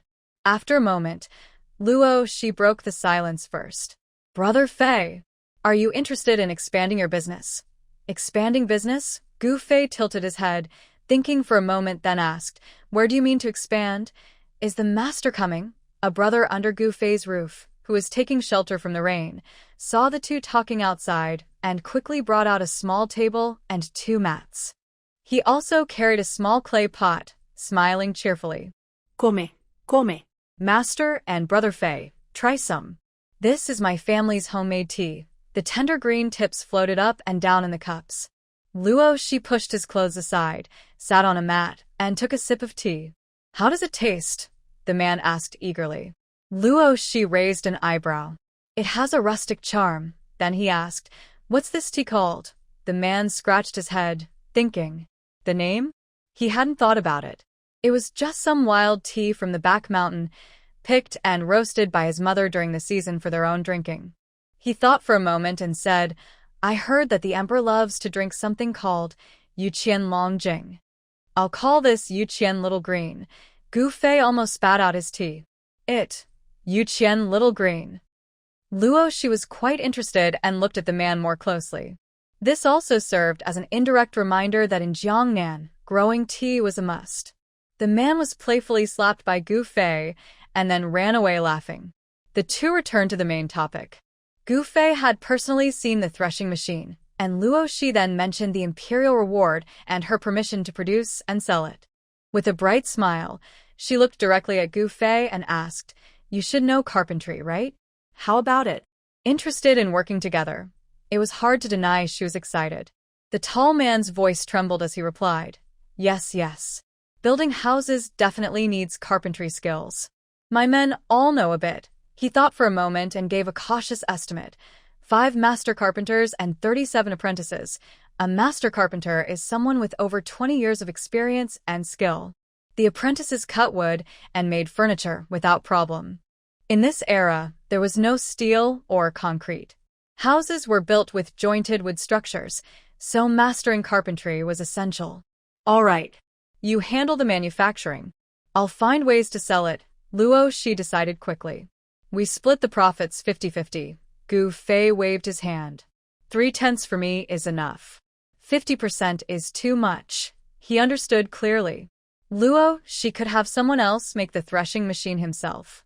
He asked him to help out of kindness and brotherly care. It wouldn't be right to take advantage of his younger brother.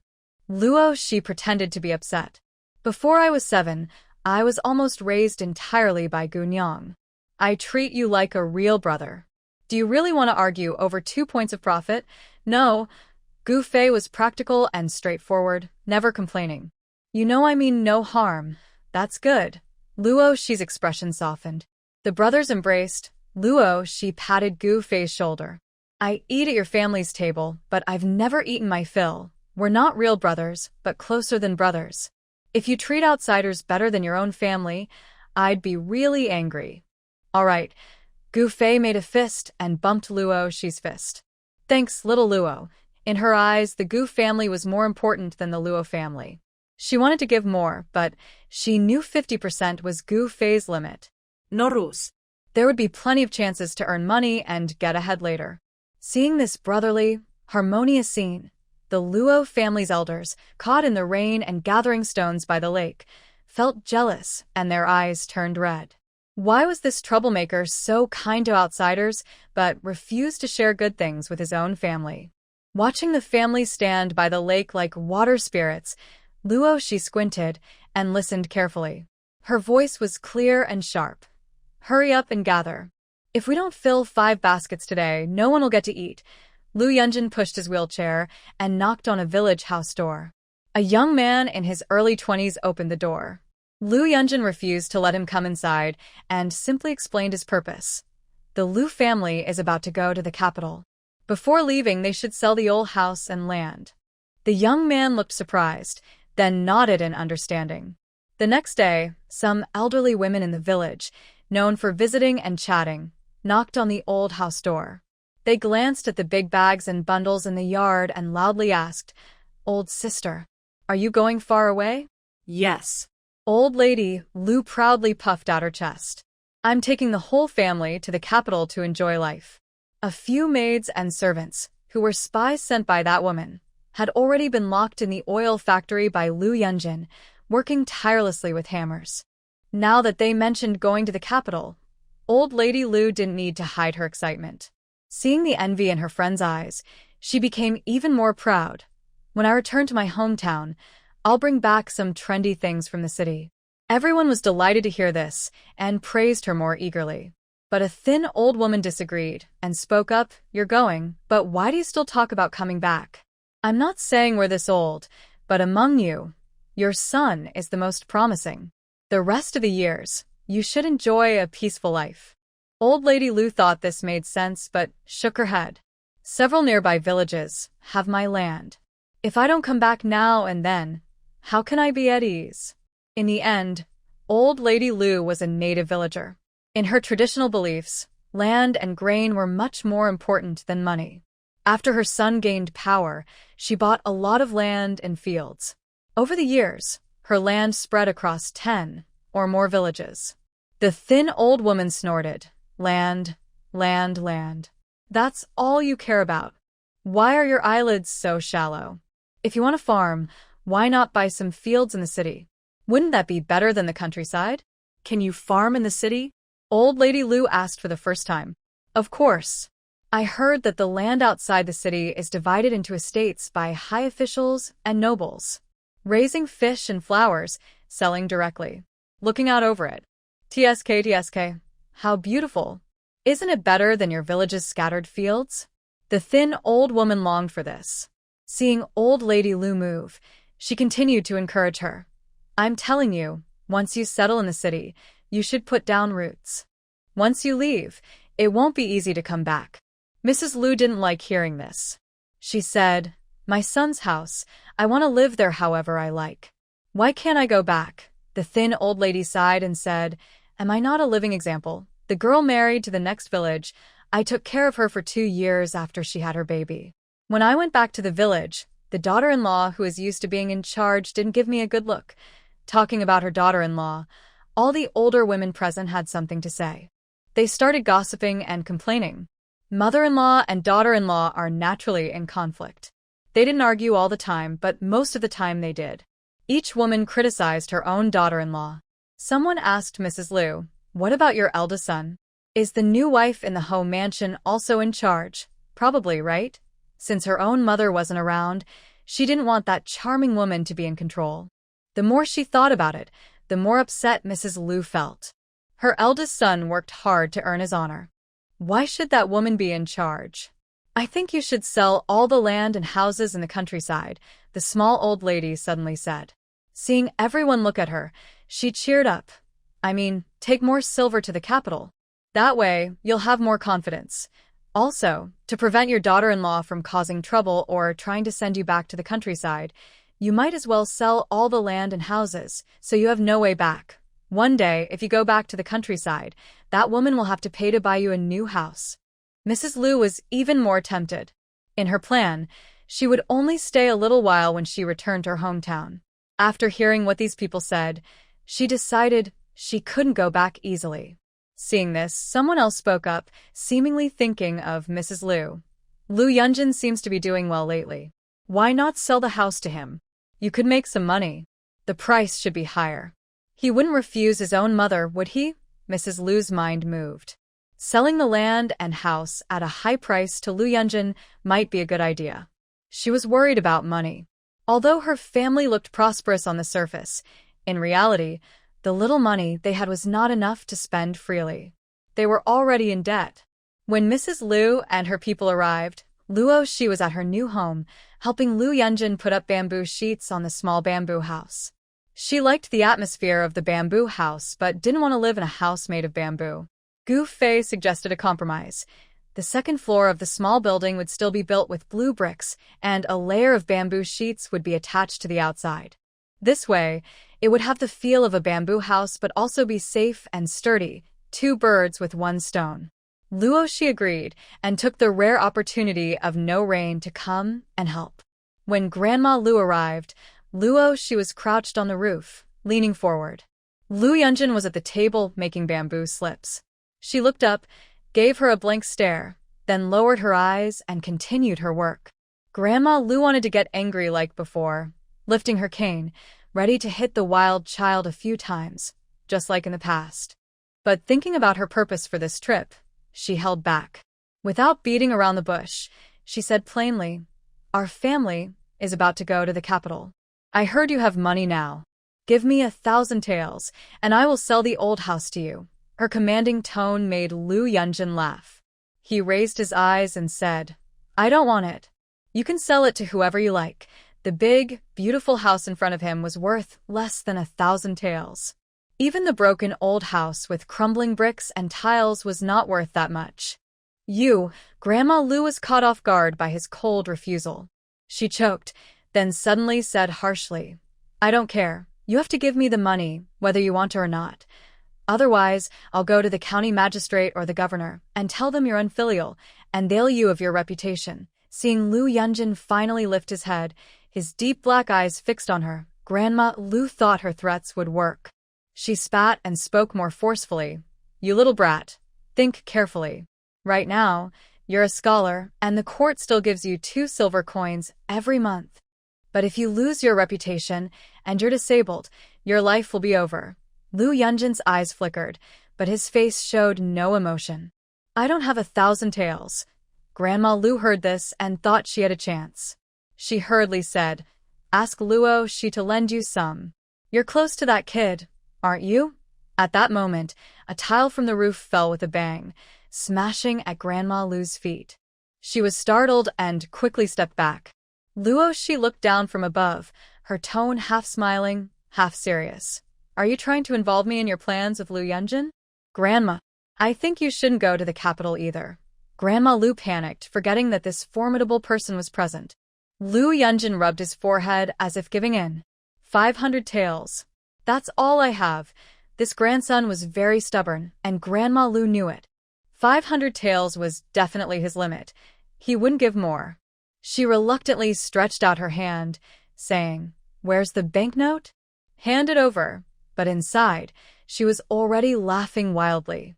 The old house cost less than 200 taels to build, and now its value has doubled or more. Lu Yunjin also smiled. He once heard a funny story. During a visit, the national master blessed a lucky land. At that time, the land was bid up to a sky-high price of 50,000 taels. Even so, wealthy merchants and noble families desperately wanted to buy it. If the old lady knew what she had lost, would she regret it? So much her stomach ached? Once the land transfer is complete, payment and delivery happen at the same time. Lu Yunjin looked up and saw the old lady's face fall. He smiled calmly and said, "You probably didn't think about transferring the land, did you? Just trying to get something for nothing." "Don't say it." The old lady really thought that way. She wanted the money, but never planned to transfer the land. Just as she was about to scold him for being foolish and try to use filial piety to pressure him, she felt the weight of Luoshi's presence above her head. The old lady cursed silently. She was eager to go to the capital and didn't want to cause trouble now. Recently, Luoshi often came to teach her son and grandson how to handle sudden problems after arriving in the capital. It was really hard to offend her. Luoshi looked at Lu Yunjin in the wheelchair as if offering a favor. "Since it's not raining, let's transfer the land today." Lu Yunjin had no objection and got into the city in the Lu family carriage. Luoshi continued working on her tasks, not worried that Lu Yunjin would be bullied by the old house. That guy's heart is too dark. It would be good enough if he didn't cause trouble for the old house's troublemakers. "Here, keep it safe." After dinner, Lu Yunjin handed a land deed to Luoshi. She casually opened it, saw her own name on the signature, paused, then looked up and asked, "Why was it transferred to me?" Lu Yunjin's eyes flickered with a mysterious light and asked back, "Don't want it?" "Yes, yes, yes." Luoshi quickly folded the deed and hid it in her sleeve. Seeing her nervousness, afraid she might change her mind at the last moment, a faint smile appeared in his deep eyes. He relaxed and leaned back in his chair. "The imperial exam is coming soon. I wish us Lu goddess a smooth rise and to win the top scholar's crown." Luoshi always liked to call him Lu God when she held his book the end of the road. Her eyes darkened. She didn't know that she herself was the goddess of darkness who had descended. She liked hearing that. She was determined to become the top scholar. She proudly lifted her chin and said, "Wait to come to the capital and enjoy good food and fun." Lu Yunjin chuckled. Others going to the court wanted power and influence, but she only thought about delicious food and entertainment. What kind of environment could create such an interesting person? She gently touched the armrest, feeling cute and thinking. Thinking about what? Lu Yunjin's throat moved, and her eyes darkened. Gu Fei was a doer. After getting the design for the threshing machine, he immediately started making it. When the first finished machine was ready and tested successfully, and his brothers were happy, he listened to Luoshi's advice but didn't say anything. He made more threshing machines and stored them in the warehouse. Until several warehouses were full and there was no more space, he brought them out to try selling in the village. During the quiet lunch break, villagers were attracted by the sound of drums and bells to the grain threshing area. Not long ago, villagers had seen the threshing machine and asked about the price. Those who hadn't seen it kept watching. "Gu Gu, is this threshing machine starting to sell? How many copper coins does it cost?" a villager asked. Gu Fei stood like a tall tower opposite the villager, showing his white teeth, and patted the machine's surface. "The court shop prices it at 500 copper coins. We don't have a store, so it costs only 400 coins. Luoshi said that the court shop would also sell them soon, and their price could be a little lower, just about the same as the court's." "Wow, 400 coins is too expensive. Gu Fei, can you lower the price?" For our fellow villagers, seeing how easy it was to thresh rice and corn with this machine, Who wouldn't want one? It would save time and allow planting 2 more acres of land. But 400 coins was still too much for villagers. They hoped Gu Fei, considering they were from the same village, would lower the price. Everyone started bargaining loudly. "Go away. All of you. Get out of here," said Gu Nyang gently. Gu Nyang was a kind, gentle woman from the water town of Jiangnan. She was anxious as she saw her eldest son surrounded by people and couldn't speak. It was Jiang Shen, with her big hips, who pushed through the crowd and stepped forward. Without hesitation, she counted out 400 copper coins and handed them to Gu Fei, saying boldly, "I want one." Then she turned and spat. "400 coins is still expensive? Look at how much a or sickle costs in town. You don't know the value." "I'll buy it first," she said confidently. She knew the threshing machine was made by Luo Shi, and she trusted that the boy's work was always reliable. She didn't say anything wrong. The price of farming tools is high. Even a simple axe costs 500 coins. The grain thresher is really a fair price. Then, several families raising rice fish stepped forward, each buying one machine. These machines save time and effort. The corn planted in early spring is about to mature, and the extra time and energy saved are perfect for taking care of the fish fry. The rice fish and rice crab farming are very successful. When fish or gets sick, Lu Yunjin, the skilled healer, helps solve the problems. Many people envy this success. They regret not fighting for it earlier and can only wait for the next batch. People tend to follow others. Seeing these families willing to spend money, others also turned around and went home to get their own. Soon, the 15 grain threshers that Gu Fei brought out were sold out. Some villagers who were a bit slow felt anxious and stomped their feet. "Xiao Fei, why only this many? Are there more?"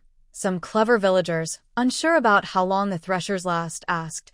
"I won't buy. Can I rent one?" "Yes, starting tomorrow. The threshers will be sold in the county town." Gu Fei replied to the first person, then thought for a moment. "Renting is okay. 10 days for 100 coins. A threshing machine can process at least 100 jin of grain each day. 10 days is enough for even the laziest people." Nannan Prefecture is in the south, with 2 planting seasons each year. Renting the machines is profitable and even makes money. The common people also benefit. There's no wear and tear, and they don't need to worry about how long the machines last. As long as they don't intentionally damage them, Gu Fei won't ask for compensation. He agreed with the villagers who missed out to buy the machines tomorrow. After packing up, Gu Fei was about to leave when Jiang Auntie blinked her small eyes and quickly grabbed his arm. Can you give me a few threshers so I can take them to the neighboring village and sell?" She saw the Wen brothers start making money after selling hair dye. She missed the first chance, so she didn't want to miss this one. Gu Fei smiled when he heard this. Without hesitation, he nodded. "I'll sell you 350 coins worth. How much you sell for is up to you." Jiang Auntie was overjoyed and said happily, "Thank you so much. I don't need to pay much." Finally, she extended her hand. Looking down at her hand, Gu Fei was confused. Jiang Auntie smiled awkwardly. "Didn't you say 350 coins? You just took 400 from me, so give me 50 back." Gu Fei. He was so angry he laughed instead. Within a week, the thresher sold very well in the provincial capital. Someone tried the product after buying it, and the news spread quickly through the villages. Brothers who shared a family home pooled their money to buy one, and some village chiefs bought a few to rent out to their villagers. Gu Fei didn't mind. After a week, the stock was almost gone. His brothers helped process and produce more. Some carpenters, attracted by the reputation, were hired after passing inspection. Gu Fei's construction team grew without him noticing. His good name spread, and he received many large building orders. One day, Luo Shi pushed Lu Yunjin to the village entrance. Opposite them were 3 carriages. Old Lady Lu sat in the middle carriage. They were about to go to the capital. Just as they said goodbye, a group of angry people came running down the dirt road outside the village. Before they arrived, their cries reached everyone. "Luo Shi, return my mother's life." Luo Shi looked up and saw a young man with a furious expression leading the group. She tilted her head. Recently, many young girls have been running to meet me. I'm not picky anymore, but I wouldn't get involved with a woman who acts like a mother. Her words were quiet, but Lu Yunjin heard them clearly and looked at her strangely, lifting his eyelids slightly. Are your brains all so different from normal people? As they got closer, the young man saw the cheerful exchange between Luo Shi and Lu Yunjin, his face turning red with anger. He rushed forward to fight. Luo Shi shot him a cold, sharp look. The young man was stopped by an older man behind her, who gritted his teeth and said, "Your hair dye is toxic.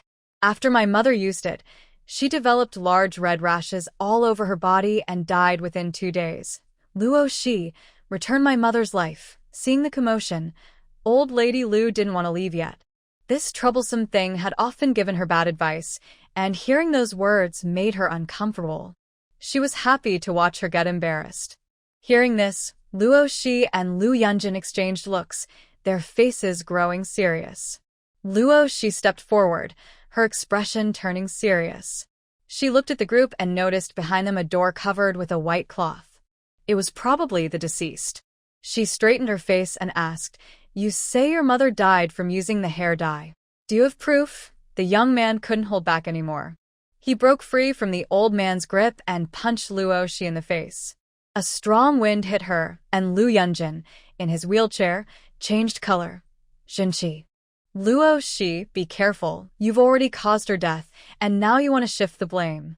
Today, I will fight you to avenge my mother." The old man seemed to have missed his chance and was a step too slow.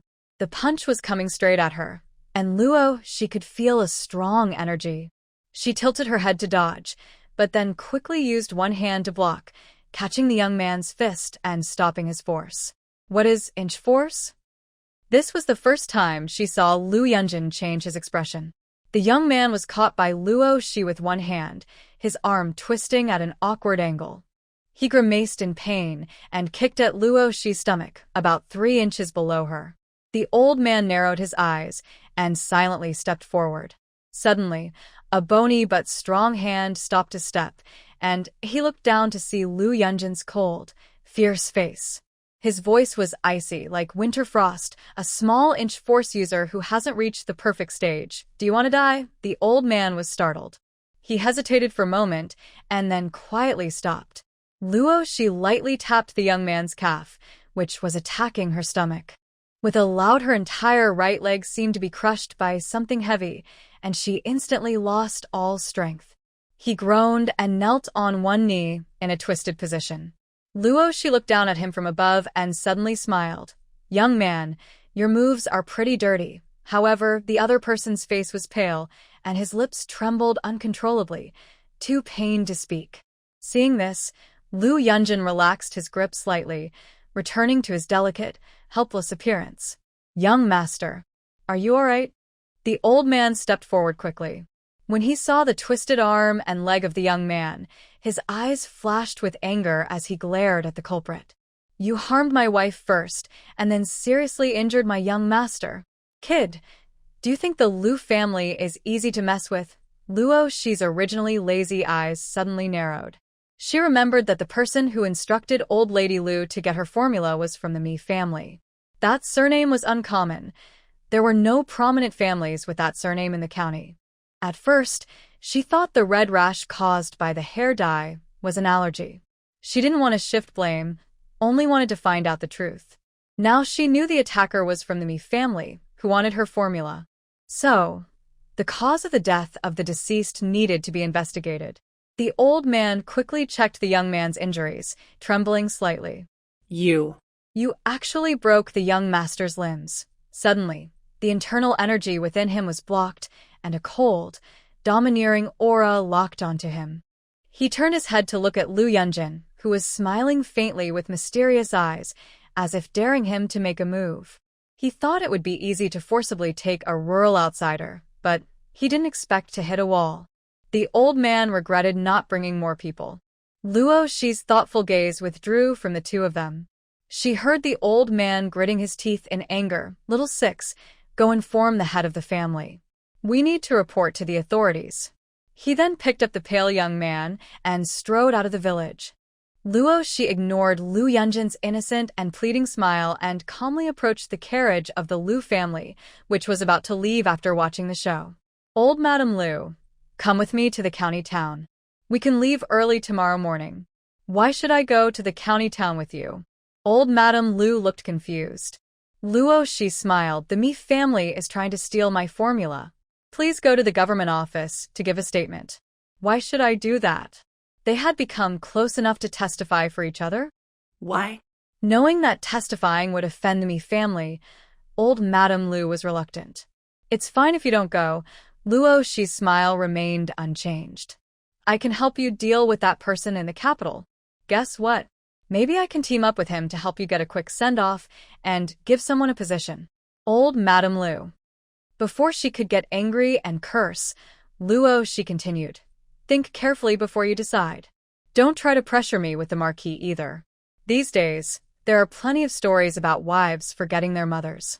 Finally, Luo Shi jumped onto old Madam Lu's carriage, entering the city with her extremely aggrieved expression.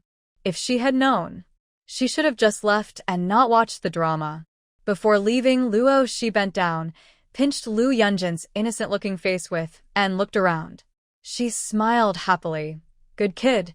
Think about how you'll explain this to me later. Watching the carriage disappear into the distance, the young man in the wheelchair looked up, a deep darkness flickering in his eyes. His fingers unconsciously rubbed back and forth. They've found out. The county government office, by Tingyun, was buried in the files, dealing with the mess left by the previous county magistrate. Corrupt officials often embezzle countless funds, and the most serious issue is wrongful convictions caused by misjudgments. There are still unresolved injustices in the prison. Just as he was rubbing his forehead in frustration, Jean pushed the door open, holding 2 small wooden boxes. Bai Tingyun looked up and said, "This was sent by Master Mi for you. As a gift." Jin's expression was strange. When he opened the boxes, a dazzling golden light flashed. Inside, neatly arranged small gold ingots lay quietly. Sir, the only upcoming festival is the Qiqiao Festival. What does the Mi family mean by this? Do they want to celebrate the Qiqiao Festival with you? By Tingyun, just as he was about to curse the wooden man, the sound of drums outside the government office rang out. He stood up gracefully and walked toward the main hall, glancing back at Jean, who stood stiff like a wooden post. What does it mean? You'll see when you go to the main hall. The drumbeat stopped and the wooden clapper sounded. When the 2 of them saw Luo Shi, who was standing confidently against the Mi family, they couldn't help but smile. The old butler knelt down with a thud. This young man first harmed my lady, then injured the young master of the household. Please, sir, help us settle this. Luo Shi looked sincere, gazing at the tearful, grievance-stricken old man, and asked humbly, Does your family call the young concubine lady? Does the head lady of your household know about this? On the way here, she had already figured out the details. The young man she fought with was named Mi Guanlin, a son born outside the main family line of the Mi family. Recently, he bought hair dye from Baoha Hall, and the young concubine used it and suddenly died. This morning, she had already caused a scene at Baoha Hall. The medical clinic also issued a certificate stating the medicine was non-toxic. She thought everything was settled, but unexpectedly, the Mi family found her. This was information she overheard when the shopkeeper Chui pulled her inside during her passing by Baoha Hall and whispered to her. The Mi family's steward was stumped by Luo Shi's question. Calling her lady was to make the situation seem more serious. When the head lady of the household found out, the little shoes would have to be put on him. He knelt down without answering and began to explain the whole story, which was similar to what shopkeeper Chui had told her, except for the part about Baoha Hall. He insisted the hair dye was toxic and that it had killed the lady. Bai Tingyun looked at Luo Shi. Is that true?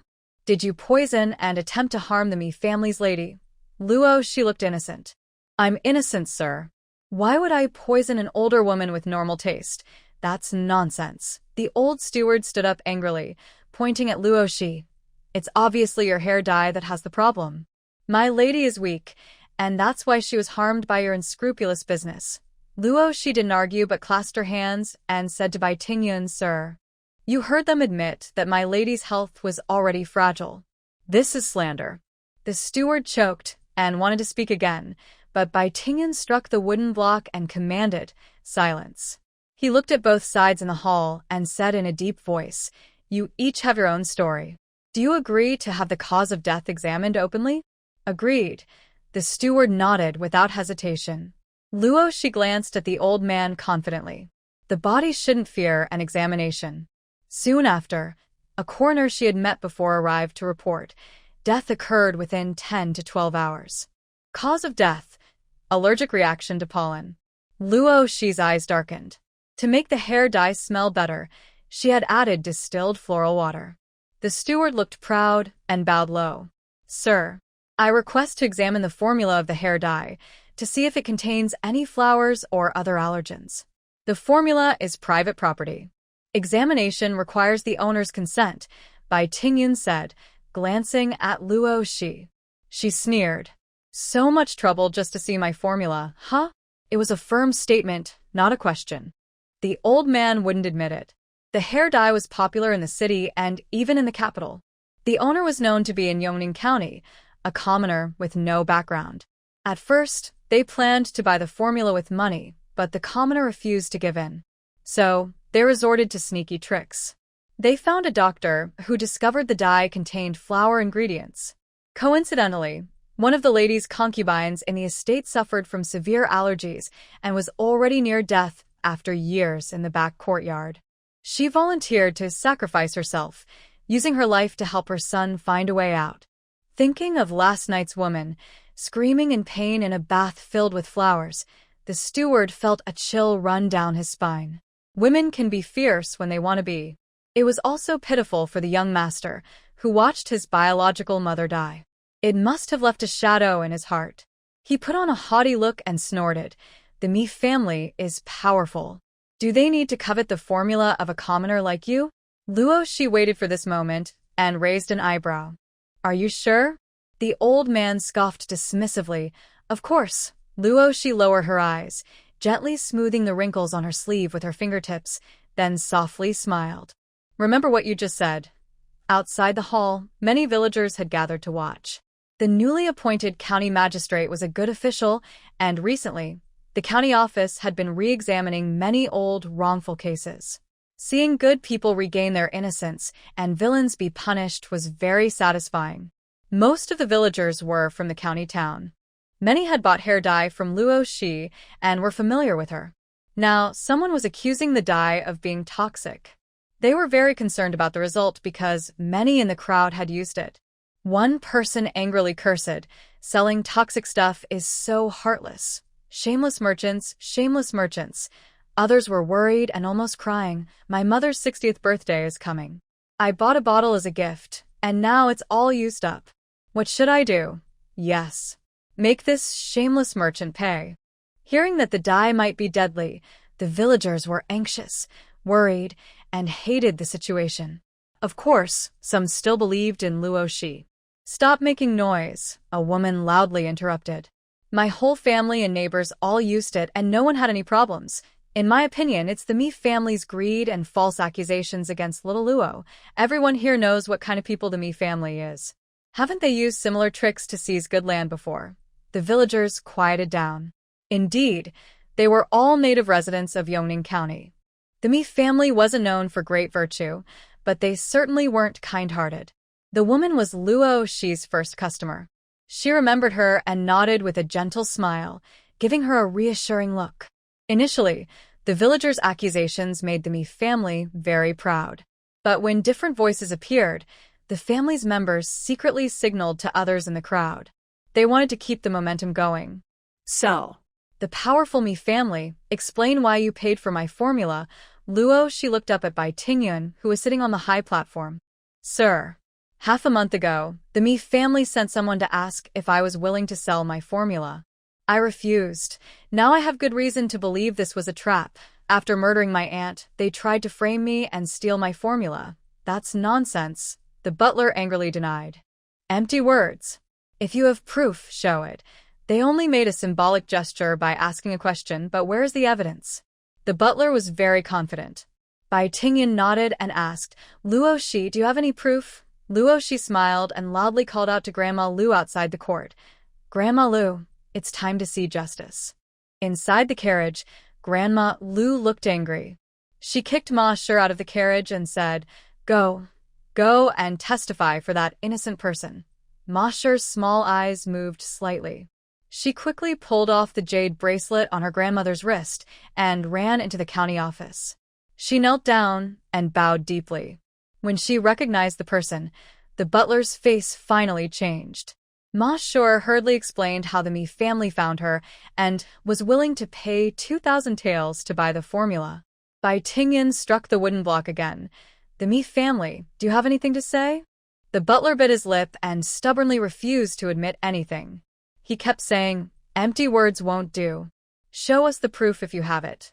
To be honest, Ma Shi was quite clever. Her next actions made the Mi butler look as if he had seen a ghost. Sir, look.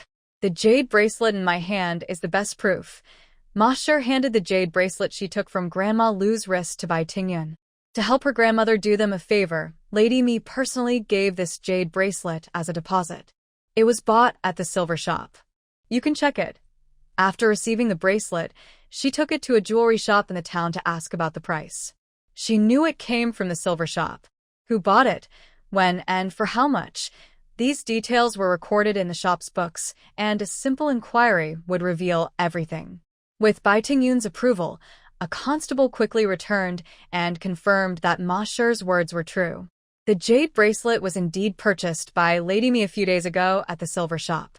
The accusations against Luo Shi outside the hall stopped. The butler's face turned pale. He still clenched his teeth and refused to admit anything. So what?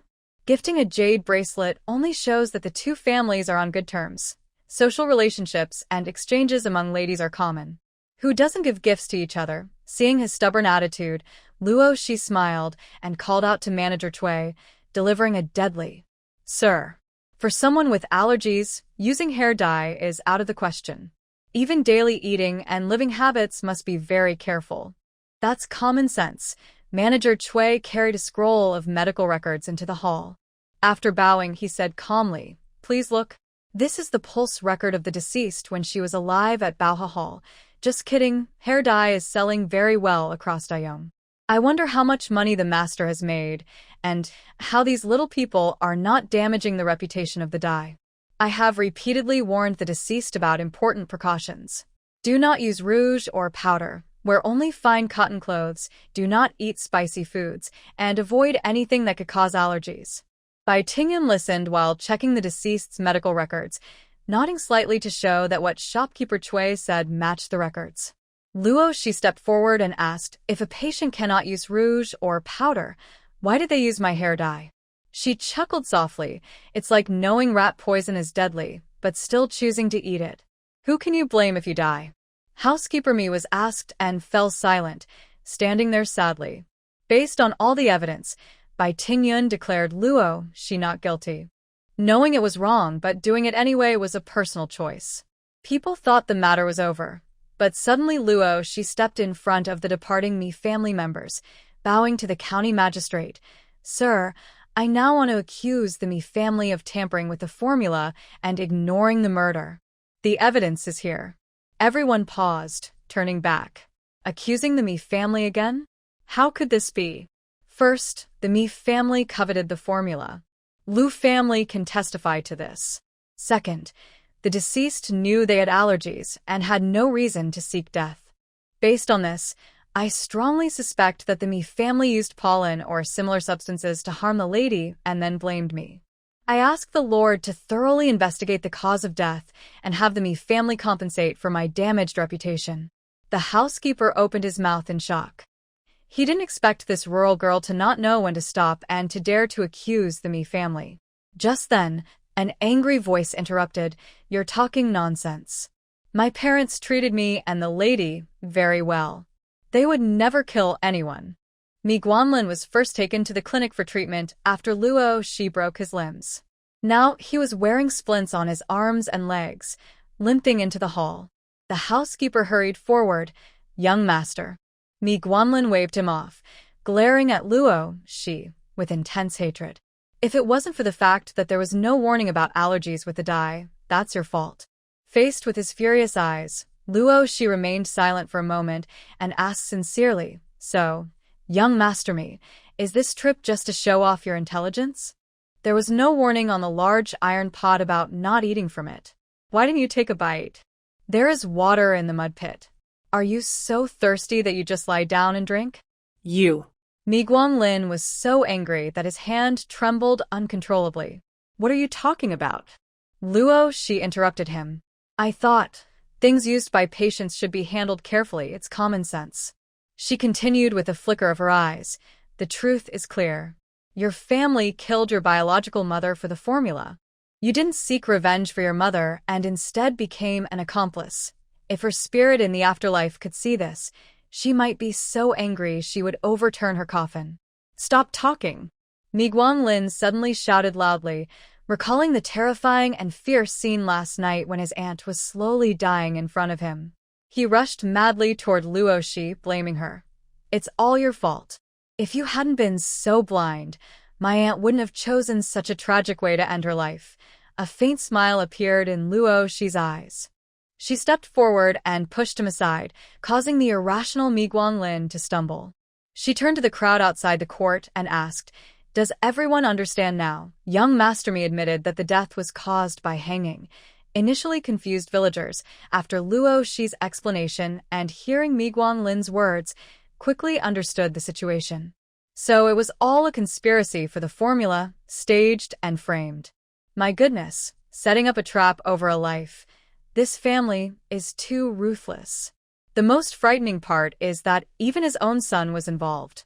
Does he have nightmares about it at night? The villagers' continuous accusations nearly broke Mi Guanglin's composure. No. That's not true.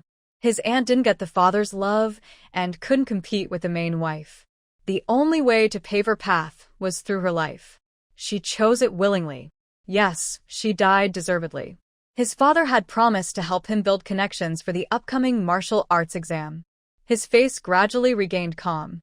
If he could just kill Luo Shi, it would be revenge for his aunt. Seeing Luo Shi's cold, predatory gaze like that of a beast, he felt his last mental defenses crumble. "I heard that souls of those who commit suicide do not enter reincarnation but stay in the same place, repeating the experience of death over and over." Mi Guanglin gasped in shock. That is indeed a folk belief. He completely lost control, shouting in grief, "It's all your fault. You all deserve to die. Luo Shi, you deserve to die. That man also deserves to die." Just as Mi Guanlin was about to lose his mind and say something incoherent, a stern voice quickly stopped him. The speaker was dressed in fine clothes, handsome, with a calm, scholarly aura. However, his eyes were cold and dark. It was Mi Sheng, the head of the Mi family. Mi Sheng stepped into the hall, his gaze sweeping over by Tingyun, who was still watching the scene without stopping, and then to the pale-faced butler. He snorted coldly. A bunch of useless people who can't get anything right. Because of his status, he didn't need to bow to the county magistrate. He simply clasped his hands in a formal gesture. "Today's matter is a misunderstanding. It has now been clarified. My wife was gravely ill and in great pain, and she died by hanging herself. My son couldn't accept this fact and went mad, causing this scene. Please forgive everyone here. Especially you, young brother," he said, turning to Luo Shi with a very sorry smile. "The loss you suffered today, the Mi family will compensate you accordingly." Luo Shi sighed inwardly. As expected of the head of the family, with just a few words, he explained, shifted blame, and offered reassurance. But she wasn't convinced by this. Accusations and false charges don't need compensation. Compensation is your duty to fulfill, she said. Don't make it seem like he's doing her a favor. Luo Shi thought for a moment, just 2,000 taels then. Mi Sheng squinted, furious but pretending to smile. 2,000 taels? Would selling you be worth that? He casually mentioned compensation just to save face, but he had no real intention of paying. It was just for show. Whether I'm worth it or not, the head of the Mi family knows best, she replied. You only paid 2,000 taels for my formula. Now you're also involved in a death. That amount isn't unreasonable, she said, holding up. His bright smile made Mi Sheng want to strangle him. The person involved is now suing the Mi family for murder and extortion. Mi Sheng, do you have anything to say? Bai Tingyan interjected at the right moment. The implication was, if you don't soothe her properly, this matter will continue and your family will suffer even greater losses. Mi Sheng clearly understood and, gritting his teeth, took out 2 large silver notes. He glanced at a few fierce-looking thugs outside the hall and hinted, "Young brother, hold on to these silver notes carefully. Don't let the bad guys steal them," he thought to himself. "After I leave, I will have someone retrieve the notes." "Thank you for the reminder, Master Mi," Luo Shi said with a look of sudden realization, respectfully addressing Bai Tingyun. "Please send someone to me later. I'm worried Master Mi might act and take back the notes." His straightforward words made Mi Sheng's hand tremble with anger. He saw that this young man was really clever and fearless. He had lived half his life and had never met someone so direct. Bai Tingyun cleared his throat softly. "Fine." Mi Sheng could see Bai Tingyun's favoritism clearly. The people who needed to be dealt with had already been dealt with. Not wanting to argue further, he snorted coldly and left with his people. Outside the government office, in an alley, Lu Yunjin sat in a carriage, lifting a corner of the curtain. He handed 2 taels of broken silver to a thin, ragged beggar below. His voice was gentle. "Did you remember what I told you?" The beggar gratefully took the silver and nodded repeatedly. I remember. To get the formula, the Mi family is willing to kill to get it, even harming the lady.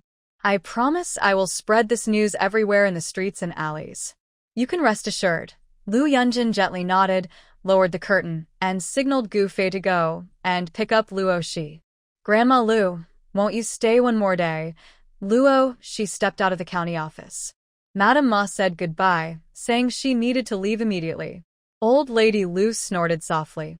"Isn't offending the Mi family enough for you?" she hinted. "And what about the promise you made?"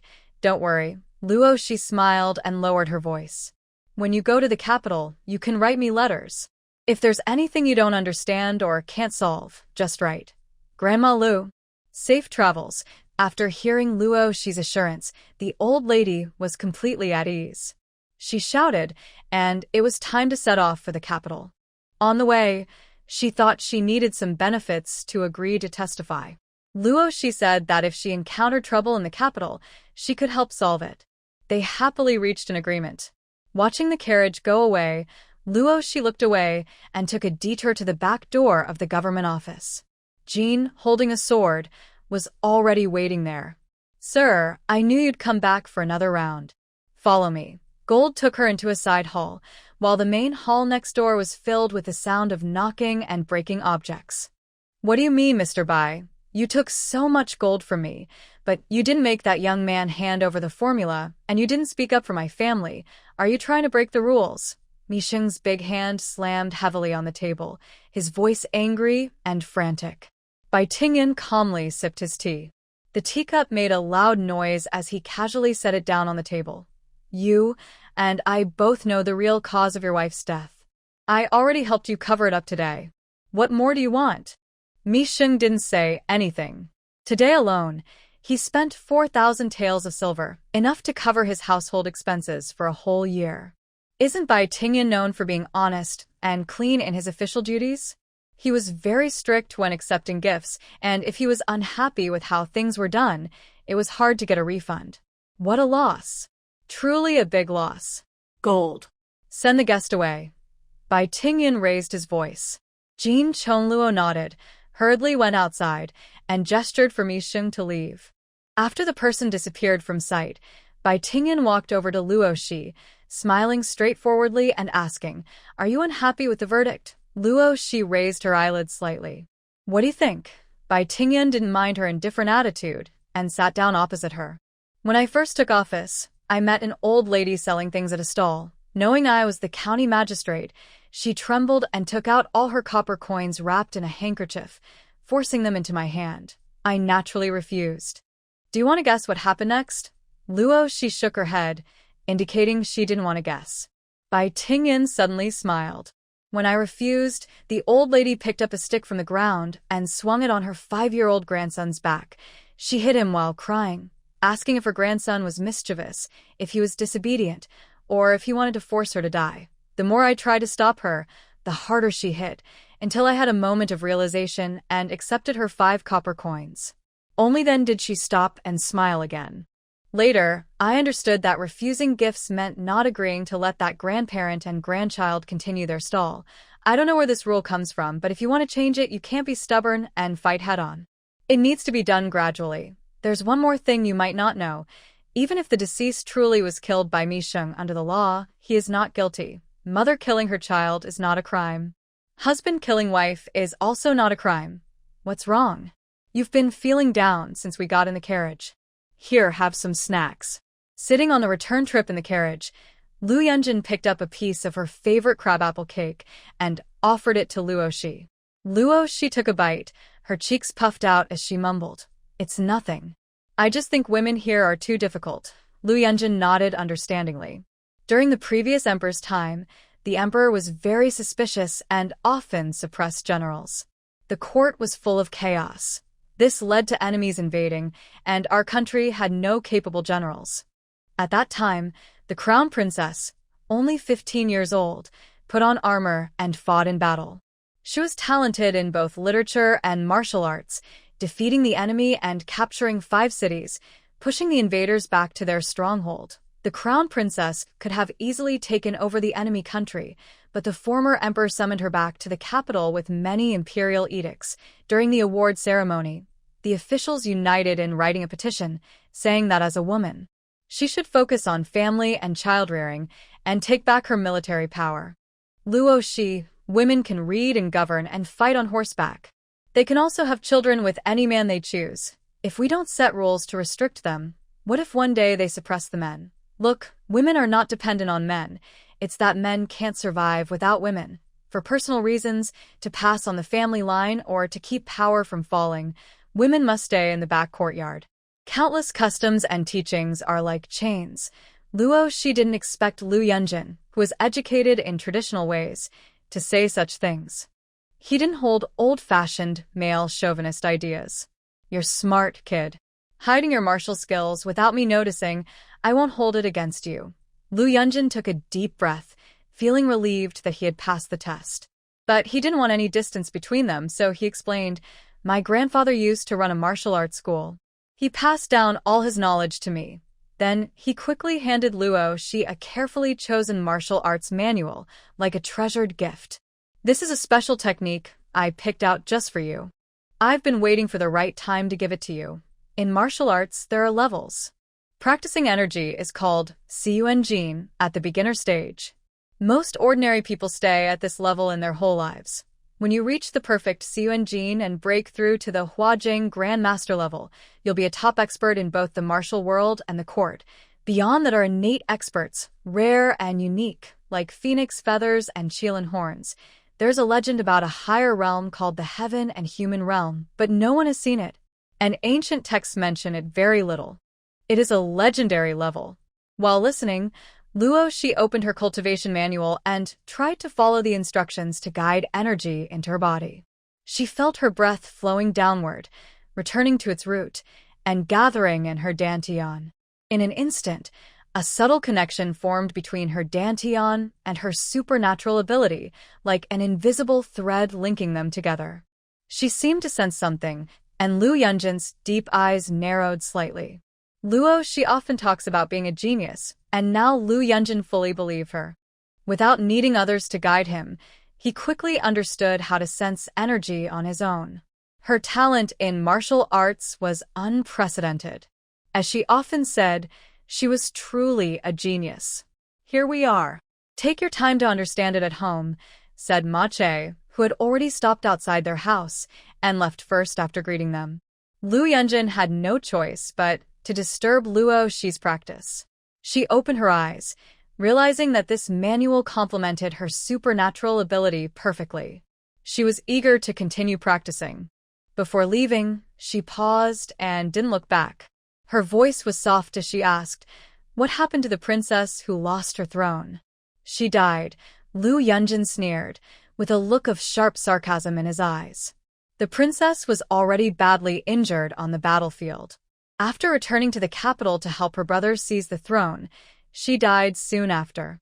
Even a princess as beautiful and talented as her couldn't escape worldly constraints. How could her gentle mother escape the pressure from her cruel father and wicked stepmother? After that day, Luo she was busy with her cultivation and also set up a workshop in the village. The demand for hair dye was increasing daily, and she could no longer supply everything alone. She selected a group of skilled women to help. Qian Tian was diligent and careful, with a strong personality. Luo Shi transferred her from the oil factory to the workshop and promoted her to manage it. The girl now had a steady income, freeing her from her terrible mother and her blood-sucking younger brother's control.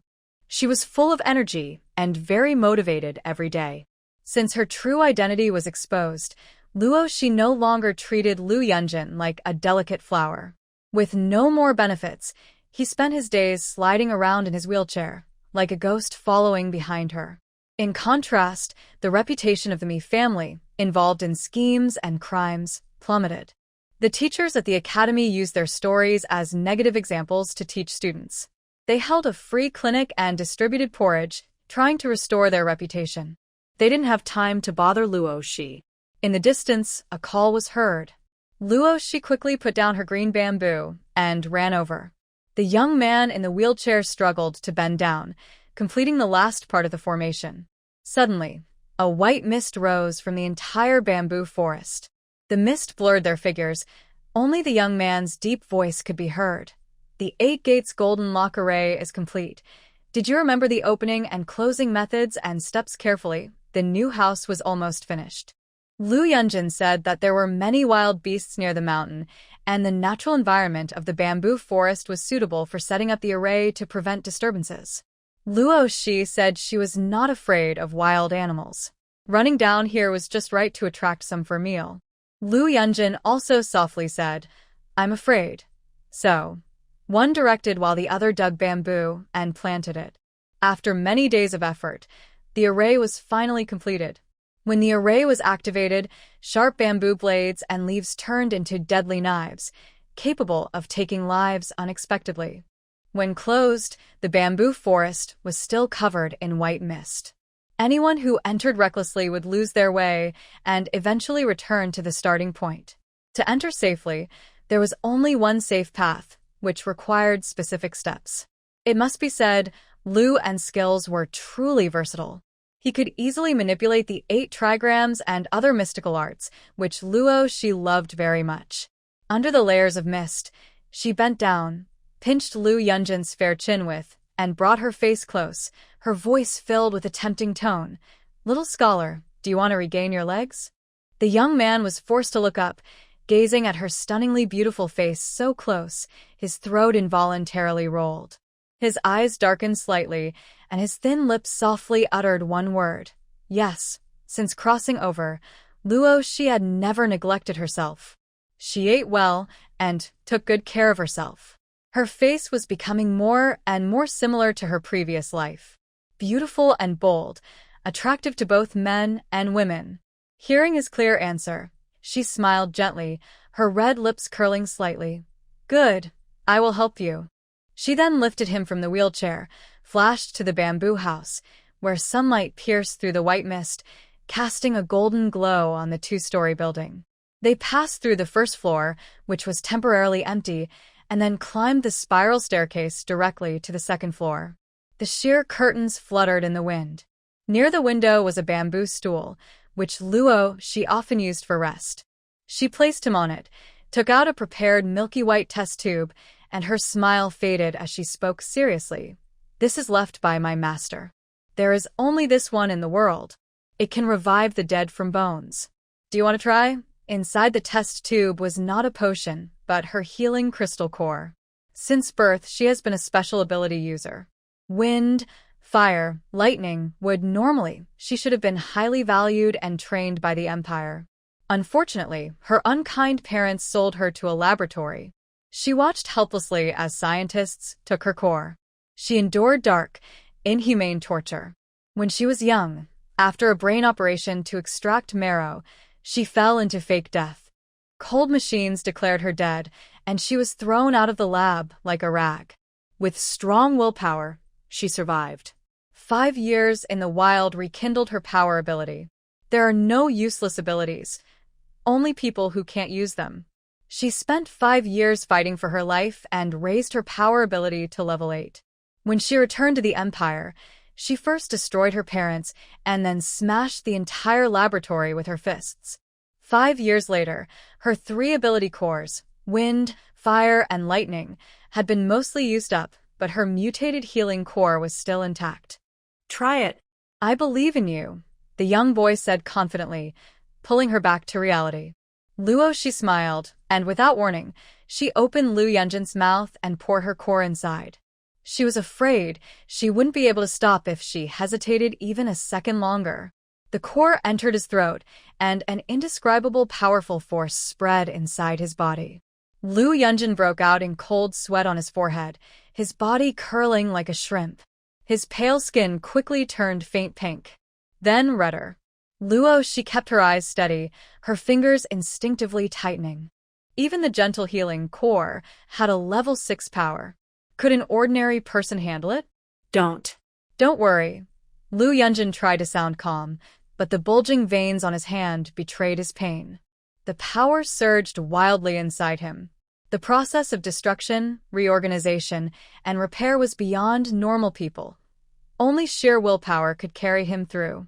Meanwhile, Lu family members finally reached the outskirts of the capital city after many hardships.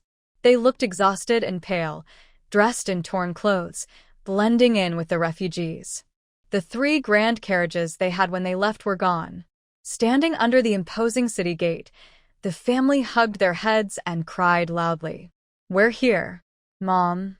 We finally arrived." Old Lu wiped mud from his face, trembling as he took out the last wild vegetable from his pocket. Just as he was about to put it in his mouth, his son snatched it away and quickly swallowed it. God knows what they went through all the way. The first part of the journey was smooth, with the family taking a leisurely trip, stopping here and there. But everything changed when they entered Central State. In the north, there was flooding and many people were forced to move away. Starving refugees became desperate and turned to cannibalism. They encountered a band of robbers who stole all their belongings, nearly taking their lives. If the soldiers hadn't arrived in time to stop the chaos, the family would not have survived to reach the capital. They were lucky to survive, but the journey was still very hard. They had no water, food, or money, and had to learn to drink dirty water and dig up wild vegetables. The youngest was okay, but old Lady Lu, who was half buried in the ground from her suffering, was barely alive, only holding on by a thread. Quick. Help me into the city and find your older brother. The old lady, now just skin and bones, said weakly, her lips cracked as she leaned on second brother Lu. Grandma, when we see Uncle later, you must ask him to give us some help. We're starving. Lu Jinhua licked her lips nervously. On the way, they almost got attacked by dirty refugees several times, but she was clever enough to hide and disguise herself. Lu Jinhua was relieved, but didn't notice that behind her, Lu Yinhua was glaring at her with a look full of hatred. Seeing the family helping each other and stumbling toward the city gate, some of the tired refugee crowd sneered, waiting for them to be driven away. Everyone knew that under the emperor's rule, refugees were not allowed inside. Luckily, the government provided grain and officials distributed porridge daily. There would be no riots caused by starvation. But this wasn't a long-term solution. As the refugees sighed and lamented, the elite members of the Lu family had already reached the city gate. The soldiers guarding the city raised their spears. Stop, refugees. No entry into the capital. Perhaps because they looked so emaciated and ragged, the soldiers kindly explained, someone will arrange for you to stay in the suburbs later. Blocked from entering, the old lady's accumulated pain and frustration turned into anger, which suddenly exploded. She pointed at the kind soldier's nose. Who do you call a refugee? Look at who Grandma is. You guards are just a bunch of watchdogs. The soldier was angered and, for the first time, insulted back, Troublemaker, arrest her. Seeing the gleaming spear approaching, third brother Lu stepped forward bravely. Are you blind? Do you know who my older brother is? Be careful, or my older brother will cut off your heads. The soldiers looked at each other, never having seen someone speak so boldly. One of them joked, Who is your older brother? Tell us so we can see. Lu Mingjun proudly puffed out his chest. My great-uncle is the Marquis of Pingxi. You should hurry and inform him. Just say his mother has arrived. Let him come and get us. Worried they wouldn't believe, he added, My great-uncle's name is Lu Xiao. He just married the youngest daughter of the Prime Minister's family. Is that correct? Indeed. The Marquis of Pingxi was named Lu Xiao. The soldiers hesitated, unsure what to do, so they asked to see their household registration. But the household registration of the Lu family had been taken by refugees long ago. Where could they find it? Lu Jinhua's eyes sparkled. She stepped forward proudly, raising her chin. Daring to question the family of the Marquis? Are you not afraid of death? Luo Shi had said her great-uncle was a high-ranking official, so they didn't need to fear anyone in the capital. If anyone was disrespectful, they would fight back. Her great-uncle's strength was their confidence. Thinking this, Lu Jinhua slapped the soldier demanding the household registration. With a loud smack, the soldier covered his face, stunned. He didn't expect to be hit. Lu Jinhua, exhausted and cold, didn't have much strength. The slap was more like a scratch or a tickle. But even if the damage was minor, it was very insulting. The other soldiers raised their guns, surrounding the Lu family members. The squad leader quickly stepped forward to check on the soldier who had been hit. Are you okay? They aimed their spears at vital points. It was clear they weren't afraid, but the Lu family remembered Luo Shi's warning. Never show weakness. They raised their faces and shouted insults. They said that once the Marquis of Pingxi arrived, he would definitely cut off their heads. Suddenly, a deep, slightly hoarse voice sounded from above. What are you all doing here? The voice was low, magnetic, and pleasant. Lu Jinhua, who had been pushing the soldiers, immediately looked up. A black carriage was parked nearby. Inside sat a handsome man with a jade crown and neatly tied hair, with sharp features. Her eyes widened. Wow. Oh my. This man is incredibly handsome. The squad leader saw the carriage and hurriedly approached, bowing respectfully. Greetings, Your Highness. They claimed to be relatives of the Marquis of Pingxi. Not only did they break into the city gates, but they also injured Xiao Zhao. The man listened to the story, then slightly raised his eyes and repeated, relatives of the Marquis of Pingxi. The squad leader nodded quickly, not forgetting to flatter him. They also said they want the Marquis to cut off our heads. Everyone present was a soldier from the outskirts of Beijing, assigned to guard the city gate. Who cares about some noble lord? How dare they challenge our prince? The man sneered, a few strands of black hair falling across his forehead, revealing a prominent tear mole under his eye. Lu Jinhua swallowed nervously. Gracefully weaving through the crowd, she leapt close to the carriage and shyly asked, Are you the prince? I am the nephew of the Marquis of Pingxi. Nice to meet you, Your Highness. Unaware of the soldier's amused expressions and the playful gaze of the Mo King, she continued nervously. Our family was robbed by bandits when we came to the capital. Could you please help us get to the Marquis's residence? After speaking, she cast a quick glance upward. Her face grew redder the more she looked. Luo Shi was right. There are many good men in the capital, and any one of them would be excellent. The man's eyes showed disgust. The team leader hurried forward, wanting to take this troublesome girl away. What kind of person is she? Daring to dream of being with their prince? She should look at herself in the mirror first. Yin Yao gently waved his hand, signaling it was fine, and lowered the carriage curtain. Stay behind the carriage. Let's go to the Marquis's residence. The young guard driving the carriage responded softly. The soldiers let them pass. The Lu family hurried to Lu Jinhua, praising her. It's all thanks to Jinhua. Even the prince shows her respect. Lu Jinhua puffed out her chest and looked determinedly at the moving carriage. The impoverished refugees, disguised as common folk, followed behind the grand carriage of the Mo King, looking like prisoners paraded for public display. They crossed the city gate and walked along the main street paved with blue stones. Shops lined both sides, bustling with activity, dazzling Lu Jinhua. A street vendor carrying candied hawthorn passed by. Lu Jinhua's stomach growled loudly. She was starving. Blushing, she approached the carriage. "Your Highness, I am very hungry. Could you please buy me a candied hawthorn?" The curtain was pulled aside, revealing the handsome face of the Mo king. He gave her a strange smile. "Moe, pay the money." Lu Jinhua didn't expect him to agree so easily. Could he be interested in her? She shyly reached out her dark hand to accept the candied hawthorn from the vendor. She had planned to eat politely, but she was too hungry. She couldn't resist biting into 2 hawthorns at once, filling her mouth completely. Instead of looking like a cute squirrel with puffed cheeks, she looked like a starving wolf who hadn't seen food in ages. The situation became even more ridiculous later on. When they saw the food, Lu Mingjun and Lu Yinhua reached out to grab it. Their dark, rough hands snatched a bright red candy pile and shoved it into their mouths.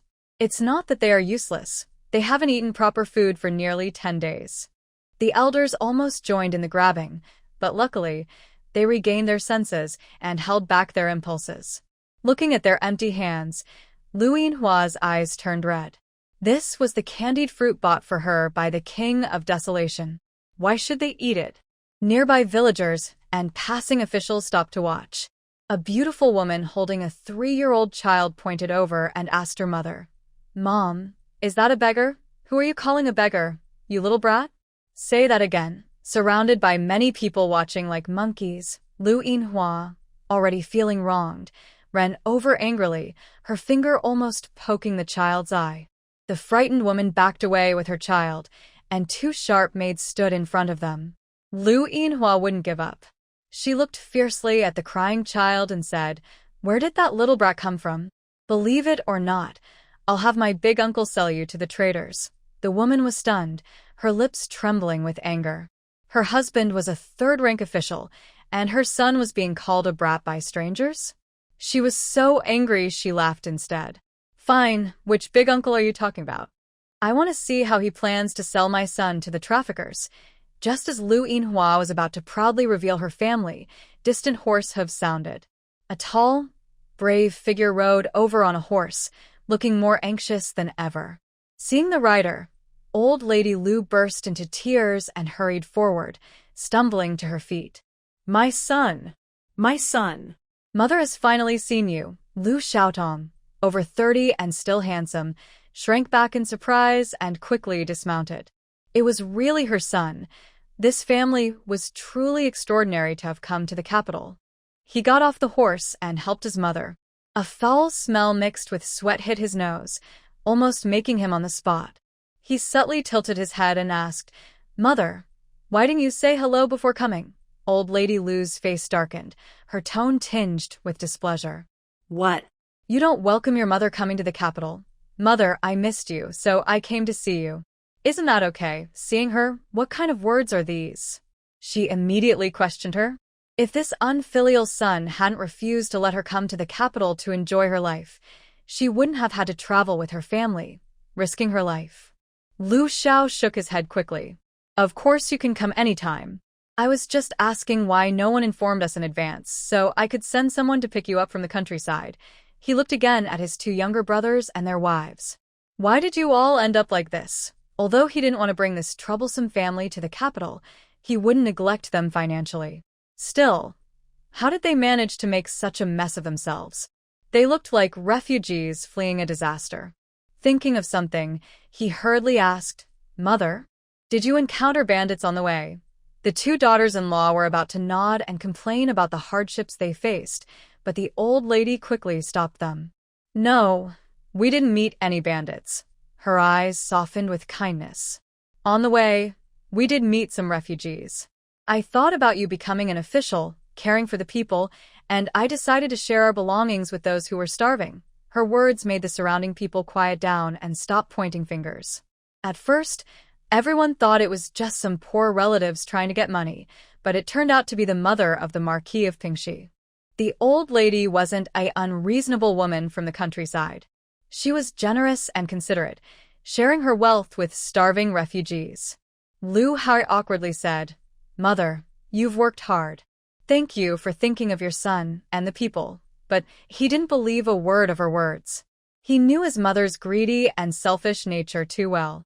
It was no surprise she hadn't been robbed. He had originally planned to show everyone this family's foolish and selfish side, so that when they left, no one would say anything. But since his plan failed, and the old lady left a good impression, he believed that soon, news of her donating all her belongings would spread through the capital. If he wanted to send this family back to the countryside, he would need to think carefully. Thinking of this, his face darkened. "Mother, you all must be tired. Let's go back to the mansion and rest." Lu Laotai smiled and nodded repeatedly. Yes, let's do that." But inside, he cursed his son harshly. His son looked like he had given up, but he clearly understood what was going on. No matter how the Marquis was, he was still born of her. She knew exactly what he was up to. Indeed, Luo she had taught her well. To stay in the capital long term, she needed a good reputation. If this beast of a son wanted to send them back to the countryside, he would have no reason to do so. As the crowd dispersed, Lu Xiao pinched his nose and prepared to take this group of bloodsuckers back to the mansion. A beautiful woman holding a child stepped forward and bowed gracefully. "I don't know what I did to offend the Marquis, but he's trying to sell my son to human traffickers." Upon hearing this, Lu Xiao paused a step and recognized that the beautiful woman was the official's wife who often argued in court. He couldn't help but laugh and say, "You've got the wrong person. I never said I wanted to sell your son." The woman gently pointed at Lu Jinhua, who was standing among the crowd. "Is she the Marquis's family member? She almost blinded my son and then said you would sell him to traffickers. But how could my husband offend anyone in court?" Lu Xiao turned around suddenly, his eyes wide with shock as he stared at the innocent-looking Lu Jinhua. His dear niece really knew how to pick fights. She had already offended the most difficult official in court. Lu Jinhua shrank her shoulders and puffed out her chest confidently. "They first called my grandmother a beggar. Big uncle. If grandma is a beggar, then aren't you a little beggar too? Selling to traffickers. Our village always scares children like that. Truly, women can be the most vicious. Only her harsh words hurt others." Hearing this, the beautiful woman's hand trembled with anger. She glared at Lu Xiao and sneered, "Fine. Today's matter, I will definitely tell my husband everything." Then she turned and left with her people. Lu Xiao's anger didn't subside. On the black carriage, the Mo King stepped down, feeling a strange premonition. He saw the man with a cold face say in a deep voice, "Ordering your family to attack soldiers and wanting to cut off my subordinates' heads? Marquis, that's quite a feat. Greetings, Mo King." Lu Xiao put away his fake smile and spoke seriously. "I heard that your relatives went to the capital. I just arranged for refugees to return from the outskirts and haven't done what you said."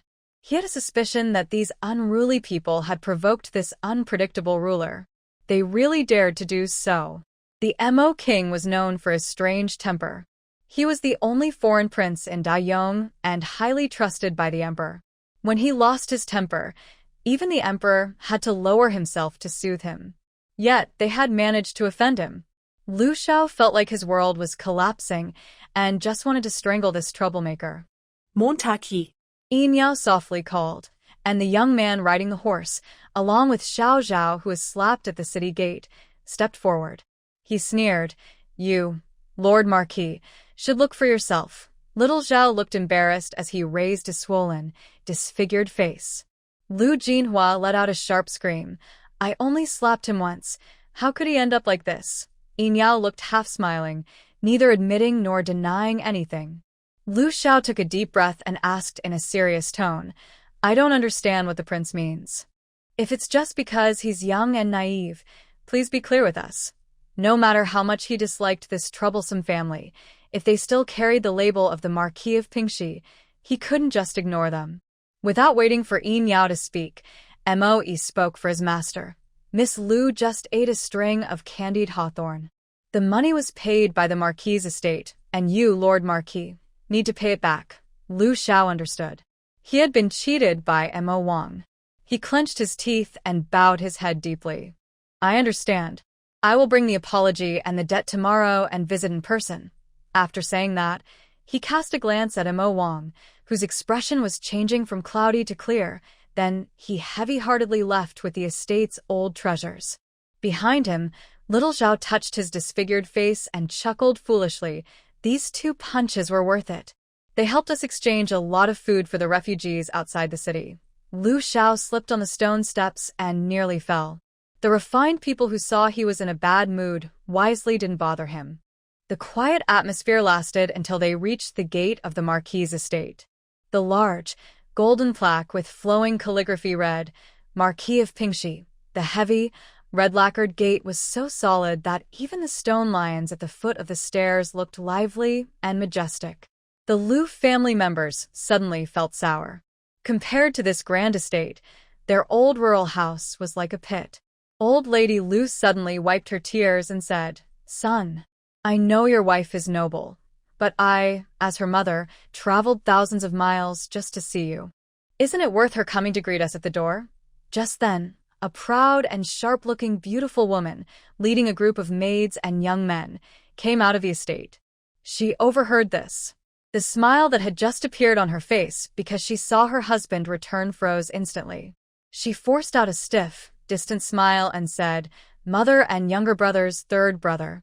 Why are you here? Oh my, she almost didn't recognize her husband's mother, who was wearing ragged clothes and looked thin and worn out. As for her 2 younger siblings and nephews and nieces, she didn't even bother to give them a glance. Being completely ignored made them feel uncomfortable. Luo, she was right. Daughters raised in noble families, even after marrying in, still looked down on them. Once again, she asked why she came. Old Lady Lu felt uncomfortable. When they met, no one showed concern, and instead, they questioned her. She stayed calm, stepped forward, and gently grabbed Jiang Keyuan's smooth, fair hand, smiling like a kind mother-in-law. Dear daughter-in-law, I missed you. Since you married in, you should be expecting a baby. I can't wait to see my little grandson. You wouldn't turn us away, would you?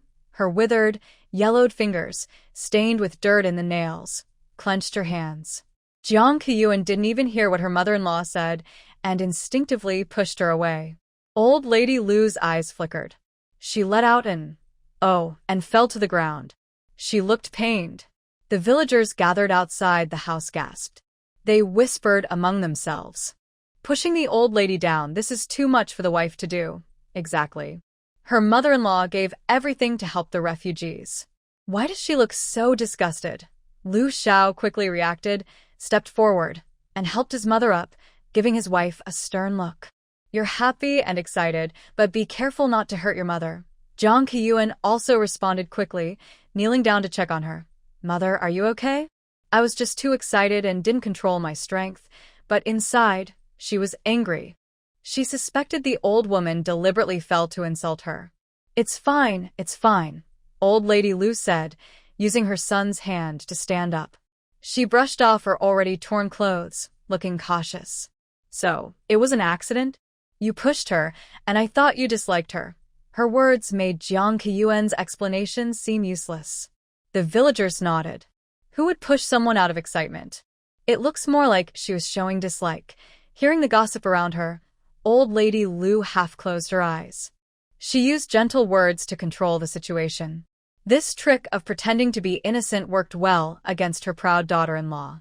Keyuan, help mother into the house. More and more people gathered, and the day had already been embarrassing enough. Old Lady Lu didn't want to be watched anymore, so she quickly told her daughter-in-law to help her. Jiang Keyuan hummed softly and signaled 2 maids to help her. Old Lady Lu, walking inside, smiled and said, It's okay. My daughter-in-law is clean, and the maids can help me. Her words made Wang Keyuan feel sick. Without showing any respect, she turned and left. The gate closed behind them, blocking everyone's gossiping eyes. Shouldn't I have come?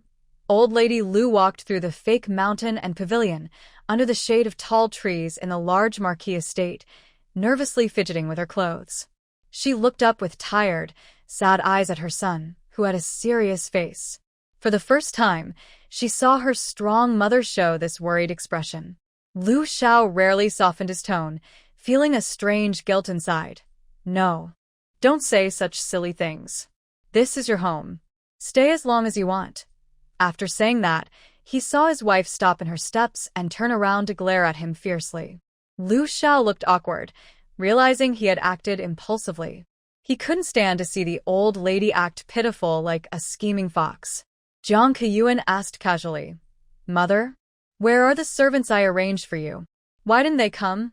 Lu Xiao also realized that he had arranged people in the countryside to stop the top-tier people from going to the capital. He had sensed something was wrong from the start. It turned out the people watching the old house had disappeared. Hearing this, old lady Lu cried again. They ran off with all the money and grain on the way. Son, mother, and your 2 brothers almost starved on the road. Those heartless, rotten people. It was clearly the spies watching them. Luckily, he had dealt with them early, so the 2 of them wouldn't find out the truth. Jiang Keyuan was stunned. How could this be? The people were arranged by her, mainly to torment Lu Yunjin. They wouldn't leave the proper village, and if they did, she would have sent a letter first. And stealing the money and running away? That was nonsense. She had repeatedly assured her husband everything was fine. The old lady's words reached Lu Xiao's ears. How should he see himself now? Sure enough, his eyes were full of blame. Blaming her for not watching the old house properly, and blaming them for almost killing his mother. Jiang Keyuan had nowhere to vent her frustration. She couldn't say, "The people I sent to torment your son can't leave the proper village, right?" All their arguments and accusations fell into old lady Lu's eyes, and she sneered coldly. Just wait. This was only the beginning. Lu Xiao believed only half of what he heard. The sudden arrival at the old house caught him off guard. He always thought that handling things first and reporting later wasn't the style of the old house. He decided to send someone to investigate. Kuyuan, arrange a courtyard for my family. First, have a good wash and freshen up. Jiang Kuyuan covered her nose with her hand, really unwilling to let this refugee, who was worse than a beggar, move into the Marquis's residence. She had even seen lice on old lady Lu's head.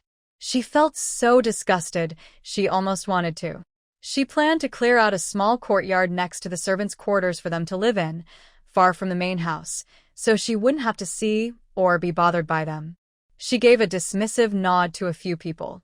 All of you, help my mother to Yun Garden. Lu Xiao opened his mouth, but seeing the disgust and impatience in his wife's eyes, he finally said nothing. Yun Garden, despite its pretty name, was just a wall away from the servants' quarters and was in a remote, neglected part of the estate. It was the most run-down courtyard. Seeing the pity and contempt in the maids' and servants' eyes, old lady Lu immediately knew that her daughter-in-law was not holding her tongue well. Without hesitation, she said, "No need to trouble yourselves. We will stay in your courtyard. Thinking of your son coming to the capital, there's no need for us to cause a fuss." She looked reluctant, making Jiang Kueyuan want to slap her right then and there. She wanted her courtyard? Just look at what she was worth.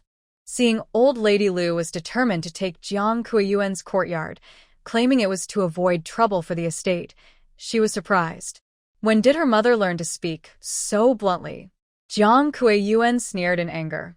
Her behavior was so petty it reminded her of her childhood half-sister who loved to steal her things. Stealing her father's love, her clothes and jewelry, even her courtyard. Jiang Kueyuan was never patient. Her sharp eyes seemed to say, "Either stay in your place or get out." Next to her stood a woman in her 40s, Mao Tian, who had taken care of the young lady since she was a child. Seeing the expression on her young lady's face, she knew she could no longer hold back. She quickly grabbed Jiang Kueyuan's sleeve. When the other looked back with a questioning gaze, she shook her head very slightly. Since these people were related to the young master's family, causing a scene would only give others a reason to gossip. She signaled to handle it herself. She stepped forward and smiled, saying, "Old sister, you raised the Marquis to such a big age. It's not just the ladies' courtyard. If you speak up, the main house can also accommodate him. People like this, who have never seen the world, are the most greedy. They will quickly overreach, lose their sense of direction. If they push too far and offend the Marquis, they won't be able to cause any trouble anymore. This statement indeed made Lu Xiao feel uncomfortable inside. She raised him? As the eldest son in the family, he had taken on all the farm work since he was young. Whatever they had to eat or drink, his mother would always tell him to give it to his younger brother. His current achievements were earned step by step through his own planning, not because of favoritism from his mother. Bah! Old Lady Lu spat a big blob of phlegm onto Tian Mama's face and scolded, "You, a servant girl, are not fit to call me sister or sister-in-law." She looked at Jiang Qiyuan, who was reaching out to help Tian Mama, and asked bluntly, "Did you crawl out of the servant's belly? Still pretending to be a young lady from the capital, a noble lady. Do you not understand manners? Or are you looking down on me and trying to embarrass me?" Mama, are you okay?" Seeing her wife worried and anxious, Lu Xiao's face darkened completely. "Enough." He looked sharply at the old lady. "Since you entered the house, you've been constantly bothering my wife." "Mother, can't you stand seeing me succeed? Can't you accept that I have a family?" Tian Mama tightly held her young lady's arm, signaling her not to step forward and let the Lord handle it. For the first time, old lady Lu saw her son speak harshly to her. She was stunned for a moment, then her eyes turned red. She muttered to herself, "It's my fault. It's my fault. Our daughter-in-law hasn't moved in her belly yet. It's my fault for wanting to take over her courtyard, for letting you two live together, so you can spend more time together." Jiang Qiyuan gasped, her fingers clenched tightly under her silk scarf. The maids and servants around lowered their heads, initially looking down on this family, thinking they were worse than beggars. After hearing the old lady's words, they couldn't help but feel ashamed. It seemed like she was being unreasonable and stubborn, but in fact, she just wanted the lord and lady to spend more time together and have children sooner for the family. This is what a mother's love looks like, completely devoted to her son. Lu Xiao took a deep breath, his smile stiff and awkward. "I misunderstood you, mother. To spend more time with his wife?" He didn't believe a word of it. But her words were flawless, standing on the moral high ground, leaving him no room to argue. When did his mother become so difficult? He silently pulled Jiang Qiyuan's cold hand, pinched it secretly, gritted his teeth, and forced out a smile. "Mother, it's for our good. Let's accept this kindness." Jiang Qiyuan's expression almost cracked. She felt like she was being robbed of her courtyard, and now she had to thank her? Old Lady Lu wiped her tears while secretly feeling proud. Luo Shi's methods were really effective. When the enemy is strong, I retreat. When the enemy retreats, I advance. Always speaking from the other person's perspective. Who could blame a mother who only cares about her son? Seeing the unfair and stubborn look in the eyes of this unkind couple, she felt very satisfied and relieved. She believed that suffering shouldn't be only her burden. These two wicked people should also taste some hardship. "Big brother, mother is doing this for your good. How can you misunderstand her and be so harsh?" Lu the third son criticized disapprovingly. Second brother nodded repeatedly in agreement. "Big brother, after gaining power and status, you've changed." Seeing the Marquis's face turn pale and blue, the young lady of the family looked displeased. Granny Tian quickly bowed and offered a polite way to step back. "This matter is my fault. I didn't think it through, madam. Look, the kitchen food is ready. Shall I serve you for washing up and eating?" "All right, lead the way." Old Lady Lu reluctantly nodded. She knew to stop when things were enough and decided to accept the situation. There are still many days ahead, and she can slowly deal with this charming woman. However, someone didn't want her to succeed. Before leaving, Jiang Qiyuan cast a sinister look at Granny Tian, who smiled knowingly in response. Qingyun Courtyard is the best courtyard outside the main residence of the Marquis' estate. After marriage, Jiang Qiyuan carefully decorated it. When Lu Xiao went to the military camp or stayed in the study, she liked to live here alone. In the courtyard, there was a clear blue pond with lotus leaves stretching to the sky and flowers blooming beautifully. While the top ladies admired the scenery, Granny Tian, who had been smiling along the way, suddenly changed her expression. She made gestures towards several directions. This courtyard was filled with young ladies carefully chosen from the noble family. If something happened here, no one would support the top ladies, and the marquis wouldn't hear about it. The old lady knew that the women in the back house could be very cruel. But that was okay. She soon experienced it herself. Their family was separated by servants. Old Lady Lu was led by Granny Tian to a small room, where a large wooden tub filled with hot water was placed. There was a bathhouse in the courtyard, but Granny Tian thought the old lady didn't deserve to dirty her young lady's water. "Help me change clothes." Old Lady Lu stretched her arms, acting bossy as she ordered. Suddenly, a strong force struck her head from above. Granny Tian grabbed her hair and, with a cold expression, pushed her into the water. "I'm sorry, but I can't assist with that request. Big Flower is the old sow kept in the backyard, used for ancestor offerings during the New Year." "Hey, someone is really fighting with Big Flower for food," the three people said and laughed, mocking the old woman who was cleaning herself in the wooden tub. They didn't notice that she had turned away, her eyes flashing with crazy hatred. After finishing her bath and changing clothes, Granny Tan didn't forget to threaten. "If you dare tell Lord Ho about today, I will make you try something even more unforgettable." What that was, the old woman didn't know. She just wanted to kill this servant girl, tear her into pieces, and cut her into many parts.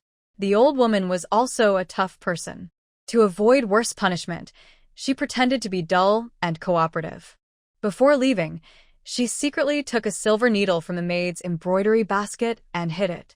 "Mother, come eat," called Jiang Keyuan from the front hall. There was a big table of good food and wine. Crispy deck, cristal porc-knuckle, abalone, shark fin. These were delicacies the nobles had never tasted before. Lu Lao Air and Lu Lao San, who arrived early, couldn't wait to start. Everyone's attention was on the rich dishes, and they didn't notice that their mother, who arrived late, had a face as white as paper. Lu Xiao noticed, but he didn't care much about this family, so he just pretended not to see. He quietly squeezed his wife's hand under the table and said, "You've worked hard." Jiang Keyuan smiled back and said, "My husband's mother is also my mother-in-law. No need to thank us." During this, her gaze briefly met Granny Tian behind Lu Lao Tai, who gave her a reassuring look. Suddenly, the old lady stepped forward quickly, grabbing the edge of the table with both hands and forcefully flipping it over. Clattering sounds of bowls, plates, and wine cups breaking everywhere, with soup and shattered porcelain splashing all around. Some porcelain shards accidentally cut Jiang Keyuan's ankle. She let out an "ah" and bent over, clutching her ankle. Lu Xiao felt both distressed and angry. He loudly scolded, "Mother, what are you doing?" Keyuan worked hard to prepare this meal. "Don't cause trouble anymore." But just as he finished speaking, the old lady suddenly raised her hand and slapped him hard. Lu Xiao raised his hand in disbelief, covering his face. His mother had hit him before when he was a child, when he was lazy or stole food, but she had never slapped his face. His mother looked at him with a coldness he had never seen before. In front of everyone, she tore open her top, revealing tiny holes all over her chest, filled with needle. "Am I going crazy? Look at this. Just look at this." She tremblingly pointed at the already pale-faced Mrs. Tian, tears in her voice. "Old lady knows you don't welcome me here, no matter what. I gave birth to and raised you. If you want me to leave, just say it. You could send a servant to humiliate and torment me." She suddenly laughed bitterly. "Lu the big dog. Very good, indeed, very good." The maids serving in the hall gasped as they saw the tiny pinholes all over the old lady's chest. For a moment, they didn't know if they were more shocked by the fact that the old lady was attacked on her first day here, or by the fact that the Marquis's nickname was Lu the Big Dog. Zhang and Ma's daughters-in-law hurried to support their mother-in-law, then turned to look at Lu Xiao, who was also staring in shock. Grinding her teeth with hatred, she said, "Mother, on the way here, I dug wild vegetables and drank muddy water. I only held on to a strong belief to see you in the capital. Greed for wealth blinds people. I didn't expect my eldest uncle to become so heartless, to order someone to harm my mother, you." You're so cruel. I didn't, Lu Xiao hurriedly explained, glancing at the maids hanging their heads but with their ears perked up, then waved for them to leave. He stepped forward, took his mother from Zhang's hands, and wiped her tears. Don't cry. Is there some misunderstanding? Let's clarify everything first. Old Lady Tian felt a chill in her heart. The evidence was right in front of her, yet he still shamelessly claimed it was a misunderstanding. He pushed away his son's hand, sat down on the only intact chair in the hall, and sharply slapped the armrest. Mrs. Tian, did you do this yourself? Or should I have someone beat it out of you? Mrs. Tian knelt with a thud, raising her innocent-looking face. Old madam, I don't know what you're talking about. This old lady is truly ruthless. The methods used in the back house never leave scars on the victim to avoid leaving any evidence. She even took a needle while she was distracted and faked an injury on herself. It's no wonder she's the woman who gave birth to the Marquis. She's ruthless and quick-thinking. But she couldn't admit it. She knelt and begged Lu Xiao and Jiang Guiyuan. Sir, I have followed the lady since I was young. I would never do such a thing. Please, sir, investigate carefully. The Marquis, considering his wife's reputation, was most likely to downplay the matter and not pursue it further.